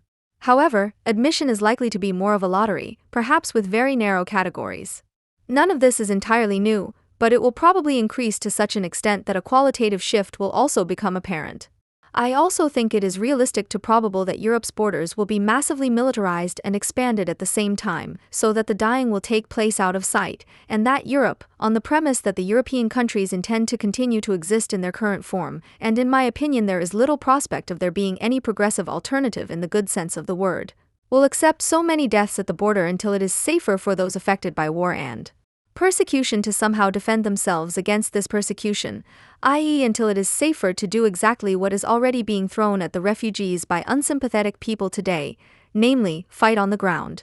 The only thing that Europe might be able to wring out of them is massively increased cash payments, benefits in kind and the like as part of expanded or restructured development aid. I also think that it is a faint to deceptive hope that Europeans will be softened by rising numbers of refugees and deaths, but that more Europeans are likely to recognize the need for isolation in relation to themselves and their social situation, or to link the two together. What I freely admit is that I do not yet have or would not have an answer to the situation as a reaction, and that it is quite exasperating, but I will not take the word of anyone who thinks that a sentence like taking in 2 billion, no problem does not convince them, and perhaps even causes fear in their naivety. So I would argue that Riedel also has no answer that points beyond a guilt-shifting skimming off the top of the world's end. What one can do, in my view, is criticize past mistakes in order to try to understand certain developments. In fact, I believe that those who, according to the studies on authoritarian character, cultivate a surface resentment should have been convinced with arguments that focus on the rational, i.e., material, content of their resentment. Politicians and the media failed to do this for long periods of time, which in turn massively benefited the AfD. At least that's what the figures on AfD voters and their attitudes suggest, while the NPD would have been a political wet dream for this situation a few years earlier and was unable to take advantage of the refugee crisis at all. When Wagenknecht calls for a left-wing coalition movement, she is merely awkwardly expressing the idea that this could, in all likelihood, be the only left-wing party with more than 15% of the vote, which would have the AfD as its only serious counterpart, i.e. the only possible coalition partner in Germany. This would also have included the defense of Western values, as platitudinous as it sounds, and this would certainly include a forward-looking approach, particularly with regard to the issue of religion. In my opinion, it would have to be argued in a secular or, in case of doubt, deliberately vulgar atheistic manner that in Western opposition to Islam, the role of religion in general must be curtailed due to the equality of religions before the law, without claiming that those religions are equal even in the slightest, i.e. beyond abstract law. This, in turn, would by no means mean that one could not at the same time relate to the Christian tradition in such a way that, for example, the religiously motivated but largely secularized holidays are strengthened. So in this sense, I would tend to disagree with Thomas More, for example, but only in terms of the very pragmatic implementation, not in the judgment itself, and this is exactly how it should be communicated, that Islam forces the West to treat other religions like it, despite better knowledge. I would even think that one could find reasonable grounds for even actively privileging Judaism, even if only because of its non-missionary character. Of course, there also needs to be a residence status and benefits for those who are forced to marry and children who are trapped in child marriages with a radical ban and annulment of those forms of marriage. Furthermore, under certain circumstances, residence would also have to be clarified locally in such a way that the formation or maintenance of clan structures is prevented. These are largely authoritarian measures that have long been omitted and in many cases still are, but for Riedel, these two are presumably only symptoms of the temptation exerted by the dirt allegedly enforced by the state of emergency, i.e. the alliance with the violent authority. It is not fear but desire that underlies such expressions. End quote. It is a little ironic, however, as someone who emphasizes, it alienates me to still have to discuss basic elements of humanist thought in 2018 with people who have read Marx. It keeps me from working for the Enlightenment, and Israel can only object to quiet doubts that he doesn't give a shit about the German economy. I assume that it would somehow benefit even from 8 million immigrants within 2 years and that investing in the refugee industry would be a similar economic stimulus program to the scrappage scheme or similar measures. But I don't give a shit. You have to take in refugees or openly declare your intention to kill them. There is no other choice, and any rationalization of the latter must be made aware of its consequences, whereby the rationalization of the former is as follows: 3 years of German classes, 1 to 2 years is often enough for children, and most people function. It's a lie that everything won't work out. The fact is, everything works with the Germans. Expensive schools, elite universities, and yet the majority of Saxons vote AfD and Bavarian CSU. What is integration into the global society supposed to look like? End of quote. Now a German course, unlike an English course, does little for integration into world society, just as an elite university is unlikely to be the place of education for the majority of Saxons, which would actually be blurted out in the term elite. This is not to say that there isn't a real problem with the Germans in particular, which in turn would be the best proof that the German language, if you allow the Saxons to speak it, does not automatically absorb Western values or work, whatever that means. This probably refers to the humanist Marx who wrote British Rule in India, for example. It was probably just such a slip of the pen as the critique of political economy. The very best way out of the dilemma, however, is if you can not give a shit about the German economy because you have good prospects of finding a job in the refugee industry, a country that scraps roadworthy cars for a scrappage bonus and produces restaurants where competitions are held for 30 centimeters giant burgers, a country where you have no speed limit and yet one of the lowest accident rates, a country that can afford multi-billionaires like Aldi brothers, a country that above all is constantly moaning about the need for new blood and cheap labor and harvest workers. Such a country can easily cope with 15 million people. Then a few more people will become social workers or Islamism experts instead of profilers or academics that nobody needs. End of quote. Those 15 million, who above were still 3% of the EU population and 2% of the European population and were to be taken in by Europe, are now to be taken in by Germany. There is simply no better way to describe the class character of Riedel's engagement. With that long sentence, he proves himself to be an exemplary representative of that middle class that would prefer to see the Aldi brothers, both of whom I believe are already dead, dangling from a lamppost, and for whom refugees would be best off working in the fields. This also shows the relationship between tolerate and need, when suddenly the jobs that the refugees bring with them come into play. Riedel is likely to belong to the first group. In other words, he finally wants to be needed, because so far he belongs to the second group of academics that nobody needs, which is not a reproach as long as you don't let it drive you crazy. The only practical thing about the whole constellation is that Riedel will not be affected by competition in the low-wage sector, undeclared work, etc., otherwise he would also know that apartments are not manufactured. It is more likely that the refugees would provide him with a fairly reliable job that would emancipate him from the welfare state, which is why he doesn't have to worry about it. Riedel's emancipation from the welfare state would therefore hardly be affected by a general and possible emancipation from the welfare state. Ultimately, certain studies even point to the class character of morality. In a study in which school education was considered in relation to the population as a whole, first figure, engagement as a whole, second figure, and engagement in refugee aid, third figure, the following figures were found: basic, 36%, 31%, and 20%, medium, 31%, 31%, and 23%, and higher, 33%, 38%, and 57%. The authors summarize, significant differences to the population structure are only found in the class affiliation of those actively involved in refugee aid and emphasize the disproportionately high engagement of more highly educated citizens. At the same time, however, it states the following about concerns. The most widespread concerns relate to growing extremism, a lack of integration opportunities, and the financial disadvantage of locals. The respondents who express concerns are, with a few exceptions, older and formally less educated than the average. As if Riedel suspected this character, he embarks on a pathological defense of the refugee helpers, who are divided into bourgeois profiteers who were able to sell their apartments to the man and people like me who, regardless of their ideological background, have simply internalized what Adorno demands as a moral imperative: not to show a refugee the way at the door under the pretext of necessary reflection. End of quote. Of course, the defense only applies to the second group, who would never see themselves as potential profiteers, even in psychological terms, and of course does not mention at all that Adorno explicitly wrote about the political refugee. What studies now say in turn about motivation would be, among other things, over 90% state that they want to use their engagement to set an example against racism, as well as to show that alongside right-wing propaganda and violence, there is also a welcoming culture, with agreement with these statements increasing slightly with age. Furthermore, a full 94.3% also cite learning new things about the world and other cultures as a motivation. Quote, end. In another study, which among other things asked about the positive aspects that taking in refugees would bring for helpers, with help in existential need being by far the most important, one finds 56.7% who are of the opinion, this is also an opportunity to discover new and enriching things for your own everyday life. 61.4% who think, these people also enrich Germany culturally. 69.1% who note, Germany is gaining prestige in the world as a result. That, in turn, is almost 70%, which, according to Riedel, does not exist at all. Take a quote in which notable refugee aid organizations boast about saving Europe's honor.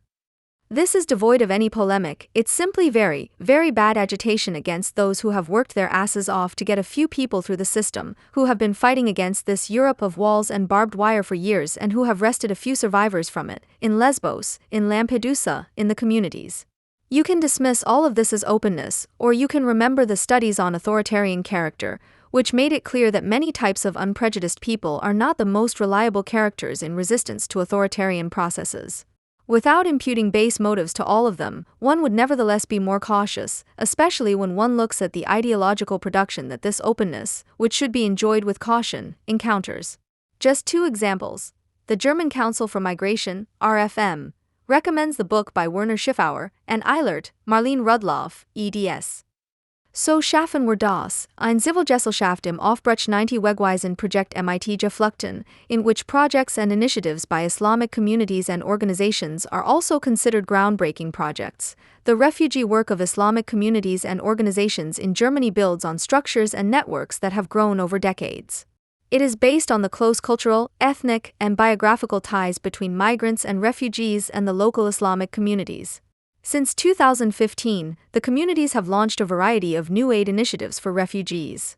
7 outstanding civil society initiatives by Islamic actors are presented in the following chapter. They highlight 2 particular strengths of their profile. Firstly, many of the Muslim volunteers have language skills and intercultural competencies that enable personal access to refugees with similar backgrounds.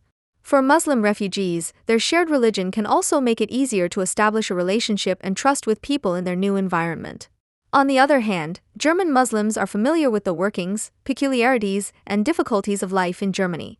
Their second strength is therefore to build bridges and establish points of contact between the long-established and the newcomers. Page 317. The Nukoln meeting place, or Dar as-Salam Mosque, is then listed and advertised, on the door of which Abdul Hakim Argi wrote or stuck his thesis.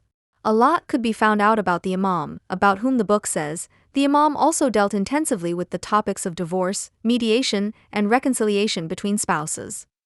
Page 323, at least Felix Riedel should have an idea of what this means when translated into reality. Another example is Salam EV, which sells pastoral care as culturally sensitive trauma therapy. There is a need in our society for pastoral care workers who not only view Islam from the outside, but also live within this religion themselves. Only then will it be possible to understand the other person sufficiently and be sensitive enough. On the one hand, a Muslim counselor should have sufficient knowledge of the Islamic religion and be able to apply this in concrete situations. On the other hand, it is also important to understand the values of the person concerned and to be able to see the situation from the eyes of the person concerned. It was precisely against this idea that Sjark Kunstreich gave a lecture, the text of which appeared in the current Bahamas, which, who is still surprised, immediately brought him announcements of disruption and the whole program of accusations of racism. Insan EV is praiseworthy and further advertises the project to build structures and support volunteers in the mosque communities for refugee aid through the associations of the German Islam Conference, short title, Mosque Support Refugees, and briefly notes, the project is supported by the Turkish Islamic Union of the Institute for Religion, DITIB. The same Council for Migration promotes the study Islamic Community Life in Berlin by Reem Spielhaus and Nina Mew, whose introduction states, the seizure of power by the National Socialists in 1933 put an abrupt end to the spiritually extremely diverse life in the imperial capital. Even converts from Judaism to Islam, from the perspective of the Islamic community simply Muslims, fell under the National Socialist racial laws and were subject to persecution. The history of Islamic associations in Germany at this time is still little researched, but this much is clear. Some Islamic associations such as the Islam Institute Berlin were dissolved and publications such as the Moslemish Review, a magazine of the Ahmadiyya movement, were discontinued. End quote. Not everything about this is wrong, just most of it, and even that is more of a suggestion. First of all, the story is not nearly as poorly researched as claimed, it just doesn't fit so well into the Spielhausian discourse. The Moslemish Review really was discontinued, but not until 1940 and not for ideological reasons, but due to a lack of paper and a lack of subscribers, as you could see from the last issue itself if you took a look inside. Before that, it had published such illustrious articles as Hitler is the Appointed Man. In 1939, its editor produced the first Muslim translation of the Quran. The Islam Institute Berlin was not dissolved, but fell out internally due to financial disputes, which even led to a court case, whereupon 2 new institutions were founded. In 1939, the Islam Institute, Ma'had Islam, zu Berlin e.V. was founded as a spin-off, and in 1941 the Islamisches Zentralinstitut zu Berlin e.V.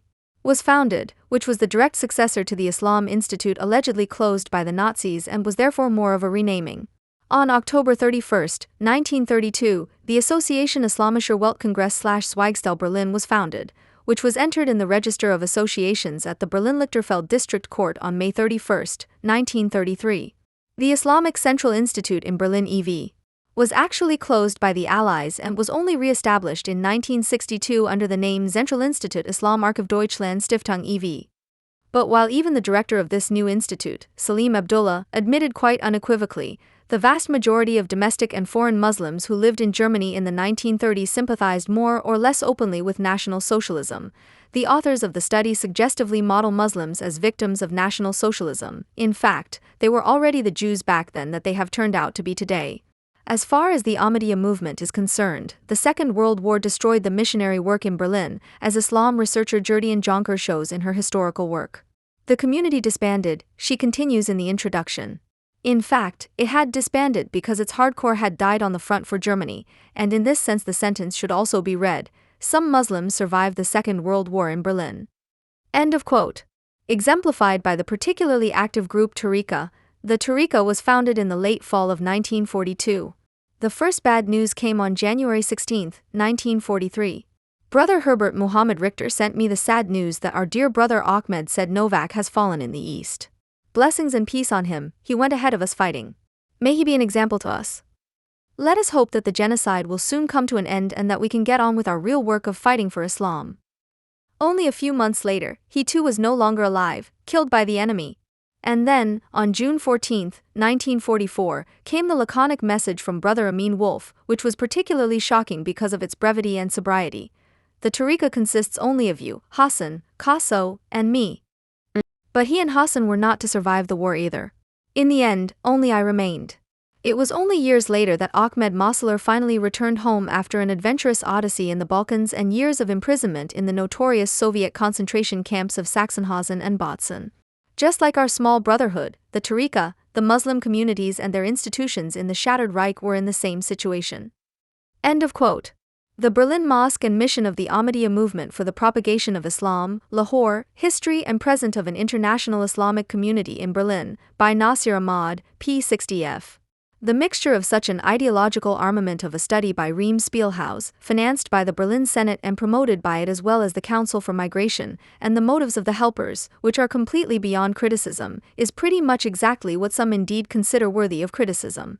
And yes, it is certainly possible to criticize the idealistic overall refugee who is happy about new cultures and/or career prospects.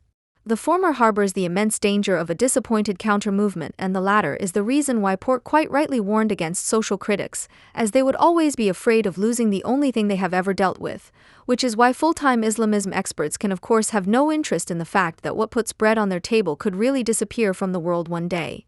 Riedel, for example, refuses to admit that people are anticipating and criticizing the turnaround in the optimism of the hurrah.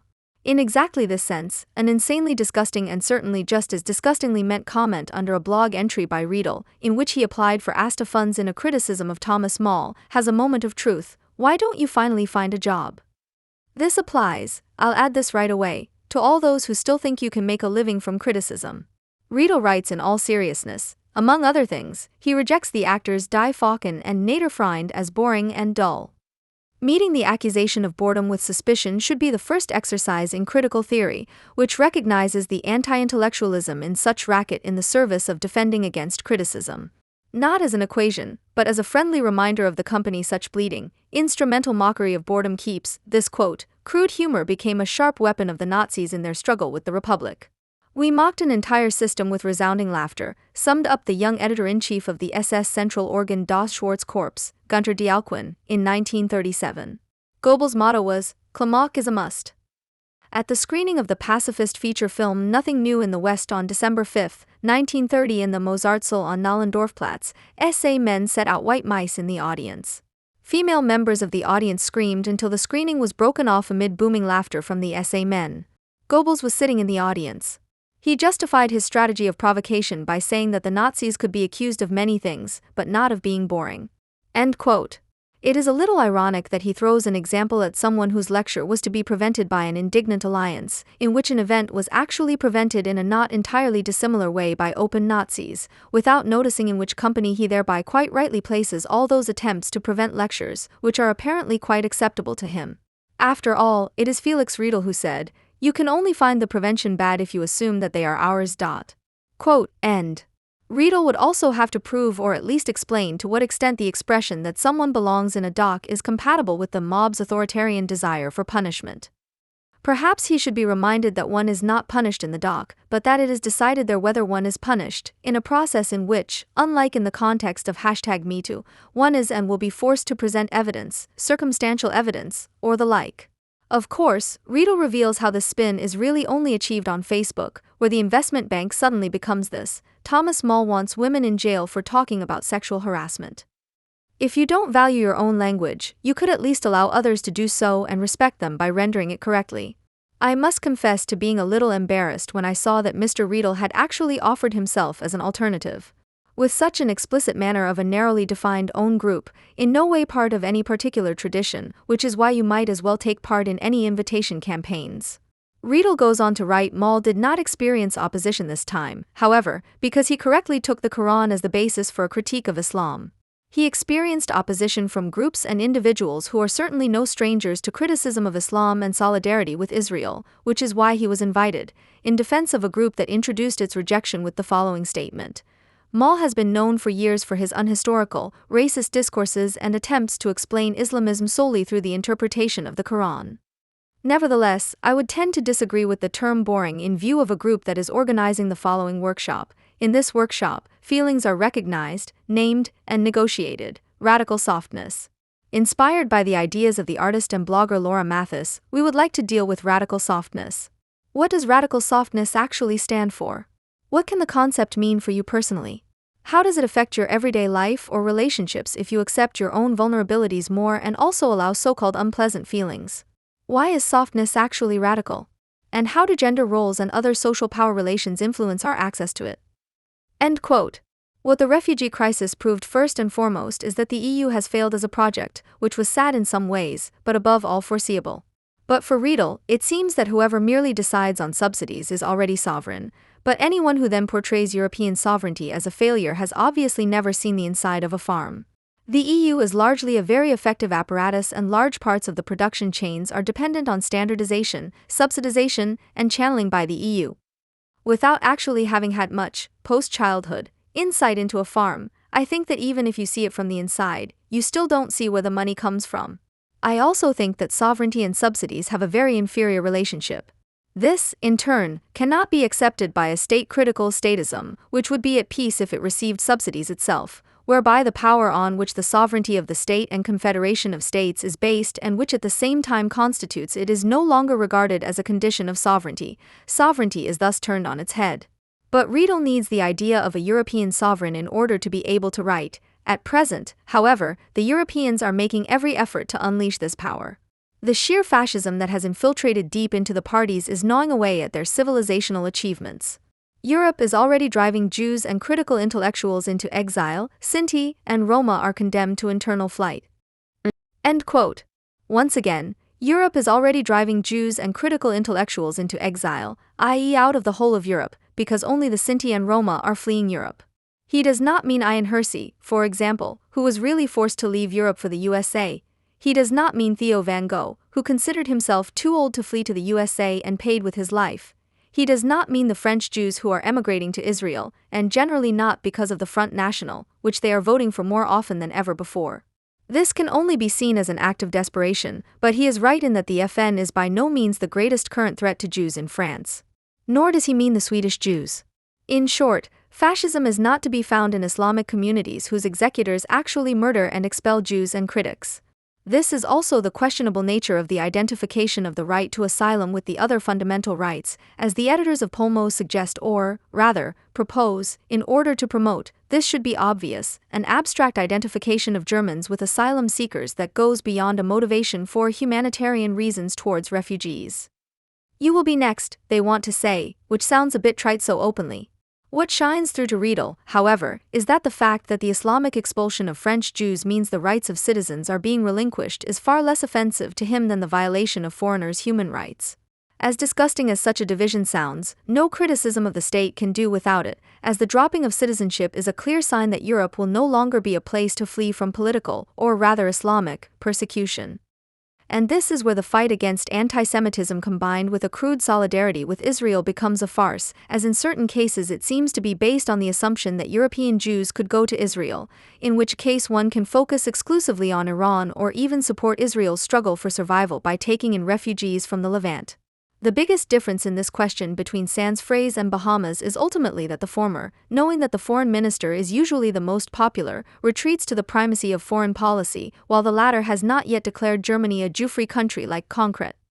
In the anti-racist ideological battle, Israel is increasingly being used as an excuse for not daring to fight for the Jews living here. It all began, if I am not mistaken, with a clear partisanship on the part of the Bahamas editorial team for Schuster's call for help and an energetic solidarity with him in the face of the accusations of racism that he faced at the time. However, if you search Felix Riedel's blog for the name Schuster, you are told, "I'm sorry, but nothing could be found for your search term. Please try again with other keywords."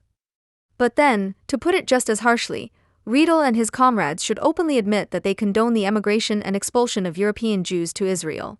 Riedel is abstractly forcing a mass re-education that always has the hint of a humanistic counter-missionary approach, and yet one must not criticize the refugee aid that does not even do that. One must not criticize those who not only do not confront refugees with their values in extremely questionable behavior, but even encourage them to do so for long stretches out of completely misguided tolerance. Riedel's plan, however, is to build an atheist global army of salvation.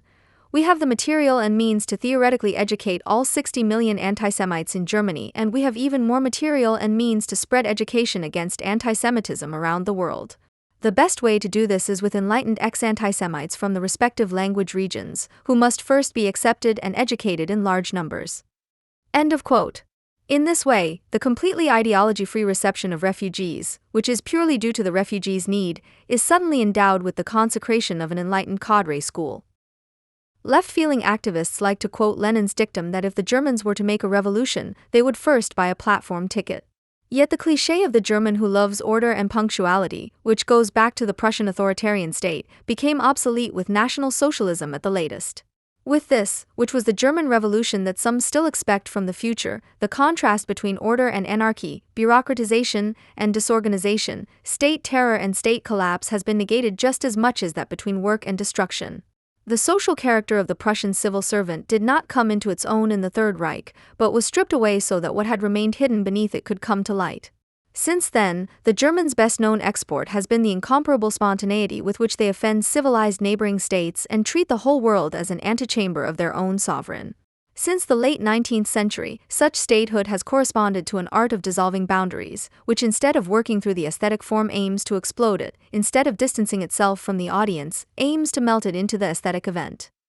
In other words, an art that constitutes itself by rejecting the division of labor that it nevertheless presupposes, both that between aesthetics and politics and that between recipients and producers.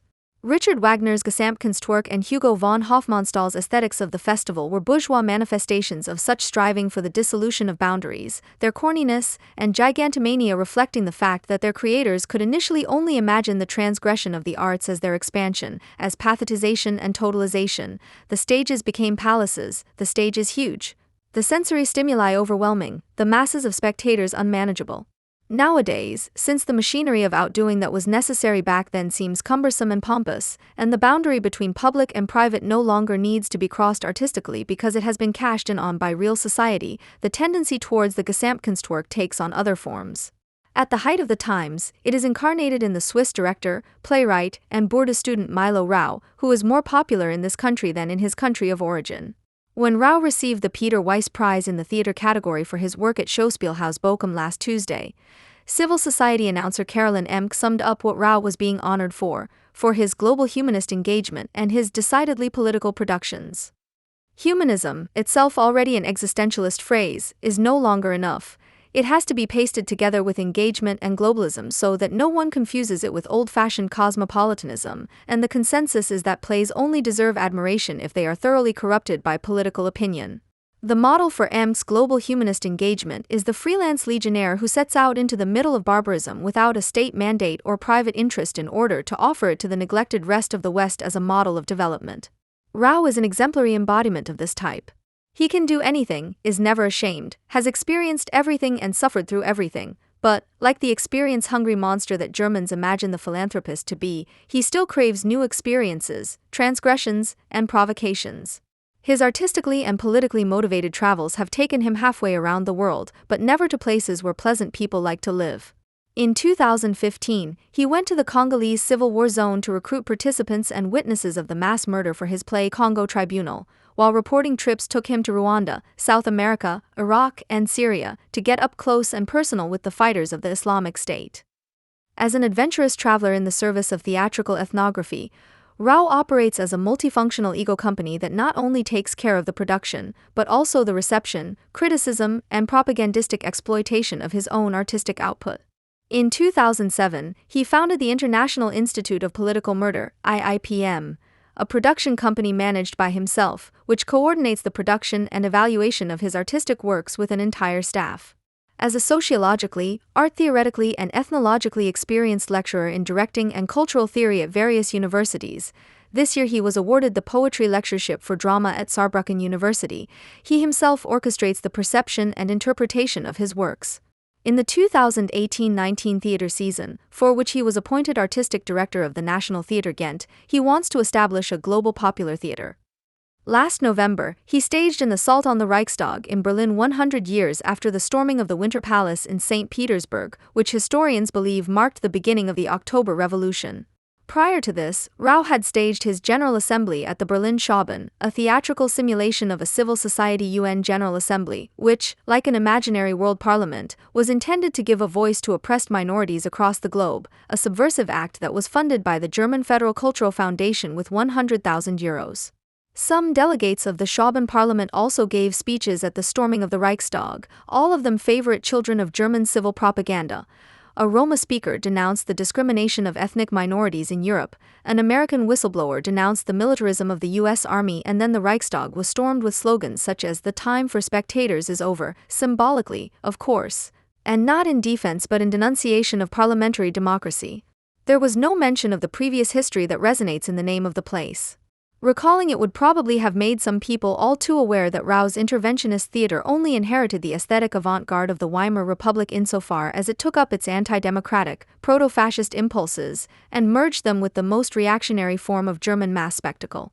Against this background, what Rao has to say about the greatest political danger of the present is no longer surprising. After the Islamist mass murder of the editors of Charlie Hebdo, he published an article in the Swiss newspaper Tagesanzeiger with which he finally endeared himself to German hearts. Under the headline "Je suis Charlie, therefore I am," he mocked the dead and survivors with the words, "There is something here in the West that I would call cynical humanism. We bomb the Muslim world with drones, and at the same time we are shocked when 17 people die in Paris. Colonialism is a reality. So are the drone deaths, and the attackers saw them on the internet. Facts that fed their hunger for heroism and ultimately their radicalization." End quote. While he thought he recognized in the marches for freedom of expression the self-assurance of a Europe that closes itself off from the outside and unites from the inside, a nationalist and therefore evil project, Rao admired in the confessional video of the IS attacker Amdi Coulibaly the calm reminiscent of wisdom, this self-confident habitus, for which there was no reality in his life. End quote. Bourdieu's concept of habitus has come down to such desecration of corpses in the mouth of his most popular disciple. Political madness and terrorist murder are evil but understandable gestures of distinction by the marginalized. Islamist terror is the answer to the colonization of the Orient. A global humanist delirium that is always preferable to the cynical humanism of the West. To understand who Julie Zay is and what her merits are, all you need to know is that she joined the SPD in 2017 when Martin Schulz was nominated as candidate for chancellor. The background to the evil that goes by her name can also be quickly recapitulated. Studied international law, internship at the UN, postgraduate course in European integration law, studied at the German Literature Institute in Leipzig since 1996, animal welfare ambassador for the Four Paws Foundation, filed a constitutional complaint against the biometric passport in 2008, engagement against U.S. spying attacks in an open letter to Angela Merkel in 2013, co-initiator of the EU Charter of Fundamental Digital Rights in 2016, finally elected as an honorary judge at the Brandenburg Constitutional Court in 2018 at the suggestion of the SPD parliamentary group. Anyone who believes that such a CV must have destroyed artistic productivity to the core is only proving their own backwoodsness. Rather, Zay's engagement is just as much a prerequisite for her literary commitment as her ongoing civil society activity would be impossible without the encroaching urge to write. Aesthetic philistinism and political demagoguery merge into a harmonious unity. Zay's novels are always reliably and penetratingly about what she has no idea about, even outside of literature, and in a language that is no different from her political media drivel. Her debut Adler und Engel, 2001, is somehow about the drug mafia. In Spieltrieb, 2004, arrogant private high school students discuss the legal philosophical foundations of early deflowering, which of course ends badly. Schilf, 2007, tells the story of two physicists who are confronted with the emptiness of their abstractions through a kidnapping case. In a stylistic mixture of Hoymar von Ditfurth and Nelle Neuhaus, and Nullzeit, 2012, a crime thriller with the suspense of Adalbert Stifter's Naxamer and the psychological subtlety of Carolyn Emke, takes a tranquil diving vacation on Lanzarote as the backdrop for a love triangle between characters who talk like Maria Furtwängler in Tatort. In general, only Tatort fans are likely to survive Julie Zay's books without ending up in the emergency room with an acute yawning fit. But since half of Germany watches Tatort, her political existentialist conspiracy monzets are discussed in this country as lively as Maischberger's question of whether Germany is getting darker after the latest migration political robbery with Baloff and Schenk. The fact that Zay's entire oeuvre is recognizably characterized by the virtue-soaked existentialism, hysterical moralizing and moronic brute rhetoric of Tatort makes her particularly qualified to act as an honorary judge. On the occasion of the publication of Schilf, she has already summed up her understanding of the law. My previous novels were also criminalistic to a certain extent. They were almost always about injustice committed, about a moral borderline case, and about the attempt to restore the balance of the world through clarification. End quote. Enforcing popular morality instead of defending the legal order, saving the world instead of protecting the individual, global balance instead of individual judgment. For someone who upholds such values, a petty honorary post at state level is just a small step on a long road. That's why no one should hope to hear nothing more from Julie Zay in the future. On his blog, Armin Wolf, presenter and deputy editor-in-chief of ORF Television Information, reports on the first day in his Corona flat share, "My office is about 15 square meters in size. The biggest challenge here will probably be keeping it tidy for 2 weeks.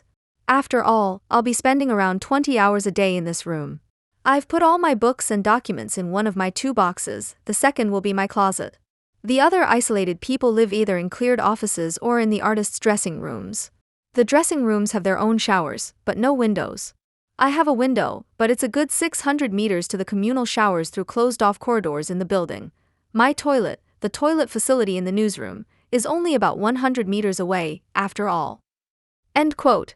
Although his editorial team is afraid that their employees might develop cabin fever like Grandpa in the air raid shelter, Wolf is in good spirits. After all, there is a small fitness area, a fairly large room with 3 table tennis tables, 2 without a net, a Wutzler, and 4 PlayStations, a lounge area with couches and armchairs, a small garden and a dining room. Bed linen is changed once a week, temperatures are taken 3 times a day, teeth can be brushed in the communal toilet, and everyone has 2 towels, which are changed every 3 days. For people whose only towel at home is next to the sink and whose toothbrush is used to scrub tiles, these must be heavenly conditions. Since they have been keeping a distance of 2 meters, thanking the previously ignored cashier like a courageous emergency doctor after handing over their receipt, rinsing their mouths with Domestos every morning, and taking 2 weeks instead of 2 hours to eat a bag of potato chips, Germans are rediscovering their lives. The guests on and will sit far enough apart so that they don't have to listen to each other. Johannes B. Kerner moderates his soliloquies in quarantine. The neighbors smilingly bring the groceries to the old woman whose apartment they want to take over after her death, and every email to the virus protection bunker of colleagues is ended with a cheerful "stay healthy." For us, it was a spontaneous experiment that we were very happy to take part in, announced Gunther Jauch, Oliver Poscharrer, and Thomas Gottschalk after RTL removed their Quarantine WG from the program after a short and unnoticed run. Symphony orchestras play in front of empty seats instead of half-coughing, half-snoring audiences, techno clubs broadcast online parties in filthy kitchens, owners of orphan bookshops read reviews on YouTube, and philosophy professors try to cheer up their permanently unemployed audiences with virtual slam performances. Of course, Germans are not considering relocating to the North Pole in the face of such splendid conditions, but on the contrary are enjoying the new communal heat flow. Germans only become friendly, cheerful, and attentive when they are certain that others will die sooner than they do. This is why the emergency state, which sometimes runs out of face masks but never runs out of creative ideas, has been characterized by an indestructible desire to survive for weeks. While bloggers, coaches, and other freelancers are offering emotional help to their neighbors from their home offices, the arts pages are switching to worry-filled self-reflection and contemplating the view from their own window, their concern for themselves and the openness of the future like an idealistic, overall Rilke. Even Thomas Glavinic comes face to face with the virus and processes his coronavirus crisis for the world in a daily serialized novel that goes into full swing right at the beginning. What were the intentions of the man who first told others about God? Everyone who took up the ingenious idea of the first prophet was pursuing a certain goal, and if he was not too clumsy, he was successful, because people are bad at dealing with uncertainty. They need house rules, regular rewards for good behavior, and a protocol that regulates the consequences of individual misconduct. End of quote. The person Glavinic is talking about is Glavinic because he is the only person Glavinic knows, which is why his knowledge of human nature is Glavinic knowledge.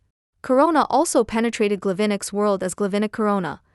Who knows how long I wouldn't have known about what was happening if it hadn't been for the emails from Italian relatives, because for more than 3 years I've been living outside what the majority of my fellow human beings call reality.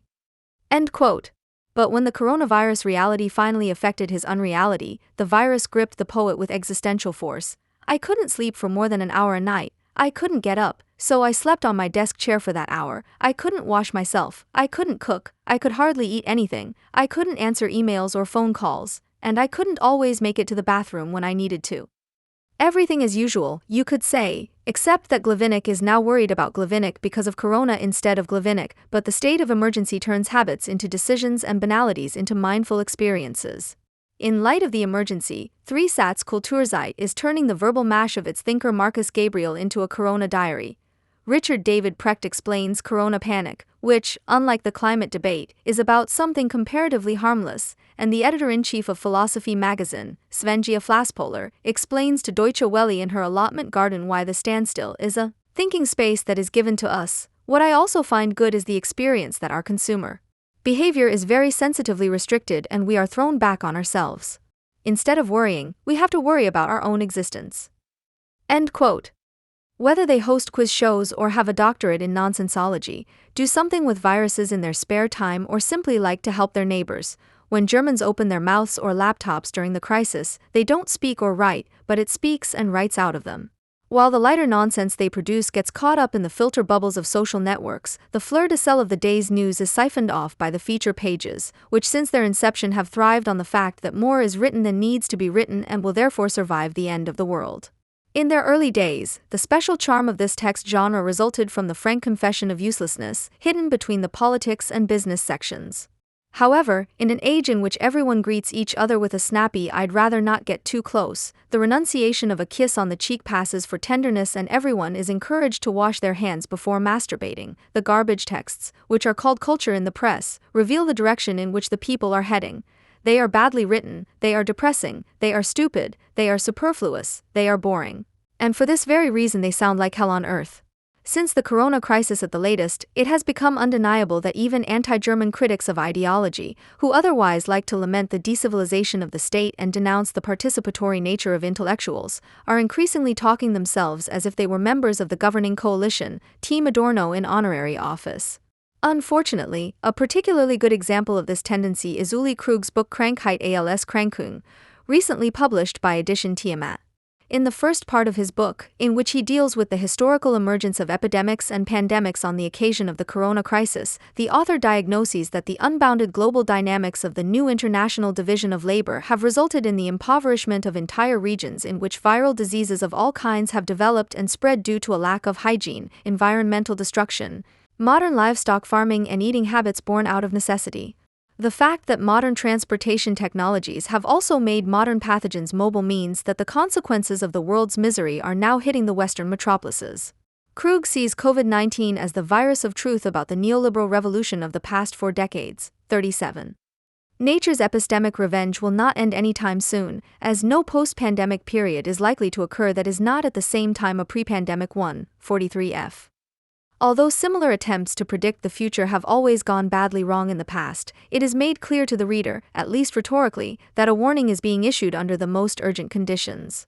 Krug's focus on the genesis of novel viral diseases, most of which can be traced back either to contact between wild and farm animals in the context of industrial factory farming, swine flu, bird flu, etc., or to the human consumption of wild animals due to a lack of access to safe protein sources, HIV, Ebola, is remarkable in that the genesis of the novel coronavirus is by no means known.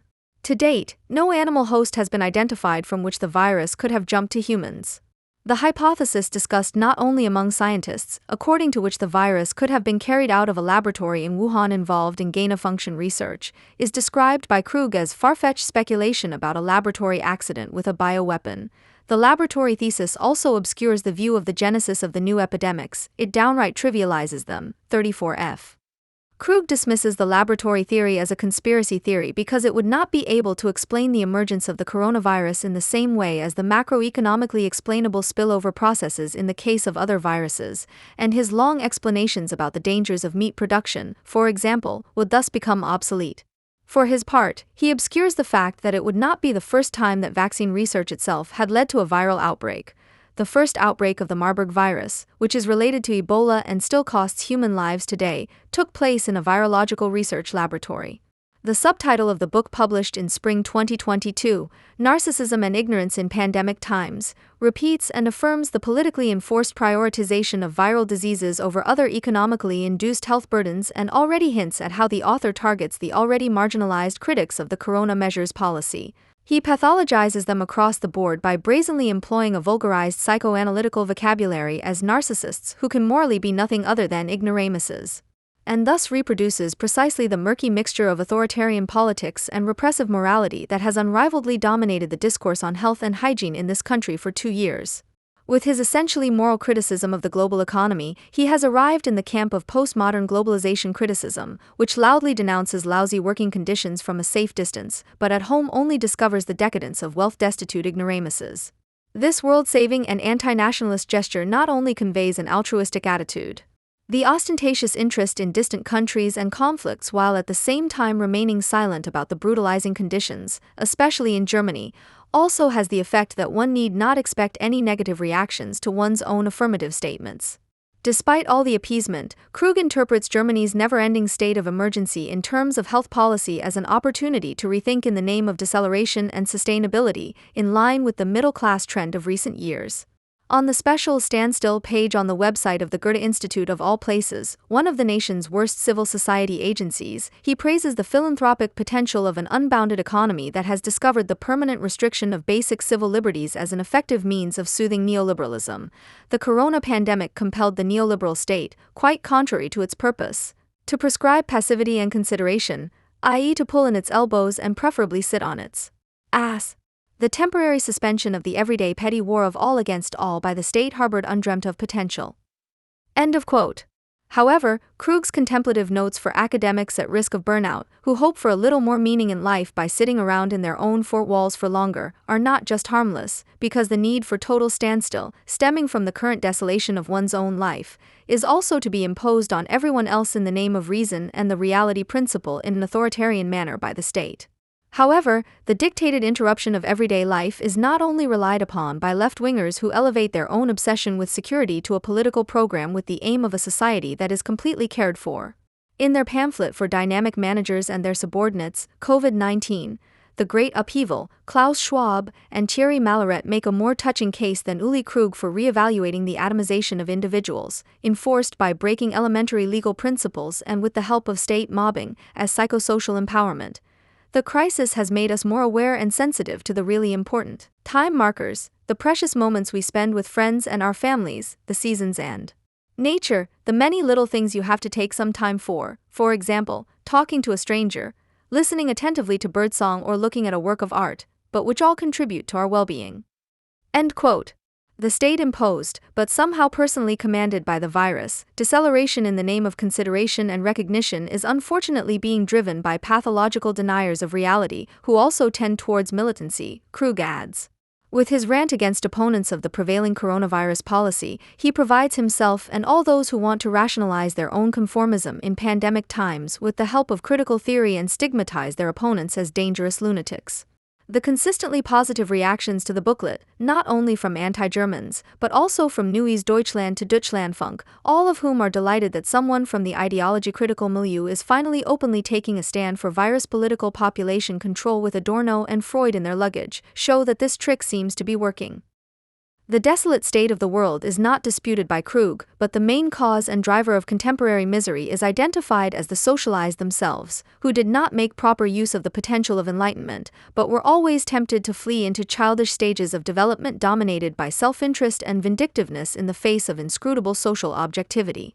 Krug's point is not only that progress fails, he is also disturbed by the fact that no state can be made of the notorious science grouches. The paradox of progress, in short, applying mathematics without invalidating the nonsense, may explain the tendency to regression, but it does not legitimize it. Page 64.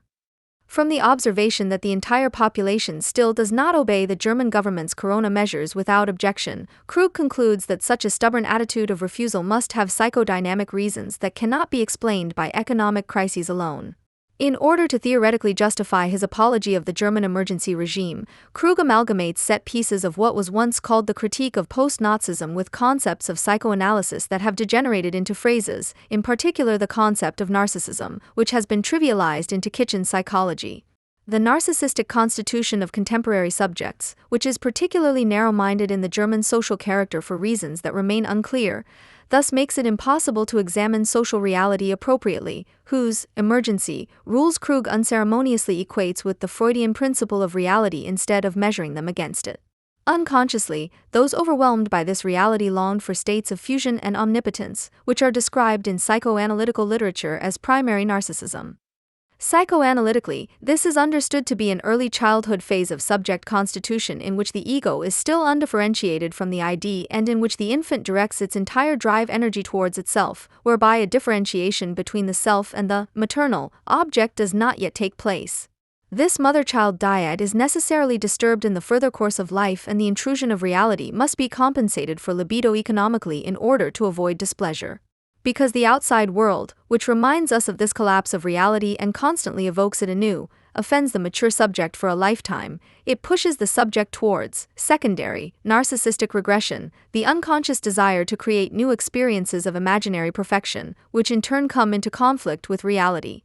As a result, the narcissistically offended subject tends to degrade the outside world and to mobilize archaic maternal representations against the impositions of socialization. Krug mixes this model, which is initially a descriptive interpretation of the psychogenetic mediation between subject and society and does not imply any moral judgment, with set pieces from critical theory to create a socially critical, camouflaged apology of the coronavirus regime as the avant-garde of civilization, in pandemic times. A kind of urge must be assumed to free oneself in principle from the primacy of the object, Adorno, from the consequences of logic, as well as from the impositions of the reality principle, which deprives the individual of the idea of his greatness, power, and uniqueness. End quote. While Adorno proposed the primacy of the object as a category critical of cognition and philosophy, which cannot be positively determined but can only be modeled as a shadow image through the critique of false mediation, and which allows us to think of the unregulated object experience as the ability of the reflected subject that remains faithful to the concept of individual freedom. Instead of playing it off against this subject, Krug gives up the primacy of the object as a pedagogical learning objective and thus its claim to truth. It is no coincidence that his essay concludes with a social democratic teacher's statement that is not entirely false, but in its paternalistic institutional affiliation is symptomatic of the falsehood it stands for. It can no longer be a matter of learning so-called competencies with which one can then acquire the factual from case to case, at least according to theory, but rather of learning from and in the material. Only their penetration teaches the primacy of the object. Page 91.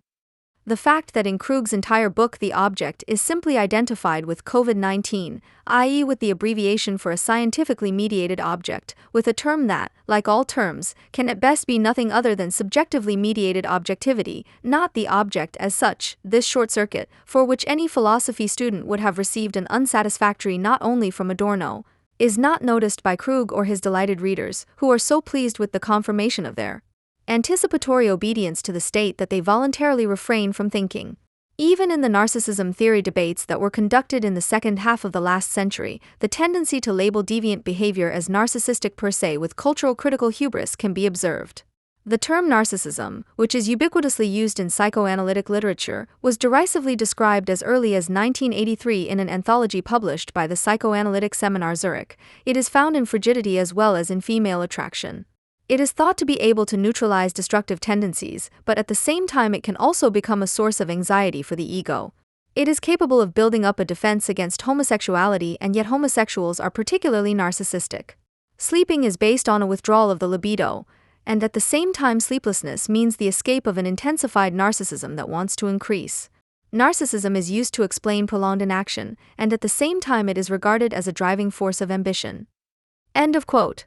However, in the socially critical discussion at the time about new types of socialization associated with the change in work organization and the demystification of traditional ideologies, psychoanalytical models were usually used to make sense of subject genesis in the post-civil age. However, anyone who talks about narcissism today usually complains angrily about others. In private bickering, it is the X who is now under disapproving scrutiny. In the feature pages, financial managers, American presidents, and, more recently, Russian dictators have a good chance of being diagnosed with narcissism. Incapable of love, empathy, and consideration, the narcissist in such vulgar mythology functions as the counterprinciple to the German ideal of the caring and relentlessly empathetic person of solidarity. Adorno illustrated his findings, according to which quite a few neo-Freudian formulations are on the level of those newspaper letterboxes and popular publications in which psychology is handled as a means to success and social adaptation, not coincidentally using the example of the then already popular complaint about narcissism, which he conceived as a contemporary form of regression, but which could only be meaningfully described as the subject-specific side of objective deprivation. Adorno's somewhat well-known remark that narcissism should be understood as a desperate effort on the part of the individual to at least partially compensate for the injustice that in the society of universal exchange no one ever gets their money's worth also stands in this context. End quote. Krug, on the other hand, who is far removed from such ambivalences, does not understand narcissism as a subjective hardening under the sign of instinctual avoidance of pleasure, which is directed against socially acceptable forms of social intercourse and yet is adequate to their essence. For him, narcissism rather functions as a moral deficit that merely expresses itself in a psychological pathology. When Krug rails against the almost unrestrained self-referentiality of the daring, i.e. the reckless, who hold freedom in and of itself in high regard and tend towards total skepticism, he sometimes sounds like those German tourists who rightly make themselves unpopular abroad with their incessant complaining about improperly checked procedures and unreliable service staff. For Freud himself, narcissism functioned both as normality and as pathology, but in no way as a dirty word or a sign of moral neglect. In the non-pathogenic manifestation of narcissism, narcissistic impulses flow into the ideal that a person erects within themselves and by which they measure their actions. Self-esteem is the heir to infantile narcissism, which had to be abandoned because it proved to be unrealistic. End quote. The decisive factor is therefore whether the individual narcissism is accessible to reflection. While Krug primarily psychologizes and moralizes in his critique of contemporary politics, he at least relates the alleged increase in narcissistic dispositions to social conditions, although this remains vague. The need for narcissistic defense against the objective world and the associated disinterest in one's own health and the well-being of others is promoted by the post-industrial living conditions, in which isolation and competition prevail instead of cooperation, and where the decoupling of the metropolises from the international production of goods and misery leads to a derealization of reality and thus to spinning of all kinds. The more inhospitable and unusable this socially objective becomes, the stronger the temptations of self-reference, page 63. But it is precisely this tendency that is raised to a new level in regulated capitalism through stay-at-home, contact restrictions, and working from home. In addition to his narcissism theory, which turns Freud's psychodynamic diagnosis into a moral judgment on neoliberalism, Krug also presents an ethnological character study of the Alpine region, according to which inhabitants of Central European mountain regions have a specific tendency towards hostility towards science and the state based on small-scale ideas of self-sufficiency and health, 49. Which makes the whole thing unintentionally comical. On the one hand, the way of life in the metropolises is said to favor individual narcissism and thus hostility towards science and the state, and on the other hand, it is the provincial mountain regions where the aggressive retreat of the narcissistic alpine bumpkin flourishes. No matter where, narcissism is booming and disturbing the social peace of the anxious and considerate. What remains are such power sentences for the xenophobic regulars table of Berlin's post-ideological critique. The examples that make this assumption leap to mind are legion. They can be found in Swiss inner alpine communities where the vaccination bus does not dare to go, as well as in the Polish giant mountains or even in southern Bavaria, page 51. At no point is it convincingly explained whether and to what extent changed socialization and interaction conditions influence individual development and drive dynamics and contribute to the fact that the sublimation and social integration of early narcissism is less successful than before. However, this would be the minimum requirement if psychoanalytical terms were to be used in a political diagnostic way, especially since the various psychoanalytical schools, both the object theoretical and the libido theoretical, have comprehensively described the drive dynamic preconditions of narcissistic disorders, which encompass more than the tendency to resent the outside world, which applies to almost all disorders from the repertoire of psychology. Krug is not driven by an interest in knowledge anyway. His psychoanalytical vocabulary serves much more as a toolbox for denouncing politically disagreeable contemporaries, whose pathologization serves the purpose of legitimizing his own participation retrospectively and preventively. The accusation that Krug makes of his opponent's lack of reference to the subject matter actually applies to himself, and not only because he uses narcissism as an empty fighting term, but also because there is hardly any mention of reality as it has been experienced over the past 2.5 years. Neither the regime of measures in its immediate and indirect effects on everyday life or mental life is mentioned, nor even the changes in the perception, observation, and measurement of physical ailments or signs of illness. Reality is only confronted in the form of an impending epidemic death that is necessarily completely inaccessible to experience, or in terms of macroeconomics and labor sociology, which were already valid before Corona, but are not examined for their changes under the new regime. Krug describes a socio-psychological dynamic that thrives under production conditions that are actually inhumane, where self-fulfillment is constantly preached instead of wages in a pseudo-individualistically pimped-up working world and a moralization of almost all facets of working and everyday life dominates. Such changes are also reflected in the subject.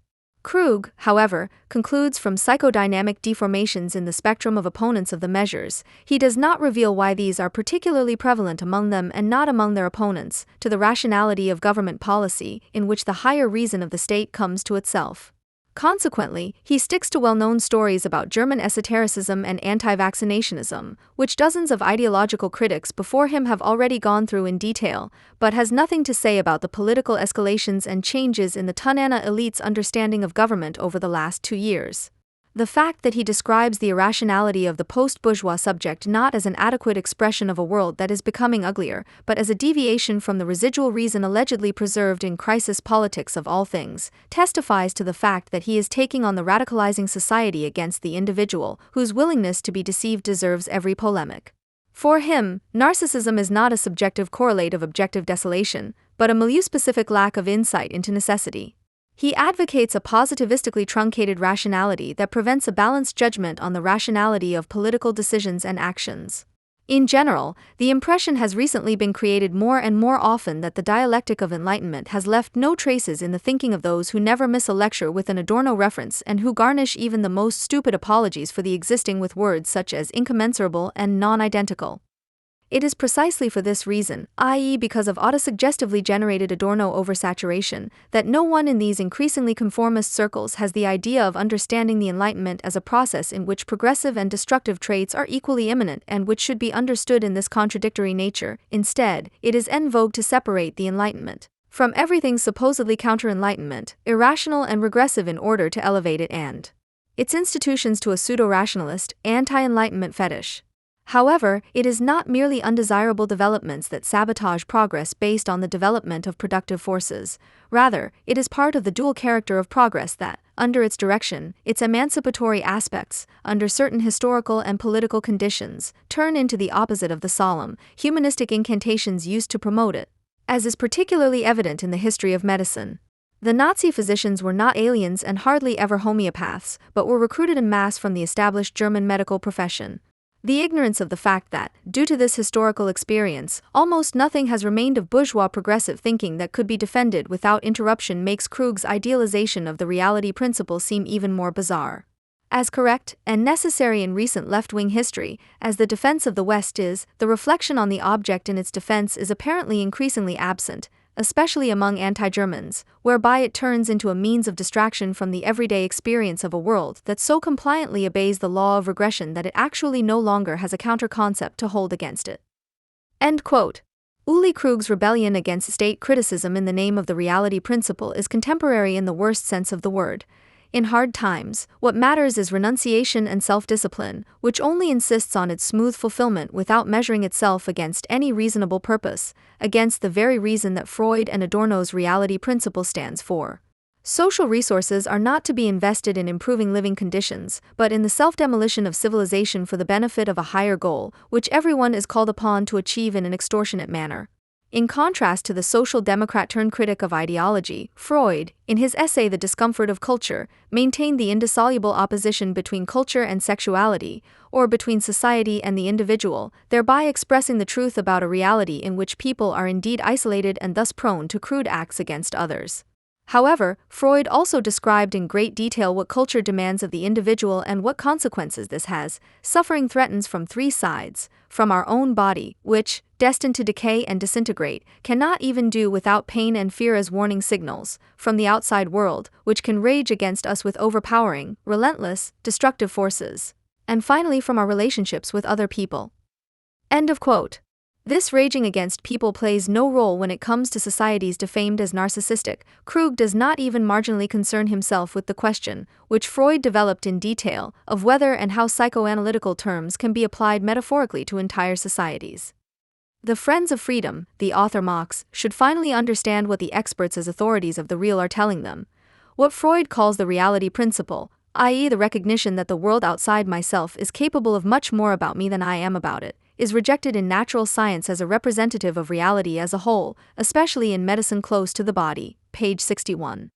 As correct as it is to recognize that conventional medicine is preferable to alternative medicine, it is wrong to ignore the specific role that has been ascribed to science in the last 2 years and which is increasingly turning medicine close to the body and its scientific apologists into a sect hostile to the body and humanity, whose positivist situationalism makes it appear far more contemporary than any openly anti-rational faith healers could be.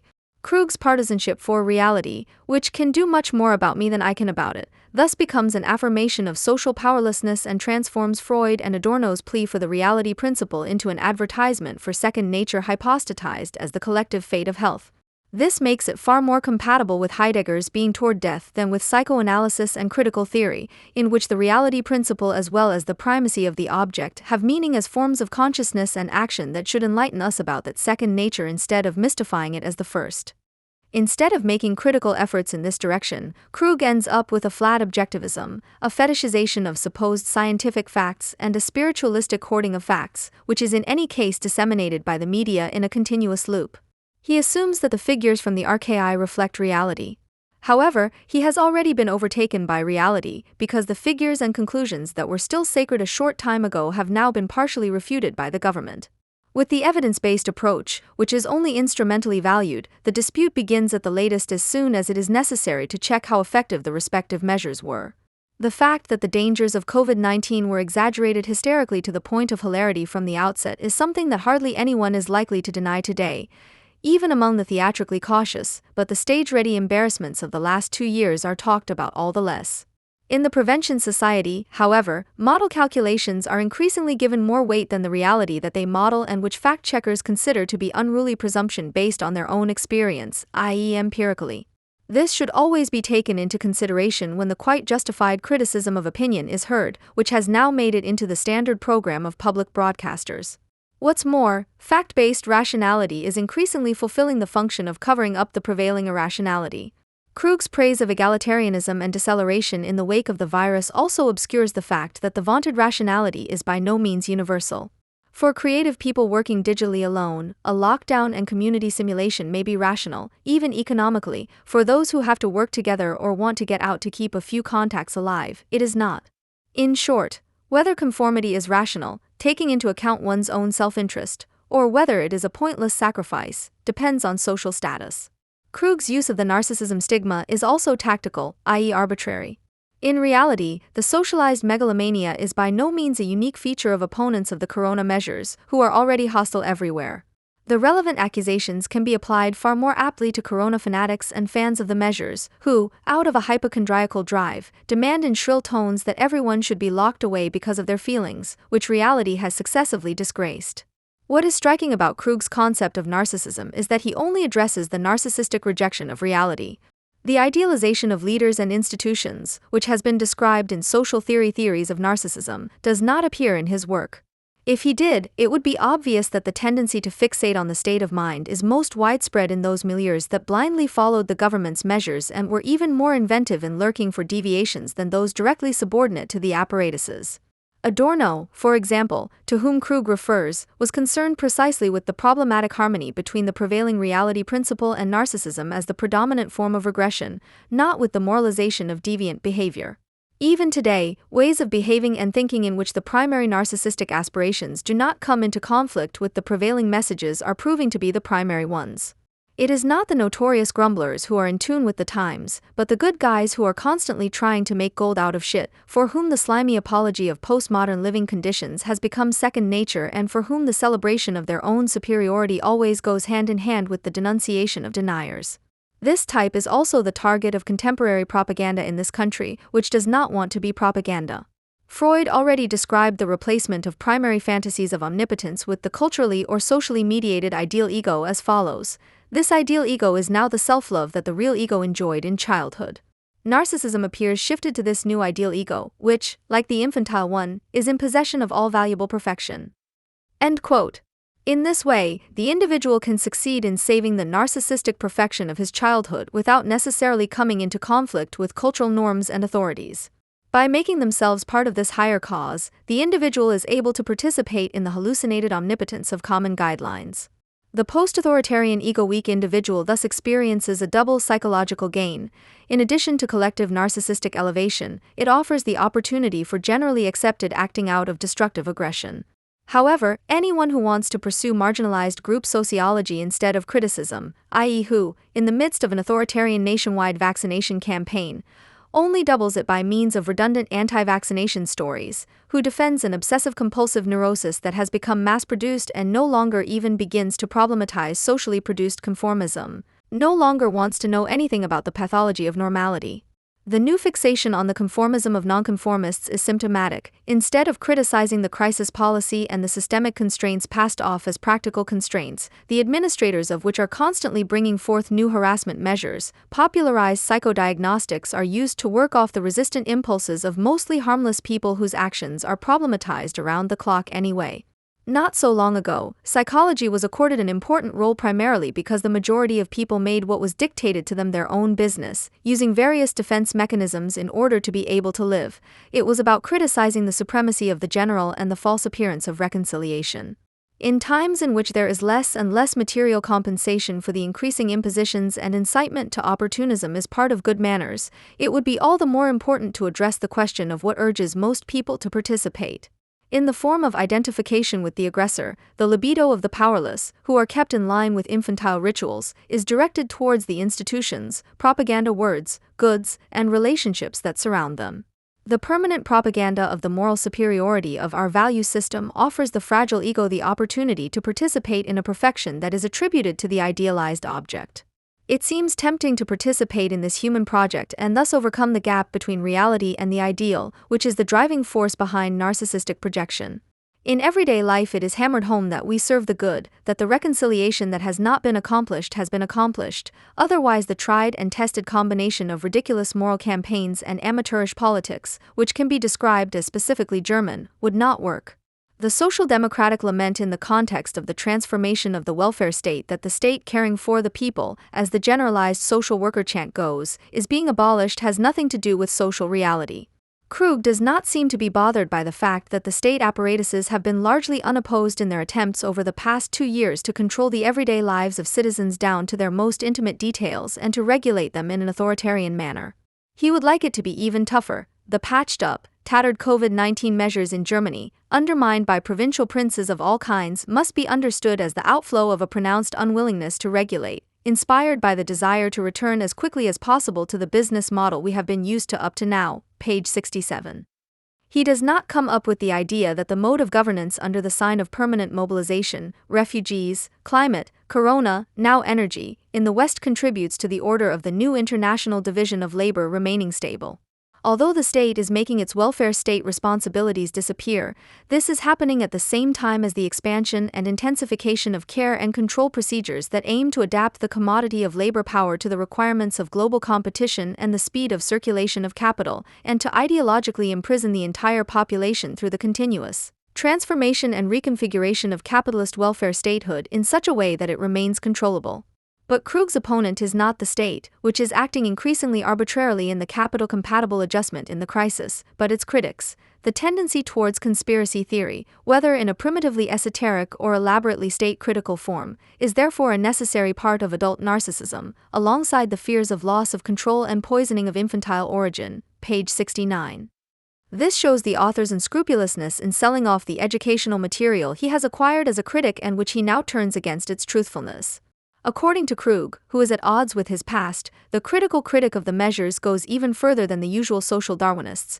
He believes that he sees through the health threat as pure machination of the ruling apparatus, or he indulges in the vitalistic cult of a nonconformist who does not allow himself to be frightened by the fearmongers, and this comes closer to the actual emotional drive, page 80. The suggestion that the fearmongers only exist in the minds of lateral thinkers, i.e. of all critics, is the result of the rejection of all criticism of the state. The dilettante-ish appearances of the politically responsible jokers are allowed to obscure the fact that the machinery of administration functions largely smoothly despite, or perhaps even because of, the blatant dilettanteism of the ruling personnel. What's more, Krug presents his Antifa moralistic analyses at a time when any criticism is seen as right-wing extremist anyway. He thus provides the tone-setters, who are inciting ideological opportunism, with the desired keywords that can be incorporated into the political grand narrative, according to which it must already be considered a conspiracy theory to talk about rule and to view the form of policy measures in a functional context with the techniques of government and human management that keep the business running. While the increasingly controlled and regulated population is urged to do without profit maximization being affected, the minimal achievements in Western societies that make life a little more pleasant are declared to be unnecessary trinkets that should be driven out of the lower classes, in particular, those responsible warn of a political radicalization in the supposedly coming winter of rage. The admonishers and warnings could take a more relaxed approach, as naive sentimentality, false solidarity, and toadying will continue to help ensure that good does not stop winning. And the number of those providing the cues is growing. It would come as no surprise if the members of Team Standstill were to call for wool sweater knitting, short-term bathing, and cold showers against Putin in their next entry, because a little freezing for the good cause is just as reasonable as wearing a mask against the virus. For some years now, the text productions of a living room or shared kitchen avant-garde posing as salon communists have apparently been circulating with the postulated aim of sounding out the economic situation, the shifts in social consciousness, and the limits of ideological criticism. Of course, this is an honorable goal, but it is set so high and so abstractly that the failure of those who formulated it can already be read from it. And indeed, one then struggles through texts in which one learns all the less, the more concretely they claim to meet the new right dawn and ideology-critical dusk, that is, where they declare the behavior that can be seen above all in the environment of the anti-Germans to be the object of their criticism, about which it says at the same time. But this could only surprise those who had never asked themselves the question of what the problem with ideology criticism is at all. In this spirit, Felix Bartels now took action against a milieu of perhaps a few thousand people. A village, in other words. He immediately adds, but a milieu that occurs and weighs, without, of course, saying how much it weighs or by what means. Conveniently, Bartels is of the opinion that not only the printed word counts, but also the typed word, which already suggested that the majority of the reference will consist of some cryptically anonymized comments from the prime example of today's culture of debate and cultivated interaction, Facebook, but also therefore only serves as a justification for not dealing with the printed word at all. One of the announcement texts even put forward the astute thesis: the classic classifications, right, left, liberal, conservative, etc., are still commonly understood, perhaps with some justification, as they express human demands, but prove to be insufficient to conceptualize current processes. End quote. Although one could have known this, which is sold here as a great new insight, at the latest since reading the studies on authoritarian character and related works, one would then potentially have had to appear somewhat more modest, an appearance that they did not owe as ostentatious again. the same text emphasizes, one does not know where exactly the change comes from, which is supposed to be the topic, and does not know what is affected by it, so one knows nothing at all, which is why one's own inability to recognize or understand something is shown to be a general inability, which always has the advantage of making one appear less stupid than one has just proclaimed to be. On the other hand, you only have to force yourself into such poses if you know that you don't know anything, but can't simply keep this ignorance to yourself, but would rather put it up for discussion. Unfortunately, it is hardly surprising that the Salon is also unwilling to realize that the rise of the new right did not begin in the 2010s, but with Mussolini, and found its new edition in a slightly different form as the 68 counterpart, which has been repeated from time to time ever since. It's amazing that certain left-wingers don't get bored at some point in their quest to keep finding new rights for 100 years. Although the Salon communists will now really talk about the very latest right, which is so new that there's no need to deal with the genesis of the right at all, because otherwise you might come up with the idea that the numerous new rights generally came from the left and or used its means of agitation. It's just stupid that Felix Bartels himself pretended to talk about the new leniency, which isn't that new, towards the newer right, which isn't that new either, which in turn reveals that the whole troupe only sets out to present hot shit that is admittedly not hot. If you weren't completely caught up in the spectacle character, you could have registered that when Donald Trump surprisingly won the election, some people were perhaps not quite as surprised as Mr. Bartels, who was thoroughly disappointed by the Americans. That doesn't mean that they were sure, even the bookies at the betting shops may have looked a bit dumbfounded. It's just that some were not quite so convinced of the supposed pulling power of a Clinton who seemed to be the embodiment of the rational world spirit, who could not be denied the vote against the barbarism that had become human in Trump. Somehow, Bartels now even understands Hegel's metaphor of the owl that only flies at night, namely, in a blatantly wrong way, as this owl of Minerva begins its flight with the dawning of twilight in the Hegel whose words can be read. Otherwise the beginning of this sentence would read, when philosophy paints its black in black. Such a consideration, however, would entail the realization that certain objects and ideals do not also have a kind of historicity, but simply have a time core. This, however, would apply precisely to the Salon that gives this event its name, both as a domestic space and as a social institution. The Salon in particular would have to be recognized as something that is not somehow perhaps also a little bit historical, but something that is quite simply dead as a doornail, something that even a corpse-desecrating or necrophilic self-titling will not be able to change, no matter how appealing it may seem to carry out one's own localization vis-a-vis the changed situation. In such a localization, one is quick to write of the shift from quantity to a new quality, as if the shift from quantity to quality were a shift at all, were it not one from an old to a new quality. In this sense, the image of ex-leftist neocons is also rather meaningless, because if neoconservatives are meant by the latter, they are ex-leftist in terms of their genesis and concept. The pleonasm only expresses the fact that one actually has no idea what one is actually writing about and that one has read the Junge Welt, for which one writes, a little too often. On the other hand, it is disputed among the comrades whether this indulgence should be seen as a denaturalization or as an intimate expression of ideological criticism, whether ideological criticism is more like egg white coagulated in a fever or a sadistic criticism from the boudoir.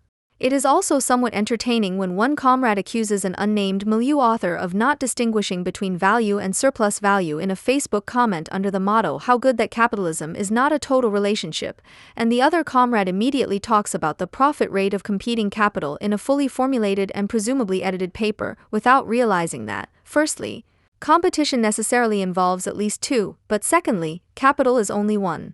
The question would therefore be whether capital competes with itself or with whomever, or whether capitalists compete with each other, as one could read in Marx, or whether he perhaps inadvertently admits that talk of competition has lost some of its grounding in the age of monopolies.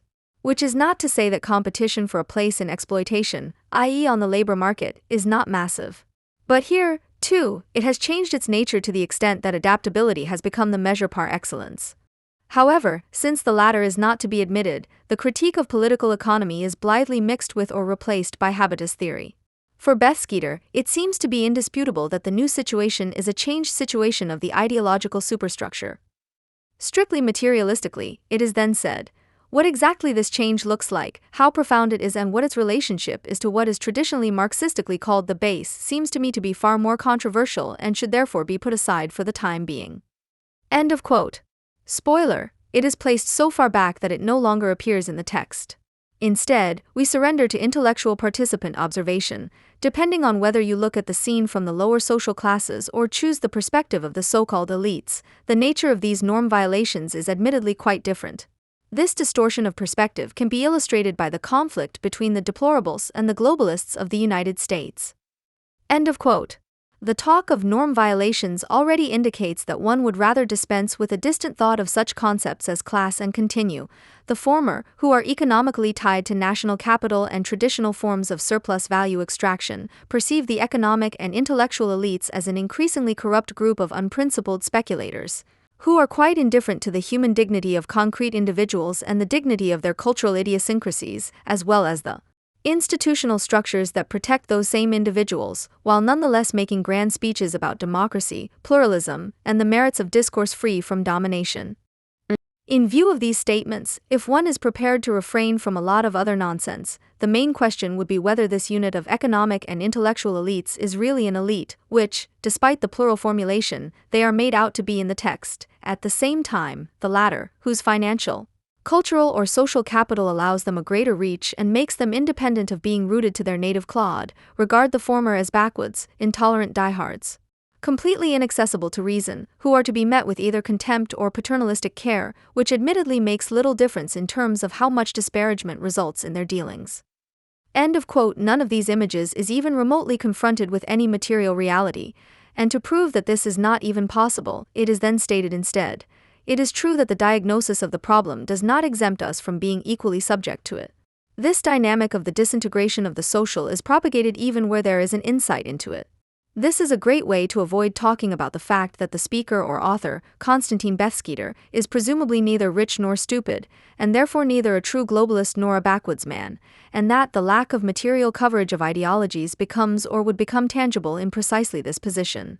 Yet it is obvious that the economic elite could hardly achieve an intellectual, ideological effect if it did not have at its disposal an entire class that is dependent on it, in this country rather via the state, in the USA, still, rather via charity or similar, and which is increasingly becoming independent, the middle class. However, this would mean that the criticism would suddenly be self-evident. Ideologies are by no means only immediate pillars of power, by no means mere tools of those in power to enforce their interests, but also guarantors of social cohesion even where there is apparently no power, namely in the discussed unit. Which is why no one needs to be asked to oscillate, as everyone is already doing it. In a promotional interview with Neues Deutschland, Matthäus Hagedorny explained, "It's getting politically uncomfortable, and many comrades who championed a magical humanism in fairer weather have regrouped according to their vested interests and milieu of origin, as if years or decades of their political education had been blown away." End of quote. The word vested interest sounds highly communist, but only means the suggestion of the class consciousness that would now come to light, and which would not be found among former comrades of all stripes in the absence of both property and involvement in the exploitation of productive labor. Insofar as ideology critique still has a place at all in this constellation, it must set itself the task of separating ideologisms cleanly from patterns of ideology in order to simultaneously abolish the moment of truth of the latter and to prevent the former from finally spilling it. One then writes a few lines after using the word monster, the patriarchal phallogocentric matrix, in a completely affirmative manner. So far, everyone seems to be in agreement. Ideologisms are exclusively spread by Trump and the AfD, which then, conveniently, really do seem to come out of nowhere. However, if ideology critique simply affirms the role of the old ideology, it makes itself the accomplice of all those forces that are intent on cementing the privileges of the status quo ante, writes Bethskeeter, cleverly leaving open how it is possible to cement something that no longer exists. It remains questionable whether it is reprehensible for people to want to restore the previous state of affairs because old privileges would then be retained or regained, whether these are privileges that have survived the status quo ante or have been saved beyond it, whereby the question would of course be what these privileges are, or whether Bethskeeter perhaps does know that this state of affairs can no longer be restored, whereby criticism would simply make itself an accomplice to an a priori hopeless endeavor before any further determination or assessment. But if that is what he meant, why didn't he write it that way? In another text, however, Bethskeeter writes, "While those on the left are desperately trying to calm the waves in the hope of improving the situation and are at least publicly declaring their willingness to share the last crust of bread, those on the right are cynically throwing all those under the bus who still want to stand by the weak in times of need so as not to have to share their crust. The hopelessness of ideological critique stems from the fact that, insofar as it abstracts from its roots in historical materialism, it remains insensitive to the concerns of its time and is prepared to strike out at the weakest in order to achieve success, at least in its marginalized areas. End quote. The endnote reveals, this is the source of the rage of ideologically critical micro-scenes against feminism, anti-racism and, ultimately, all those who have the impudence to demand their rights in the here and now. Having become hopeless, they become angry as old men regress and pound the table toothlessly. Instead of finding new hope, the hope of others drives them wild. End of quote. The phrase rights in the here and now clearly refers to political emancipation, whereby proof would first have to be provided of where, for example, in the Bahamas such rights were spoken out against, which does not include the criticism that proves that certain manifestations of feminism, anti-racism, etc. pose as movements for the emancipation of human beings, and are mistaken precisely in this, insofar as they do not recognize that claiming their rights in the here and now is largely, not in all cases, but that human emancipation is precisely a transgression of the here and now and, in particular, of rights. It might therefore be time for the comrades to consider whether they want to make things dance or whether they intend to calm the waves. You can buy the fact that Beth Skeeter and his comrades probably really do want to stand by the weak in times of need and not the weak. But this is precisely the identification with ego weakness that is criticized in certain circles. This is exactly what Veronica Crocker is talking about when she writes about a sexual right instead of a sexual criminal law, which should be progressively criticized for not taking into account that complaisance is an integral part of female socialization. Here, then, a right to sexual self-determination is being confused with the psychological ability to claim this right or, worse still, with the psychological inability to articulate a will at all, which would form one side of a dispute that necessarily takes place between at least two people and not in the head of one of them. Yes tends to mean no is therefore the new motto, because it is not so easy to escape socialization. The right is to be criticized here for not covering the case in which the person in question does not even know whether they want sex and therefore does not say yes, which would be considered a no in certain circles, but it is about a case in which a person is willing to have sex or perhaps even feels like it, which is why they say yes, but which could not be authentic because it is based on socialization. I don't want anyone to tell me anything about sectarianism who, because they're a wiener, doesn't dare to call it the bullshit that it is. And even if it may seem as if they are making fun of it, there is nothing funny about it. Using such examples to mock demanding rights in the here and now when they are criticized is itself capitulation and exactly what drives genuine liberals in the USA, such as Bill Maher, to white heat in their own milieu, as it is a bottomless presumption towards all attempts to abolish legal abuses where they still exist. Crocker's misspelling shows above all that she really doesn't care about sexual criminal law, at least not enough to simply rename it. It should probably be added that the need to valorize the self by devaluing the other has in a way become general. It applies to everyone, and has probably always been a motive for criticism. You can't say at the same time that someone is writing complete nonsense and at the same time emphasize how incredibly intelligent and wonderful this person is. This doesn't mean that there aren't people who are criticized because they have surprisingly written something insanely stupid that contradicts their other judgments, in which case the criticism usually reads differently, or that one refrains from criticizing a person's work that is justified in principle because one simply likes them too much for completely different reasons, i.e., one wouldn't be able to manage the mediation of polemics and friendship. But you should know when you are doing this. Now it seems to be common practice in circles such as the Salon Communists to seemingly mitigate the tendency to devalue the other by not naming names directly, by supposedly criticizing opinions and not people in the best nonviolent communicative manner, but only using allusions. This is a discursive trick that can present itself as delicacy simply because it does not name names, while most people know who is or should be meant. This then makes it easier to no longer reflect on the aggressive moment contained in every criticism, in every polemic, but only to abstract from it, and then the criticism may present itself as a foil, but one still lashes out wildly with it. Since every abstraction requires its concretization, this then takes place in the reader and not in the text itself. It is therefore merely a demagogic moment. Quote, however, the reconstruction of a party that demands reason in history can neither be expected from the side of ideology nor from the side of ideological criticism. End quote. But Beth Skeeter seems to have fallen for the plan to take the place of reason by placing himself between ideology and its critique, which the lecture did indeed do in an exemplary manner by including the necessity of new organization at the end of the neoliberal age in the subtitle, but at the same time emphasizing in one of the first sentences that it is impossible to formulate an immediate strategy that would adequately problematize the events and have some prospect of success, which would at least lead one to expect an indirect strategy or at least an analysis of economic conditions, the ability to strike or something like that. Instead comes an economics section that, as in the Soviet course, is only able to grasp services versus production as a wage gap, only as a difference between wages in the production and service sectors. However, one would actually come into contact with reality if one were to begin to formulate what a new organization should look like, who the contact persons should be, what levers they have, or how to deal with structural unemployment. Is it people like the Consumerist Alliance scans, to whom you first have to explain what a strike is, or that an education strike is a boycott and not a strike, or that the unemployed cannot strike by definition? They consider it a strike to blockade a port for a few hours and apologize to those who work there, choosing the form of address "Dear colleagues and comrades," only to immediately add that they know that we are coming to your port from the outside. We assume that the police, the media, your bosses, and foremen will tell you that this action is directed against you. And we know that our action may make your already stressful, working, day even more stressful. We already apologize for the latter. End of quote. An apology would really be due for the presumptuous form of address as colleagues and comrades. You also don't know whether to cry or laugh when the women's strike on March 8 is called for a militant lunch break in the most German manner, which may somehow also be considered a strike. No, Hamburg was not an uprising, not a civil war, and of course not a Holocaust.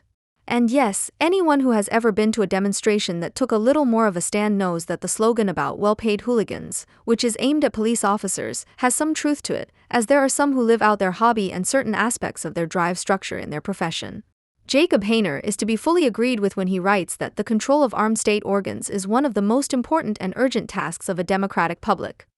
This is particularly difficult in the case of the riot police, whose emergence in the 1950s was criticized as militarization on constitutional grounds and which was disarmed again in the 1970s. What is wrong, however, is the suggestion that the police are in no way particularly threatened. The first evidence preservation and arrest units, BFE, were set up after 2 police officers were shot dead during the protests against Runway West in 1987. At that time, the violence had lost all frame of reference, as the runway being protested against had long existed. The protesters were frightened of themselves and their actions, the protest died down, and there was no serious reflection on their own responsibility. Leo Fischer also took part in the debate about the G20 riots. Referring to an abstract proportionality, he imagines indestructible robocops wrapped in military armor in Neues Deutschland to state that their work is simply like paintball tournaments. So no mention of the honorary polythooligans who uniforms themselves at their own expense. In Fischer's Imago, none of them seem to accept the mutilation and death of those attacked when they throw stones or try to set fire to stores above which there are apartments.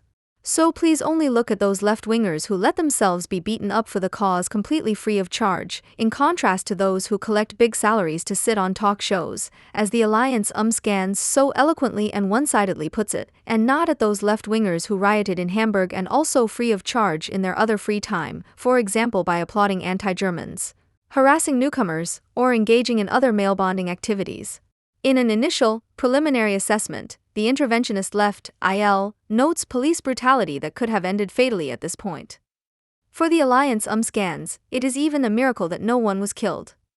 They describe the police as an occupying army, meaning that their actions can be considered fundamentally illegal. In the excitement about actual and alleged breaches of the law by the police, scans does not really seem to realize that the top group, which is part of the Alliance, is implicitly wishing for breaches of the law by the police with its praise of the Berlin Initiative prevent forced eviction. After all, evictions can only be prevented if the police do not enforce a court ruling. On the other hand, all those quoted so far write what Christian Mahler from the May 8 group also wrote in this newspaper last week. De facto, there was even a partial abolition of the separation of powers in Hamburg. The author consistently refers only to the media, which is misunderstood as the Fourth Estate. Others at least mean the division of state power, without mentioning that German judges in particular have been calling for serious independence of the judiciary for decades, or that the police themselves have called for private investigations to be stopped immediately. When Leo Fischer mocks that the state and its democratically elected representatives no longer have a monopoly on the use of force, but that the police do, he seems to be confusing this with state power, because the police do indeed have a monopoly on the use of force in the narrow sense, i.e. the right to exercise immediate physical coercion, and not just since the G20 summit. This prerogative is part of police power. Walter Benjamin says the following about police power: It is indeed a force for legal purposes, with the right of disposal, but with the simultaneous power to set these itself within broad limits, with the right to issue orders. This is precisely why the separation of lawmaking and law-preserving power is abolished in it. This is necessary for the police to be able to act at all in certain cases, and at the same time highly problematic, as the assessment of police measures is therefore an afterthought. Due to their training and the oath they have taken, the police must be held to a higher standard, which they must meet. In order for violations to be sanctioned, at least retrospectively, there is an urgent need for mandatory identification for riot squads, and not in size 7 lettering under the armpit, as an equivalent to the ban on masking and so-called passive arming of citizens, as well as independent authorities investigating police assaults. Scans announces about the protests in Hamburg. There was a bang for hours, and with a level of participation and joy that has not been seen for a long time. With regard to the torched small cars, however, the group calls for maneuver criticism, as if they were accidental lapses, but at the same time emphasizes that without the riots, the protest would not have been so relatively successful. As the port blockade was somewhat lost in the news, Scans emphasizes with obsessive pride a 3-day traffic jam caused by it. Far longer traffic jams have long been part of everyday life in Amsterdam and Rotterdam, without the blockade. It goes on to say that reactionary enemy stereotypes and anti-Semitic conspiracy theories also because of the presence of the radical left, did not characterize the protests. In this sense, it is absurd that this radical left has chosen the protests of the harbor workers in Gothenburg as a model. The port there is on strike in a labor dispute.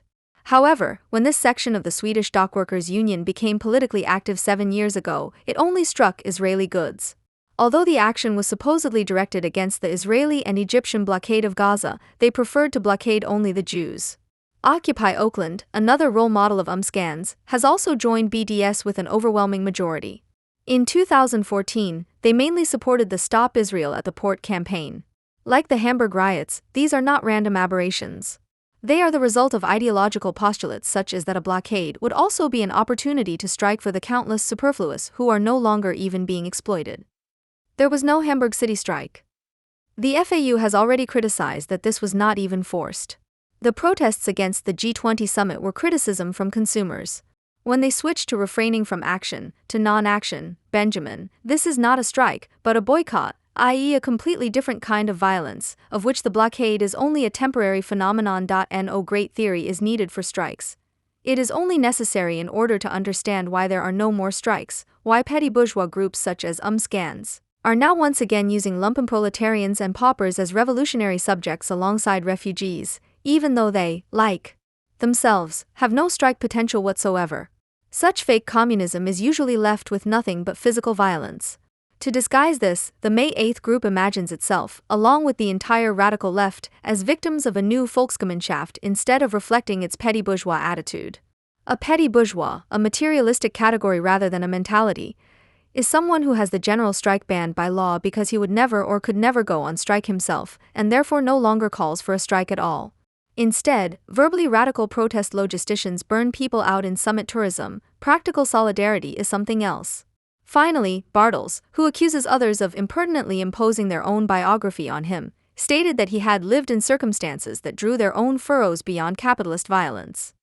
By this, however, he does not mean the first 12 years of my life in the sense of childhood, which at least a while ago still offered a certain protection from the presumptions of socialization, but the GDR. I experienced capitalism as a foreign power that came over me one day. The Federal Republic as a foreign country into which I was thrown without being asked. End of quote. Bartels, the young pioneer, was not asked, he was simply chased out of his paradise, which can only be countered with fragments of Heidegger. In this specific case, the fusion of childhood and the GDR seems to mean that growing up, which in the East would also have meant being forced to work, albeit without the fear of unemployment, is simply short-circuited with capitalism. Ultimately, however, the statements only prove that, in view of the dialectic of freedom and security, he would always renounce the former in favor of the latter, while defending what that security represents for him with trumpets and drums. Criticism of this praise of Eastern state capitalism is merely a belief that realized socialism could not have been socialism at all, because commodity production was not completely abolished, the dictatorship of the proletariat was merely a propaganda concept, the state did not simply die off and everything was far too little democratic in general. and this belief unites large sections of the left today, from the MLPD to the Adorno reading circle, and is dogmatic in the exact sense of the word, says Bartels, who cites the categorical subjunctive as a refutation. Perhaps there were good reasons that a dictatorship of the proletariat was never seriously implemented, that money was not abolished, that no thought was given to the withering away of the state, etc. End of quote. Perhaps there were also good reasons for the Moscow show trials, for the gulags, or for the fact that the merit principle, as Marcuse called it, was not explicitly enshrined in the constitution in the West, but in the Soviet Union. But perhaps simply means that not enough thought has been given to it, which of course goes hand in hand with the assumption that every person or group that did so was acting dogmatically and adhering to a quasi-religious faith. For what Felix Bartels did not yet understand cannot generally be considered judgment or truth, whereas the socialism in which Bartels grew up must be called the realized one if only for the honor it received. It seems that the incessant repetition of the proof that black is white and white is black is more than necessary with regard to Bartels' theory of colors, as in the case of comrades Bartels, Theodora Becker, and Arne Kellerman, who write about East German industry, which was very productive in some cases, whereby the very productive in some cases is probably the expression for the fact that you had to wait a little longer for Trabant, Wartburg, or television sets, or for the fact that the party's own report said, overall, however, the degree of wear and tear on equipment in industry has increased from 47.1% in 1975 to 53.8% in 1988, in construction from 49% to 67%, in transportation from 48.4% to 52.1%, and in agriculture, forestry, and the food industry from 50.2% to 61.3%. End quote. Ultimately, therefore, productivity is not just a measure of what comes out of the factory, but the ratio of what you put into what you get out. Felix Bartels has still not realized that he lives in capitalism. Indeed, he has always lived in it, but this makes him a manifestation of the better in his imago. My factory settings are those of tomorrow, because they are those of yesterday. End quote. Nor should we forget that we have ultimately only borrowed capitalism from our children. The daily barbarism of capitalism is not a problem of tomorrow. The forms of political romanticism that are being produced today are. They propagate themselves across formations and will also occupy future generations, should they ever live under different conditions. That is my approach to the discipline of ideological criticism and what makes me interested in it. End quote. He certainly wanted to write that the daily barbarism of capitalism is not just a problem of tomorrow, rather than not a problem of tomorrow. But this is a barbarism that, although it can be felt and experienced in the here and now, he does not want to deal with, preferring instead to focus on the political romanticism that our descendants will only get a proper taste of. His interest in the critique of ideology lies beyond him. It is more a commitment to a genre issue. Dealing with political climate change has the same practical advantages as dealing with the real thing. Everything remains quite vague in the future. On the other hand, there is a reason why I understand the lived critique of ideology more as a form of opportunism than others. One prerequisite of the opportunist attitude is to feel or want to feel part of the existing conditions. It is at this point in particular, which never came into question for me, that I want to tackle the matter here. End of quote. So Mr. Bartels does not even have to try to rise above the existing horror, qua GDR he and his work attitudes are already in socialism, which in the end should only amount to a GDR structure 2.0. Quote, although I think everyone knows what I'm talking about, I need to be more specific. If boxing is for Neanderthals, then shadow boxing adds silliness to it, which is why he talks about people who really exist, but prefers not to name names, because the more mysterious you remain, the more credible it seems in the sense of, anyone could probably add their own examples of this kind, which, although his entire text is based on precisely this associative completion by his own audience, is somehow not the real thing either. But you just can't help it, because the shadows are too irritating. After all, they can't defend themselves. In the brief appearance of the realization that one would ideally write texts about texts and face comments under Facebook postings or comments, and one had reminded oneself of the printed word, Bartels thus moves on to concrete text work. When Donald Trump's locker room speech became known, an article appeared according to which this incident is not an expression of aggressive machismo, but an admission of weakness. And one wonders, regardless of whether one wants to follow the argument, since when the one excludes the other. End quote. This in turn is a perfect example of the level and scope of criticism of Bahamas, which only quotes the summary in the table of contents because that is all it knows, and although you apparently ask yourself one or two questions, you would rather not read them. After all, they might be answered, and you might even learn something yourself. So Bartels would I have, above all an expression of if I had read the Bahamas, I would or could I perhaps not have written the criticism of it so flatly, which would then stand in the way of the cartoonist, who is prevented from doing so due to his lack of drawing talent. The book continues with an example that would have earned any Bahamas author indignant accusations of quote falsification with corresponding explanations, interviews, and social media self-help groups. Bartels emphasizes, when Michelle Obama invited a black jazz trumpeter to the White House, the editorial announced in spring 2010 that it was forbidden for a first lady to play the music of her own race. Quote, end. I wonder how many white musicians have been invited by white first ladies? Never mind, the main thing is that they were able to say race again, because the Adorno and Marx quotes in which they also used the word should not have been picked out for nothing. The editorial states, because jazz and some other forms of American popular music are wholly or largely identified with black musicians, it is out of the question, if you yourself are of black skin color, a nation that is rightly proud of having emerged from a multitude of nations and ethnicities in order to merge them into a new and better one, to have the music of your own race played as First Lady. Quoted correctly, only he preferred to leave out the explicit why, so that what remains is that the word race is used in the Bahamas, as in this basic law or similar publications, including especially those of the U.S. Census, all of which were only written because the Adorno and Marx quotes in which they also used the word were not, after all, cherry-picked. After he announces that he does not want to organize a scene cleaning, after he has spent pages organizing this scene cleaning by borrowing from the associative capacity of the listeners or readers, Bartels almost comes to a realization. And while Marx's ideological criticism precedes materialism, it is interestingly the other way around with today's ideological critics. End quote.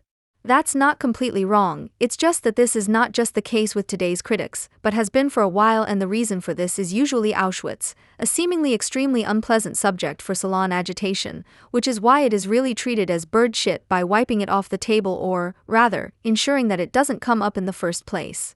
Ultimately, the objection that those who don't want to talk about capitalism should keep quiet about Islamism also falls flat, as some actually prefer to keep quiet about Islamism and talk about Islam, which includes the critique of the Islamic economy, which in turn is truly inseparable from capitalism, but is not simply absorbed into it either. Port is also to be contradicted in this when, with the illustrious formulation Allah is great, but a Cadillac is greater, he set up a contrast that simply does not exist, which is why it is no coincidence that this most worldly of all ancient religions, that of the merchants and highwaymen, is on the rise globally without having to accept major distortions of the theological structure. As today's oil and service economies as well as slavery and gangland economy correspond far more to the proto-Islamic prey economy than the Dieter through production. In view of the Germans, Port in particular should have thought that they too were defeated by the pressure of Sherman tanks and not the temptation of the Cadillac. The only problem is that someone who believes that in the GDR people lived in conditions that drew their own furrows beyond capitalist violence is completely unwilling to admit this, at least as a hypothesis, for good parts of the Islamic world. Instead, the belief is propagated that the Islamism realized in Saudi Arabia or Iran is not Islamism at all, because interest rates have not been completely or de facto abolished, the rule of God is merely a propaganda term, and so on. That would indeed be true, but without diminishing the judgment in the slightest. After all, it is precisely the permanent attempt at mediation that does not necessarily produce the barbaric, but rather potentiates the barbaric sides of both moments, Islam and capitalism, that is so characteristic of the region in question. The phrase "the factory settings are tomorrow's because they are yesterday's" could hardly be more apartment. Quote, ideology critics are, to take up the bon mot of a publisher friend of mine about an author I once loved, like bats, they always have to shout at someone to know where they stand. The much maligned anti-German mackerel attitude is therefore nothing more than a somewhat cumbersome positioning system. The means of an attitude that has no foothold. End of quote. Apart from the fact that the people in question don't seem to notice that their support, their crude sense of coherence, is largely based on differentiation from the Bahamas, in which they themselves usually only get half a sentence, it should be pointed out that someone who cannot draw cannot automatically compensate for this deficiency by using linguistic images without caricaturing themselves, in other words, without the wildly used images turning against the message. If one were to take the image seriously, one would have to recognize that bats firstly do not usually stand, but hang or fly, and secondly fly and scream to catch something. They seek and find support in their sleep. But perhaps the accusation is more in the direction of this one publisher, who was once a friend of his, who dropped a bon mot about an author who was once dear to him, a phrase that in no way has anything in common with an exaggerated need for distinction. Nor are the names deliberately omitted, because such name-dropping without names, which conveniently works in all directions, generally makes the unnamed appear higher. After all, it could have been an important gentleman with whom he was initially friends, but from whom he then heroically emancipated himself. An essential component of this narcissism in text form is, of course, that the majority of Bahama's critics in this magazine only read the, often marginal, passage in which he or she was named and use it to construct an attack on their own mental integrity. If these people were to achieve even a little of what they grandiloquently announce, we might well be grateful. Be it that you are made aware of errors in your own text or that you are presented with an analysis of the class structure, production relations, etc., which prompts the necessary thoughts. That would be something, but instead you get this: having become quite broad about the diagnosis, I can remain cursory about the therapy. The ideology-critical procedure would have to be adjusted in 4 points. It is 1. A means, not an end, is 2. A selective method, not a way of life, is 3. Directed against all political tendencies, not just one, and has 4. The subject driving ideology critique itself as its actual goal. End of quote. Bartel's criticism of the behavior that can be seen above all in the Bahamian environment is therefore really a behavioral therapy event, the short summary of which could also have been as follows: delete your Facebook accounts. That would have been something you could have signed up to, but it would hardly have been possible to give a lecture about it or even organize a day-long salon on the subject, and perhaps you would have had to take a look at how much your own environment goes crazy in this medium. However, if you then spoke of therapy, the accusations of hysteria would pour over you. Therefore, the attempt at healing only applies to those who can serve as a collective male subject. In the case of risks or side effects, ask your salon communist, for example, whether by the last point he does not mean the cursedly unrivaled capital that actually drives the ideological critique, but a mere self-criticism of those who pursue this critique, when he outlines the actual goal. If you ultimately want to know where you can oscillate splendidly with a well-formulated yes, enjoy the end of the interview in Neues Deutschland. Quote, will communism or barbarism come at some point? Matthäus Hagedorny replies, I remain cautiously optimistic and say, both. End of quote. The verdict that Dietmar Dath is a Leninist perpetrator of conviction in a postmodern guise truly requires no in-depth ideological critical mole work. It is therefore all the more astonishing that Dath has achieved a reputation as a serious science fiction writer even beyond the boundaries of his genre, despite, or perhaps because of, his ideological castle in the air, which is hopelessly outdated by the current state of history. The title-giving attribute of the uncanny in Dath's popularity should therefore always be understood in 2 ways. In a quantitative sense, the former FAZ columnist and SPEX editor-in-chief, whose opulent oeuvre is published by renowned publishing houses and has already been awarded several prizes, is uncannily popular. In a qualitative sense, however, Dath's popularity is uncanny with regard to the sublime authoritarian longings that break through in his work, which are misunderstood as liberal and are either largely ignored or affirmed by the exuberant reception of the feuilleton landscape. It is by no means purely for reasons of individual biographical contingency that Dath's own literary work, as well as the theoretical and pop cultural references in his non-fiction texts, revolve around the genre of science fiction, for which he has had a soft spot since his adolescence and to which he himself attributes his literary work. What makes this genre so attractive for Dath is the fact that it is particularly suited to taking a stance, the most important category of politicized art for Dath. In order to answer the question of the truth of art, you have to understand what the statement of art is. The statement of an art is not, this and that is so, but the statement of an art is, you can take this and that stance on these things, Dath said in an interview with Martin Hatzius, in which he continued, if a work of art says, a socialist society is great, then the message is not, a socialist society is great, but, you can obviously have this attitude. Of course, at that moment you are promoting this attitude. End of quote. Dath's work can only be adequately understood from this perspective of a concept of art that he sees as committed. In the subtitle of his 2019 nonfiction book Niegeschicht, Dath defines science fiction as an art and thinking machine that can be firstly enjoyed as art and secondly, the far more important point, can be used to think things and relationships that would have to remain unthought without it. In contrast to realism and naturalism, both of which reflect the existing world but do not go beyond it in this reflection, science fiction, in Dath's view, is thus able to project worlds from reality that move in a vector between possibility and probability, but nevertheless exist solely within the respective work of science fiction. This gives it an unreal element which, as with every fantastic text, in addition to science fiction, this includes supernatural horror and fantasy in particular, requires an aesthetic treatment that allows the recipient of the work to suspend their fundamental mistrust of the unreal and therefore unverifiable. This willing suspension of disbelief during reception, which Dath draws on from the English romantic Samuel Taylor Coleridge, is therefore the basic prerequisite for the effectiveness of any fantastic narrative. The basic aesthetic principle based on this and, as it were, the literary core convention of the fantastic is the so-called suspension factor, composed of the willing suspension of disbelief, which enables the recipient to engage with the unreal narrative element as a valid principle within the inherent logic of the work, and the factor borrowed from mathematical category theory, which describes a mapping, as a function or morphism, between categories. Without being able to discuss category theory in more detail at this point, for Dath its cognitive value in relation to the subject of science fiction lies in the fact that it does not pose the question of individual objects and their properties, i.e. does not operate in terms of set theory, but of their relationships to one another and mappings of one object to another. For example, the number 2 in the function f x equals 2x maps the number 4. She is not concerned with what something belongs to, but when, how, where and in what way something can be made into something else, in other words, which, mental, operations can be carried out how and for what purpose and in what way. End of quote. However, it is constitutive of the suspension factor that it does not merely make us forget the existing structures, which Dath calls expectations of world experience, and create a narrative logical anarchy, as intended by the free association chains of surrealist écriture automatique, for example, but rather gives the destructured elements, which initially meander in an orderless vacuum, a new order through the inherent logic of SF expectations of experience. The reality structure is thus mapped via the suspension factor in the morphism of an unreality structure.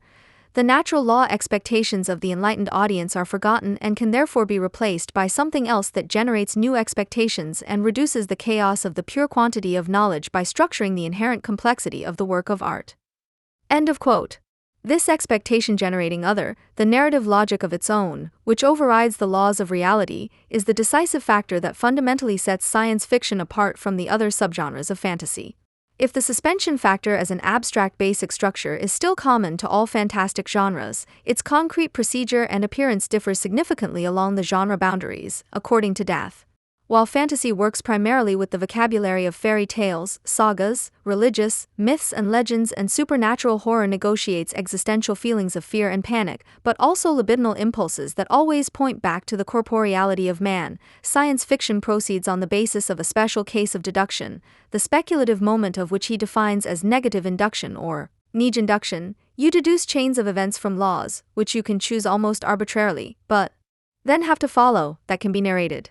In other words, one arranges a chain of conclusions for the purpose of obtaining cause-effect narratives that are permissible within the postulated legal framework.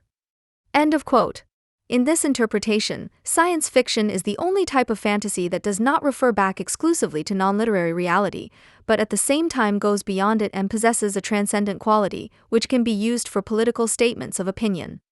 Against this background, the above-mentioned differentiation of science fiction from realism and naturalism can be explained by the different reference to reality. In the latter two, the meaning of the respective texts can in principle still be supplemented by a comparison of experience with the real world. The extent to which Paul Auster's descriptions of New York, for example, correspond with reality can be checked by visiting the city, but this is not the case with science fiction. The world-building of a science fiction text exists exclusively in that very text and is therefore inaccessible to non-artistic experience. The world in a novel by Robert A. Heinlein can only be experienced in this novel.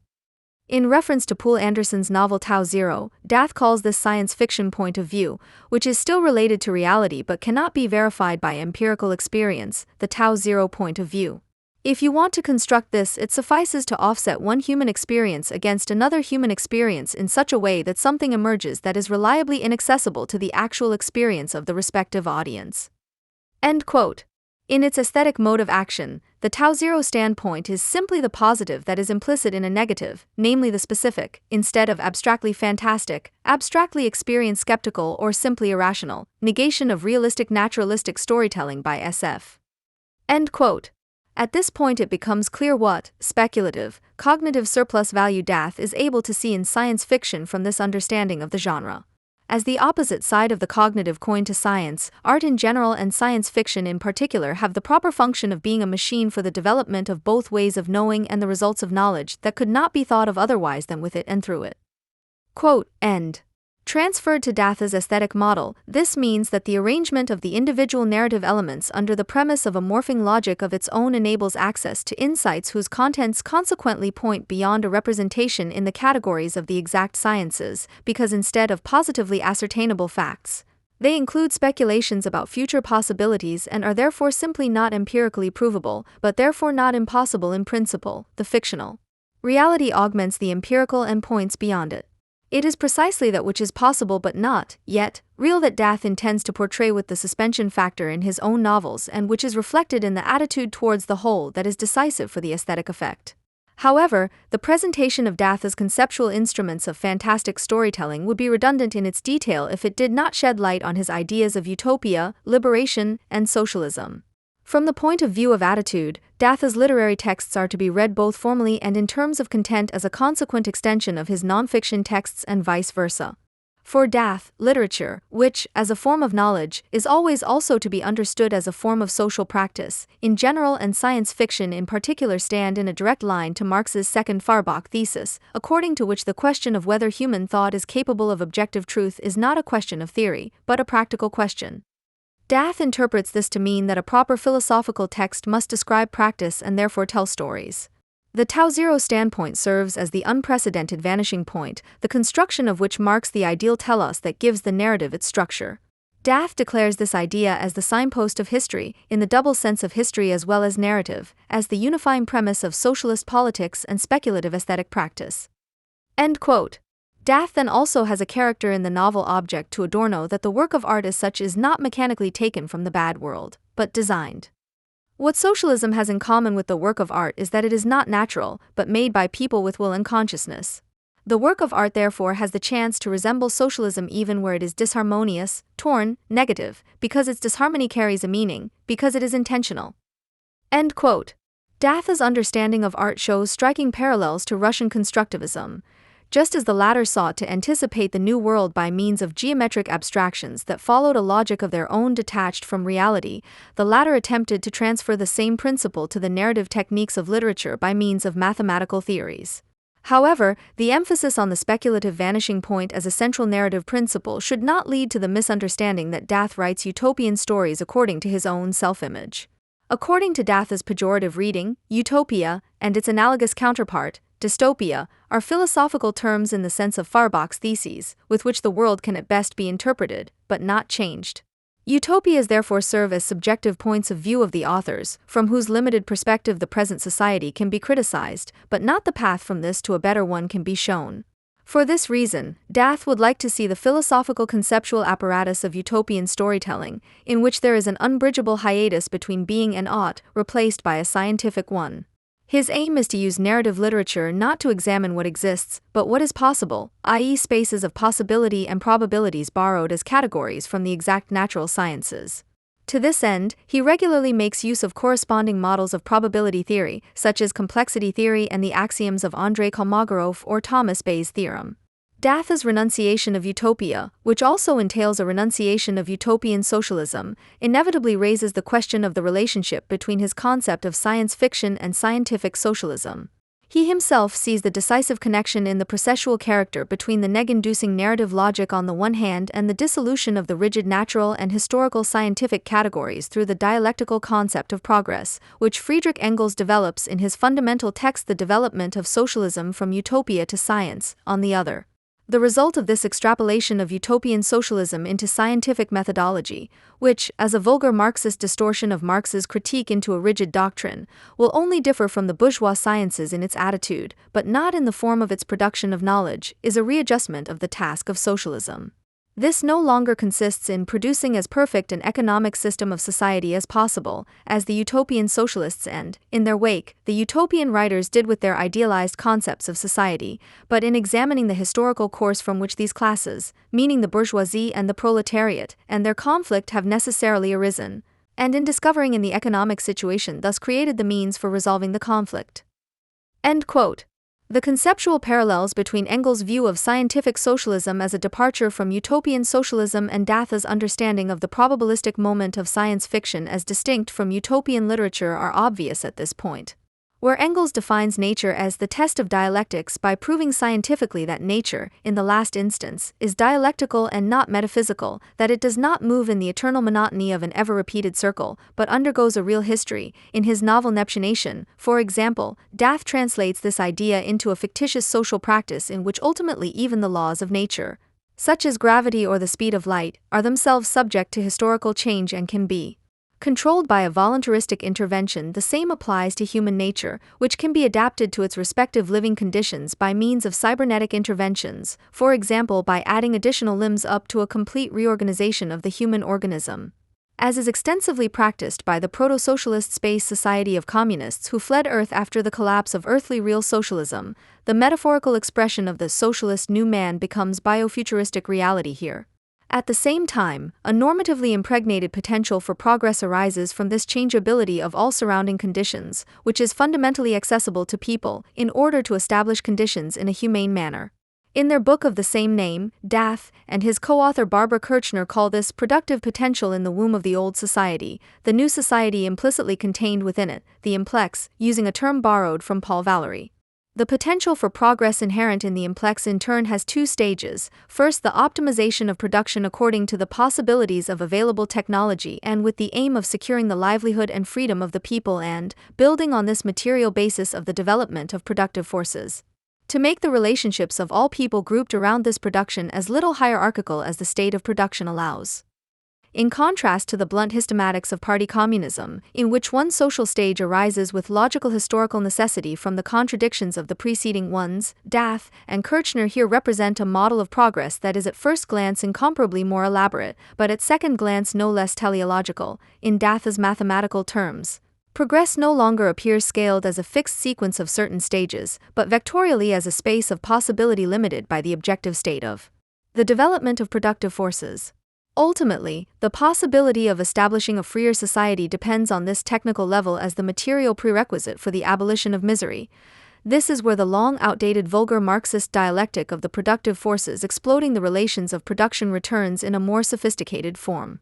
Against this backdrop, Dath's apotheosis of technological progress as a prerequisite for social progress seems only logical. For him, such an engineer's view is virtually the aesthetic quality of science fiction par excellence.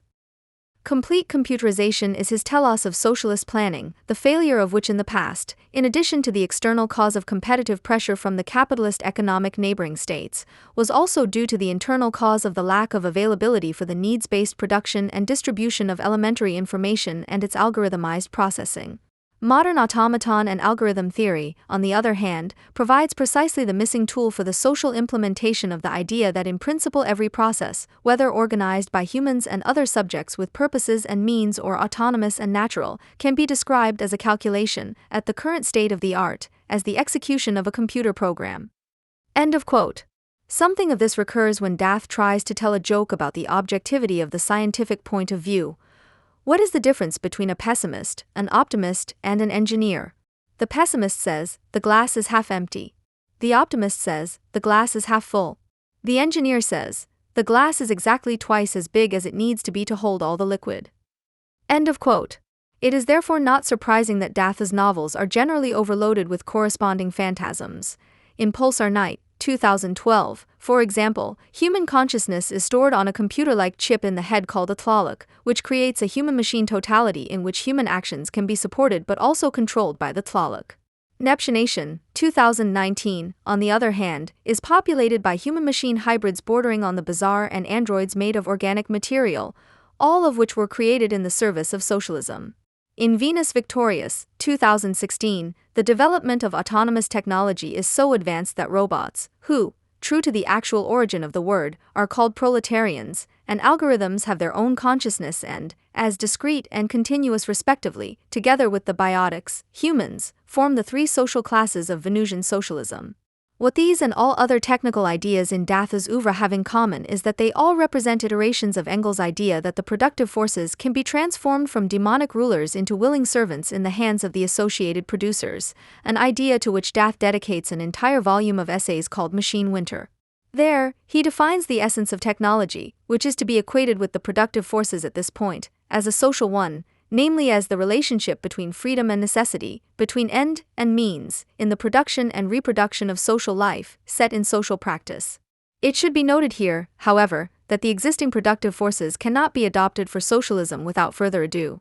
As the process of producing things whose nature consists in having a purpose, technology is never neutral to its social conditions, whereby its purpose under the conditions of capital consists in the production of use values not as useful things, but solely as carriers of exchange value.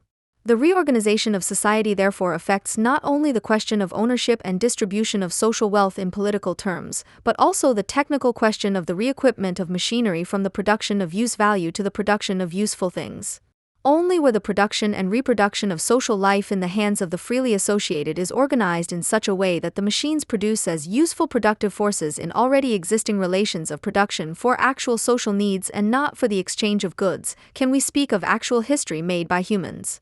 In this context, the significance of Datha's science fiction concept for his construct of scientific socialism can be defined in more detail.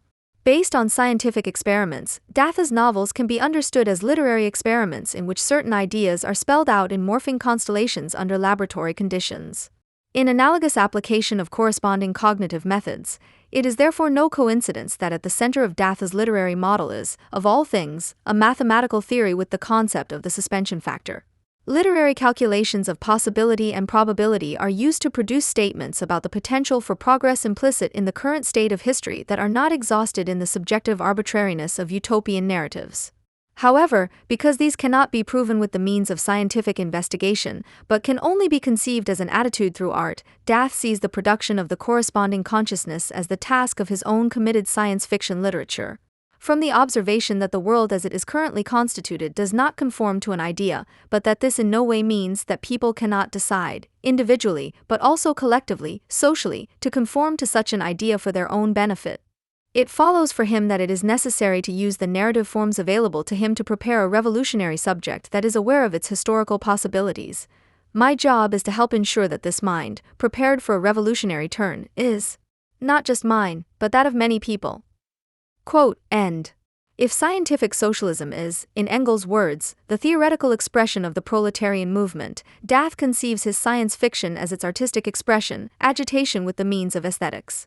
The essential point of reference for Datha's thinking and writing in the course of history to date, which does not necessarily have to be identical with progress, is the downfall of real socialism, especially the Soviet Union, and the associated question of how the idea of socialism could still be saved under the conditions of its historical failure.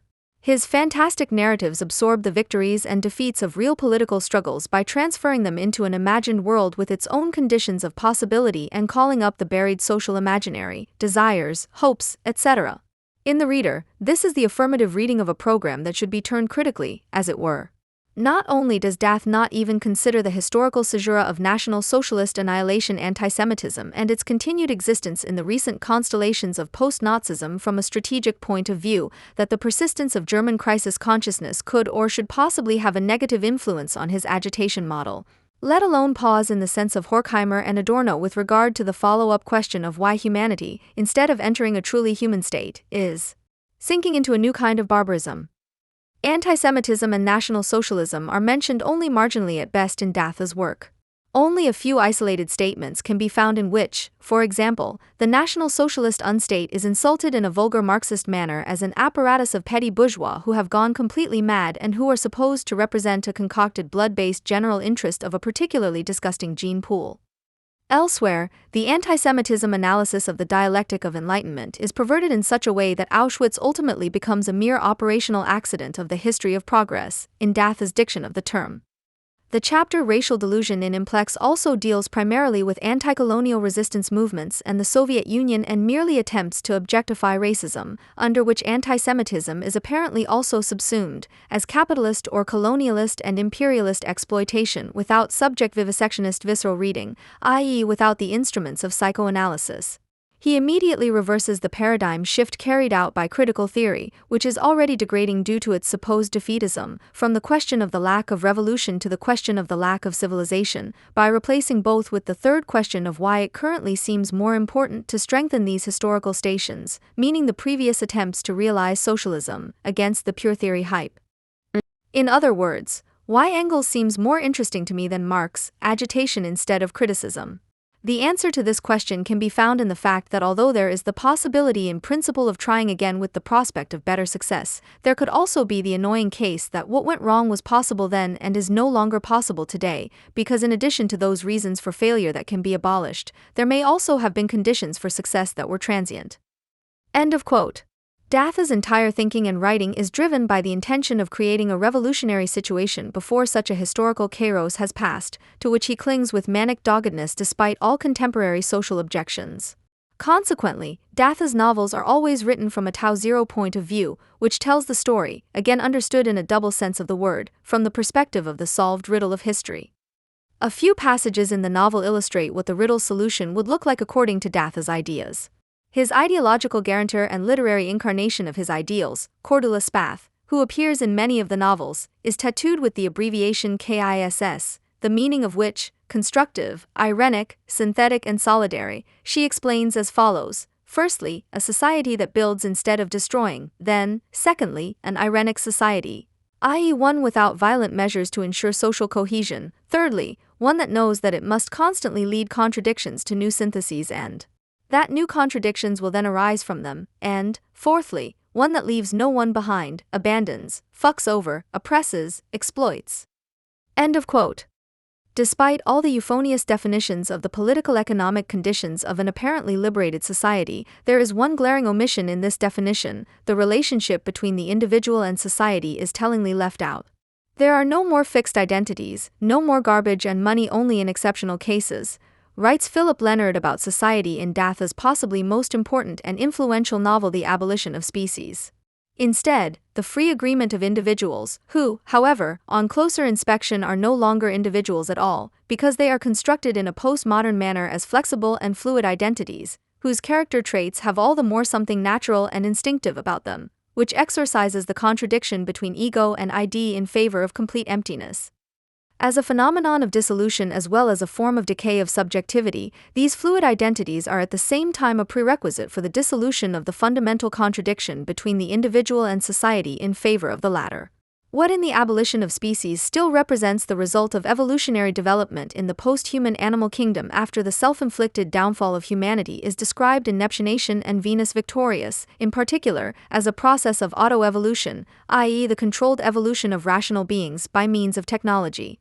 While in the former novel the individual characters are free to dispose of their bioorganic equipment and develop cybernetically beyond the evolutionary stage of Homo sapiens, in the latter novel this newly gained freedom turns into a de-individualized form of lack of freedom.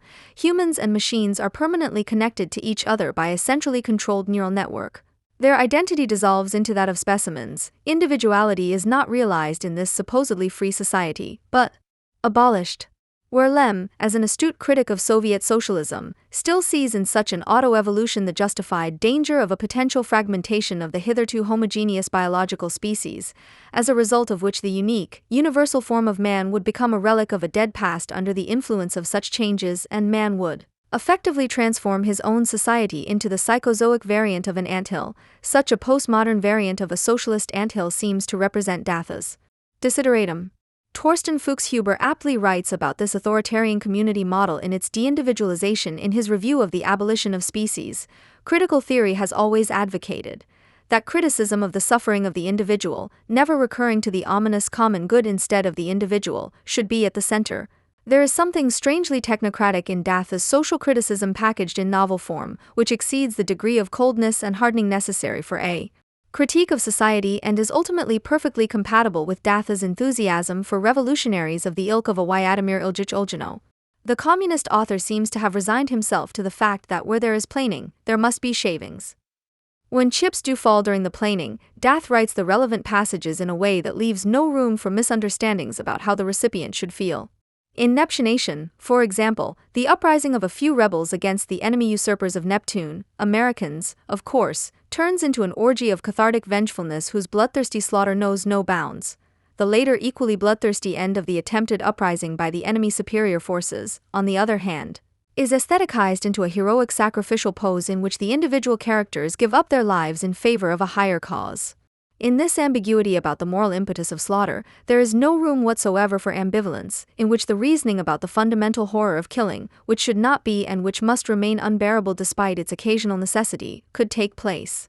For a socialist who, according to his self-image, is actually interested in the abolition of suffering, Datha's depictions of revolutionary and counter-revolutionary violence are peculiarly unsympathetic to the individual. When asked about his relationship to the Chinese state and the reasons for his interest in Chinese science fiction, Dath gives two complementary answers.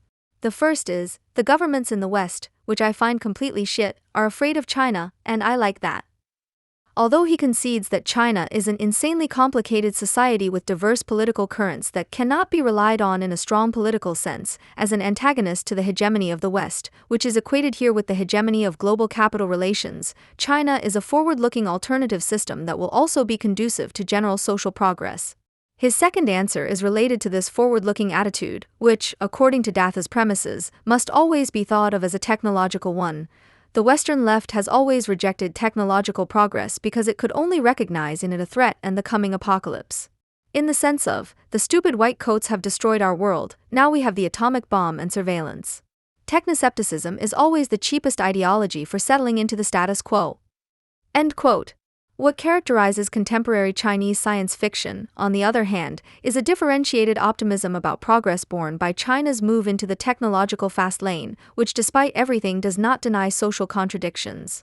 Dath completely ignores the fact that the invoked pluralistic discussions can only take place within the narrow confines of a repressive tolerance, Herbert Marcuse, and that the rapid technological development as a dialectic of progress causes the transition from the workbench of the world to a neocolonial, imperialist aggressor.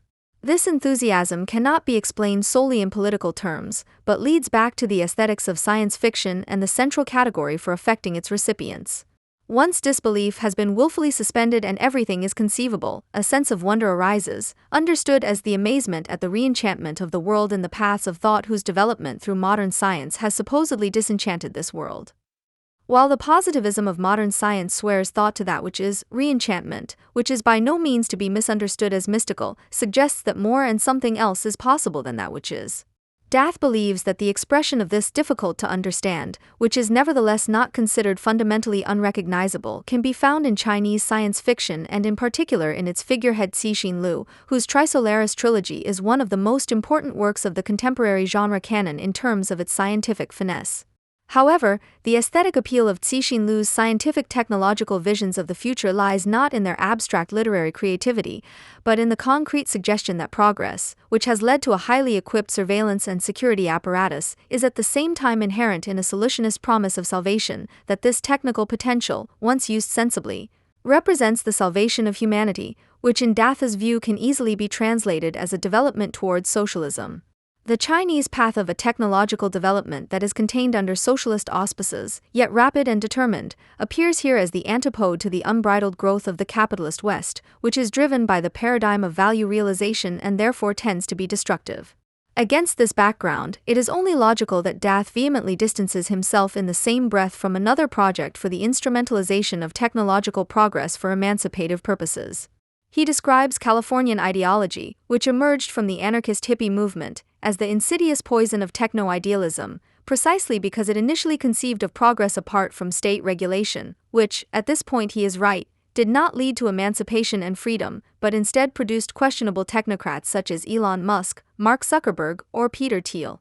In this diction, the world spirit, which according to Hegel had its starting point in the East, returns to China, and science fiction there appears as its contemporary aesthetic expression, reflecting tech utopianism and an anti-Western claim to hegemony. While Moritz Rudolph reconstructs the return of the world spirit to its origins in China with critical intent, it is precisely those critical aspects, the replacement of Western hegemony, the resolution of social crises through authoritarian technocratic measures, exemplified by China's state measures against the COVID pandemic, that are interpreted by Dath in anti-Western affirmation. The parallels to Datha's own work are obvious, although it is to his credit that at no point does it degenerate into trivial revolutionary kitsch. Socialism never appears as an immediate given in the here and now, not even in contemporary China, but always as a potential that exists but still needs to be realized in the sense of the implex. The socialist attempts in Datha's novels remain exactly this, namely attempts accompanied by tragic failure and disappointed hopes, presented from the perspective of the Tau Zero standpoint of communism as a hitherto unattained, but not unattainable telos of history, as something that has never been and possibly never will be, as the never history. That gives its name to the non-fiction book mentioned at the beginning. That the manic striving for the realization of socialism, which quickly turns into a delusional treading water, is accompanied by the faint suspicion that it could be in vain and that, according to Rosa Luxemburg's alternative, barbarism is more likely than socialism, is probably the most realistic thought in Dietmar Datha's Leninist Castle in the Air. However, the more uncertain the historical situation appears, which can no longer justify any revolutionary optimism, which in any case has degenerated into a mere perversion of a motif that once saw other days, that we cannot wait, the more doggedly Datha clings to the old certainties of his Marxist doctrine of salvation.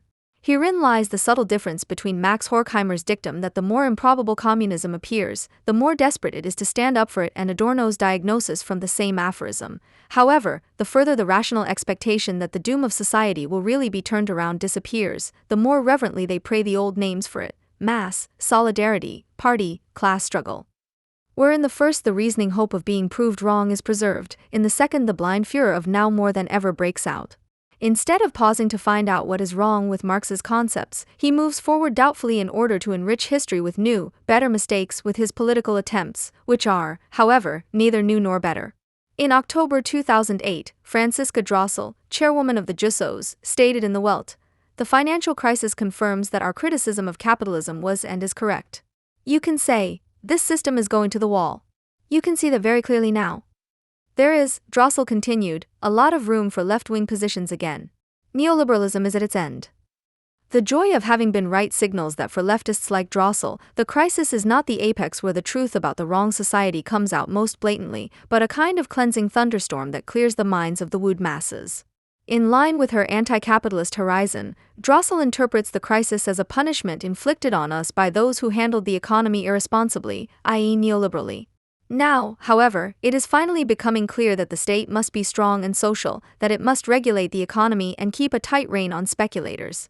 The Juso chairwoman, who boasts of having attended one capital course or another, is naturally squinting with her prophecies at the alliance with the Left Party. One person who has already drawn the appropriate conclusions, Jürgen Elsasser, has thought through to the end what Drossel does not yet dare to say. The left should take the lead in the movement against Anglo-American locust capitalism and call on Merkel not only to sharpen her little mouth, but also to whistle. According to Elsasser, in the style of his comrade Strasser, an immediate program to protect the national economy is needed, with which the left could drive the government before it.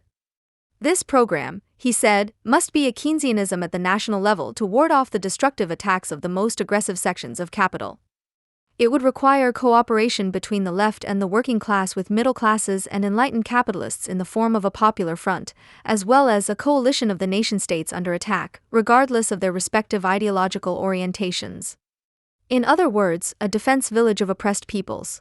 When the NPD firmly agreed with Elsasser and told him that he was tackling the social problems in the right way, even the editors of Neues Deutschland realized that Elsasser had put the thrust of left-wing criticism of capitalism a little too clearly in a nutshell and dismissed him as editor. However, this does not change the fact that there are reasons why Elsasser is highly popular not only with parts of the NPD, but also with the readership of Junge Welt and Neues Deutschland. For it is the mixture of insane consistency and gripping actionism that would make him the perfect tribune of the people, were it not for a certain shyness about the great departure into the fateful. Elsasser speaks not only to the left from the soul when he ennobles the state as a bulwark against speculators from outside the nation and presents the nation as an asset worthy of protection, the substance of which is threatened by the most aggressive parts of capital. His analysis of the crisis, on which his constructive proposals for solving the social question are based, resembles not only that of Oscar Lafontaine, but also that of Helmut Schmidt, Frank Schirmacher, Peer Steinbrück, and so on. They are all of the opinion that the crisis is the product of windy and greedy speculators who don't give a damn about the well-being of the world, although they have a social responsibility to which the state must hold them.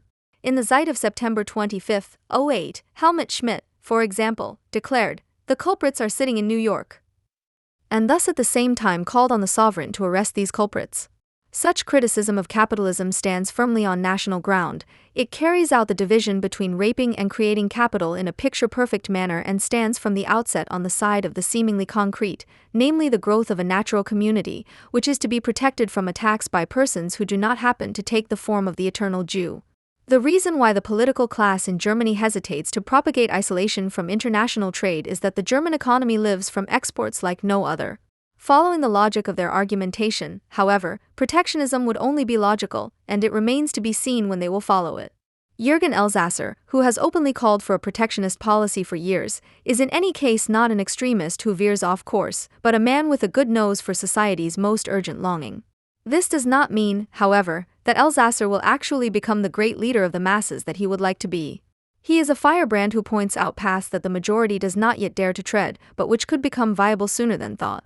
The crisis has already created a sense of unease, as a result of which hardly anyone still shares the invoked belief in overcoming the crisis by means of deficit spending on a gigantic scale, and instead the awareness of impending doom is settling into people's minds. This can be seen, among other things, in the fact that when people heard the news that a crisis was imminent, after which, as Peer Steinbrück proclaimed, the world will not be the same as it was before this crisis, those who could afford it suddenly went into a buying frenzy, as if it were the last time in their lives that they would be able to do something good for themselves. Of course, this behavior, which has its rational reason in the fact that there will probably be a more meager living for most in the next few years, is quite desirable. It is even fueled by the fact that purchasing power, the Keynesian magic word, is strengthened by the state. Although this measure will give the economy a small domestic boost, it will not be able to stop the crisis. The crisis consciousness of the commodity subjects, however, their panic, is promoted by such crisis management. It prevents them from keeping a cool head, and already now they are getting into the mood that soon a time of renunciation will dawn, which will have to be accepted. Die Zeit puts it quite bluntly. The crisis requires a sense of community, which is why we will soon have to share wages and work. In other words, short-time work for half the wages. But the house paper of German liberalism already knows that this will not be enough. More diligence alone will not be enough in the face of this enormous, almost uncanny economic crisis. Nor will mere individual renunciation suffice. An omnipotent state will certainly not be able to take everyone by the hand and fix things instead of the people, so to speak. What must come now is something else, a phase of solidarity. It doesn't help if a few have to do something, it only helps if, almost, everyone can do something. This requires social pressure, which the state has so far failed to build up. The state should, the Hamburg Weekly advises, turn the crisis into a task that our society can help to solve. No one can predict exactly how the crisis will unfold, what dimensions it will take on, and how long it will last. But what we can already know is that almost everyone will be affected by the crisis in one way or another. In these times in particular, it should therefore be a matter of rejecting with all one's might the sacrifice demanded by the state and a society that has gone mad on itself. When Olaf Scholz, the Federal Minister of Labor and Social Affairs, says, "Every young man and woman who is not trained now is not only one too many for their own lives, but they are a catastrophe for our national economy," this means not only that the government wants to create more training places, but also that people can be too many or already are. It is a declaration of war on all the unproductive, who are dragged along at a poor level in phases of prosperity to raise the morale of the people of the state, but when the going gets tough, useless ballast has to be thrown off. Nevertheless, the main problem in Germany will probably not be hunger, because the state wants to stimulate the economy, but rather the powerlessness of the individual, who is becoming increasingly dependent on the state's handouts. Because in the crisis the contradiction of use value and value is violently asserted, that is, a huge mass of unproductive capital is destroyed and thus a good part of the variable capital is transformed into mere human beings, the state visibly turns the bearers of the commodity labor power into atomized recipients of orders who no longer owe their existence to the successful supply of the market, but to the omnipotent state, which they have to obey all the more. This form of the state, which can no longer bear the burden in other areas and is visibly dissolving into a network of gangs that takes over the state's business privately, carries within itself the potency of the total. How much freedom, how much autonomy of the individual can be preserved depends solely on whether and how much associated individuals oppose the tendency toward totalization. Since far and wide no beginnings of a communist movement are to be seen, but instead a fascination with reactionary forms of rule, the wretched tactics of the Leninists and the Council Communists, who in this point are also only ordinary Bolsheviks, are at best a form of collaboration with barbarism. Those who want to organize the masses today are trying to rouse potential spree killers from their passivity and encourage them to act. In contrast, biting and ruthless ideological criticism would be the order of the day. Such criticism, which at best makes the propagandists and supporters of reactionary projects startle at their own logic to such an extent that they shut up or change sides, must make no concessions. It must be direct, polished and, above all, committed to the truth. For this very reason, the critic of ideology must have no illusions about the object of his criticism. He must neither apply a preconceived scheme nor locate himself outside the false hole. He has no goal to state positively, but the negation of the false is its impetus enough. In this, the ideology critic differs fundamentally from the Leninist, who wants to impose a dictatorship of the proletarian apparatus in order to replace one rule with another, always more barbaric in the past. The Leninist is a demagogue who wraps himself in the aura of power and attracts a following that craves authority and violence. His punitive fantasies are the expression of a popular anger which only does not break out violently because the masses are far too passive to even allow themselves to be carried away into a pogrom. Instead of rushing through the streets, the atomized people watch the Rurpot cops harry and Toto fighting antisocial elements or simulate a world in the hobby cellar in which the model railroad only starts up when you yourself have given the order.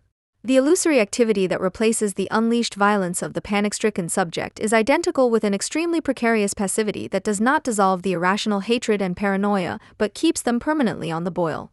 It is precisely this passivity that the Leninist agitator wants to break and transform the state power, civilized by law and the separation of powers, into a tyranny of the masses.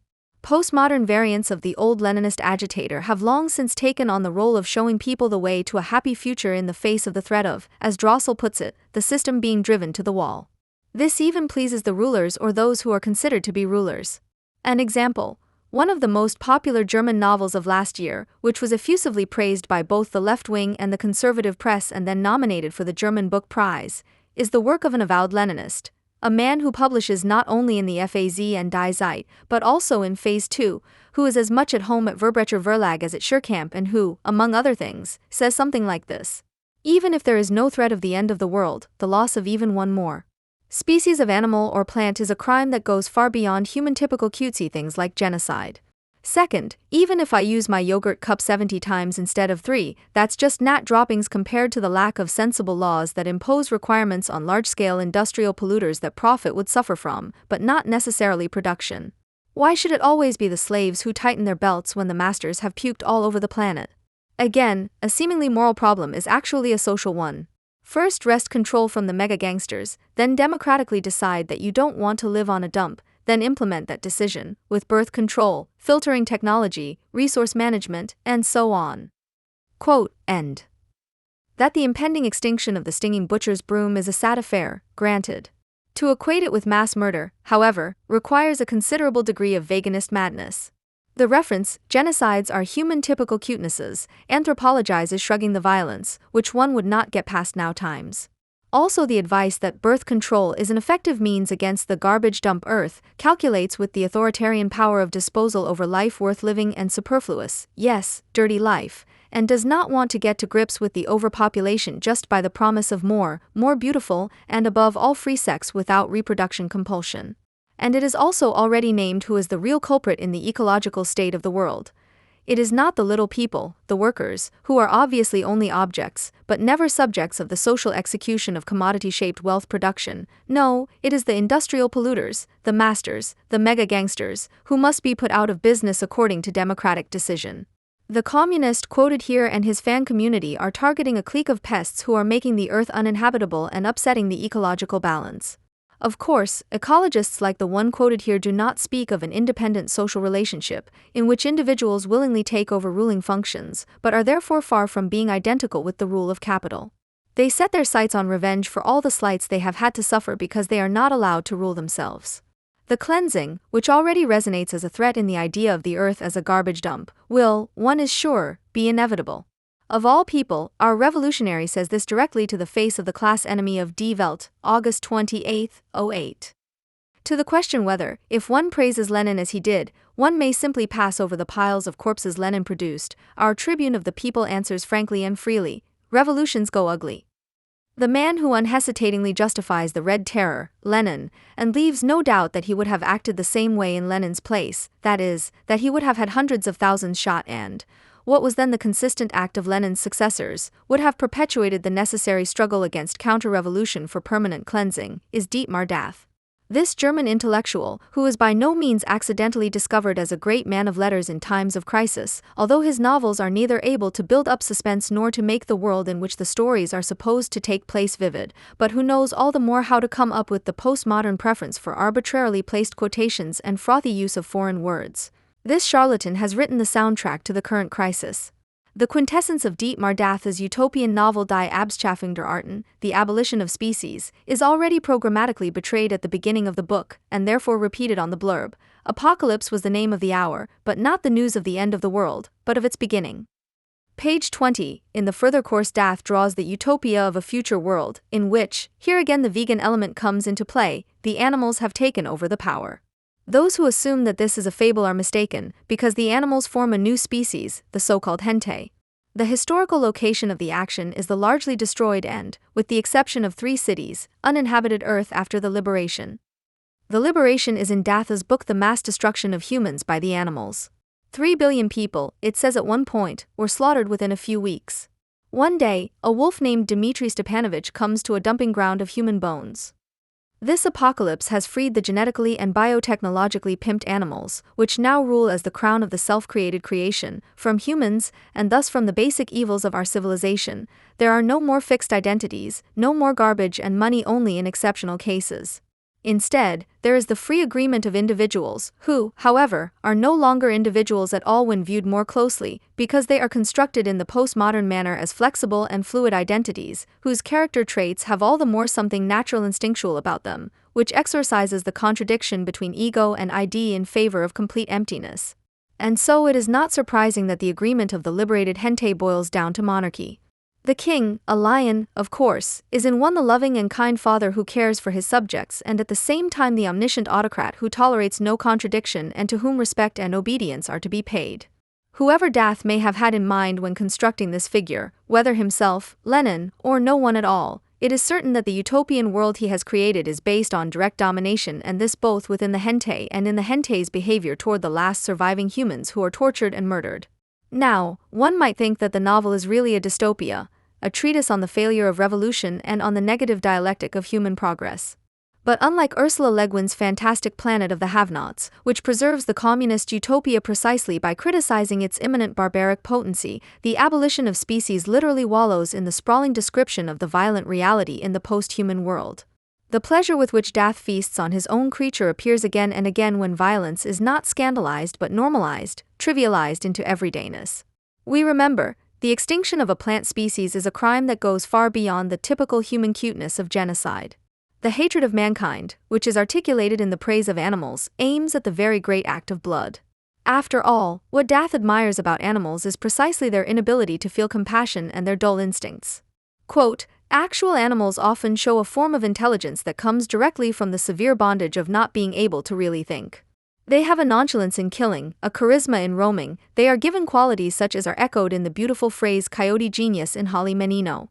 Human societies, on the other hand, show in symmetrical contrast to this a special form of stupidity, which comes from the ability to think, because everyone can imagine what the consequences of their actions might be, because everyone is afraid of being punished by the rulers if they rebel, they keep quiet.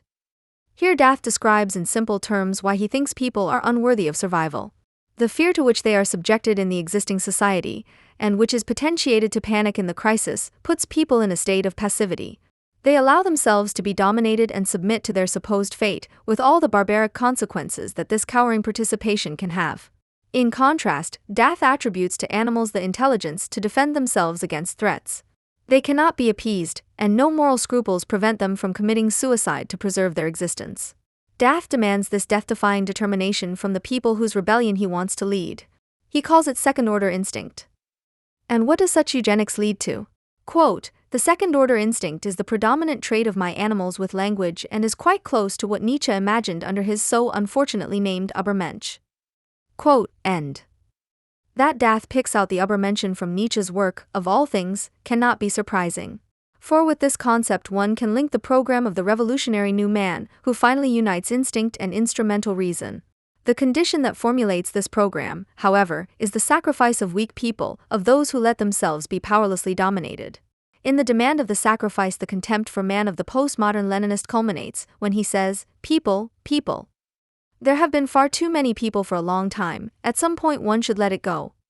One might think that a dilettante former SPEX editor-in-chief is muddling along and occasionally shocking the feuilleton a bit. But surprisingly, the revolutionary tidings of the new man, hitherto known in a political context from the national revolutionary Che Guevara, are now also being declared extremely exciting in times of crisis by those who are not actually suspected of being open to Stalinism. Volker Weidemann, for example, discovered in the FAZ, October 14, 2008, suddenly hidden driving forces in himself when reading Datha's book. Dath activates all the reader's senses of possibility, even those of which one had no idea before beginning to read. And he followed up with He boldly writes poetry. In the Welt, October 13, 2008, it was reserved for Angelika Klussendorf to enthuse about Datha's book, finally making it possible to admit the new. What this newness is, namely the absence of any humanity, is something Klussendorf would like to get to know up close, just like her Frankfurt colleague. And to make the book palatable to a specific and not exactly minoritarian readership, she comments, "The idea that humanity as a community of mutually helping and protecting creatures might be better entrusted to animals that come after us is immediately obvious to any dog owner. Perhaps there really will come a time when certain virtues, frugality, for example, will be seen as something we must relearn from our non-speaking relatives." End. But it cannot be a matter of demonizing Dietmar Dath. Rather, it would be the task of communist social criticism, for example, to detect and denounce in a literary work. It could also be a work of art or a mode of behavior, an objective tendency of capitalist socialization, which consists in escalating the structural superfluity of man to real annihilation. Crises are apexes at which it is decided how the unity of the whole, i.e. ultimately the paradoxical identity of use value and exchange value in the form of money, is realized. The annihilation of human beings, which is glorified in the book The Abolition of Species, is the delusional model of a crisis solution that no longer knows any fright before its own consequence. In the logic of capital, which its apparent opponents unconsciously adopt, the destruction of human beings can be plausibly justified. A part of capital that eats up surplus value must be eliminated from the point of view of VWL, who is eliminated and in the name of which revelation of salvation, but above all whether the delusion knows any limits, depends directly on which prophet asserts himself as the master of the crisis. And there is truly nothing to be said against the possibility that the next bloodbath will take place in the name of communism, the justified rage of the peoples and the revenge of the depraved. The dawn of the alleged communism could be at the same time the downfall of the real one. It is hard to find an editor in the German-speaking world who, when there seems to be a need for a philosopher's commentary on the world situation in general and the situation of the Germans in particular, does not seek out Peter Sloterdijk's statement. Sloterdijk acquired his expertise in 1981 with the presumption of publishing a collection of feuilletonistic texts under the label Critique of Cynical Reason in explicit reference to the 200th anniversary of the publication of the Critique of Pure Reason, which can hardly be surpassed in eclecticism and originates from the left-wing bourgeois milieu. The title gets to the heart of what Sloterdijk was aiming for with this insult to Kant, the disparagement of the philosophical insights of the Enlightenment in favor of an offensive partisanship for the real cynicism of the Nazi philosopher Heidegger, in order to recommend him to the left as a panacea for their difficulties. It must be admitted that the German left does not particularly like this philosopher. However, this antipathy is based on an unfounded resentment, as there is no difference between the positions implicitly and explicitly held by the left and those of Sloterdijk, even if mostly only in the core issues of current foreign policy, Germany's relationship with the USA and Israel, quite the opposite. For the sake of completeness, it should also be noted that Sloterdijk, like postmodernism as a whole, enjoys a downright miserable reputation among liberal conservatives, such as those associated with the magazine Merkur, hippie mythologist or desk lion of a theory literature without theory are, highly accurate, labels from this side. At the time this book was published, the left was largely defenseless against such attempts at appropriation, as it had long since succumbed to its years of sham battles for the right line. Wedged between the most nonsensical alternatives, women's, eco, Antifa, autonomy, workers, and many other movements, it was absorbed into the German nationalist movement of the Greens, as whose philosopher Sloterdijk accordingly tries to make his mark first and foremost.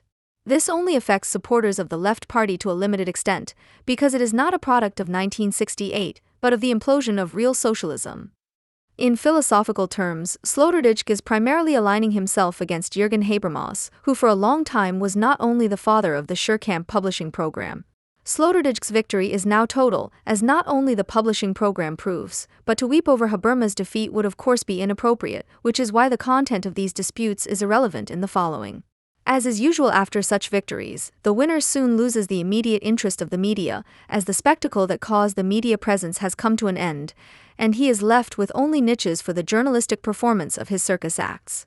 However, this also means that the content represented by the winner, in this case Sloterdijk, has become part of the unquestionable self-image of the cultural industrial mainstream. The deeper reason for this success does not lie in the specific points of contention themselves, but in the post-Nazi continuation of the German Volksgemeinschaft. As much as one cannot find fault with Sloterdijk's efforts to think, one thing can be conceded to him. He has an unerring sense of how to express German thinking and feeling in accordance with the current circumstances. In his own way, Sloterdijk unerringly says exactly what everyone is thinking on any given topic, but it always sounds somehow different, is metaphorically packaged in a way that the average German intellectual considers philosophical, i.e. profound.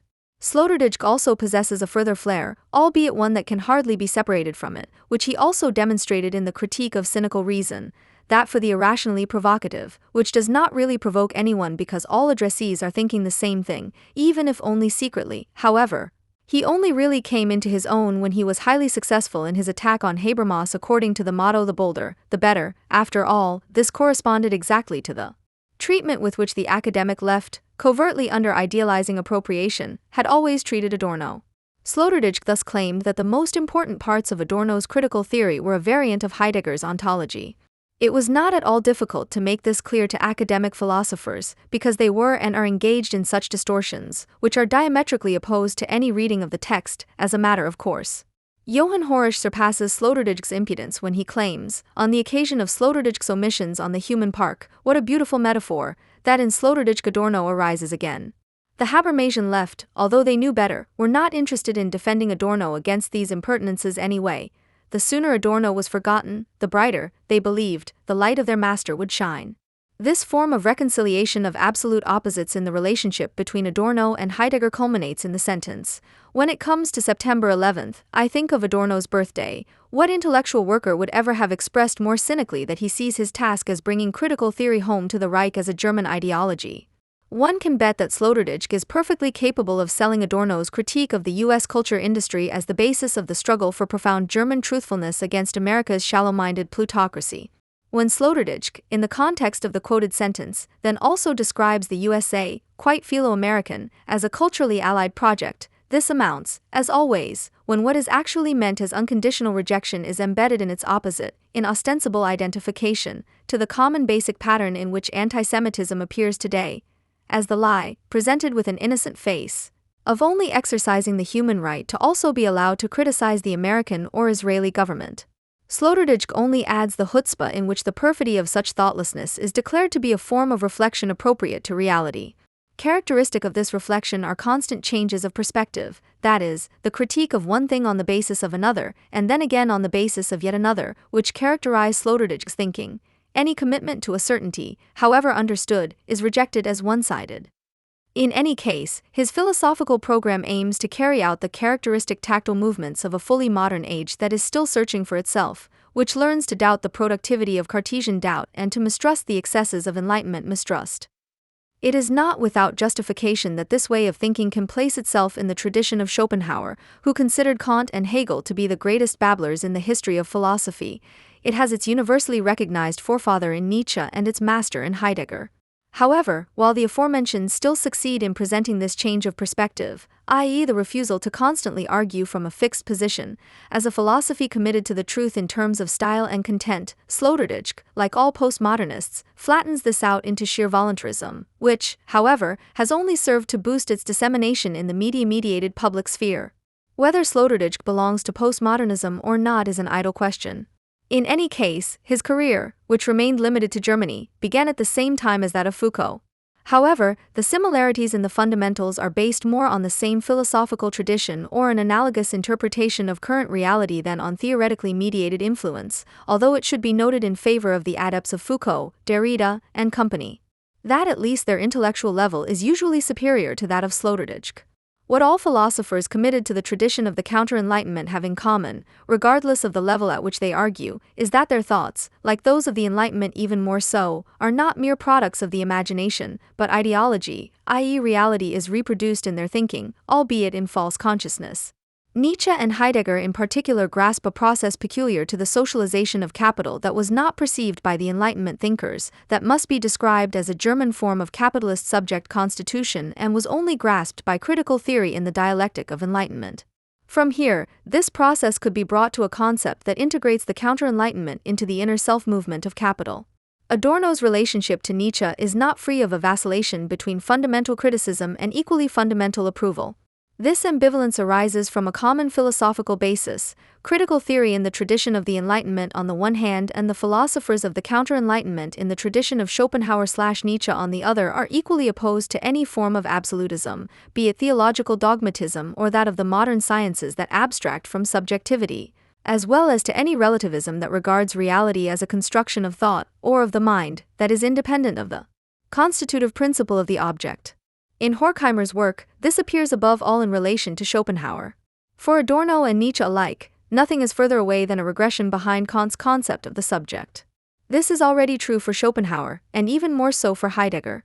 For a better understanding, scientific empiricism, scientism in general, on the other hand, represents such a step backwards, insofar as it denies the constitution of every experience by the subject and at best recognizes a possibly also reciprocal, influence, as well as analytical philosophy.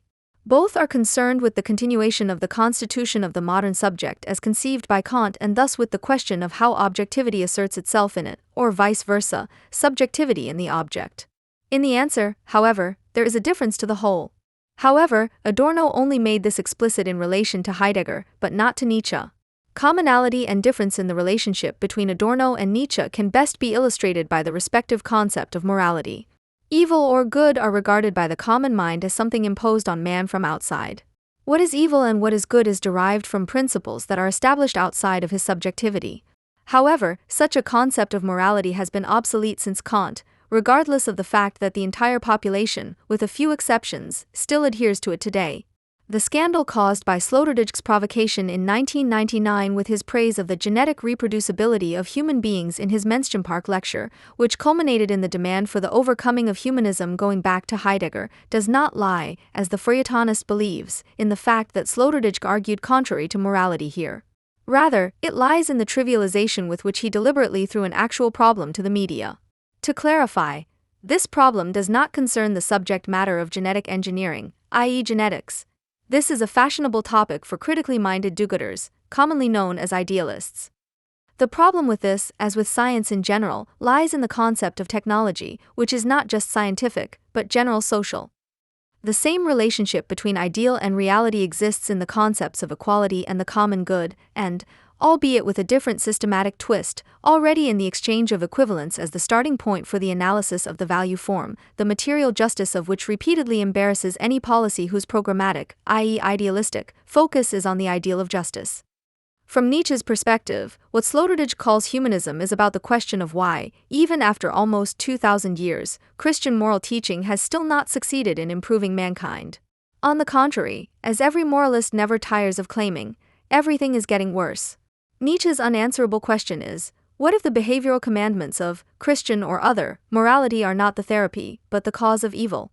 The fact that the clarification of this question is anything but incidental can be seen, among other things, from the fact that Marx also struggled with it at a central point, something that Marxists still refuse to understand today because they desperately cling to a pre-Kantian, in the truest sense of the word, idealistic moralism.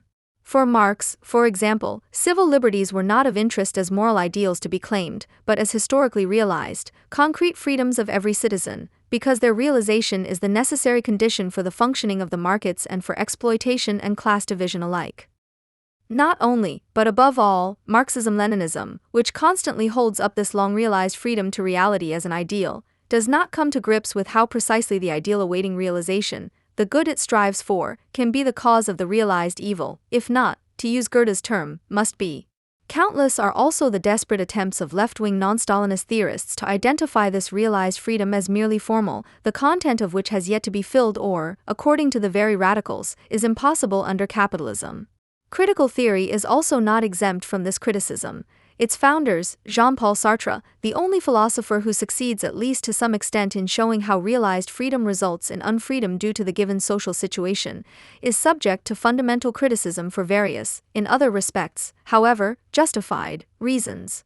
The extent to which Sartre's concept of freedom could eliminate a desideratum of critical theory has already been discussed in detail elsewhere. That is why they regularly fall into manipulation and conspiracy theories as soon as people, especially from the peoples they idealize, who want liberation, in reality strive for nothing other than to expose themselves to the freedom and equality of market relations and live them out instead of trusting the idealistic and reality-blind promises of salvation of anti-imperialists.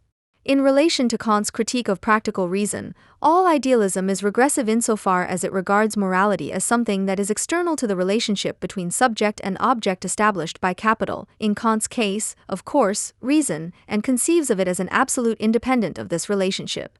Conceived as such, any morality necessarily misses the reality of capitalistically synthesized society, and acting on this regressive basis produces effects that have nothing to do with the original intentions and motives of the person acting in this way, however good they may be subjectively. Unlike Platonic idealism or everyday reason, modern philosophy in the wake of Kant, whether committed to the Enlightenment or not, is not concerned with the moral relationship between ideal and reality, but with the social relationship between one subject and another and the relationship between the subjectivity common to them all and the object. Or, even more generally, about understanding the separation of opposing concepts such as, in addition to good and evil or subject and object, being and nothingness, theory and practice, the beautiful and the ugly, chance and necessity, etc. In their reference back to a unity that dissolves these separations in itself. This relationship, and not the claimed one of idea and matter, was the basis of the unspeakable materialism debate in Leninism. Or to put it another way, its materialism was, although this is a commonplace, except for Leninists and Stalinists, an idealism of the purest kind. Nietzsche and Hegel are the antipodes in the definition of these relations. They formulated the two basic forms of thought which, as far-fetched as it may seem at first, correspond philosophically to the real political difference between the German and ideal forms of capitalist socialization. And, this is the decisive point, both reflected the same reality and at the same time, each for itself, mutually exclusive spheres in the real reproduction process of bourgeois society and its general subject, capital. For there are, what Kant did not yet suspect, actually, at least, two possibilities to synthesize opposites such as that between subject and object, but basically, oppositeness in general, difference per se, multiplicity, i.e. to think of them as a unity. Another possibility of thinking this unity, the analytical one, which Kant already excluded as not capable of truth and which, in an explicit turn against him, experienced its heyday in analytical philosophy, can also only be referred to here. Together with the social-scientific structural functionalism of Talcott Parsons and philosophical pragmatism, it represents the antithesis of German ideology to a certain extent, and this despite the fact that the influence of German philosophers, Wittgenstein, the Vienna Circle on the one hand, Max Weber, and the masterminds of the neoconservatives Erich Vogelin and Leo Strauss on the other, cannot be overlooked here either. Reduced to the lowest possible denominator, this Anglo-American ideology can be defined in such a way that it considers the question of the substance of general concepts in general, but especially with regard to the unity that is at stake here, to be unanswerable in principle, so explicitly, for example, Bertrand Russell, in contrast to the German ideology, which, as Marx has shown, answers this question incorrectly, or as demonstrated by Heidegger and Nietzsche, only recognizable to the initiated. This form would be with Hegel, following Kant every opposition, which means, a certain, i.e. not merely analytical form of difference, implies the existence of a third of a mediation specific to it, which only makes it possible to think the poles of the separate each for itself and to move from the one to the other, according to its determinations. In Nietzsche, on the other hand, these Kantian-Hegelian mediations are constructions of the subject, are illusions, as much as they may be unavoidable as conditions for the possibility of thinking and living everyday life. The unity of all multiplicity, i.e., the one that encompasses all difference, the absolute in and for itself, the general that can be determined substantially, albeit in a completely different way than in the Aristotelian sense, in Heidegger, being, but one can also say will to power or something else, or speak of life or nature, love or, and this even today, of God, does not reveal itself to the counter-enlightenment thinker through those mediations. But in the different, the existing/being, but one can also speak of events or empirical data or something else, immediately. There is no need for a central mediation to be understood as real, be it in God, in the mind, or by means of money, which in principle contains an infinite chain of further mediations, determinations of essence, within itself or sets out of itself, such as the state, law, morality, culture, nature, the ego. For Nietzsche's followers, Hegel's identical subject-object is nothing but itself, the unity that must be imputed to the individual things, but whose reality, substantiality, only reveals itself in the respective individual event/individual/being. A reality, therefore, which, it must be emphasized, precedes this undivided individual, which first creates reality for it. And so on. From here, Heidegger's Being and Time could in principle be written without necessarily having to have looked into this book itself, which the postmodern discourse theorists prove sufficiently. The opposite pole to this, and this too has not been sufficiently acknowledged so far, is again Sartre, for whom every generality is projected from the human, individual into reality, which transcends the subject, the condition of the possibility that mutually exclusive worldviews, here, Enlightenment and counter-Enlightenment, cannot be denied their reality content results from the specific structure of capitalist reality. This is grasped equally correctly by the one and the other worldview, albeit in a consciousness that misses the process in which the real world, its structure, is reproduced in the same way. There is no need to explain that in this sense the Enlightenment both correctly reproduces and misses reality. This has been shown often enough by Marxists of various stripes. As far as the counter-Enlightenment is concerned, it grasps correctly, but without grasping, that is, in an inverted awareness of the truth not grasped by the Enlightenment, that the essence of capital, which consists in being dependent for its reproduction on mediations through the sphere of circulation and production on the one hand, and the sphere of consumption and distribution on the other, can naturally only appear as a unity in a fetishized reified, that is, unmediated form. In the tradition of Nietzsche, the substance of capital, which does not appear as itself but only in the form of commodities or money, is simply, and, from a purely phenomenological point of view, completely correctly, claimed to be a substance, in the Aristotelian sense, that can only be identified in the most diverse processes of specific mediations, just as little as a divine one. This substance is, of course, labor. However, what Marxists, apart from Alfred Sohnrethel, have not yet even grasped as a problem is the process of how this substance, which can only mean concrete, living labor, is transubstantiated into its abstract form, i.e. the form that determines the quantity of value, as socially determined average working time for the production of a commodity. To establish an inner relationship, an intellectually comprehensible transition, such as that from solid to liquid bodies, between a form, abstract labor, and a substance, concrete labor, is in principle impossible for rational, even more so for rational, thinking. Incidentally, all attempts to portray capital as a rational process fail because of this impossibility. This relationship would only be conceivable if one could speak of labor as the content of the form abstract labor, as is consistently the case in labor movement Marxism, but this is where the cat bites the tail. Labor would then only be understood as labor in and of itself, labor sans phrase, according to Marx, but according to Marx, it should be anything but concrete, namely the exact opposite of it, abstract. More precisely, the expression abstract labor means nothing other than abstraction from, concretely expended, labor. This only shifts the problem to having to explain how and whether general concepts, abstractions such as labor, can claim reality, i.e. substantiality, for themselves. And it is precisely in this respect that Marx left no stone unturned in his exposition of the genesis of the magnitude of value in order to show that the relationship of concrete to abstract labor is not one that would be analogous to the subsumption of a concrete, for example, the particular table here in front of me, under its abstract, the table in general. Or to put it another way, in philosophically compressed terms, form and content are in a synthetic relationship to one another. A substance, on the other hand, can only be analyzed.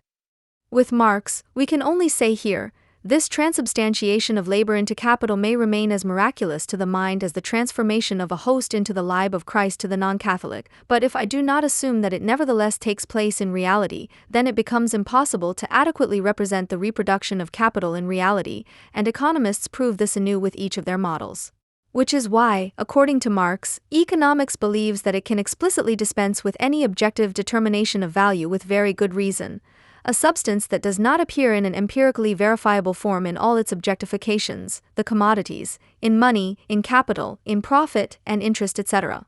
It does not actually exist empirically, does not exist either. This is the consensus of all those who think scientifically. Hegel's logic of essence, and Marxism based on it even more so, can be exposed from here as untenable metaphysics and is thus, however secularized it may appear, in the tradition of religion, which is not even disputed by Hegel.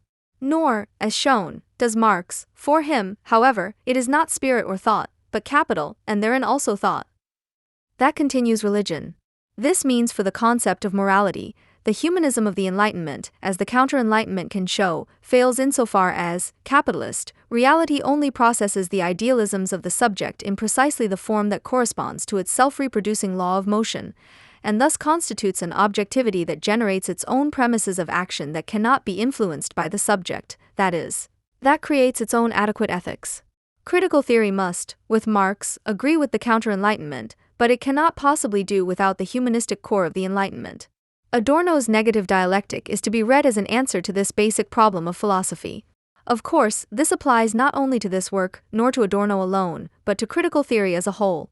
As a basis for the solution to this problem, it must suffice to point out that it can only be found in the notorious negation of the inverted whole, together with a reformulation of Kant's categorical imperative.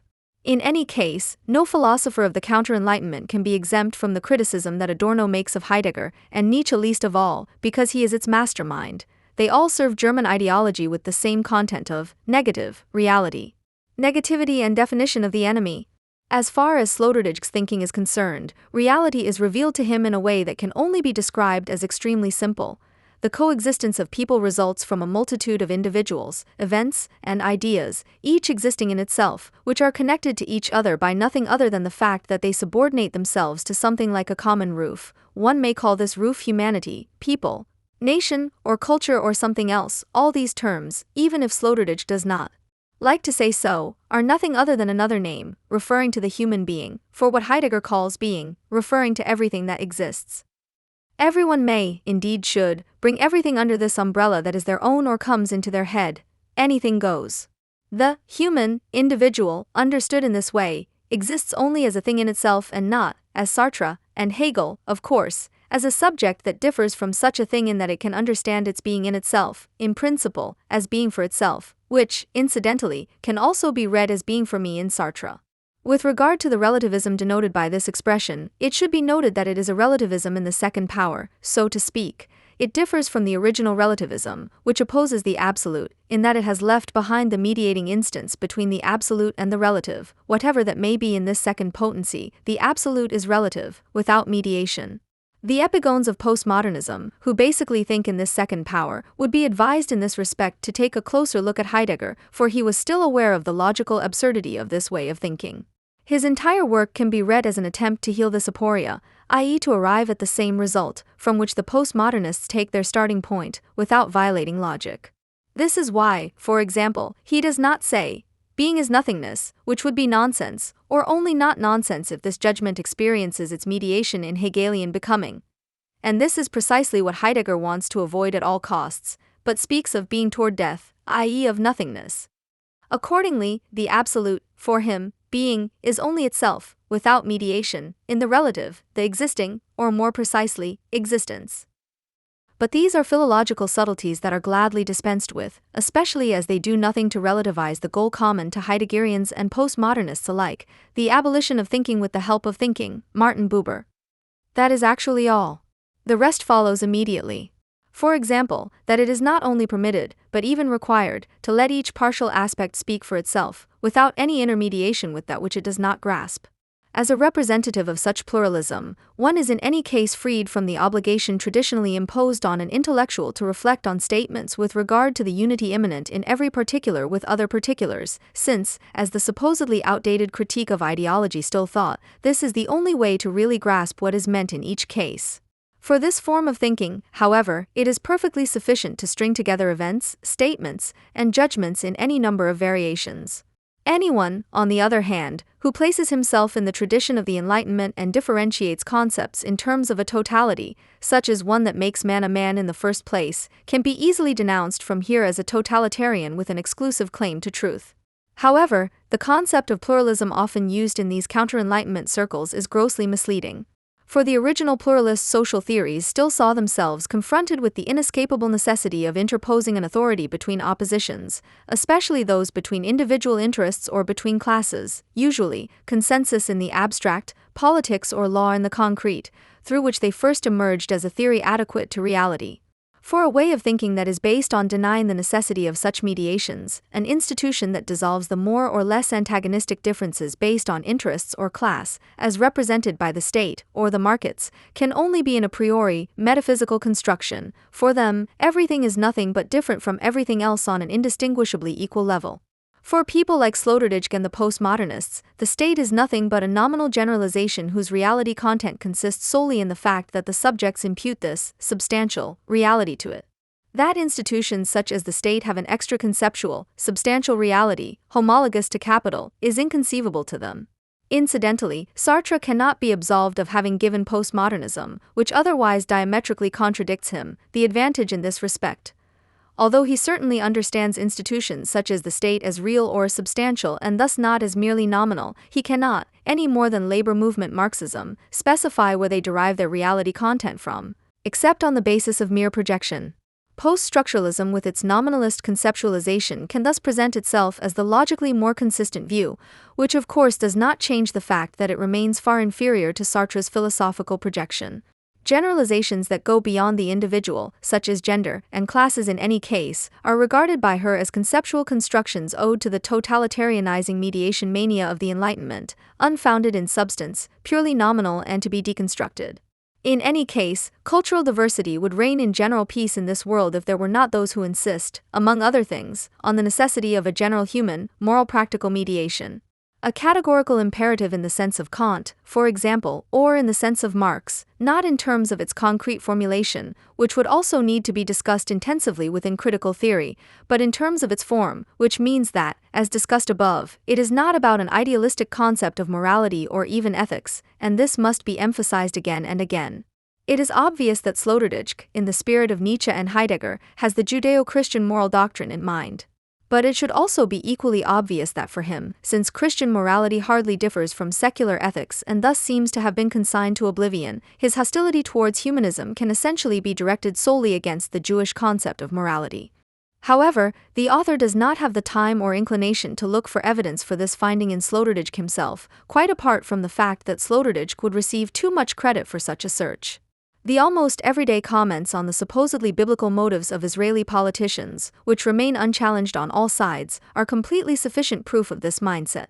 These are the people who, in the atrocious style, Sloterdijk, of decisive partisanship, only ever see one side and not, as befits tolerant intellectuals who renounce Eurocentrism, all world views as equally justified.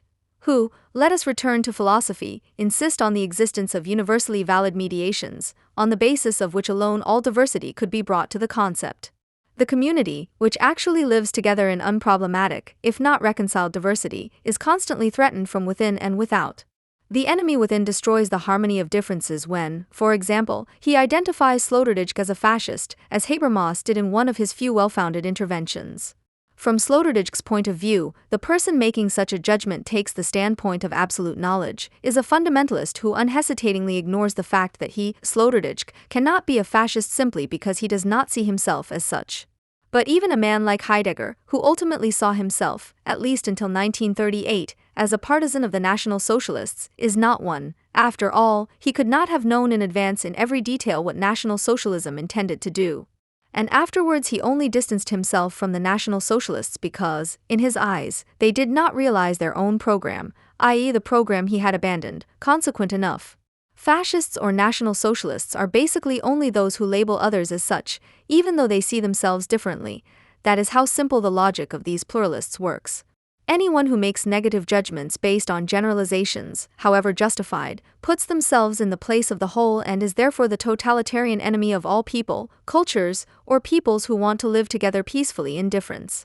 It is of course clear to them that there is no other way than to constantly generalize, i.e. to judge. These judgments are also completely unproblematic for them as long as they lack the negative dimension, in other words, as long as they do not imply criticism. The decisive philosophical difference between Enlightenment and counter-Enlightenment thus consists in the different understanding of the relationship in which the differentiated relate to each other. A further example is the resulting, differently conceived relationship between thought and action. The Enlightenment usually places the ego, or something like a superego, or the mind between these poles as a mediating instance that translates the one, either thinking or acting, into the other, either acting or thinking. Schopenhauer, whose critique of Kant made him the first philosopher of the counter-enlightenment, contrasts this Kantian ego, which is capable of active mediation, with one that is at best capable of nothing more than observing the externally determined translations between thought and action within itself. Human behavior is thus reduced to the status of animal instinct, a development inherent in scientific thinking, which must exclude from its system the essential difference between animal and human, the ability to reflect, or, what is the same, its freedom, because otherwise it cannot be calculated. The bad thing is that people adapt to this behavior, ultimately out of fear of freedom, Sartre. The increasingly widespread and fanatical love of animals is a further indicator of this flight from self-reflection, to which all evils are attributed. Rightly so, because animals, as we know, cannot lie, do not abuse trust, do not know money, do not need to work, and are therefore in any case the better people, if not the happier ones. Nietzsche, Heidegger, Foucault, and even Sloterdijk base their subject definitions on this I, which has been reduced in its capacity for practical mediation. The most far-reaching consequence is that the empirical subject is deprived of the possibility of a critique that transcends the given reality, because this I thus determined only has the alternative of affirmatively taking note of what it observes or looking away, which means dissolving into unconsciousness. Niklas Luhmann's version of general systems theory presents this concept of the I. It is the I of the observer who observes the observers while observing, in all its purity in social science. However, the postmodernists, who also follow Luhmann's lead, are keen to eliminate this residue of subject-object mediation. From this perspective, active intervention, which presupposes being able to behave negatively towards what is perceived, to overcome it, in principle, in practice, is a fantasy created by the Enlightenment thinkers, from Rousseau to Voltaire and Kant to Hegel and all the others. It is worth pointing out Adorno's and especially Marcuse's misguided criticism of Sartre in this matter. They accuse him, who makes the freedom of the subject the starting point of his philosophical projection, of advocating decisionism, because, after all, every freedom constantly demands a decision for one thing and against everything else. With this accusation, they deliberately place Sartre close to the decisionism of Carl Schmitt, the star jurist of the National Socialist counter-enlightenment. For this decisionism, however, there are at most two freedoms, that of the leader to make decisions in exceptional situations for the good of the people as a whole, and that of the Volksgenosse to follow the leader's decisions or be excluded from the Volksgemeinschaft. What this has to do with Sartre's concept of freedom remains the secret of Adorno and Marcuse. Sloterdijk's tastelessness in calling his first book a critique can thus be appreciated all the more. Anyone who, like him, places only its positive determinations of distinguishing, differentiating, and representing in the concept of critique, i.e. shortens it by its negative dimension, has done away with the concept as such. In this, too, he agrees seamlessly with French post-structuralism. Critique is then no longer a process that in its core is committed to negation, even and especially, if necessary, destructive negation, but affirmative ontology. In Sloterdijk's original words, tragic positivism knows, before all philosophy, that this world must first and foremost neither be interpreted nor changed, but endured. Analogous to the concept of pluralism, the notorious concept of deconstruction in postmodernism is nothing but misdirection. What is meant by it is nothing other than something like a liquefaction of concepts that appear fixed to the subject, against which a critique cannot raise the slightest objection, but which has absolutely nothing to do with possibly having to practically destroy, abolish, that which could also be meant by what is to be deconstructed, such as capital, money, or the state. In that the concept of deconstruction seems to connote destruction, and its negativity, but, and deliberately, does not really grasp it, is not supposed to grasp its negativity. It creates a pseudo-radicalism in the consciousness of the postmodernists that is without any reference to reality and has its model in the anti-capitalism of the right, and also of the left. Note the subtle difference. Foucault speaks of happy positivism. This phenomenology then logically corresponds to the fact that a critique that does not conceal negativity can be perceived as a will to annihilation, whereas the practice of actual annihilation can only be perceived as a phenomenon to be accepted, or, as far as Auschwitz is concerned, as a past, finished phenomenon that in any case no longer exists in current reality. This is a concept that, not only in Sloterdijk's work, substitutes for critique, that is to say, which at best banishes the negation immediately addressed in the concept of critique to the background or underground. This is why Martin Walser, for example, can rationalize this delusion to himself and be convinced without loss of self-respect that he has actually been destroyed by Reactionary in Walser's own book Death of a Critic. Where the mediation between theoretical and practical negation, between rejection and action, no longer applies, the mediation between present and future and past, hence the unspeakable, in any case revisionist talk of the alleged moral cudgel Auschwitz that relativizes the extermination of the Jews, no longer applies either. Thus, nothing and no one will be able to make Sloterdijk realize that someone who, like him, claims that Marx and Engels destroyed Stirner and Bakunin with their critique has lost all connection to reality. Just as any reference to empiricism, after all, it is not known that Marx killed his opponents, only interests people like Sloterdijk if it can be used to create the appearance that their judgments are the immediate result of empirical facts alone. Because they attribute any other approach to metaphysics and thus to dogmatism a conception of the relationship between deduction and induction that should make the hair of any philosopher of science stand on end, which is not the case, for they, if they are interested in philosophy, only allow Heidegger's existential ontology to be considered as such. According to Sloterdijk, it was even Marx's polemical and corrosive criticism that was ultimately responsible for the death of Althusser's wife at his hands. In terms of realpolitik and history, this thinking, despite its obvious delusion, has been taken to the extreme by the Germans. Because they short-circuit thought and practice without mediation, their anti-Semitism is by nature an eliminatory one. And not, as Daniel Goldhagen believes, merely a historically conditioned one. In contrast, Richard Wagner's dictum, German is doing a thing for its own sake, remains in full force. Compared to the German Volksgenossen, the Islamo-fascist suicide bomber represents the currently more powerful prototype of a subject constitution in which the empirical subject, of his own free will, suppresses, or undermines, his intermediatedness, which places him in his real and, potentially, reflected, which means, also negatively mediated, relationship to himself as well as to all other subjects. This must be emphasized, for man can be forced to do anything from the outside, but never to give himself up. At the very least, he must be promised an afterlife that allows him to live out himself in the first place. An ego can only give itself up of its own free will. To have shown this, in contrast to a biologistically assumed instinct of self-preservation, remains a further merit of Sartre. The instinct of self-preservation, which normally mediates the subject with its reality, is, as systems theory has long known, not an anthropological primal constant. It is only one of several equally important partial drives linked in the superego to the socially materialized mediating instances. Even monetary payments to the bereaved or the money payments to the bereaved or the virgins available in paradise cannot ultimately justify the deeds of these mass murderers, because these promises are a reward from heaven and as such only testify to the delusion of living in an otherworldly world that has redeemed us from all the constraints of mediation.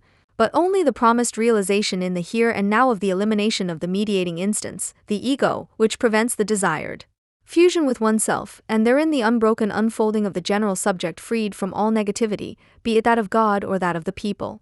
This is added, but in itself remains too behaviorist, exclusively conceived in the categories of reward and punishment, in which no differentiation is made between humans and animals.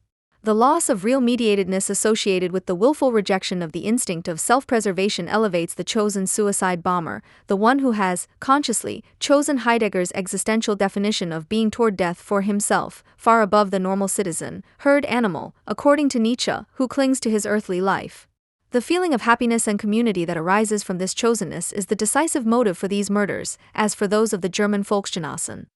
Anyone who sees despair, anger, or revenge, i.e. reactions to personal injustice or misfortune, as motives here is turning the facts on their head. This may apply to the gunman, but not in every single case. The person who acts out of desperation is concerned with self-assertion, not self-assertion.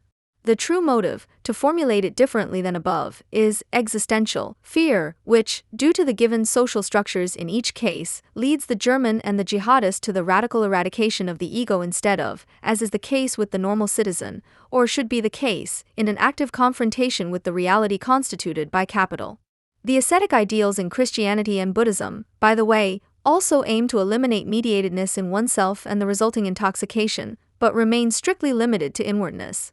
The Islamic suicide bomber, on the other hand, is, like the German Volksgenosse, anything but an ascetic, and above all he always acts on behalf of a leadership with extremely secular goals. As Freud analyzes in his mass psychology, he acts by transferring his ego to an authority that exists outside himself. It is logically consequent to perceive as conspirators those who bring mediations into a world that supposedly, actually, can manage without mediations and can basically only exist harmoniously and peacefully without them. When Sloterdijk accuses his opponent Habermas of a conspiracy after his coup at the Suhrkamp publishing house, without the entire media business bursting out laughing, this is not just paranoia, nor just a projection of his own actions and desires, but above all expresses his conviction that those who, enlighteningly, reflect mediations in this world, and even Habermas cannot be denied this, have conspired against its fundamental order from the outset. Not only did this media business not laugh, it also rewarded Sloterdijk with well-paid jobs. To be a mediating agent in capitalism and a conspirator against the true nature of man, or of being, of the people, of culture, of religion, etc., in short, of identity, except for the individual, of course, because that is only a Eurocentric construction/fiction from the outset, are the same thing for this way of thinking. However, since capitalism cannot do without mediations, from the perspective of the German sublation of capital, this capitalism is in itself a conspiracy in perpetuity, and conspiracy theorists of all stripes can therefore always find a way out. The central place of these mediations is market competition, without which the transformation of value into a price, transubstantiation, would not work, and whose elimination is the goal of all negative sublation of capital, from the right as well as the left, which, should this succeed comprehensively, as demonstrated in National Socialism's striving for economic self-sufficiency, necessarily leads to the self-destruction of capital, without anything other than unleashed barbarism being able to take its place. This applies to the cultural industrial products in film, literature, etc. As a whole, as soon as they are dedicated to politics, this appears here throughout as the result of evil machinations. Real politics does not appear here, it is so boring and opaque that it is unacceptable to the public's taste. The goal that every real conspirator actually strives for in practice, the disintegration of society, is located by those who see themselves permanently surrounded by conspirators, especially in a critique that insists on the, albeit, as far as capitalism is concerned, inverted, mediatedness of society. In fact, this criticism threatens to disintegrate his identity, which he believes to be without mediation, and wants to, because that is the essence of criticism. This is why people like Sloterdijk regularly go berserk when they are contradicted from this side, branding every rebuttal and rebuke as metaphysical, ideological, inquisitorial, in any case as totalitarian. Sloterdijk resorts to the vocabulary of psychiatry to insult those who are described by the avowed anti-Semites as detached, abstract, calculating, cold and unrealistic, against the impositions of the intellectuals who talk about September 11th in the form of self-fulfilling hysteria. Only a bit of added cold-bloodedness will help, on the basis of which the auto-hypnotic frothing of these people will collapse again. To clarify, Sloterdijk is by no means referring to the apocalypticists here, because he is basically one himself, and this links him to the chief ideologues of the ecology movement. The apocalypticist is not concerned with a warning of concrete dangers, like the neoconservatives, for example, who fear the spread of Islamism in Western societies, but with the state of intoxication that sets in when, as a chosen knower, one fearlessly looks the coming catastrophe in the eye. It goes without saying that the figure of the fanatical intellectual who expresses his abysmal hatred of the down-to-earth in his abstract, detached language, who talks down and denigrates all deep, inner connection, who plunges people into uncertainty, in order to profit from it, goes hand in hand with the anti-Semitic figure of the rootless, cosmopolitan intellectual. Nowadays, the external enemy reveals itself to the counter-enlightenment primarily in the fact that it does not want to be part of the community of ostensibly peace-loving peoples represented in particular by the United Nations. In the case of the USA and Israel, Sloterdijk uses a little play on words, which is typical of his talk, to demonstrate to all those who think the same thing how these two states can be offensively identified as the biggest troublemakers in the actually peaceful world of states. The basis of this play on words is a shift. Instead of the usual German special path, he speaks of a special path of the USA. He counters the outcry in the USA about the rogue states by referring to the original English term, rogue, in order to point out that in biology it stands for the reintroduced individual animal that roams the bush away from the herd. Now he is where he wanted to be. The two rogue states of current world politics, seen in this light, are the USA and Israel, which reject any kind of alignment with the international community of states as a matter of principle. In the days of 1968, this international community of states was still called the Community of Oppressed Peoples, but it only existed in the imagination of these anti-imperialist leftists. It would therefore be a victory for the left across the board if the formerly almost overpowering enemy that hegemonized the entire world could be pushed into the role of troublemaker. The real issue at the time was the hegemonic influence of the two first worlds in the third. It is quite astonishing that this victory in the People's War fell to the left precisely after it had lost the Second World, i.e. the real socialist world, towards which it was aligning itself at the time. On this basis, it should be possible to get rid of these feral predators once and for all. The borrowings from biology are, if one only compares Sloterdijk's talk of the alpha animal Schroeder, significant, but not even logically compelling, as Heidegger and Foucault, and to a certain extent Nietzsche, show, who largely managed without them in the presentation of their thinking.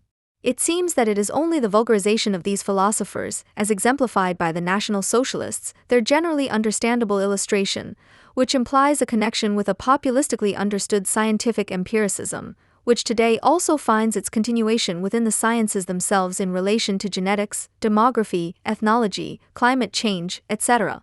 That suggests resorting to such images. All such definitions of the enemy, which, whether they are directed inwards or outwards, are in any case aimed at the Jews, shield the counter-Enlightenment subject constitution from the realization of its negativity. This also follows logically from the positivist banishment of negativity from thought. In the determination of the enemy, the negation that cannot be excluded from reflection finds a new expression, like the repressed in illness, as an enemy to be destroyed. There is a further form of thinking, or better, feeling, that is logically logical in the subject of counter-Enlightenment. The idea that it is only given to a few to reflect on existence in its relation to being. Those who are unable to do so, or simply do not want to, are assigned to the man by master thinker Heidegger. Sloterdijk supplements this by pointing out that it does not have to be the aim of the philosopher to lead every man, which, according to him, largely corresponds to the Freudian idea, into actuality. Freudian, to allow the idea to become the ego, whereby Sloterdijk objects that Freud's ego also falls to the man. It is therefore not the actual ego at all. In fact, this actual ego is located, it cannot be otherwise, in the Volksgemeinschaft in general, in the Führer in particular. In unrealized truth, and here, too, we see how the counter-Enlightenment reflects the right in false consciousness. The eye of the functional monads who want to redeem themselves from their ego is located in capital, which, to use Sartre and Freud, of course, again, is of course only really possible due to willful projection. After all, one has to respect the fact that the hairdresser or bakery assistant around the corner would be hopelessly overwhelmed if they had to take responsibility for their lives in every respect. It is enough, one might add, for them to cope with the freedom of having to decide whether they want to work, depend on a husband or starve to death. This again goes back to Nietzsche, who, in contrast to most of his epigones, clearly states what is really at stake here. He calls for better pay for workers, so that they don't get any ideas and realize what kind of junk they are producing and how they are being led around by the nose. If they then leave the socialist parties and associations because of an improvement in their quality of life, so much the better. But they absolutely must work, otherwise the thinker loses the basis for being able to devote himself to his vocation, and to the suffering of the world resulting from the eternal return of the same. This attitude openly expressed by Nietzsche is concealed in Sloterdijk's cynicism in his affirmation of genetic engineering. When dealing with people like Sloterdijk, it is hard to avoid arriving at the Nietzschean Übermensch. For Nietzsche, the Superman is the one who, in the awareness of the freedom to be able to adopt the opposite attitude in principle, unconditionally exposes himself to fate-induced existence. He calls this a more fatty, and for him this means, with the capitalist production process in mind, affirming the atrocities that the general subject of this process, Nietzsche usually refers to this as the will to power, puts into the woe, in full awareness of all the consequences that this has for man. Nietzsche always had this in mind, just read his lucid remarks on exchange, money, and the state. His epigones don't really want to say this, but this is precisely what fascinates them about Nietzsche and Heidegger. After, or even during, reading, they are the initiates. They are the ones who have escaped the man, experience identity without mediation, experience themselves as authentic. If this experience diminishes, nowadays you book a self-awareness seminar. In short, they believe, the word is derived from delusion, that they are in possession of actuality. The heroic greatness of man is measured by the extent of truth he is able to bear. The truth that this truth does not exist, and thus that life is meaningless. A practice that aims at the good and is committed to Christian ethics, on the other hand, runs away from the true fate and ensures that the misery of being human is increased through hypocrisy and the political instrumentalization of compassion, i.e. humanism. However, he does not allow himself to be pinned down to an unambiguous designation for this. See what was said above about the change of perspective. Instead of will, he sometimes also speaks of love, for power or something else, by which he means pretty much exactly what Freud understands by libido, or even, a Marxist might hardly believe this, of general, all-embracing values. But a Marxist only ever understands these in economic terms, not, like Marx, also in philosophical moral terms, which would have to undergo a revaluation. However, the problems that this poses for a Nietzsche philology are irrelevant here. Nietzsche reflects an intrinsically negative reality affirmatively, in whatever terms, and demands that the subject, like Habermas and the Enlightenment, which, however, overlooks the negativity of this reality, cf. Hegel's dictum "the real is reasonable," adapt to it. Critical theory must fundamentally oppose all of this. As a particularly successful strategy of power, as Foucault expresses it, implicitly referring to Nietzsche, humanism has centralized this power, in the disciplinary powers as well as in the individual, and thus creates the problems that it claims to solve. To invoke an absolute morality or ethics that transcends capitalist society against this German ideology would miss the point of reality, i.e., the constitution of the subject, and would only make a fool of itself in front of the counter-enlightenment. Just like Habermas, if you want to know what to make of his domination-free discourse, his contrasting of life and system world as a basis for a generally binding ethics that supposedly transcends capital, take a look at Luhmann's few, but all the more precise, statements on the subject. It is just as misguided to sing the praises of the common man of the people in the face of the superhumanism logically inherent in Nietzscheanism. As any regular's table chatter proves, it is precisely the normal German, and the one who is superfluous for the utilization of capital in particular, who has long thought of himself as a superhuman, and the one who is active in the leading position in the reproduction process even more so. He indulges in the delusion of being sovereign, restrained in his drive for action only by all those ignorant people who disregard his sovereignty because they also consider themselves to be sovereigns. Incidentally, Sartre projects his philosophy from this basic situation, without, however, being able to say why and when people fall prey to this delusion. As the counter-enlightenment and critical theory show, there is no point transcending the internal mediations of capital from which a critique could argue. The extent to which Sartre's concept of freedom, turned negatively, could establish such a transcendence cannot be further elaborated here, as has already been said several times. It is therefore absurd in itself to assume that critical theory must regard the real political opponent of German ideology, not only at present, but due to the historical conditions and military potential, this is and remains only the USA, as something like the armed arm of the Enlightenment, or even of the Revolution, in the immanence of capital. There is certainly neither a revolutionary subject nor a right in the wrong, at least that is what we could learn from the history of revolutionary theories to date. The potential, and of course highly welcome, opposition of the Anglo-American world to the rest of the world owes nothing to conscious reflection, not even to a cunning of reason. At best it smolders beneath the surface and, if one excludes the wars against Iraq and Afghanistan, has so far only broken through the strongest resistance in its own camp in the two world wars, i.e. as an indirect consequence of severe economic crises. However, anyone who can think of nothing more than eloquently denouncing the alleged non-realization of freedom, equality, and democracy in the domestic or foreign policy of the USA or elsewhere in the Western world, cannot get to the point either, as they are arguing on the basis of a morality which, as all experience shows, ends in German ideology at the latest as soon as it becomes aware of its blindness to reality. As some anti-Germans, i.e. according to Hegelian dialectics, something like Germans on a somehow higher level, if one follows the formal logic, however, then they are only Germans in the common sense, accuse so-called anti-German representatives of critical theory. In any case, no sane person would be so blind as to claim that the Americans are predestined for a communist society, since it is here that capitalist mediations have materialized in their purest and most sustainable form. Hardly less than elsewhere are the capitalistically socialized subjects in the USA concerned with keeping their thinking free from the negative impositions of criticism. However, anyone who uses religious puritanical talk of some kind of evil empire or rogue states as evidence that US policy is just as fundamentalist as that of Islamic states, for example, does not know what they are talking about. Unlike German ideology, these ideologies are nothing more than the legitimizing rhetoric that is common everywhere. Especially as they define an enemy that concerns actual opponents of the USA who explicitly see themselves as such. The German definition of the enemy, on the other hand, creates its enemies in the first place, or as Sartre would say, especially with regard to the Jews, the German creates his enemy out of nothing.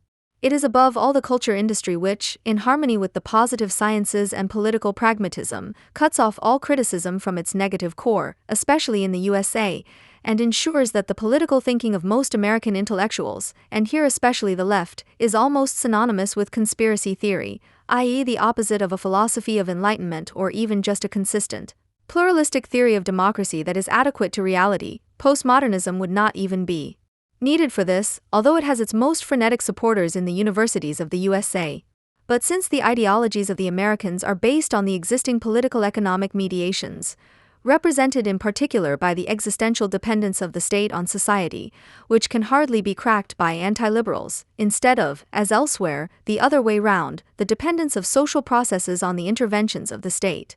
Since the anti-liberal side can refer and relate less to cultural, theological, philosophical, mystical traditions and can only occasionally seek a way out in Heideggerian mediationlessness, practice corrects itself quasi-permanently within itself and thus, even where it asserts itself, even if only temporarily, and even if only militarily, in other places, as is currently still the case and fortunately also in post-Nazi Germany, at least provides criticism with the basis of the condition of its possibility. It goes without saying that these corrections have often been made very late, almost too late in the Second World War, and that there can be no guarantee that they will be made in time in the future. However, the transformation of American society into total rule in the sense of Hannah Arendt, or even just into an authoritarian state, has never really happened before. Not to forget the broad ideological anchoring of utilitarianism in the population, it is largely indifferent to the origin of the ego, its inner constitution, its dependence on external circumstances. The main thing is that it devotes itself, conscious of itself, within the framework of the existing market order, of course, to satisfying its desires and increasing its well-being. It is not for nothing that this cultureless egoism is the red rag of all German resentment, and also the red rag of any left-wing refugee policy that calls itself anti-racist. This should be mentioned here because it once again highlights the abysmal hypocrisy of a moral concept that has become disconnected from capitalist reality.